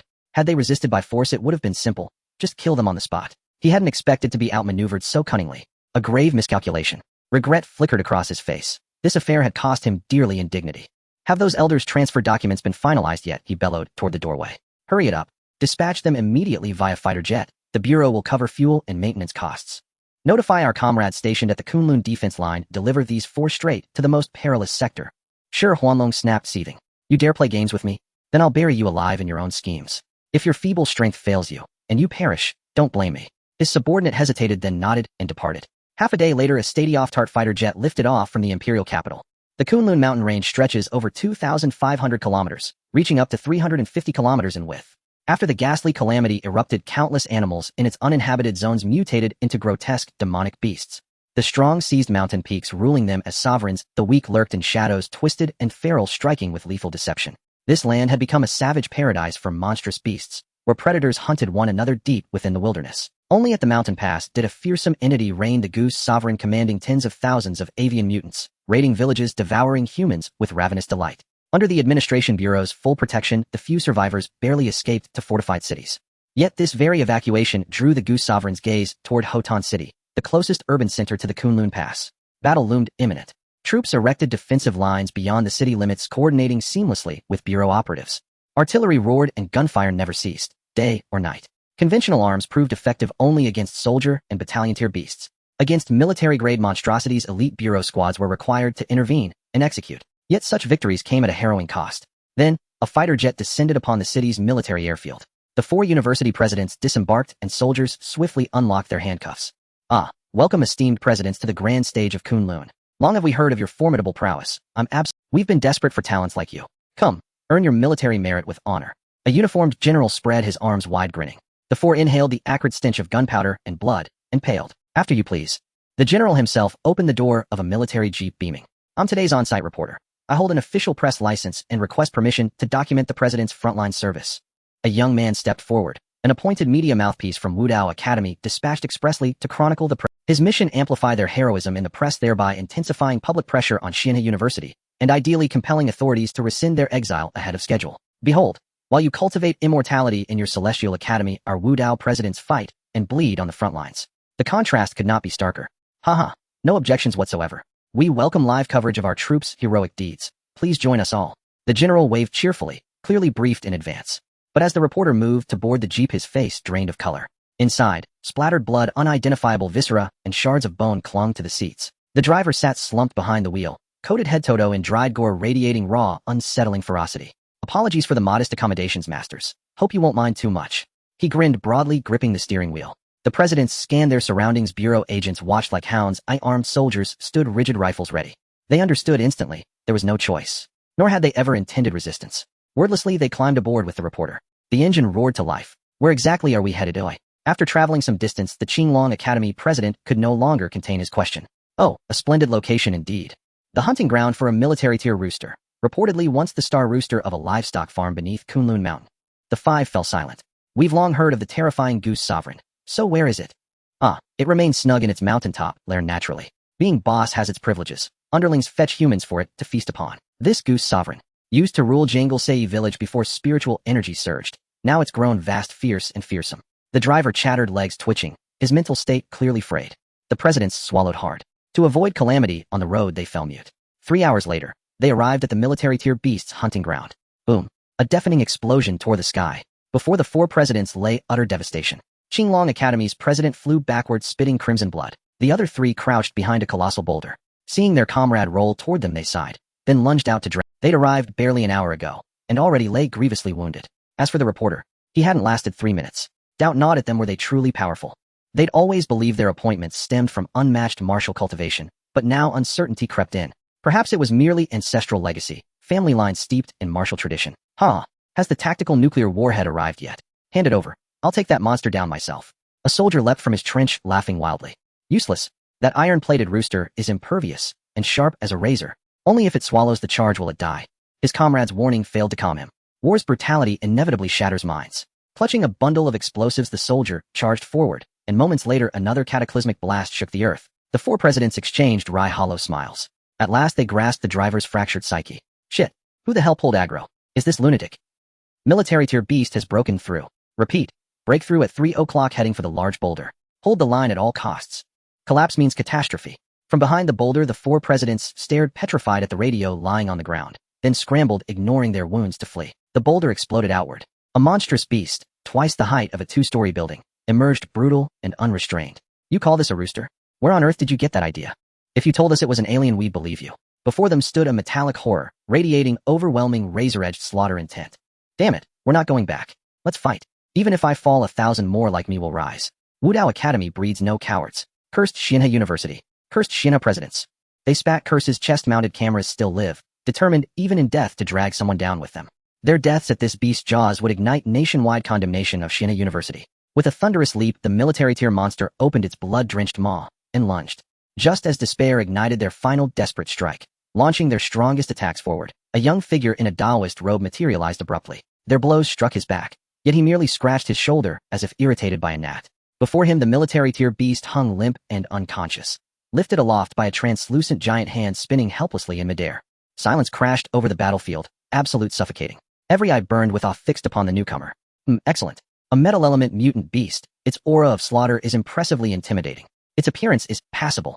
He spoke as though appraising cuts of meat at a market, even prying open the beast's jaws to inspect its teeth. Grateful beyond words for your saving grace, Elder Master. May we ask your august name? We owe you everything. Our lives, our loyalty, our unwavering service.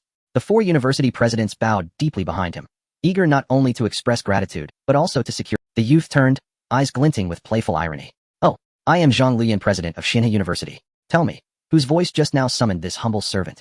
The four university presidents were shocked and looked up upon hearing Zhang Luyan's words, but what they saw was a blurred face. Zhang Luyan did not want to reveal his identity, so he used his cultivation to create a disguise on his face. Yet this did not diminish the astonishment of the four presidents. They all came from prestigious martial arts families, and trained martial artists could discern age by observing bone structure. This unexpected senior was clearly a young man. Even if one claimed that a cultivator could reshape their foundation after reaching a certain realm, the aura of youth could not be faked. The four university presidents stood dumbfounded, unsure of how to speak. Looking again at Zhang Luyan, who was floating in midair without the slightest fluctuation of aura, felt entirely natural, as though it was meant to be. Could it be the realm of man and heaven recorded in ancient clan texts? The presidents felt bitter inside, originally thinking this record was just the ancestors boasting to the younger generation, but it turned out to be true. They had speculated countless times about the president of Xianhe University. They never imagined that the other party was indeed an immortal, and a young grand immortal at that. Upon realizing Zhang Luyan's identity, the presidents were left with no thoughts. We practice martial arts while you cultivate immortality. What is there to argue about? They almost wanted to kneel down and cry while holding Zhang Luyan's leg. Senior, take me with you on your path of cultivation. The three presidents of the Azure Dragon, White Tiger, and Vermilion Bird looked at the Black Tortoise president. He had just insulted the senior from Xianhe University. The Black Tortoise president was stiff all over, his face pale and drenched in sweat. Forget it. I was just asking casually. Maybe I misheard. I'm busy at this moment. Zhang Luyan waved his hand with a bored expression and turned to summon a secret realm passage in midair. The passage was enormous, over 10 meters wide and tall. As soon as it opened, a surging aura of great danger burst forth. Nearby warriors and the four presidents felt a chill run down their spines. It was like hell. Various terrifying strange creatures and demon beasts congregated on one side, and once the passage opened, they all locked onto this side. Upon sensing Zhang Luyan's aura, they hurriedly retreated in fear. Go! Zhang Luyan tossed a general-level demon beast into the passage. As soon as this beast entered the secret realm space, it jolted awake, astonished by the rich spiritual energy surrounding it. However, the next moment, it let out a scream. Blue ring-patterned tentacles shot out from the blood-red lake behind. In the center of the terrifying coffin array, an ancient stone coffin opened a crack, and a giant hand formed from black malevolence reached out towards it. A strange wailing filled the space suddenly, and blood-red satin appeared out of nowhere, attempting to wrap it up and drag it into a terrifying abyss. The newly joined military-level demon beast was instantly filled with despair. So many powerful beings. But the next moment, a golden figure soared into the sky, dispersing all the attacks. A sharp honk resonated through the secret realm, conveying a violent "Well, these are my subordinates. All of you get lost." The golden body resembled a small mountain emanating endless might in midair with feather patterns on its abdomen, faintly forming the character Emperor. It was none other than the Kunlun Goose Emperor. The other strange creatures reluctantly withdrew, a bit disappointed. In just 3 days, the strange creatures that had entered the secret realm had already divided territories and formed their own power bases. On the battlefield of the defense line, Zhang Luyan dug at his ears and closed the passage. What was the need to shout so loudly? The surrounding warriors were left dumbfounded. Is that the Goose Emperor, the big boss at the Kunlun Mountain Pass? Who else could be so completely golden? The other monsters that intervened can't be underestimated either. They are no weaker than the Goose Emperor. Hiss is the Grand Immortal here to stock up. Is he looking for ingredients for the students? The warriors discussed in shock. After so many days of fighting, they had already researched the cooking methods for demon beasts, knowing that long-term consumption of demon beast meat could improve their physical condition and enhance strength. Thus this speculation arose. Suddenly, envious glances appeared all over the battlefield.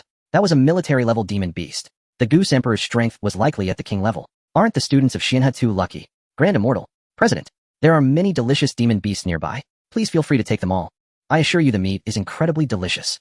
The commander in charge of the battle rushed over to shout as Zhang Luyan turned his head to look as the Goose Emperor's furious honk caused its subordinates to charge towards this side. No need, they are just hastily raised livestock that eat feed too much will make them stupid. A voice of disdain rang out.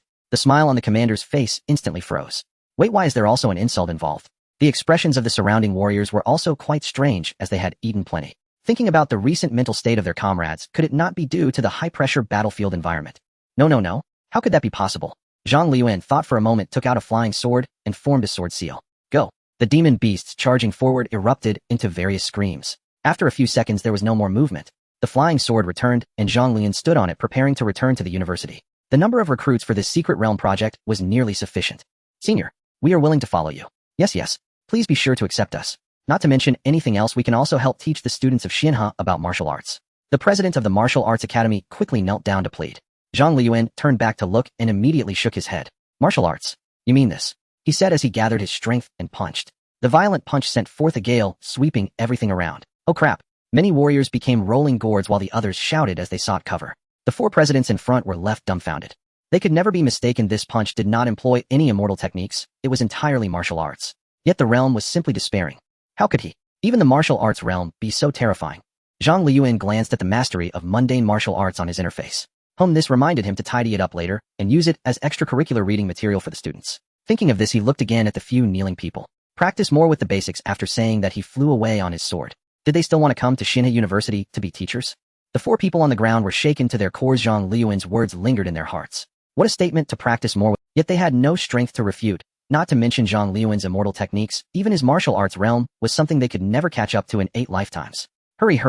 Clean up the battlefield before the smell of blood attracts other demon beasts. My goodness. This president is too. So much demon beast meat, how much can it improve our soldiers' physical qualities? What nonsense.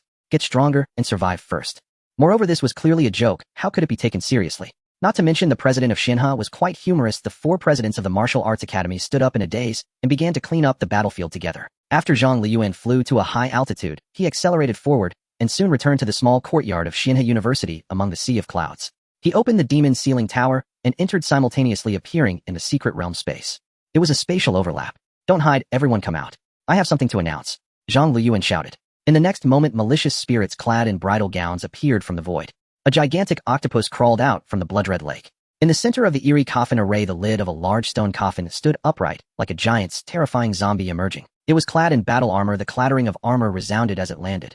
This was far more menacing than that bone-transforming beast from the Zhang family. The golden goose also shook its body and quickly ran over. Zhang Luyan pulled out a small notebook. Now I will read the employee code. First, when encountering humans, devour or slay them without mercy. Second, territories shall be allocated strictly according to cultivation strength. No unauthorized trespassing. Third, monthly performance reviews will determine spiritual energy concentration levels based on kill counts. Remember this well. Henceforth, all who enter here are cultivators. Their flesh is exceptionally rich, their ferocity unmatched, their cunning profound. Only the most ruthless and wily shall earn their feast. Those who underperform or perish shall forfeit dominion over their subordinates, who will swear fealty to other fiends instead. Their spiritual energy will vanish, their blood sustenance too. Zhang Luyan gestured toward a row of terrifying fiends as he spoke. Upon discovering that these fiendish beasts and monstrous entities possessed rudimentary intelligence, commensurate with their formidable cultivation realms, he resolved to impose order. Such discipline would streamline coordination for the imminent opening of the demon ceiling pagoda. At these words, the four monstrous entities froze in stunned silence. Cultivators. Spiritual energy. Ferocity. The bridal fiend raised her hand and unleashed the soul-annihilating ghost claw. Yet the attack passed straight through Zhang Luyan's body, dissipating into nothingness. Unfazed, he paid it no mind. As sovereign of both the demon-sealing pagoda and the secret realm, he could choose either spatial superposition or projected manifestation at will. Excellent. That is precisely the spirit I seek. Unleash your utmost savagery. How else shall students receive rigorous transformative training? With those words, Zhang Luyan vanished. Within the secret realm, fiends across several zones began repositioning themselves, arranging by cultivation strength. Meanwhile, beyond the veil, Zhang Luyan gazed upon the obsidian pagoda in his palm, then lowered his eyes, selected a precise location, and released it. The black tower swelled midair, revealing its true towering form. A thunderous boom shook the Immortal River Central Isle. Starting tomorrow, the demon-sealing pagoda opens officially. All students are warmly invited to challenge its trials and earn abundant academic credits. The demon-sealing pagoda comprises 120 floors, with a boss chamber every 10 floors. Its interior constitutes a self-contained spatial domain. Materials obtained from slain fiends belong exclusively to the cultivating students. Within lie treasure chests, spirit herbs, rare artifacts, and countless other precious items. Explore at your peril. Moreover, cultivation speed inside the pagoda accelerates dozens of times faster than in the outside world. Should death occur, the cultivator shall be instantly teleported before the Grand Central Hall. Full regulations are posted at the entrance. Zhang Luyan's voice resonated across the entirety of Immortal River University. Students poured forth en masse, staring in awe at the colossal black pagoda that had materialized upon the central aisle. Over 400 meters tall, ancient, and majestic, radiating an overwhelming aura of dread. Whoa, finally a new channel for academic credits. Wow, what an enormous black pagoda. Are there really treasure chests to open? Cultivation speed increased dozens of times. Ugh, why must it open only tomorrow? I'll never sleep tonight. Woho, doesn't this feel like a game? No permanent death treasure chests to crack. Exploration and strategy required. Party up. Anyone forming a team? Instantly, students erupted into fervent excitement. It had been several days since orientation, yet they'd spent every hour memorizing the Immortal River Tao canon. Elder students claimed reciting scriptures beside spirit springs, where spiritual energy flowed abundantly, doubled one's retention. Yet such places demanded academic credits they lacked, and thus could not enter. Some even pleaded with senior sister Wu Zhulu to surreptitiously carry out bathwater for them to sip. Knowing her gentle nature, how could she resist the pitiful pleading gazes of her juniors? But the attempt failed, caught red-handed by guardian puppets, and cost them dearly in academic credits. Junior students solemnly vowed to repay the debt once they earned credits of their own. For now, they could only gaze longingly at campus facilities they were barred from using, until the demon-sealing pagoda appeared. How could they remain calm? Just as students surged toward the central aisle, like a stampede toward the dining hall, racing down the ascension stairs from their respective immortal peaks, Zhang Luyan's father arrived with a retinue of clansmen. Luyan, our reputation across Longhua has suffered lately, sighed Zhang Sr., then elaborated on the matter of the four great academies. Zhang Luyan paused, recalling the four individuals he'd met earlier. No wonder their demeanor had grown so peculiar upon learning his identity. So, they were peers after all. And as the saying goes, rivals breed resentment. Reputation was vital, not merely for Immortal River University, but for Zhang Luyan himself. After all, it bore directly upon the ascension of his divine soul lantern. Very well, since certain parties question Immortal River University's practical combat pedagogy, the demon-sealing pagoda opens precisely now. Let us encourage students to live-stream their trials. Zhang Luyan mused aloud. Across the web, discussions of fiendish calamities raged incessantly. Live streaming would not only accrue prestige points, it might even yield modest earnings to supplement students' household expenses. Zhang Sr. exchanged glances with his kinsman. After brief deliberation, they deemed the proposal viable. By the way, is the journalist still on campus? We shouldn't rely solely on students for coverage. Let us formally invite her too. Professionals bring unmatched expertise. Zhang Luyan added, I nearly forgot. The students entering the pagoda are there to endure tribulation. Chased by zombies, wandering spirits, and worse, they'll hardly have bandwidth for polished broadcasts. Indeed, let me consult her. Zhang Sr. reflected briefly before replying. Zhang Luyan had previously briefed him on the pagoda's nature. That place is no mere amusement park. Conducting sustained reporting there. Rather unnerving. Here, take this. Wear it when entering, and you'll be spared attack. Zhang Luyan extended a necklace shaped like a miniature pagoda, a spatial shielding device. Worn upon the person, it prevented spatial overlap with the secret realm, rendering the bearer invulnerable to assault. Indeed, fiends would not even perceive the wearer's presence. Zhang Luyan explained the artifact's function. Zhang Sr.'s eyes gleamed with sudden insight. Excellent. With this, reporter Ding will surely accept. Our reputation may yet be restored. With that, Zhang Sr. departed, clutching the pendant. He soon located reporter Ding Yuhong. Vice President, you wish to see me. She greeted him politely, her expression tinged with mild embarrassment. Have I overstayed my welcome? After several days at Immortal River University, she'd begun to grasp its extraordinary essence. The air itself thick with spiritual energy, her body and skin visibly revitalized, coupled with senior sister Wu Zhulu's constant hospitality, introducing her to every campus privilege. Ding Yuhong's cultivation had nearly reached the body refinement stage. Hence her lingering, albeit with quiet, sheepish persistence. Reporter Ding looks radiant. In fact, I have a favor to ask. Zhang Sr. smiled warmly. Ding Yuhong flushed deeper. Please name it. I shall spare no effort to fulfill your request. As you've seen, the Immortal River Demon Sealing Pagoda opens imminently. We'd like you to conduct sustained live coverage, broadcasting our students' trials within the pagoda across all of Longhua. Zhang Sr. concluded, and Ding Yuhong stood frozen speechless. Then, trembling with exhilaration, she burst forth, This is real. Truly, you're permitting me to report on it. Absolutely. Ding Yuhong immediately accepted and promptly relayed the news to her broadcasting station. The television network reacted with astonishment. The report escalated rapidly, reaching the highest echelons of Longhua's leadership. Simultaneously, Zhang Luyan's battlefield combat footage spread virally across the nation.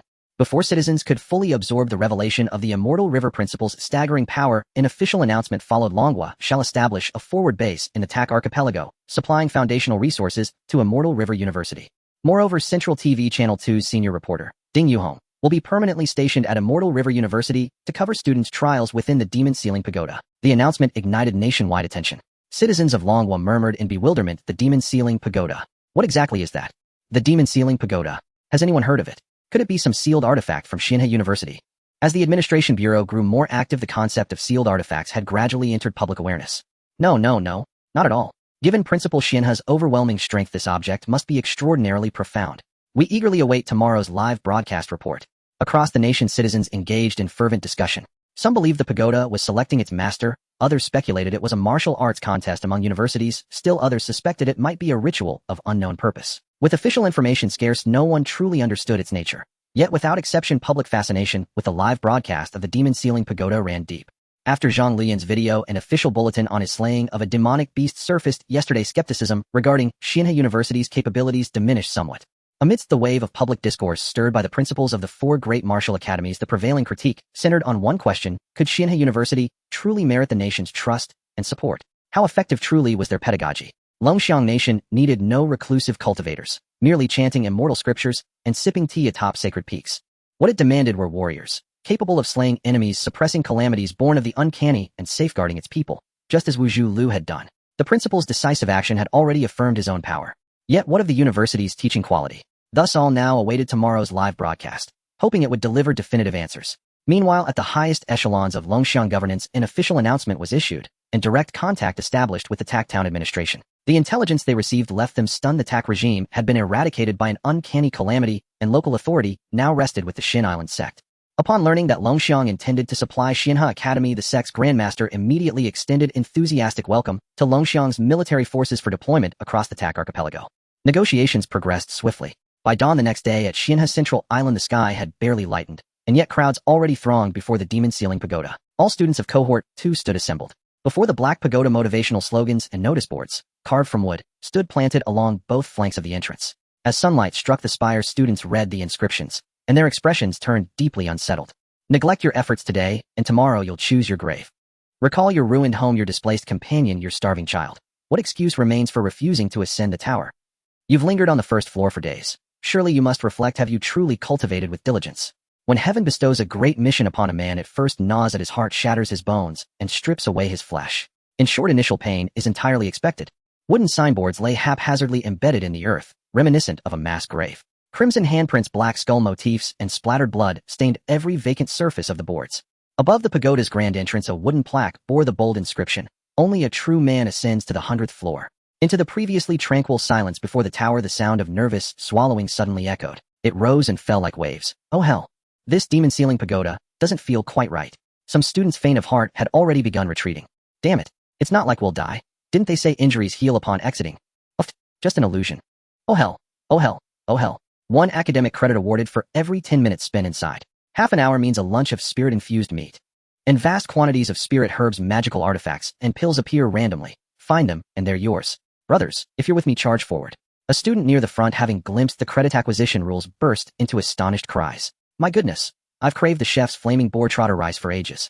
Today I'll endure whatever lies within, even death itself. I'll stay full 30 minutes. Wah, Xianhe Academy is simply too kind. Not only does cultivation accelerate manifold, but now they award academic credits too. Brothers, this is our golden chance to shear the wool. Crack open a treasure chest, and academic freedom is ours. Instantly the rest lost all composure. What fear remained?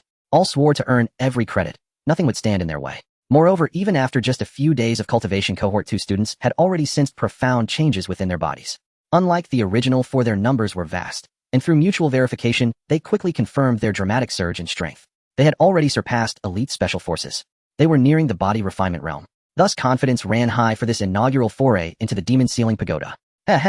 Floors 1 through 9 host only rank-and-file minor demons, utterly effortless. Hours later at 11 a.m., Wu Zhu departed her dormitory alongside Ding Yuhong. The latter carried a camcorder, wore a lapel microphone, and bore around her neck the pendant gifted by Zhang Luyan. The original 4 students had agreed to tackle the demon ceiling pagoda as a team, arriving slightly later to avoid crowding with juniors and seniors. Approaching the site, Ding Yuhong contacted the main studio and activated her broadcast. With personal streaming equipment still under procurement by the university, she continued reporting solo. Greetings viewers across all live streaming platforms. I'm Ding Yuhong of Central TV Channel 2. I will now bring you live coverage of Xianhe University's Demon Ceiling Pagoda Expedition. She then panned the lens toward the girl beside her. Wu Zhu smiled and waved, a gesture that ignited a torrent of chatroom comments.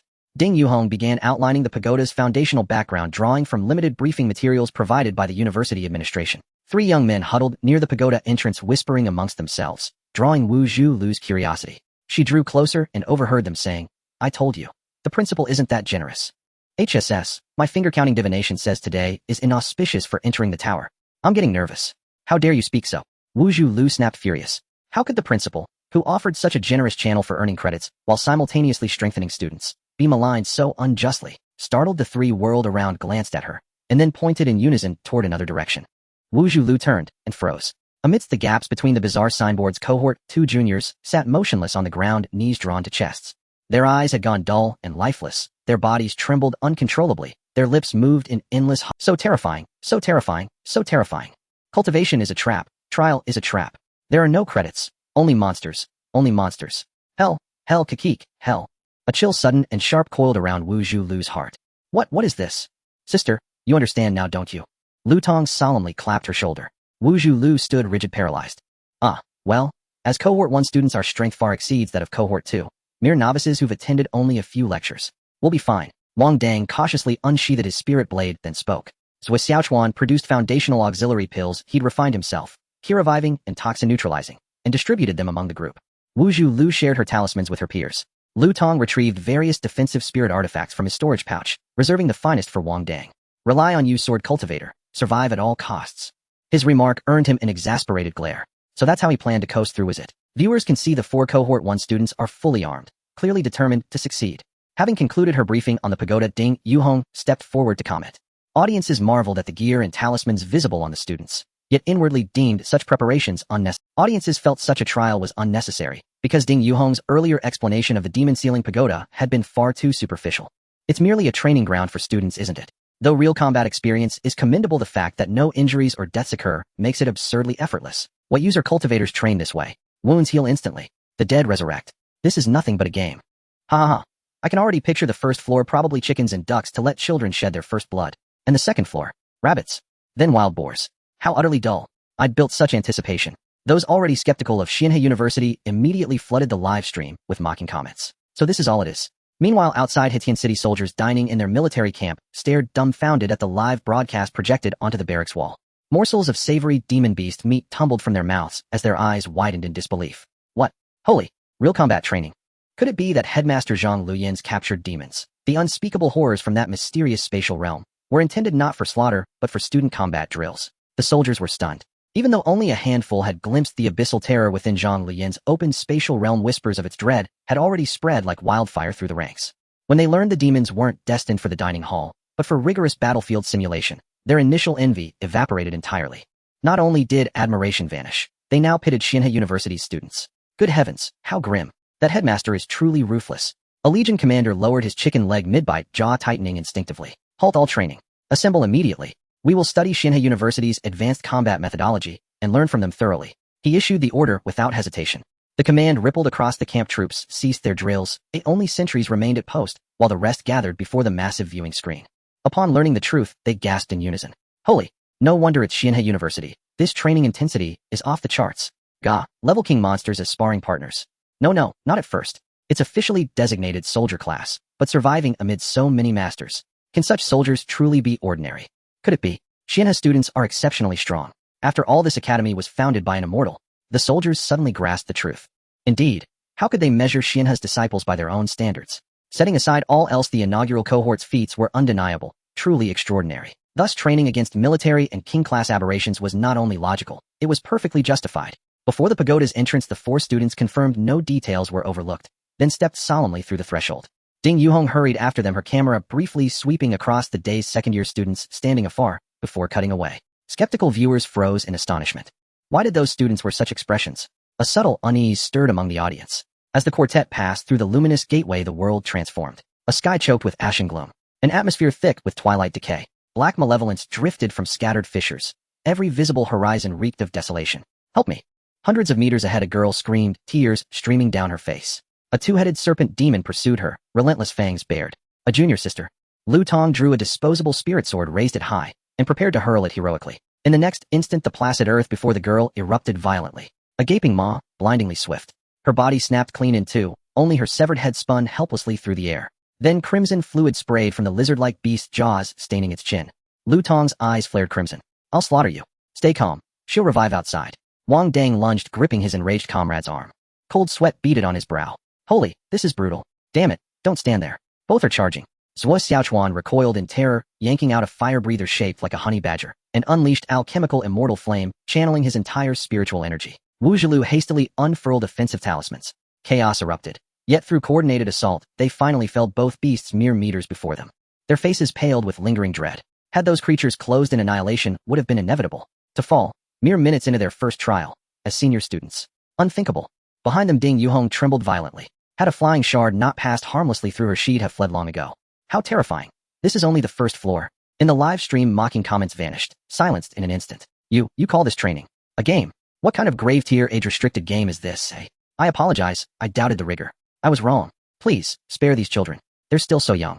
Holy, mummified zombies just leapt out. Wait, this is truly soldier class. Why do the soldier class mummies hopping around our mountains look like toddlers compared to these? As time passed, awe deepened, for the monsters within were savagely more formidable than any they'd imagined for their respective tiers. Far more cunning, far more vicious. For the first time, they learned aberrations could lie in ambush, coordinate attacks, and even use gravely wounded humans as bait.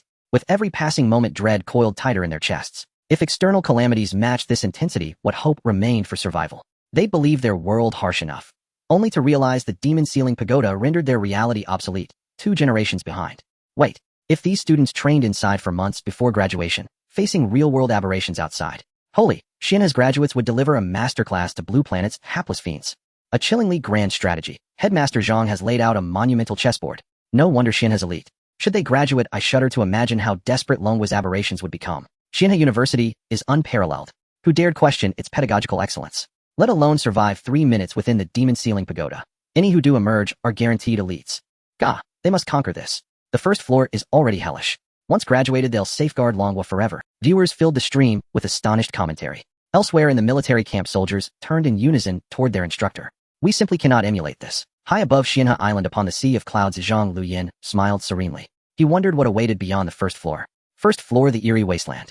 Second floor, the death-doored old village. Third floor, coffins and fortune. Up to the 10th floor, the blood sea tempest.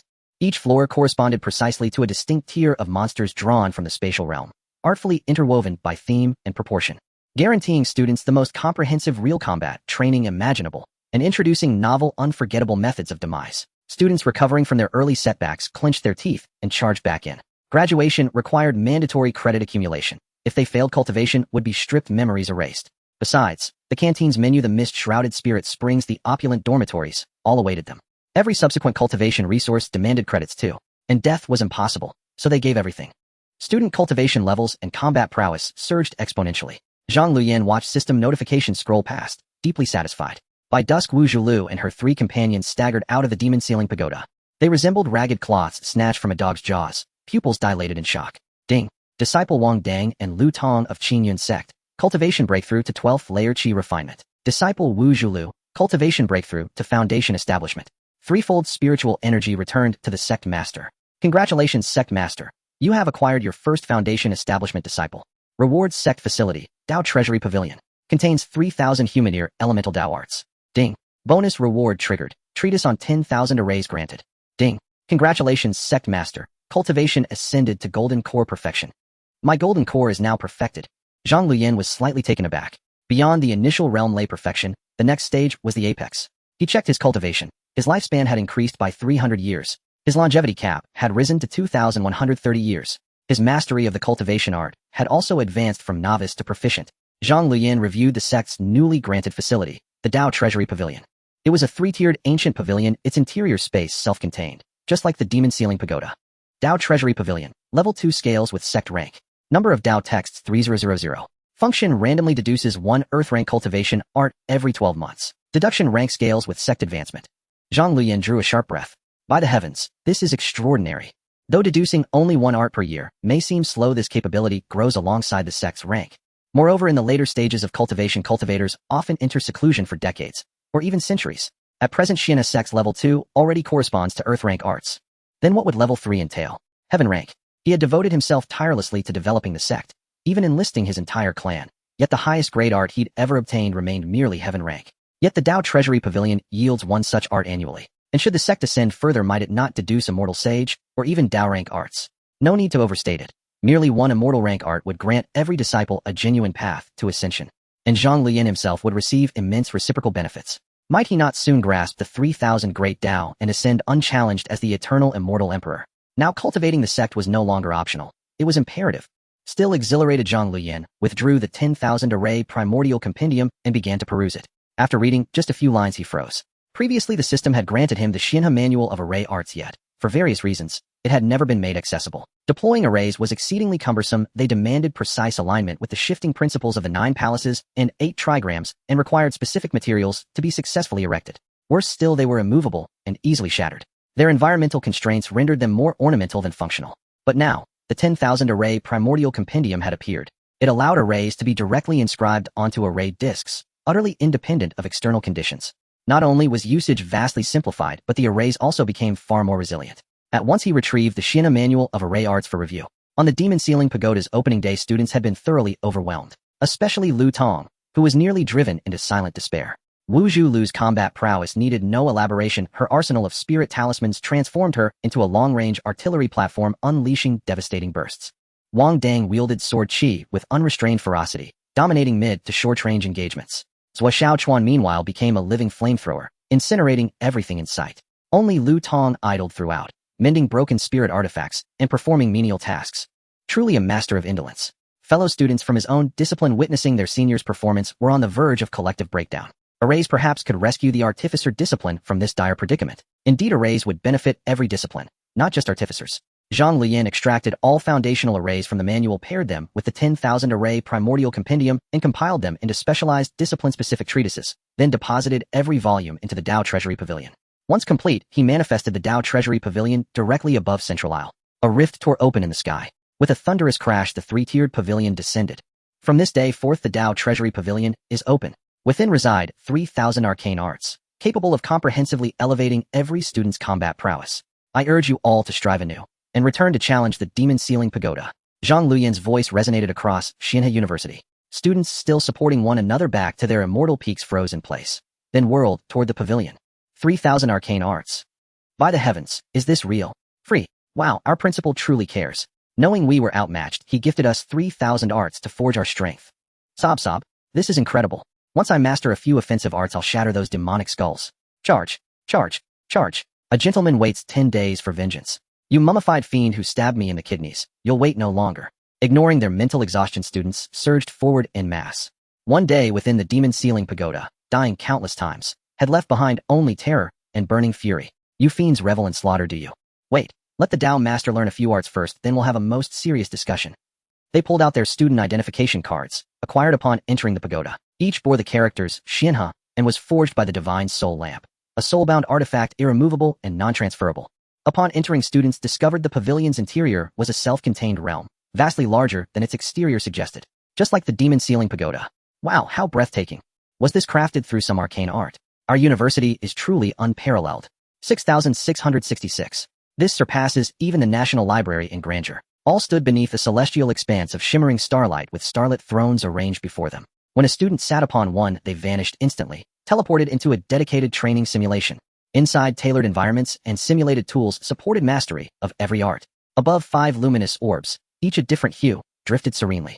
Before each student appeared 5 options: offensive arts, defensive arts, body movement arts, secret arts, and array arts. Recommendations aligned precisely with each cultivator's innate 5-element affinity. Moreover, learning arts within the Dao Treasury Pavilion conferred accelerated comprehension. Meanwhile, before the Demon Ceiling Pagoda, journalist Ding Yuhong had ended her live broadcast and begun editing today's strategy footage. In addition to airing on national media, she'd pledged to the university to produce highlight reels, looped continuously before the pagoda like a hall of honor, inspiring students onward. For instance, landing, a strike so legendary it lasts 10 years, earned a student 4 years exclusive dating rights across campus. Wu Zhu Lu and her companions heard both the pavilion's thunderous descent and the principal's proclamation. No more wallowing. Come on, let's go see. Perhaps there's an art here that'll lift you from sewer dweller to main damage dealer. Yeah, don't lose heart. Who says artificers must remain support? You could learn a body movement art to lure monsters for us. Wang Dang and Zhua Xiao Chuan offered mock consolation. Lu Tong shot them a withering glance. You two dogs, can't you at least hide that smug grin? Recalling his performance that day, he truly felt he'd disgraced the title of senior artificer. Then he remembered his juniors' disappointed gazes and the subtle, uncertain glances they'd cast his way. A sharp pang clenched deep within his chest. Let's go, he roared, and strode ahead toward the Dao Treasury Pavilion. Wu Zhu Lu smiled, faintly nodded farewell to Ding Yuhong, and followed. Arcane arts. She wondered if any suited her. After today's battle, Wu Zhu Lu had keenly recognized the weakness inherent to talisman cultivation, her abysmal close combat capability. Most of her talismans were area effect, impractical when an enemy closed the distance. Were there arts that could bridge this gap? Since the principal promised comprehensive enhancement, surely such arts existed. Wu Zhu Lu placed her full trust in him. The four departed. Ding Yuhong finalized her edit, uploading one copy to the university's official national website, another to the loop display before the pagoda. The moment the video launched, views exploded. Soon analysis videos, tactical breakdowns, and commentary flooded platforms, drawing massive engagement. Lu Tong and his companions swiped their identification tokens to enter the pavilion. Wu Zhu Lu, Wang Dang, and Zhua Xiaochuan swiftly selected their desired arts and vanished into training simulations. Lu Tong, however, hesitated, deeply troubled. He summoned each glowing orb from the recommendation list, examined it, then released it back into the vaulted ceiling. No, won't learn it. Not satisfied at all. Suddenly an array arts orb plummeted, striking him squarely on the head. Ouched. Damn it. Even cultivation arts bully artificers. Fuming, Lu Tong stomped twice on the tome lying at his feet. Then he paused, frozen mid-rage. Artifact array. Perplexed, he picked up the book, opened it, and light flared in his eyes. Gently brushing away dust with reverent care, he seized a nearby seat and sat down. His form dissolved instantly. Zhang Luyan materialized beside the pavilion, shaking his head with quiet amusement.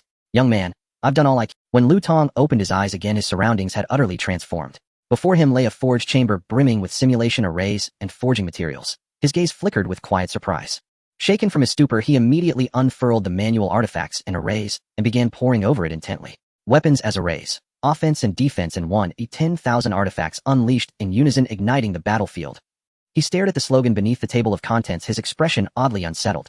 Did that sound suspiciously like the headmaster's tone? Shaking his head, he refocused on the text itself. The artifact array technique was deceptively simple. First, activate all spirit artifacts stored within the storage pouch. Once activated, each artifact became primed for detonation. A notion so audacious that even as a master artificer, Lu Tong felt a thrill of vertigo, merely contemplating its explosive potential. Second, launch the activated artifacts at blinding speed. The velocity governed solely by the volume of spiritual energy channeled.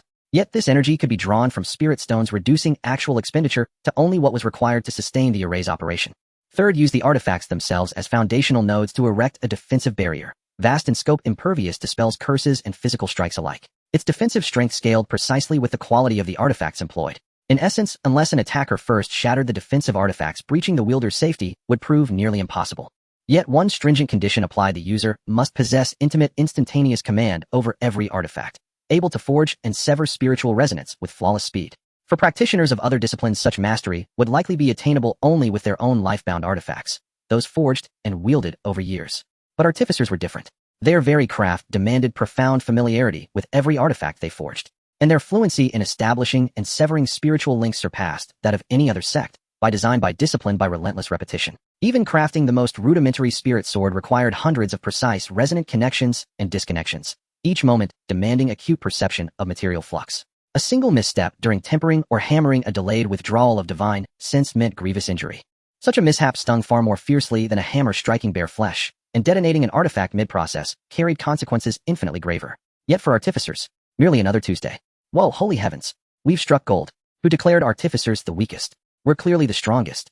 Lu Tong's voice trembled with exhilaration. Different materials yielded artifacts imbued with distinct affinities. Take flying swords for instance, detonating one aligned with ice lightning or fire could unleash corresponding anomalous effects. Frostbite paralysis, searing burns, temporal slowing, or virulent poisoning. All it took was incorporating resonant components during forging. And why limit oneself to swords? Chains, nets, tools of exquisite control engineered not just to strike, but to bind, ensnare, and dominate. HSS. Just imagining it sent Lu Tong soaring into euphoric rapture.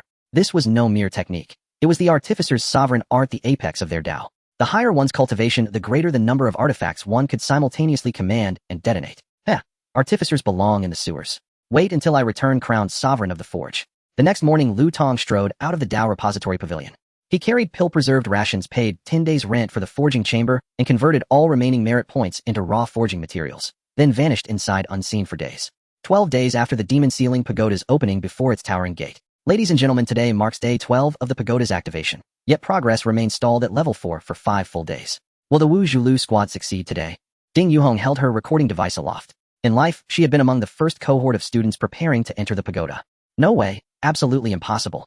Even with mastery over countless spells, coordination honed tenfold, and combat instincts rivaling seasoned veterans, they still fail.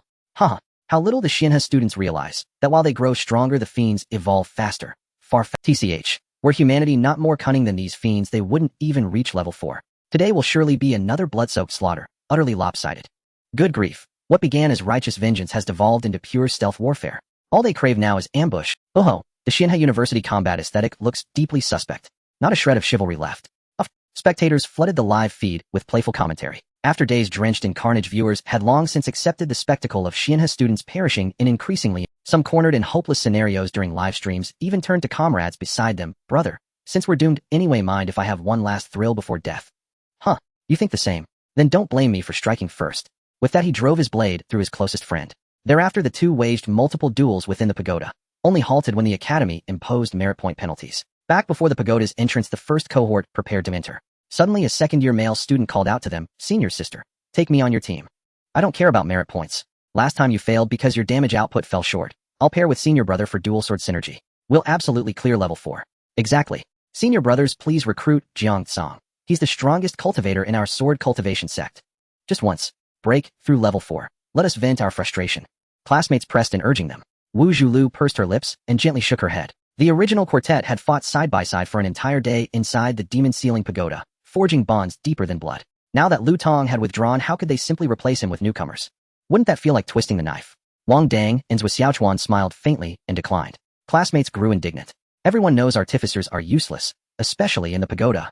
Exactly. Why cling to Lu Tong Sr.? Harsh as it sounds, we all accept artificers exist solely to supply us with artifacts, to serve logistics, nothing more. Senior sister, let it go. Lu Tong Sr. will come around. Besides, he can still earn merit points selling artifacts to us. Why risk certain death? Right? Maybe he prefers staying safe, forging in peace. Students shouted in unison. Viewers in the livestream nodded in agreement. TCH. Frankly, the Artificer sect doesn't even need its own immortal peak. Let students cross-train. More than sufficient. I agree. They merely repair gear and forge transitional tools. The Academy's officially issued artifacts are far superior in quality. If not for insufficient merit points, who'd choose artificer-made gear? Look at Jiang Tsang's spirit sword. It dwarfs anything the Artificer sect produces. Viewers too regarded the Artificer sect as superfluous. Wu Zhulu and her companions felt torn. They knew the truth yet refused to sacrifice the fellowship forged in shared trials, drifting apart for convenience alone. Weak artificers. We'll take them. Suddenly Wu Zhulu's eyes lit up, her smile radiant. Lu Tong, you finally emerged. Come, let's clear level 4 together. Students whirled around in stunned silence, then parted like a tide as Lu Tong approached, calm-faced, exuding an aura unmistakably calculated to impress. Look at you, bright-eyed and bushy-tailed. We worried sick. Don't carry guilt. We're family. You recline, I will carry you skyward. Zhou Xiaochuan and Wang Dang laughed, stepping forward to clasp him. Get off me. Lu Tong slapped their hands away. Onlookers stood frozen, bewildered. What did this mean? Do I need you to carry me? Please, spare me the joke. I'm absurdly powerful, thank you very much. Apologies, I'm going solo today. Level 10. All 10 levels. Alone. With that, Lu Tong smoothed his robes, tilted his chin high, and strode past them toward Ding Yuhong. Reporter Ding, would you stream my ascension? If he was to perform, he'd do it grandly. Today, Lu Tong would redeem the Artificer sect's honor. Let all Longhua viewers know Xianhe artificers, foremost under heaven. I suppose I have no objection. Ding Yuhong blinked, startled by the boy's unshakable confidence. Did he truly grasp what he claimed? Then let's begin. Lu Tong marched forward with arrogant, unhurried strides, stepping through the luminous threshold. Wu Zhulu's gaze tightened with concern, just as the two young men noticed. Don't fret, sis. That fool's lost his marbles. Let him die a few times inside. It'll sober him right up. Exactly. In minutes he'll be clinging to our legs wailing, "Carry me. Carry me." Others at the gate wore similarly baffled expressions. Had senior brother gone mad? Hastily they messaged friends elsewhere to rush over, witnessing his spectacular public unraveling. Hurry, Lutong Sr.'s solo run on all 10 levels. Guaranteed laughs for a full year. Ding Yuhong followed him through the light curtain, sighing helplessly. Her gaze upon his retreating back held the tender exasperation one reserves for a willful child. Viewers in the live stream leaned in eager to watch how, exactly, he would meet his end. Kid, you've been sealed away for 10 days. You have no idea what hell the demon sealing pagoda has become. Wait, no? Even the old version would have killed him instantly. Nearly got tricked there. Ding Yuhong followed Lu Tong into the demon sealing pagoda, and her field of vision shifted instantly. The wind on the first floor is still as turbulent as ever today, Lu Tong remarked, arms crossed over his chest, shaking his head with a sigh. Last time he had endured nothing but scorn. This time the demon sealing pagoda would never treat him so again. Suddenly a thunderous crash erupted ahead. Lu Tong looked up and saw a junior sister being hunted down. How familiar. What an astonishing coincidence. His tone turned oddly strained. Wasn't this the very girl who had perished before his eyes during his first entry into the pagoda? Good heavens, her flying head remained vivid in his memory. And behind her, was that a lizard demon pursuing her once more? Just how fond were these lizards of her? At that moment Lu Tong acted. With a single hand forming a mystic seal, space behind him rippled like water across a still pond. Then he pointed. 2 beams of light shot forth from the shimmering veil, piercing straight through the monster's massive eyes. They were 2 inferior spirit swords, their blades vanishing entirely into the creature's ocular orbs. The beast shrieked in agony. In the next instant, its entire skull exploded. Flames erupted violently, consuming all in their path. The shockwave hurled the girl backward onto the ground. She turned back, staring at the monster's blackened silhouette writhing within the inferno, inhaling the acrid stench of burning flesh, listening to the sizzling crackle of its searing body. Her mouth fell open, her pupils dilated in sheer terror. Behind her, Ding Yuhong stood, equally stunned. How formidable. Outside the pagoda, students watching the live broadcast on screens erupted into chaos. Whoa, flying swords! What cultivation technique is that? I've never heard of it. Does anyone know? HSS, such speed, such power. It's utterly terrifying. Just obliterated a Liejia lizard. What kind of extravagant combat style is this? Wasting 2 spirit swords right off the bat. The students were thoroughly shaken. To dispatch a Liejia lizard with a single gesture. That's simply magnificent, though admittedly rather costly. Wait, no? Lu Tong was from the spirit artifact forging department. He forged his own spirit swords, slashing production costs by several orders of magnitude. If he used the lowest tier materials, perhaps he'd even turn a modest profit. After all, the complete anatomical yield from a single Liejia lizard fetched a substantial number of academic credits. Could it be? The spirit artifact forging department was finally about to rise. They glanced toward their fellow forging students, eyes gleaming with sudden fervor. Having mocked them relentlessly just moments before, they now wondered, was it too late to offer sincere apologies? Meanwhile, viewers across Longwell watching the livestream reacted with equal disbelief upon witnessing Lu Tong's performance. Before they could even flood the chat with astonished comments, Lu Tong stepped forward. A knowing, affectionate smile spread across their faces. Here stood the radiant youth, rescuing a damsel in distress once more. Could romance blossom so effortlessly? Are you all right? Lu Tong wore an unmistakably smug expression. Truth be told, this junior sister was rather endearing. He mused inwardly while she stared at him, rigid and uncomprehending, as if still trapped in shock. Seeing her trembling, Lu Tong instinctively opened his arms to offer the comforting embrace of a senior brother. She lunged into his chest, then seized his throat with both hands, shaking him violently. Senior brother? What did you do? My Liejia lizard. I only needed 200 more credits to redeem a talisman brush. Do you have any idea how many times I died, just to lure one out? You're going to compensate me, you brute. Tears welled in her eyes, spilling over in raw, wounded despair. Lu Tong rolled his eyes, utterly bewildered. What the a? Then a swarm of junior brothers and sisters, previously concealed in ambush, stepped forward, shedding their disguises and gently pulling her away. All right, senior brother didn't mean it. Well, probably. Though I sympathize deeply, I must laugh for haha. Yeah, that move was incredibly cool, but you just destroyed someone's life's work. You broke her heart, so you'd better mend it yourself. A chorus of voices chimed in, overlapping and lively. Lu Tong now grasped the situation.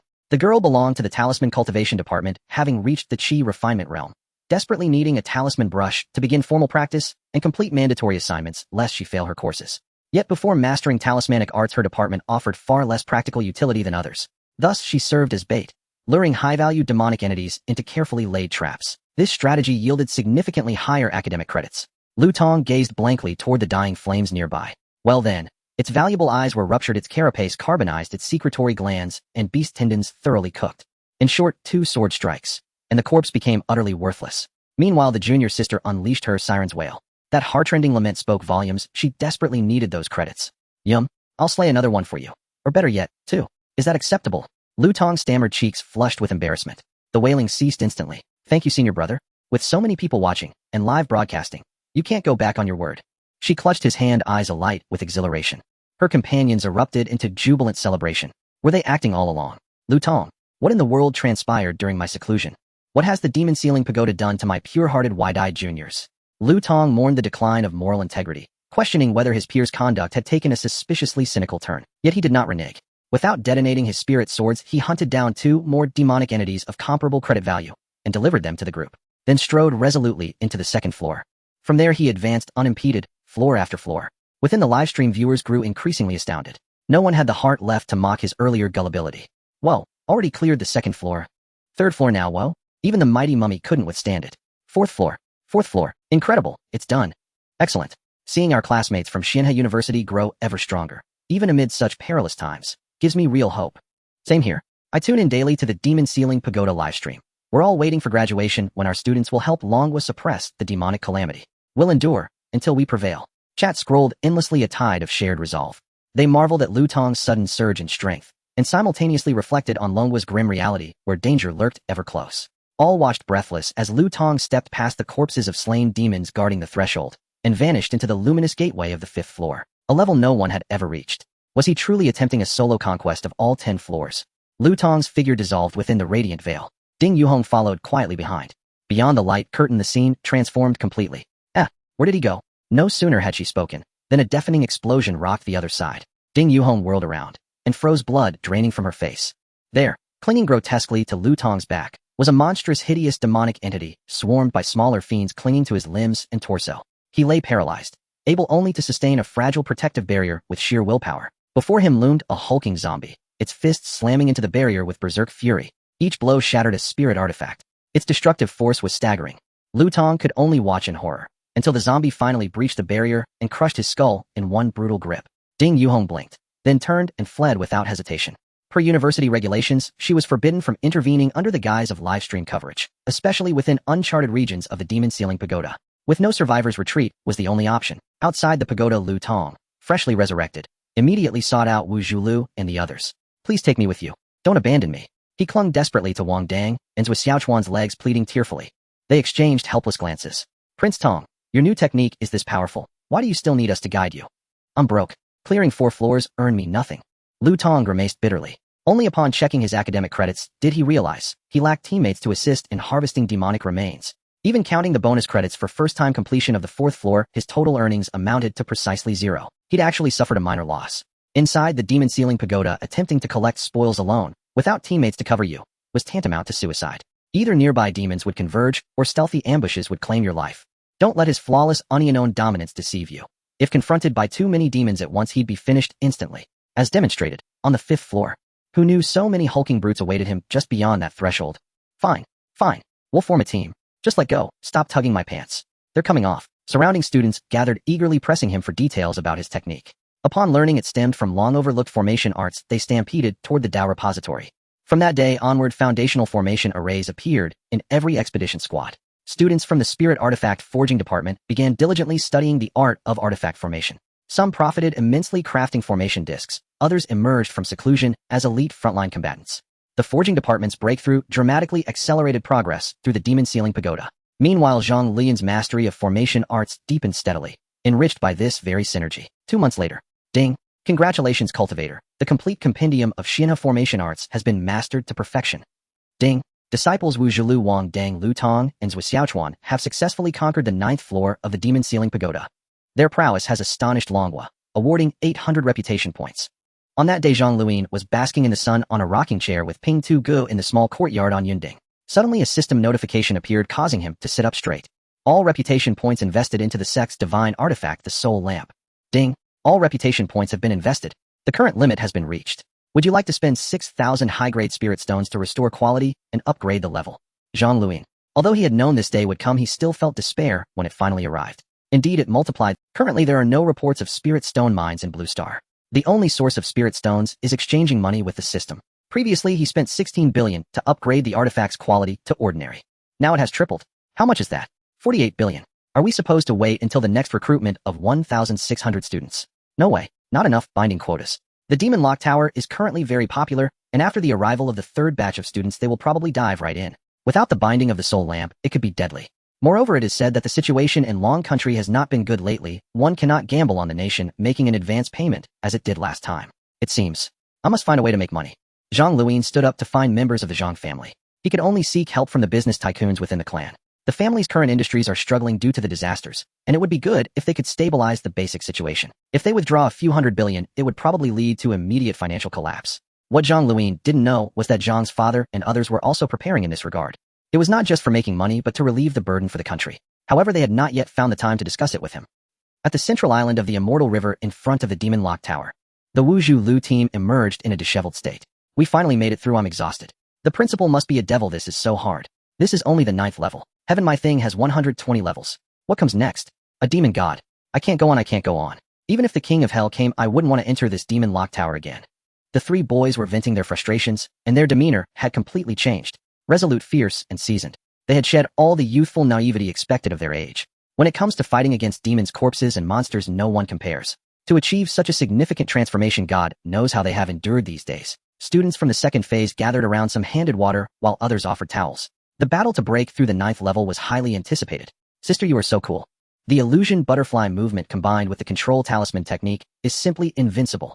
These two were the techniques chosen by Wuzhu Lu. The movement technique is just an ordinary technique, while the control talisman technique is a specialized technique for talisman cultivators. Even enhancement types like the breeze talisman, which accelerates, can play a significant role in critical moments. Just imagine in the last desperate attack, an unexpected acceleration can truly be fatal to being tagged with an unexpected talisman. Even enhancement types like the breeze talisman, which accelerates, can play a significant role in critical moments. Just imagine in the last desperate attack, an unexpected acceleration can truly be fatal. This technique is something all students can learn, because they can also use talismans. Even if they cannot exert 120 effectiveness like talisman cultivators, it greatly enhances their combat capabilities. Seniors with Xiaochuan's fire control technique is equally powerful. Hearing this, Zhou Xiaochuan smiled shyly. Isn't that obvious? It's all good now, but I've heard that in the future higher tier elixirs will be extremely difficult to refine. If the immortal fire doesn't meet the standards, it simply cannot be refined. The control of various pharmacological properties and characteristics of fire is also a significant test. In comparison, using it for control and explosion to kill enemies is not difficult. Speaking of which, he also needs to prepare to refine his own innate immortal fire. Zhou Xiaochuan wore a contemplative expression. Lu Tong and Wang Dang were also being praised in various ways. Ding Yuhong smiled at all of this, her camera pointed at the young people. Suddenly, she saw the barrage in the live stream, and her impressive. No wonder they are the first graduates of the Immortal River University. But what use does that have? I can't wait any longer. I'm about to collapse. Someone in the barrage was on the verge of breaking down. Ding Yuhong thought of the recent news she had received and sighed sadly. The audience continued to vent. How much longer? Everyone is eagerly waiting for the students of Immortal River University to graduate and help the authorities suppress the demon disaster, restoring peace to Long Country. The situation is deteriorating too quickly. I've heard that a major city in the neighboring Sakura nation has fallen. Now all demons are dancing, and we are entering a peaceful era. The demon beast groups in the Golden Triangle are becoming increasingly terrifying. There is already a trend of them gathering to attack our Long Country. Can't we ask Principal of Immortal River for assistance? News occasionally breaks internationally of a city being breached with casualties reaching in the millions. This leaves the common people of Long Country feeling extremely uneasy, because they are also in this crisis. King-level demon entities have intelligence. If the immortals do not remain stationed within the school, what will happen if they recklessly leave and lead to the downfall of Immortal River? Exactly. Can't you all wait a bit longer? It's only been a little over 2 months. How those of you in the big cities have the military and management bureau protecting you? Of course you aren't in a hurry. The viewers in the live stream began to clash. Some believe that Immortal River University is the future of Long Country and cannot be rushed. Others felt that the students of Immortal River University performed so brilliantly in the Demon Lock Tower. Why can't they be put into real combat for Long Country? The debate grew heated, and in the end, even the high-level officials of Long Country were alarmed. Long Country Imperial Capital Administrative Center. Report on the situation of demon disasters across the country. In the conference room, the highest leader sat in the main seat, his expression grave. The energy levels of the demon disasters nationwide are increasing, but the casualty rate has not risen significantly, and there have been no large-scale losses so far. The few high-energy responses previously monitored have mysteriously disappeared, and according to the intelligence department, it is possible that the principal of Immortal River has dealt with them. The conference room fell into silence. What does it mean that he has dealt with them? Can't we speak properly in such a serious setting? Ahem, so currently we in Long Country do not have major issues. Then why is public sentiment so agitated? Although there haven't been large-scale casualties, small attacks are still difficult to eliminate, especially regarding malicious demons. The Management Bureau simply lacks personnel. The reporter stated. Everyone else sighed in response. Even if Zhang Luyan is strong, he is just one person and Long Country is so vast. Then there is only one solution to enhance the strength of our ordinary people in Long Country on all fronts. Yes, currently the major powers in the alliance have all inquired. The worst series of superhuman gene agents cost at least $1.00 per vial. Gene enhancement agents and repair agents are also 5,000. External psychic tactical armor costs over 5,000 for one set. It seems impossible to widely distribute these to enhance martial artist strength. After the reporter finished, he put down the materials in hand. The leader's face looked grim. These bastards are taking advantage of the chaos. Can the Immortal River School provide assistance? I'm afraid not. No matter how outstanding the scale is limited, and we are facing a national level issue. The big leader had nothing to say. The meeting continued as everyone discussed whether to sacrifice certain aspects to urgently purchase gene agents in bulk. On the other side, Immortal River Island. After Zhang Luyan found his clan members before he could speak, the clan elder spoke first. Luyan, the academy must help Long Country overcome the current difficulties. The plan has already been made. Take a look first. Inside the Grand Hall of Central Island, Zhang Luyan accepted the document handed to him by an elder and began flipping through its pages. Selling pills, talismans, and spirit artifacts at discounted prices. Publish corresponding credit-based assignments within the university, assigning students with relatively low combat aptitude and ambition to pill refining, spirit artifact forging, and talisman inscription. This price point has already dipped into lost territory. The elders plan to shutter parts of the clan's enterprises and personally subsidize the shortfall. Yet this remains a symptomatic fix, not a cure. Over the past 2 months, Zhang Luyan had ventured outside campus several times. The most immediate impression: the grotesque entities were evolving faster than humanity. If implemented, this scheme would likely deplete the Zhang clan's reserves within 2 years. Fortunately, foresight had led them to install the Xianhe array within the Dao Treasury Pavilion. While assisting students from the Spirit Artifact Forging Department, Zhang Luyan had also quietly honed his own mastery of formation arts. He exhaled inwardly, barely avoiding a fall from rich second generation to debtor second generation. Selling spirit artifacts and other such items, at a loss to aid the Bureau against grotesque assaults. No, formations are the true solution. Yet the elder's proposal had sparked a new insight: selling spirit artifacts, talismans, and pills might yield extraordinary profits. After all, only Xianhe University possesses these treasures, and students during their cultivation practice inevitably accumulated vast quantities of flawed or substandard items. These were more than sufficient to neutralize the weak, insignificant grotesques lurking beyond campus walls. For Xianhe University upholds the orthodox lineage of immortal cultivation. At this thought, Zhang Luyan spoke aloud. Elders, might this pricing be somewhat too low? Perhaps a modest increase is warranted. Those assembled, brimming with expectation, instantly paled. What do you mean by that? Are you truly thinking of profit now? Is this not profiteering amid national calamity? Zhang Sudong sharply rebuked a kinsman who had spoken recklessly. He knew Zhang Luyan was no such man. Under his stern gaze, the agitated elders gradually calmed their fury. Then Zhang Sudong turned toward his grandson, calm-faced, unruffled. Luyan, do you have some deeper insight? Zhang Luyan nodded. Your intentions are noble. But have you considered whether Xianhe University's loss-leading sale of anti-grotesque artifacts can truly resolve Longwa's current crisis? The most formidable grotesques across Longwa had already been captured or eliminated by him. Only minor, inconsequential ones remained. Yet their sheer numbers, coupled with the Bureau's insufficient manpower and the military's lack of effective countermeasures, proved overwhelming. This led to frequent grotesque attacks across Longwa. Tragic incidents that, once amplified by online dissemination, sowed widespread dread and panic. At least it buys us time. Once the nation recovers, everything will improve. Moreover, our Xianhe students graduate in just 2 months. Once they join the Bureau, the pressure will ease dramatically. Hearing Zhang Luyan question the plan's viability, the elders erupted in impassioned rebuttal. They knew the plan offered no permanent solution, yet it worked, at least for now. It appeared entirely feasible. Inside the hall, the Zhang clan grew increasingly animated, convinced the plan was sound. Their eyes burned with fervent expectation as they turned to their young master. His approval was indispensable. After all, he served as chancellor, and all cultivation resources used at Xianhe University passed through his hands. To their astonishment, Zhang Luyan shook his head. You misunderstand. Not all Xianhe students will join the Bureau. Instead, they must remain upon Immortal Peak to cultivate higher realms and pursue the Dao. His voice rang with unwavering conviction, for this directly impacted his own cultivation progress. The trials foretold by the system could not possibly be so simplistic as the current grotesque calamity. He required ever greater strength to face whatever transformations lay ahead. After all, according to the system's metrics, golden core cultivators were as common as stray dogs. At these words, the Zhang clan erupted in stunned disbelief. Disappointment flickered across their faces. They gazed upon Zhang Luyan as though seeing him for the first time, as if saying, I never imagined you'd be this kind of person. Recalling online accusations questioning Xianhe's relevance, it seemed those criticisms had tragically come true. Indeed, Xianhe was little more than a mountain retreat, where cultivators recited scriptures, sipped tea, and debated the Dao. Then what purpose did the demon-sealing pagoda serve? Young man, can't you finish your sentence? Out with it. What is your— From the doorway, Zhang Luyan's father entered with his wife speaking crossly. He knew his son better than anyone. That tone, clearly signaled a solution already existed. Hearing this, the others turned in bewildered surprise. Zhang Luyan smiled faintly and withdrew several formation discs of varying sizes along with a stack of command tokens. This is the Heaven Veil Formation, a grand array capable of erecting an invisible protective dome over entire cities. It conceals, defends, and alerts. Simply drip blood onto a token to register one's aura, and passage becomes seamless.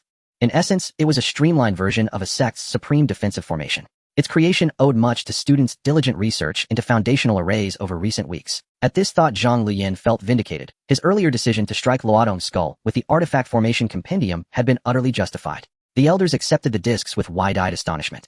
They attempted to activate the smallest formation by channeling spiritual energy. Instantly, a colossal heaven veil unfurled high above Central Island. At its edge, a student collided headlong with the barrier and tumbled backward onto the ground. The formation discs held by elders in the hall immediately responded. Red dots flared at corresponding positions, signaling an impact on the veil. This is Xuanhua, truly miraculous. No wonder he is our young master, effortlessly accomplishing what we could not. Forgive me, I doubted his integrity just moments ago. How shallow I was. What an exquisitely profound formation. Our deepest gratitude, young master. Those behind surged forward elated. This far surpassed their own plan in efficacy. With this, Longwa's present crisis may be resolved swiftly, Zhang Luyan said, smiling. After brief experimentation, the elders deactivated the formation. On behalf of Longwa's people, I thank you, Luyan. He bowed deeply, only to be gently restrained by Zhang Lu. Please, no formalities, but my earlier remark about raising prices on spirit artifacts wasn't jest. To be candid, I require 500 billion within 3 months. At this declaration, the elders froze in shock. Zhang Luyan offered no explanation for the staggering sum. Yet recalling the sudden appearance of new supplies and facilities across campus, the answer required no elaboration. Such matters were sacred. Zhang Luyan chose silence, and they honored it with absolute discretion. Understood. With this formation in hand, loss-leading sales make no sense whatsoever. Rest assured, young master. Not only that, our clan's enterprises had long languished. Now with the Heaven Veil stabilizing the nation, and Xianhe's wares flooding the market. Wait. Hold on. Do we stand on the verge of prosperity? The Zhang clan trailed off, then abruptly realized the truth. Oh damn. They'd been sitting atop a mountain of gold. Even before the spiritual energy resurgence, strong distribution channels guaranteed immense profits in related sectors. Now in this era, what product could possibly rival Xianhe's offerings in market demand or competitive edge? And let us not forget, they had gifted the nation the Heaven Veil formation itself. Would Longwa not throw its full weight behind the Zhang clan's enterprises? Even the elders, now cultivators themselves, could no longer conceal their excitement. To witness after a lifetime of enterprise their legacy ascend to unprecedented heights, the sheer exhilaration was indescribable. 500 billion in 3 months. Consider it done. We depart for Longwa's capital immediately.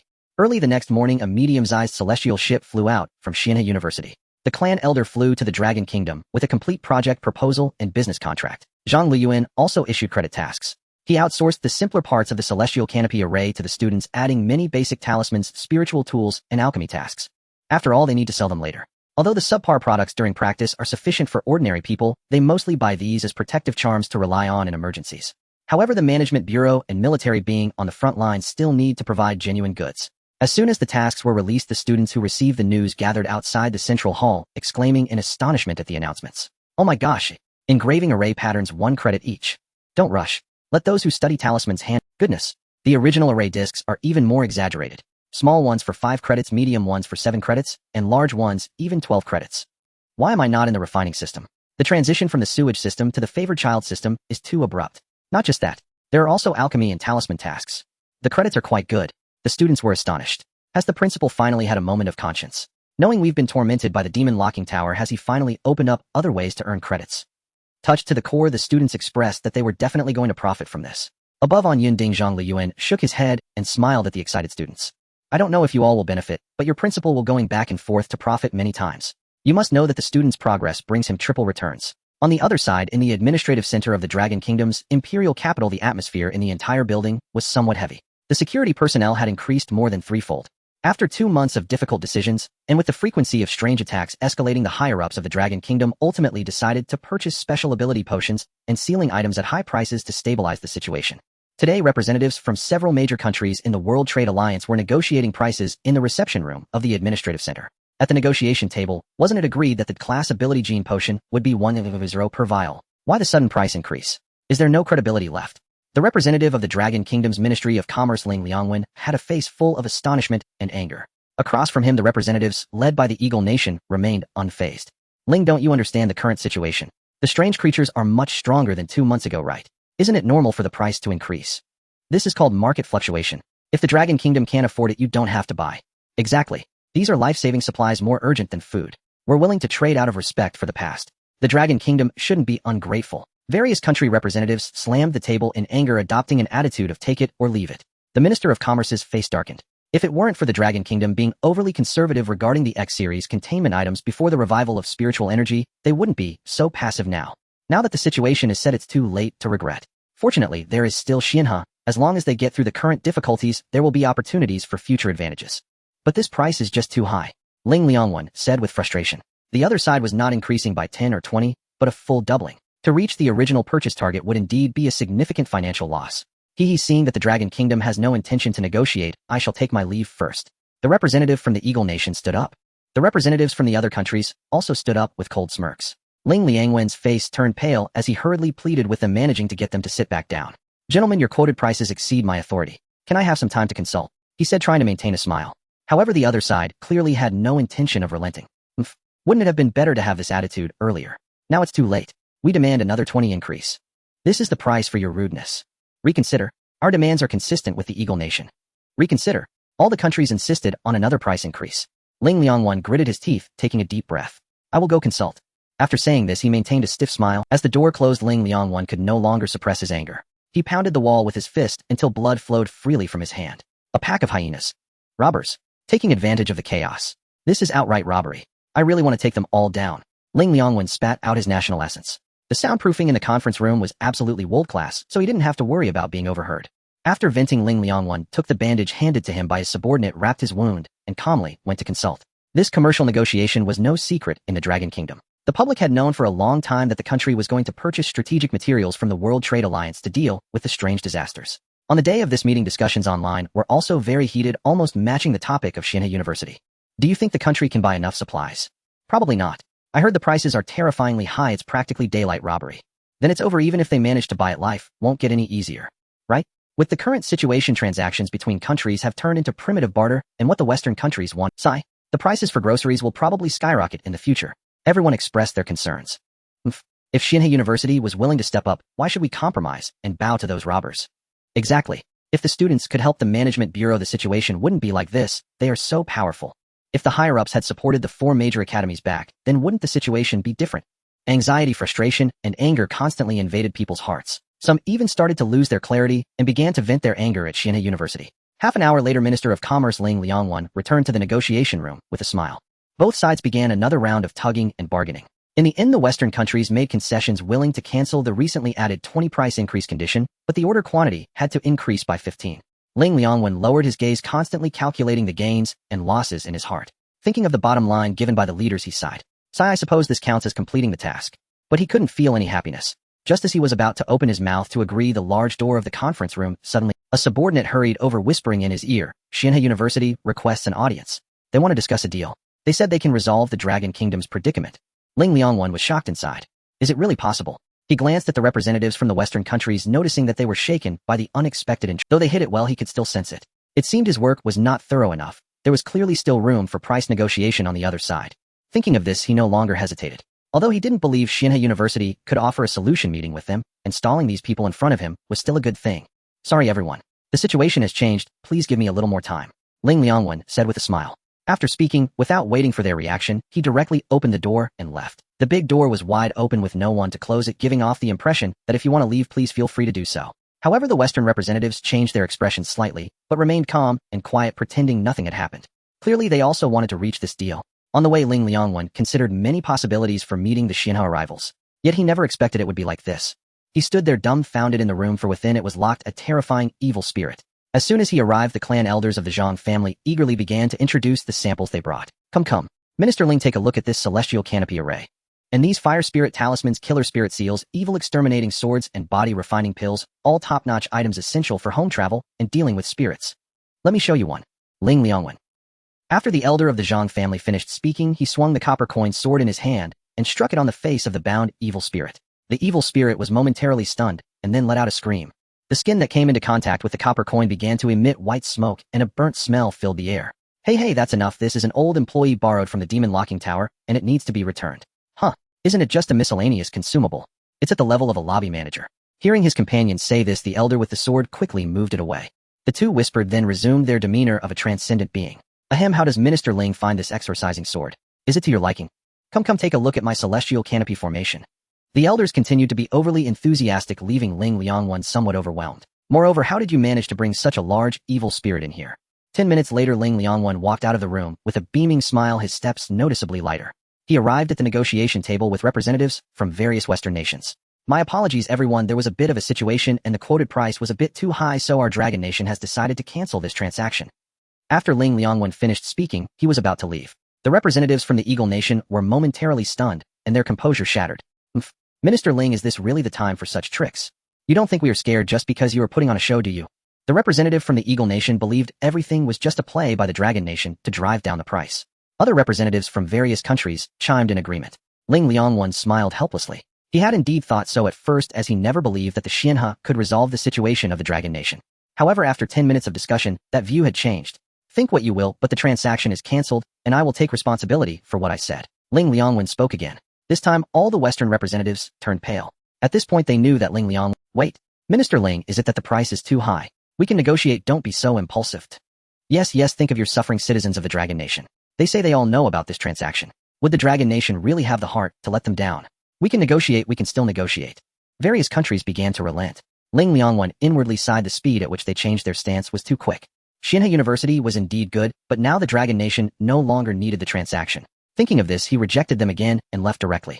The representatives from various countries were left dumbfounded. Was the transaction really off? Don't panic, this must be a delaying tactic from the Dragon Nation. They are still trying to drive down the price. We all agreed to trade at the price from 2 months ago, and they still want to negotiate. It must be a strategy, otherwise how could the Dragon Nation suppress the rampant evil disasters across the regions? Let's return to the embassy. It's not that easy to drive down the price. I have my ways to make them compromise. The representative from the Eagle Nation said as he led the way out. An hour later, news spread from the embassy that the transaction had been unilaterally cancelled by the Dragon Nation, reaching the networks of the Dragon Nation. As soon as the news broke, the internet was abuzz. The first to react were the residents of those border cities and towns. Their rate of evil disaster attacks was the highest.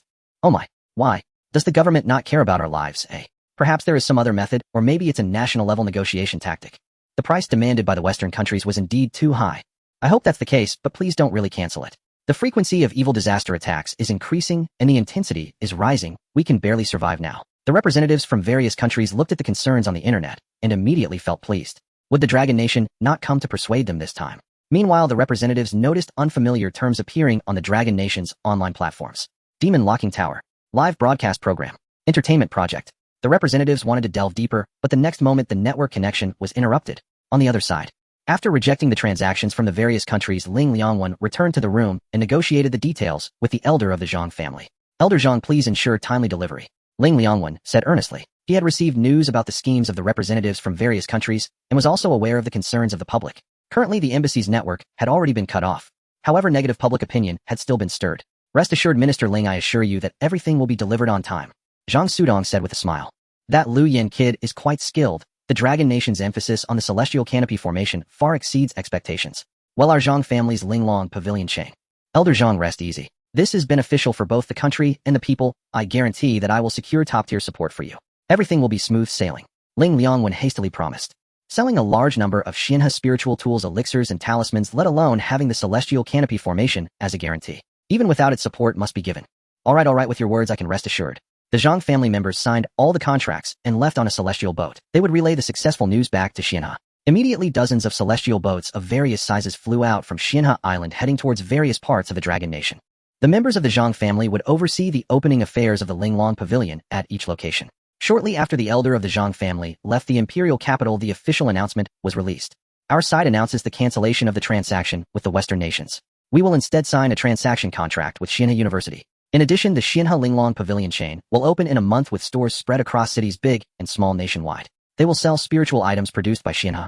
As soon as the announcement was made, netizens were shocked. Xianhe University actually took action. Don't the students of Xianhe University take action? Why is it just a transaction? Perhaps the spiritual symbols and tools from Xianhe University are more effective against evil entities. Xianhe University is so small, the combat resources that the Dragon Nation needs are vast. How could they possibly supply them? The government must not be fooled by Xianhe, not to mention whether the spiritual items provided by Xianhe are effective. Just the production capacity cannot supply a whole nation.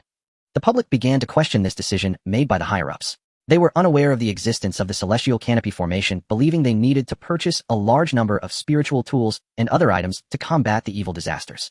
The quantity required for that is clearly not something Xianhe University could provide. In their view, only if all students from Xianhe University took action in coordination with the Management Bureau and military could the current situation be alleviated. Not long after the elders returned to Xianhe University from the imperial capital, they immediately sought out Zhang Luyan. Luyan, the contract negotiations went more smoothly than expected. You must ensure timely delivery. Zhang Sudong said with a serious expression. Xianhe University will provide the celestial canopy formation disc to the Dragon Nation for free in exchange for substantial benefits, and has also obtained subsequent maintenance services. This is a long-term deal, so the first transaction is crucial and must not be messed up. Zhang Luyan smiled and nodded. Will the funds be in place? He was particularly concerned about this. No problem. The state is providing our Zhang family with large interest-free loans. We are currently sorting out the paperwork, and it is expected to be in place before delivery. At that time, apart from the expenses for Linglong Pavilion, I will first allocate 50 billion for you. Zhang Sudong immediately said. After all, unlike the food and other supplies needed for trading with Western nations, what the Zhang family needed was just Dragon Nation currency. Now the currency has lost its effectiveness in the international market and can only be used domestically. The high-ups of the Dragon Nation had no reason not to agree. Zhang Luyan was very satisfied, and then joined the army refining the formation discs. He was a dignified golden core cultivator and the foremost weapon refiner of Xianhe. His efficiency was simply godlike. A month soon passed. The delivery day arrived as scheduled. Over the course of a month after the Dragon Kingdom officially announced the cancellation of trade with Western countries, doubts about whether Xianhe could deliver supplies on time persisted online. Representatives from various countries were astonished to learn that the Dragon Kingdom's refusal to trade was due to Xianhe University, an entity they had deemed merely a martial arts academy. The ambassadors in the imperial capital did not leave. Instead, they stayed to witness the Dragon Kingdom's misfortunes. Haha, Xianhe University can actually become the backbone for the Dragon Kingdom's refusal to trade with us. How ridiculous. Don't think that cutting off the internet and imposing control can stop us. The rumors of collusion between the Minister of Commerce and Xianhe have already spread. In the end, they will still have to trade with us. Haha, just wait and see the good show. The representatives gathered together, discussing with smiles. In fact, the Dragon Kingdom's network was also shaken by the suddenly emerging rumors. What? Minister Ling is colluding with Xianhe? No way. At such a time, who would still engage in petty schemes for personal? Look at this evidence, it's quite convincing. Who has the time to concoct such a large-scale rumor? No matter if it's true or not. Today is Xian's delivery day, we just need to see if the items are useful. The netizens were left confused as they looked at the various pieces of evidence. But thinking that a conclusion would soon come, they could only suppress their inner unease and wait for the official channel to announce Xian's so-called solution. What could possibly lead the senior officials of the Dragon Kingdom to abandon the purchase of abilities gene drugs and sealing items, opting instead to trade with Xianhe? On Xianhe Island, 23 celestial boats hovered in the air. The holds were filled with numerous storage bags containing array plates and various materials. The array plates were the celestial array promised to the Dragon Kingdom, while the materials were for sale at Linglong Pavilion. Young master, we are leaving. A member of the Zhang family said on the deck. Zhang Luyan nodded calmly. He had been refining tirelessly and finally caught up. When the celestial array unfolded in the cities of the Dragon Kingdom, it would become the safest nation in the world. It is worth mentioning that he had left the aura of a golden core grandmaster while refining the array plates. Any minor malevolent spirits would flee as far as possible, and those with ulterior motives, even if they attempted to act the celestial array, could hold for a while. This time would be sufficient for the Management Bureau to gather and launch an offensive against the malevolent spirits. The originally dispersed battle strength of the Management Bureau due to widespread defense. With the celestial array in place, they could effectively deter stronger malevolent entities. Be careful on the way. Zhang Luyan waved his hand to bid farewell to his family. Half a day later, the celestial boats arrived in various places in the Dragon Kingdom, completing the handover of the array plates. The official announcement was made. The handover with Xianhe has been completed. The Dragon Kingdom will next activate the celestial array to protect towns from malevolent incursions. Instantly, netizens across the Dragon Kingdom were dumbfounded. They actually completed it. How is that possible? Xianhe looks impressive, but in front of the Dragon Kingdom scale, it can only be seen as a small workshop. Wait, did you notice the announcement? It says to activate the celestial array. What is the celestial array? Could it be some kind of spiritual artifact? Like the barrier used by the Management Bureau? Netizens speculated in droves. Everyone was familiar with the barrier used by the Management Bureau during the battle against the malevolent king in Changsha City. The cost was not small. It was a defensive effect earned at the expense of many Management Bureau members' lives. Did Xianhe manage to create one too? While the public was puzzled, the Zhang family members collaborated with Management Bureau and military personnel to unfold the celestial array at the city center. Suddenly, a golden light illuminated the skies of all cities in the Dragon Kingdom. The golden light curtain slowly extended about to envelop the entire city. The hidden malevolent entities within the city, upon sensing the aura belonging to golden core cultivators, immediately fled in terror. They desperately rushed out of the city. Damn it, these malevolent things are finally showing themselves. Brothers, attack. The members of the Management Bureau had long set up ambushes waiting for these malevolent entities that could not hide under the celestial array. Even if they managed to suppress their fear and not run away, it was futile. Once the celestial array enveloped them, the positions of the malevolent entities would be directly revealed on the central array plate. The golden light enveloped the entire city, then fluctuated and transformed into a transparent state, revealing the sky to the people's eyes once again. Is this the celestial array? Oh my, those malevolent entities seem to fear this. They are all running for their lives. Awesome. Finally, we can live without fear. Xianhe University is amazing. Whoa, I'm sorry I was wrong before. I shouldn't have listened to slander and questioned the official decision, nor doubted Xianhe University. The people of the Dragon Kingdom were all stunned by the effects of the celestial array. At this moment, representatives from various countries in the embassy, upon realizing that the golden celestial arrays had unfolded throughout the Dragon Kingdom, were left utterly speechless. Oh my god, what on earth is this? The Dragon Kingdom? No. Xianhe University actually possesses such technology. Aren't they just a fraudulent school? At most, they were just a martial arts academy. Are you telling me it's a martial arts academy? Representatives from the Eagle Nation and others were completely bewildered. They knew that the Dragon Kingdom's imperial capital could not be stayed in any longer. This news had to be relayed back home. But now that they knew all this, would the Dragon Kingdom allow them to leave? The representatives used all their connections to find ways to escape the imperial capital. If they were late and the celestial array was activated in the imperial capital, they wouldn't be able to leave even if they wanted to. Boss, do we really not need to keep anyone behind? The Minister of Commerce Ling Liangwen looked at the distant plains with some disappointment. Earlier he had suffered quite a bit. Did he let them go? The existence of Xianhe cannot be concealed, and there is no need to harbor such enmity. Besides, given the current close cooperation between the Dragon Kingdom and the Xianhe faculty, we need not fear them knowing. The leader said with a smile. The presence of Linglong Pavilion undoubtedly bound Xianhe University to the Dragon Kingdom. He had also heard that Xianhe University had cancelled overseas enrollment. They claimed that outsiders lacked the aptitude for cultivation found in the Dragon Kingdom, so they were too lazy to put in the effort. Alright, I understand. Ling Liangwen nodded and abandoned the idea of personally seeing the representatives off. However, he couldn't help but wonder how much commotion this news would cause globally when these people returned home. Xianhe University might indeed gain fame worldwide this time. The celestial array was fully deployed in the Dragon Kingdom, freeing ordinary people from the threat of sudden malevolent attacks. The materials for Linglong Pavilion were also ready, preparing for the grand opening. At this moment on Xianhe Island in the Cloud Summit courtyard, Zhang Luyan, seeing everything go smoothly, let out a sigh of relief and turned off his phone. Finally, it was settled. During this time, he had been so busy that he hadn't even had time to upgrade the sect's artifact. One can only imagine how hectic it had been. System, upgrade the sect's artifact, the soul lamp. Ding. Upgrade successful. The soul lamp's level has been raised to level 3. Quality upgraded to fine. Zhang Luyan examined the newly upgraded soul lantern. The last time he had spent 16 billion, and the number of people bound to the lantern had surged to 100, opening up a secret realm space. So what about this time? He was filled with anticipation. As his divine sense entered the phantom of the lantern within his body, the information about the magical artifact instantly appeared in his mind. Soul Lantern level 3, excellent number of souls. It can record 6 of 0 secret realm space. 2, spiritual energy level 3, can rise with the artifact's level. Zhang Luyan was immediately astonished.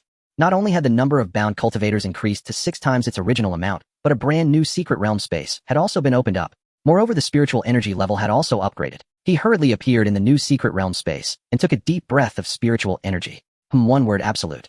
Zhang Luyan's figure vanished and reappeared in the small courtyard atop the clouds. In the space of the demon locking tower that contained the strange creatures, the spiritual energy had also surged. All the evil entities, zombies, and demon beasts were momentarily stunned, then they all howled towards the sky. The demon locking tower shook, scaring the students inside half to death, who quickly withdrew. Oh crap, is the tower collapsing? No. Before coming out, I clearly sensed the concentration of spiritual energy inside had skyrocketed. An updated version. Isn't the principal trying to kill us? The monsters are getting harder to deal with, and now they're increasing the difficulty.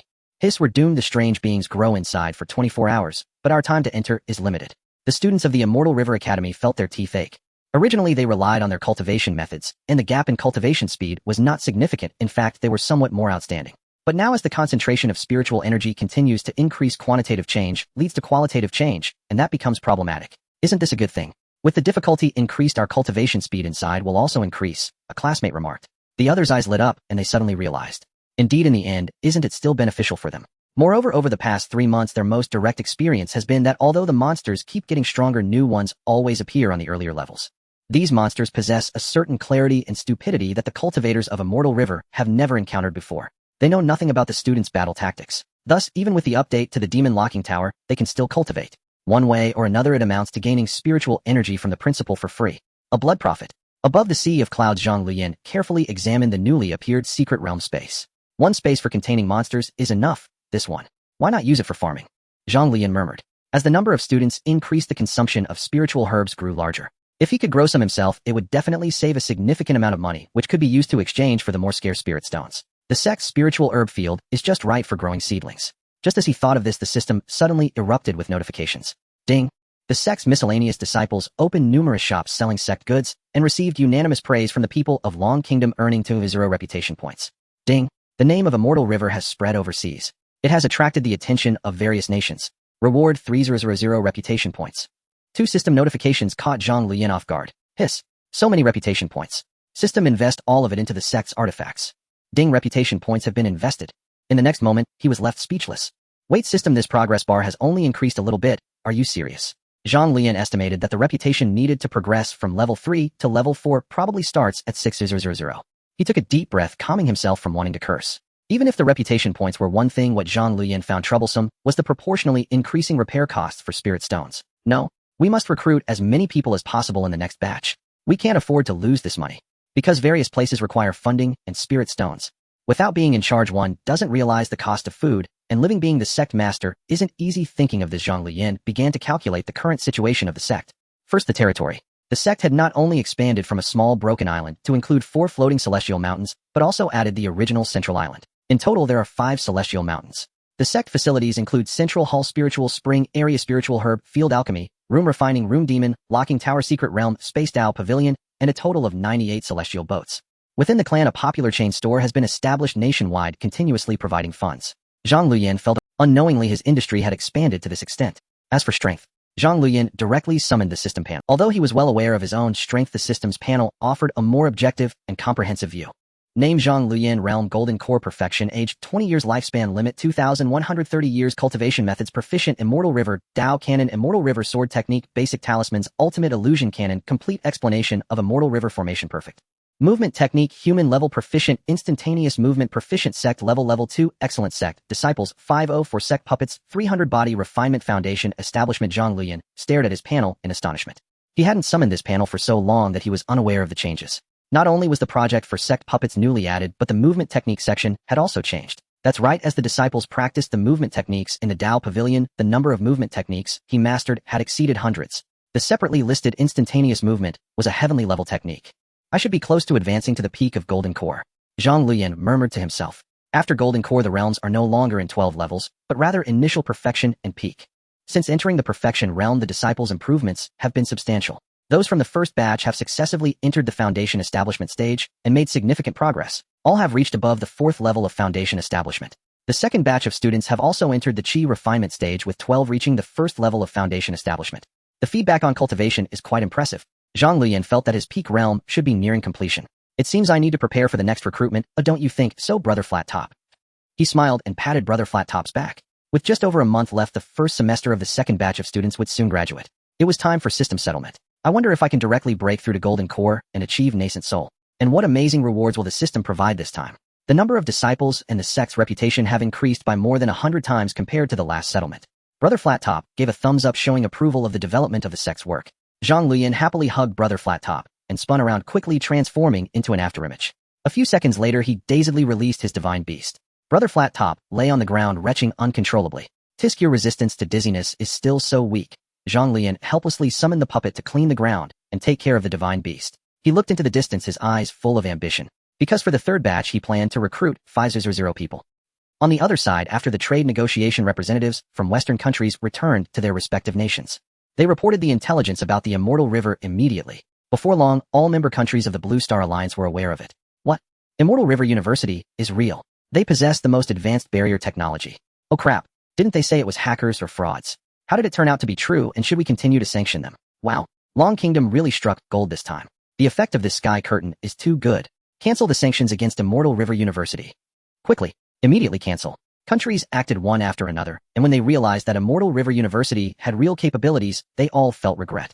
Originally, during the recruitment of Immortal River University, a few people from various nations had passed the review. However, with the issuance of the sanction order, these individuals were turned away. Now that they understood the prowess of Immortal River University, they naturally wanted to make every effort to make amends. Several major countries attempted to contact Xianhe University. However, Zhang Luyan was too busy envisioning the future to bother with them. Soon all countries discovered that the Xianhe webpage, which was originally on the official website, had vanished completely, rendering them unable to reach the school. They couldn't help but suspect whether the previous sanctions had caused Xianhe University to hold a grudge against them. Yes, it must be so. With such a powerful force like Tianmu, how could they not have a bit of arrogance? Quick, lift the sanctions against Xianhe University. Welcome them to recruit students in our country. It's a misunderstanding, all a misunderstanding.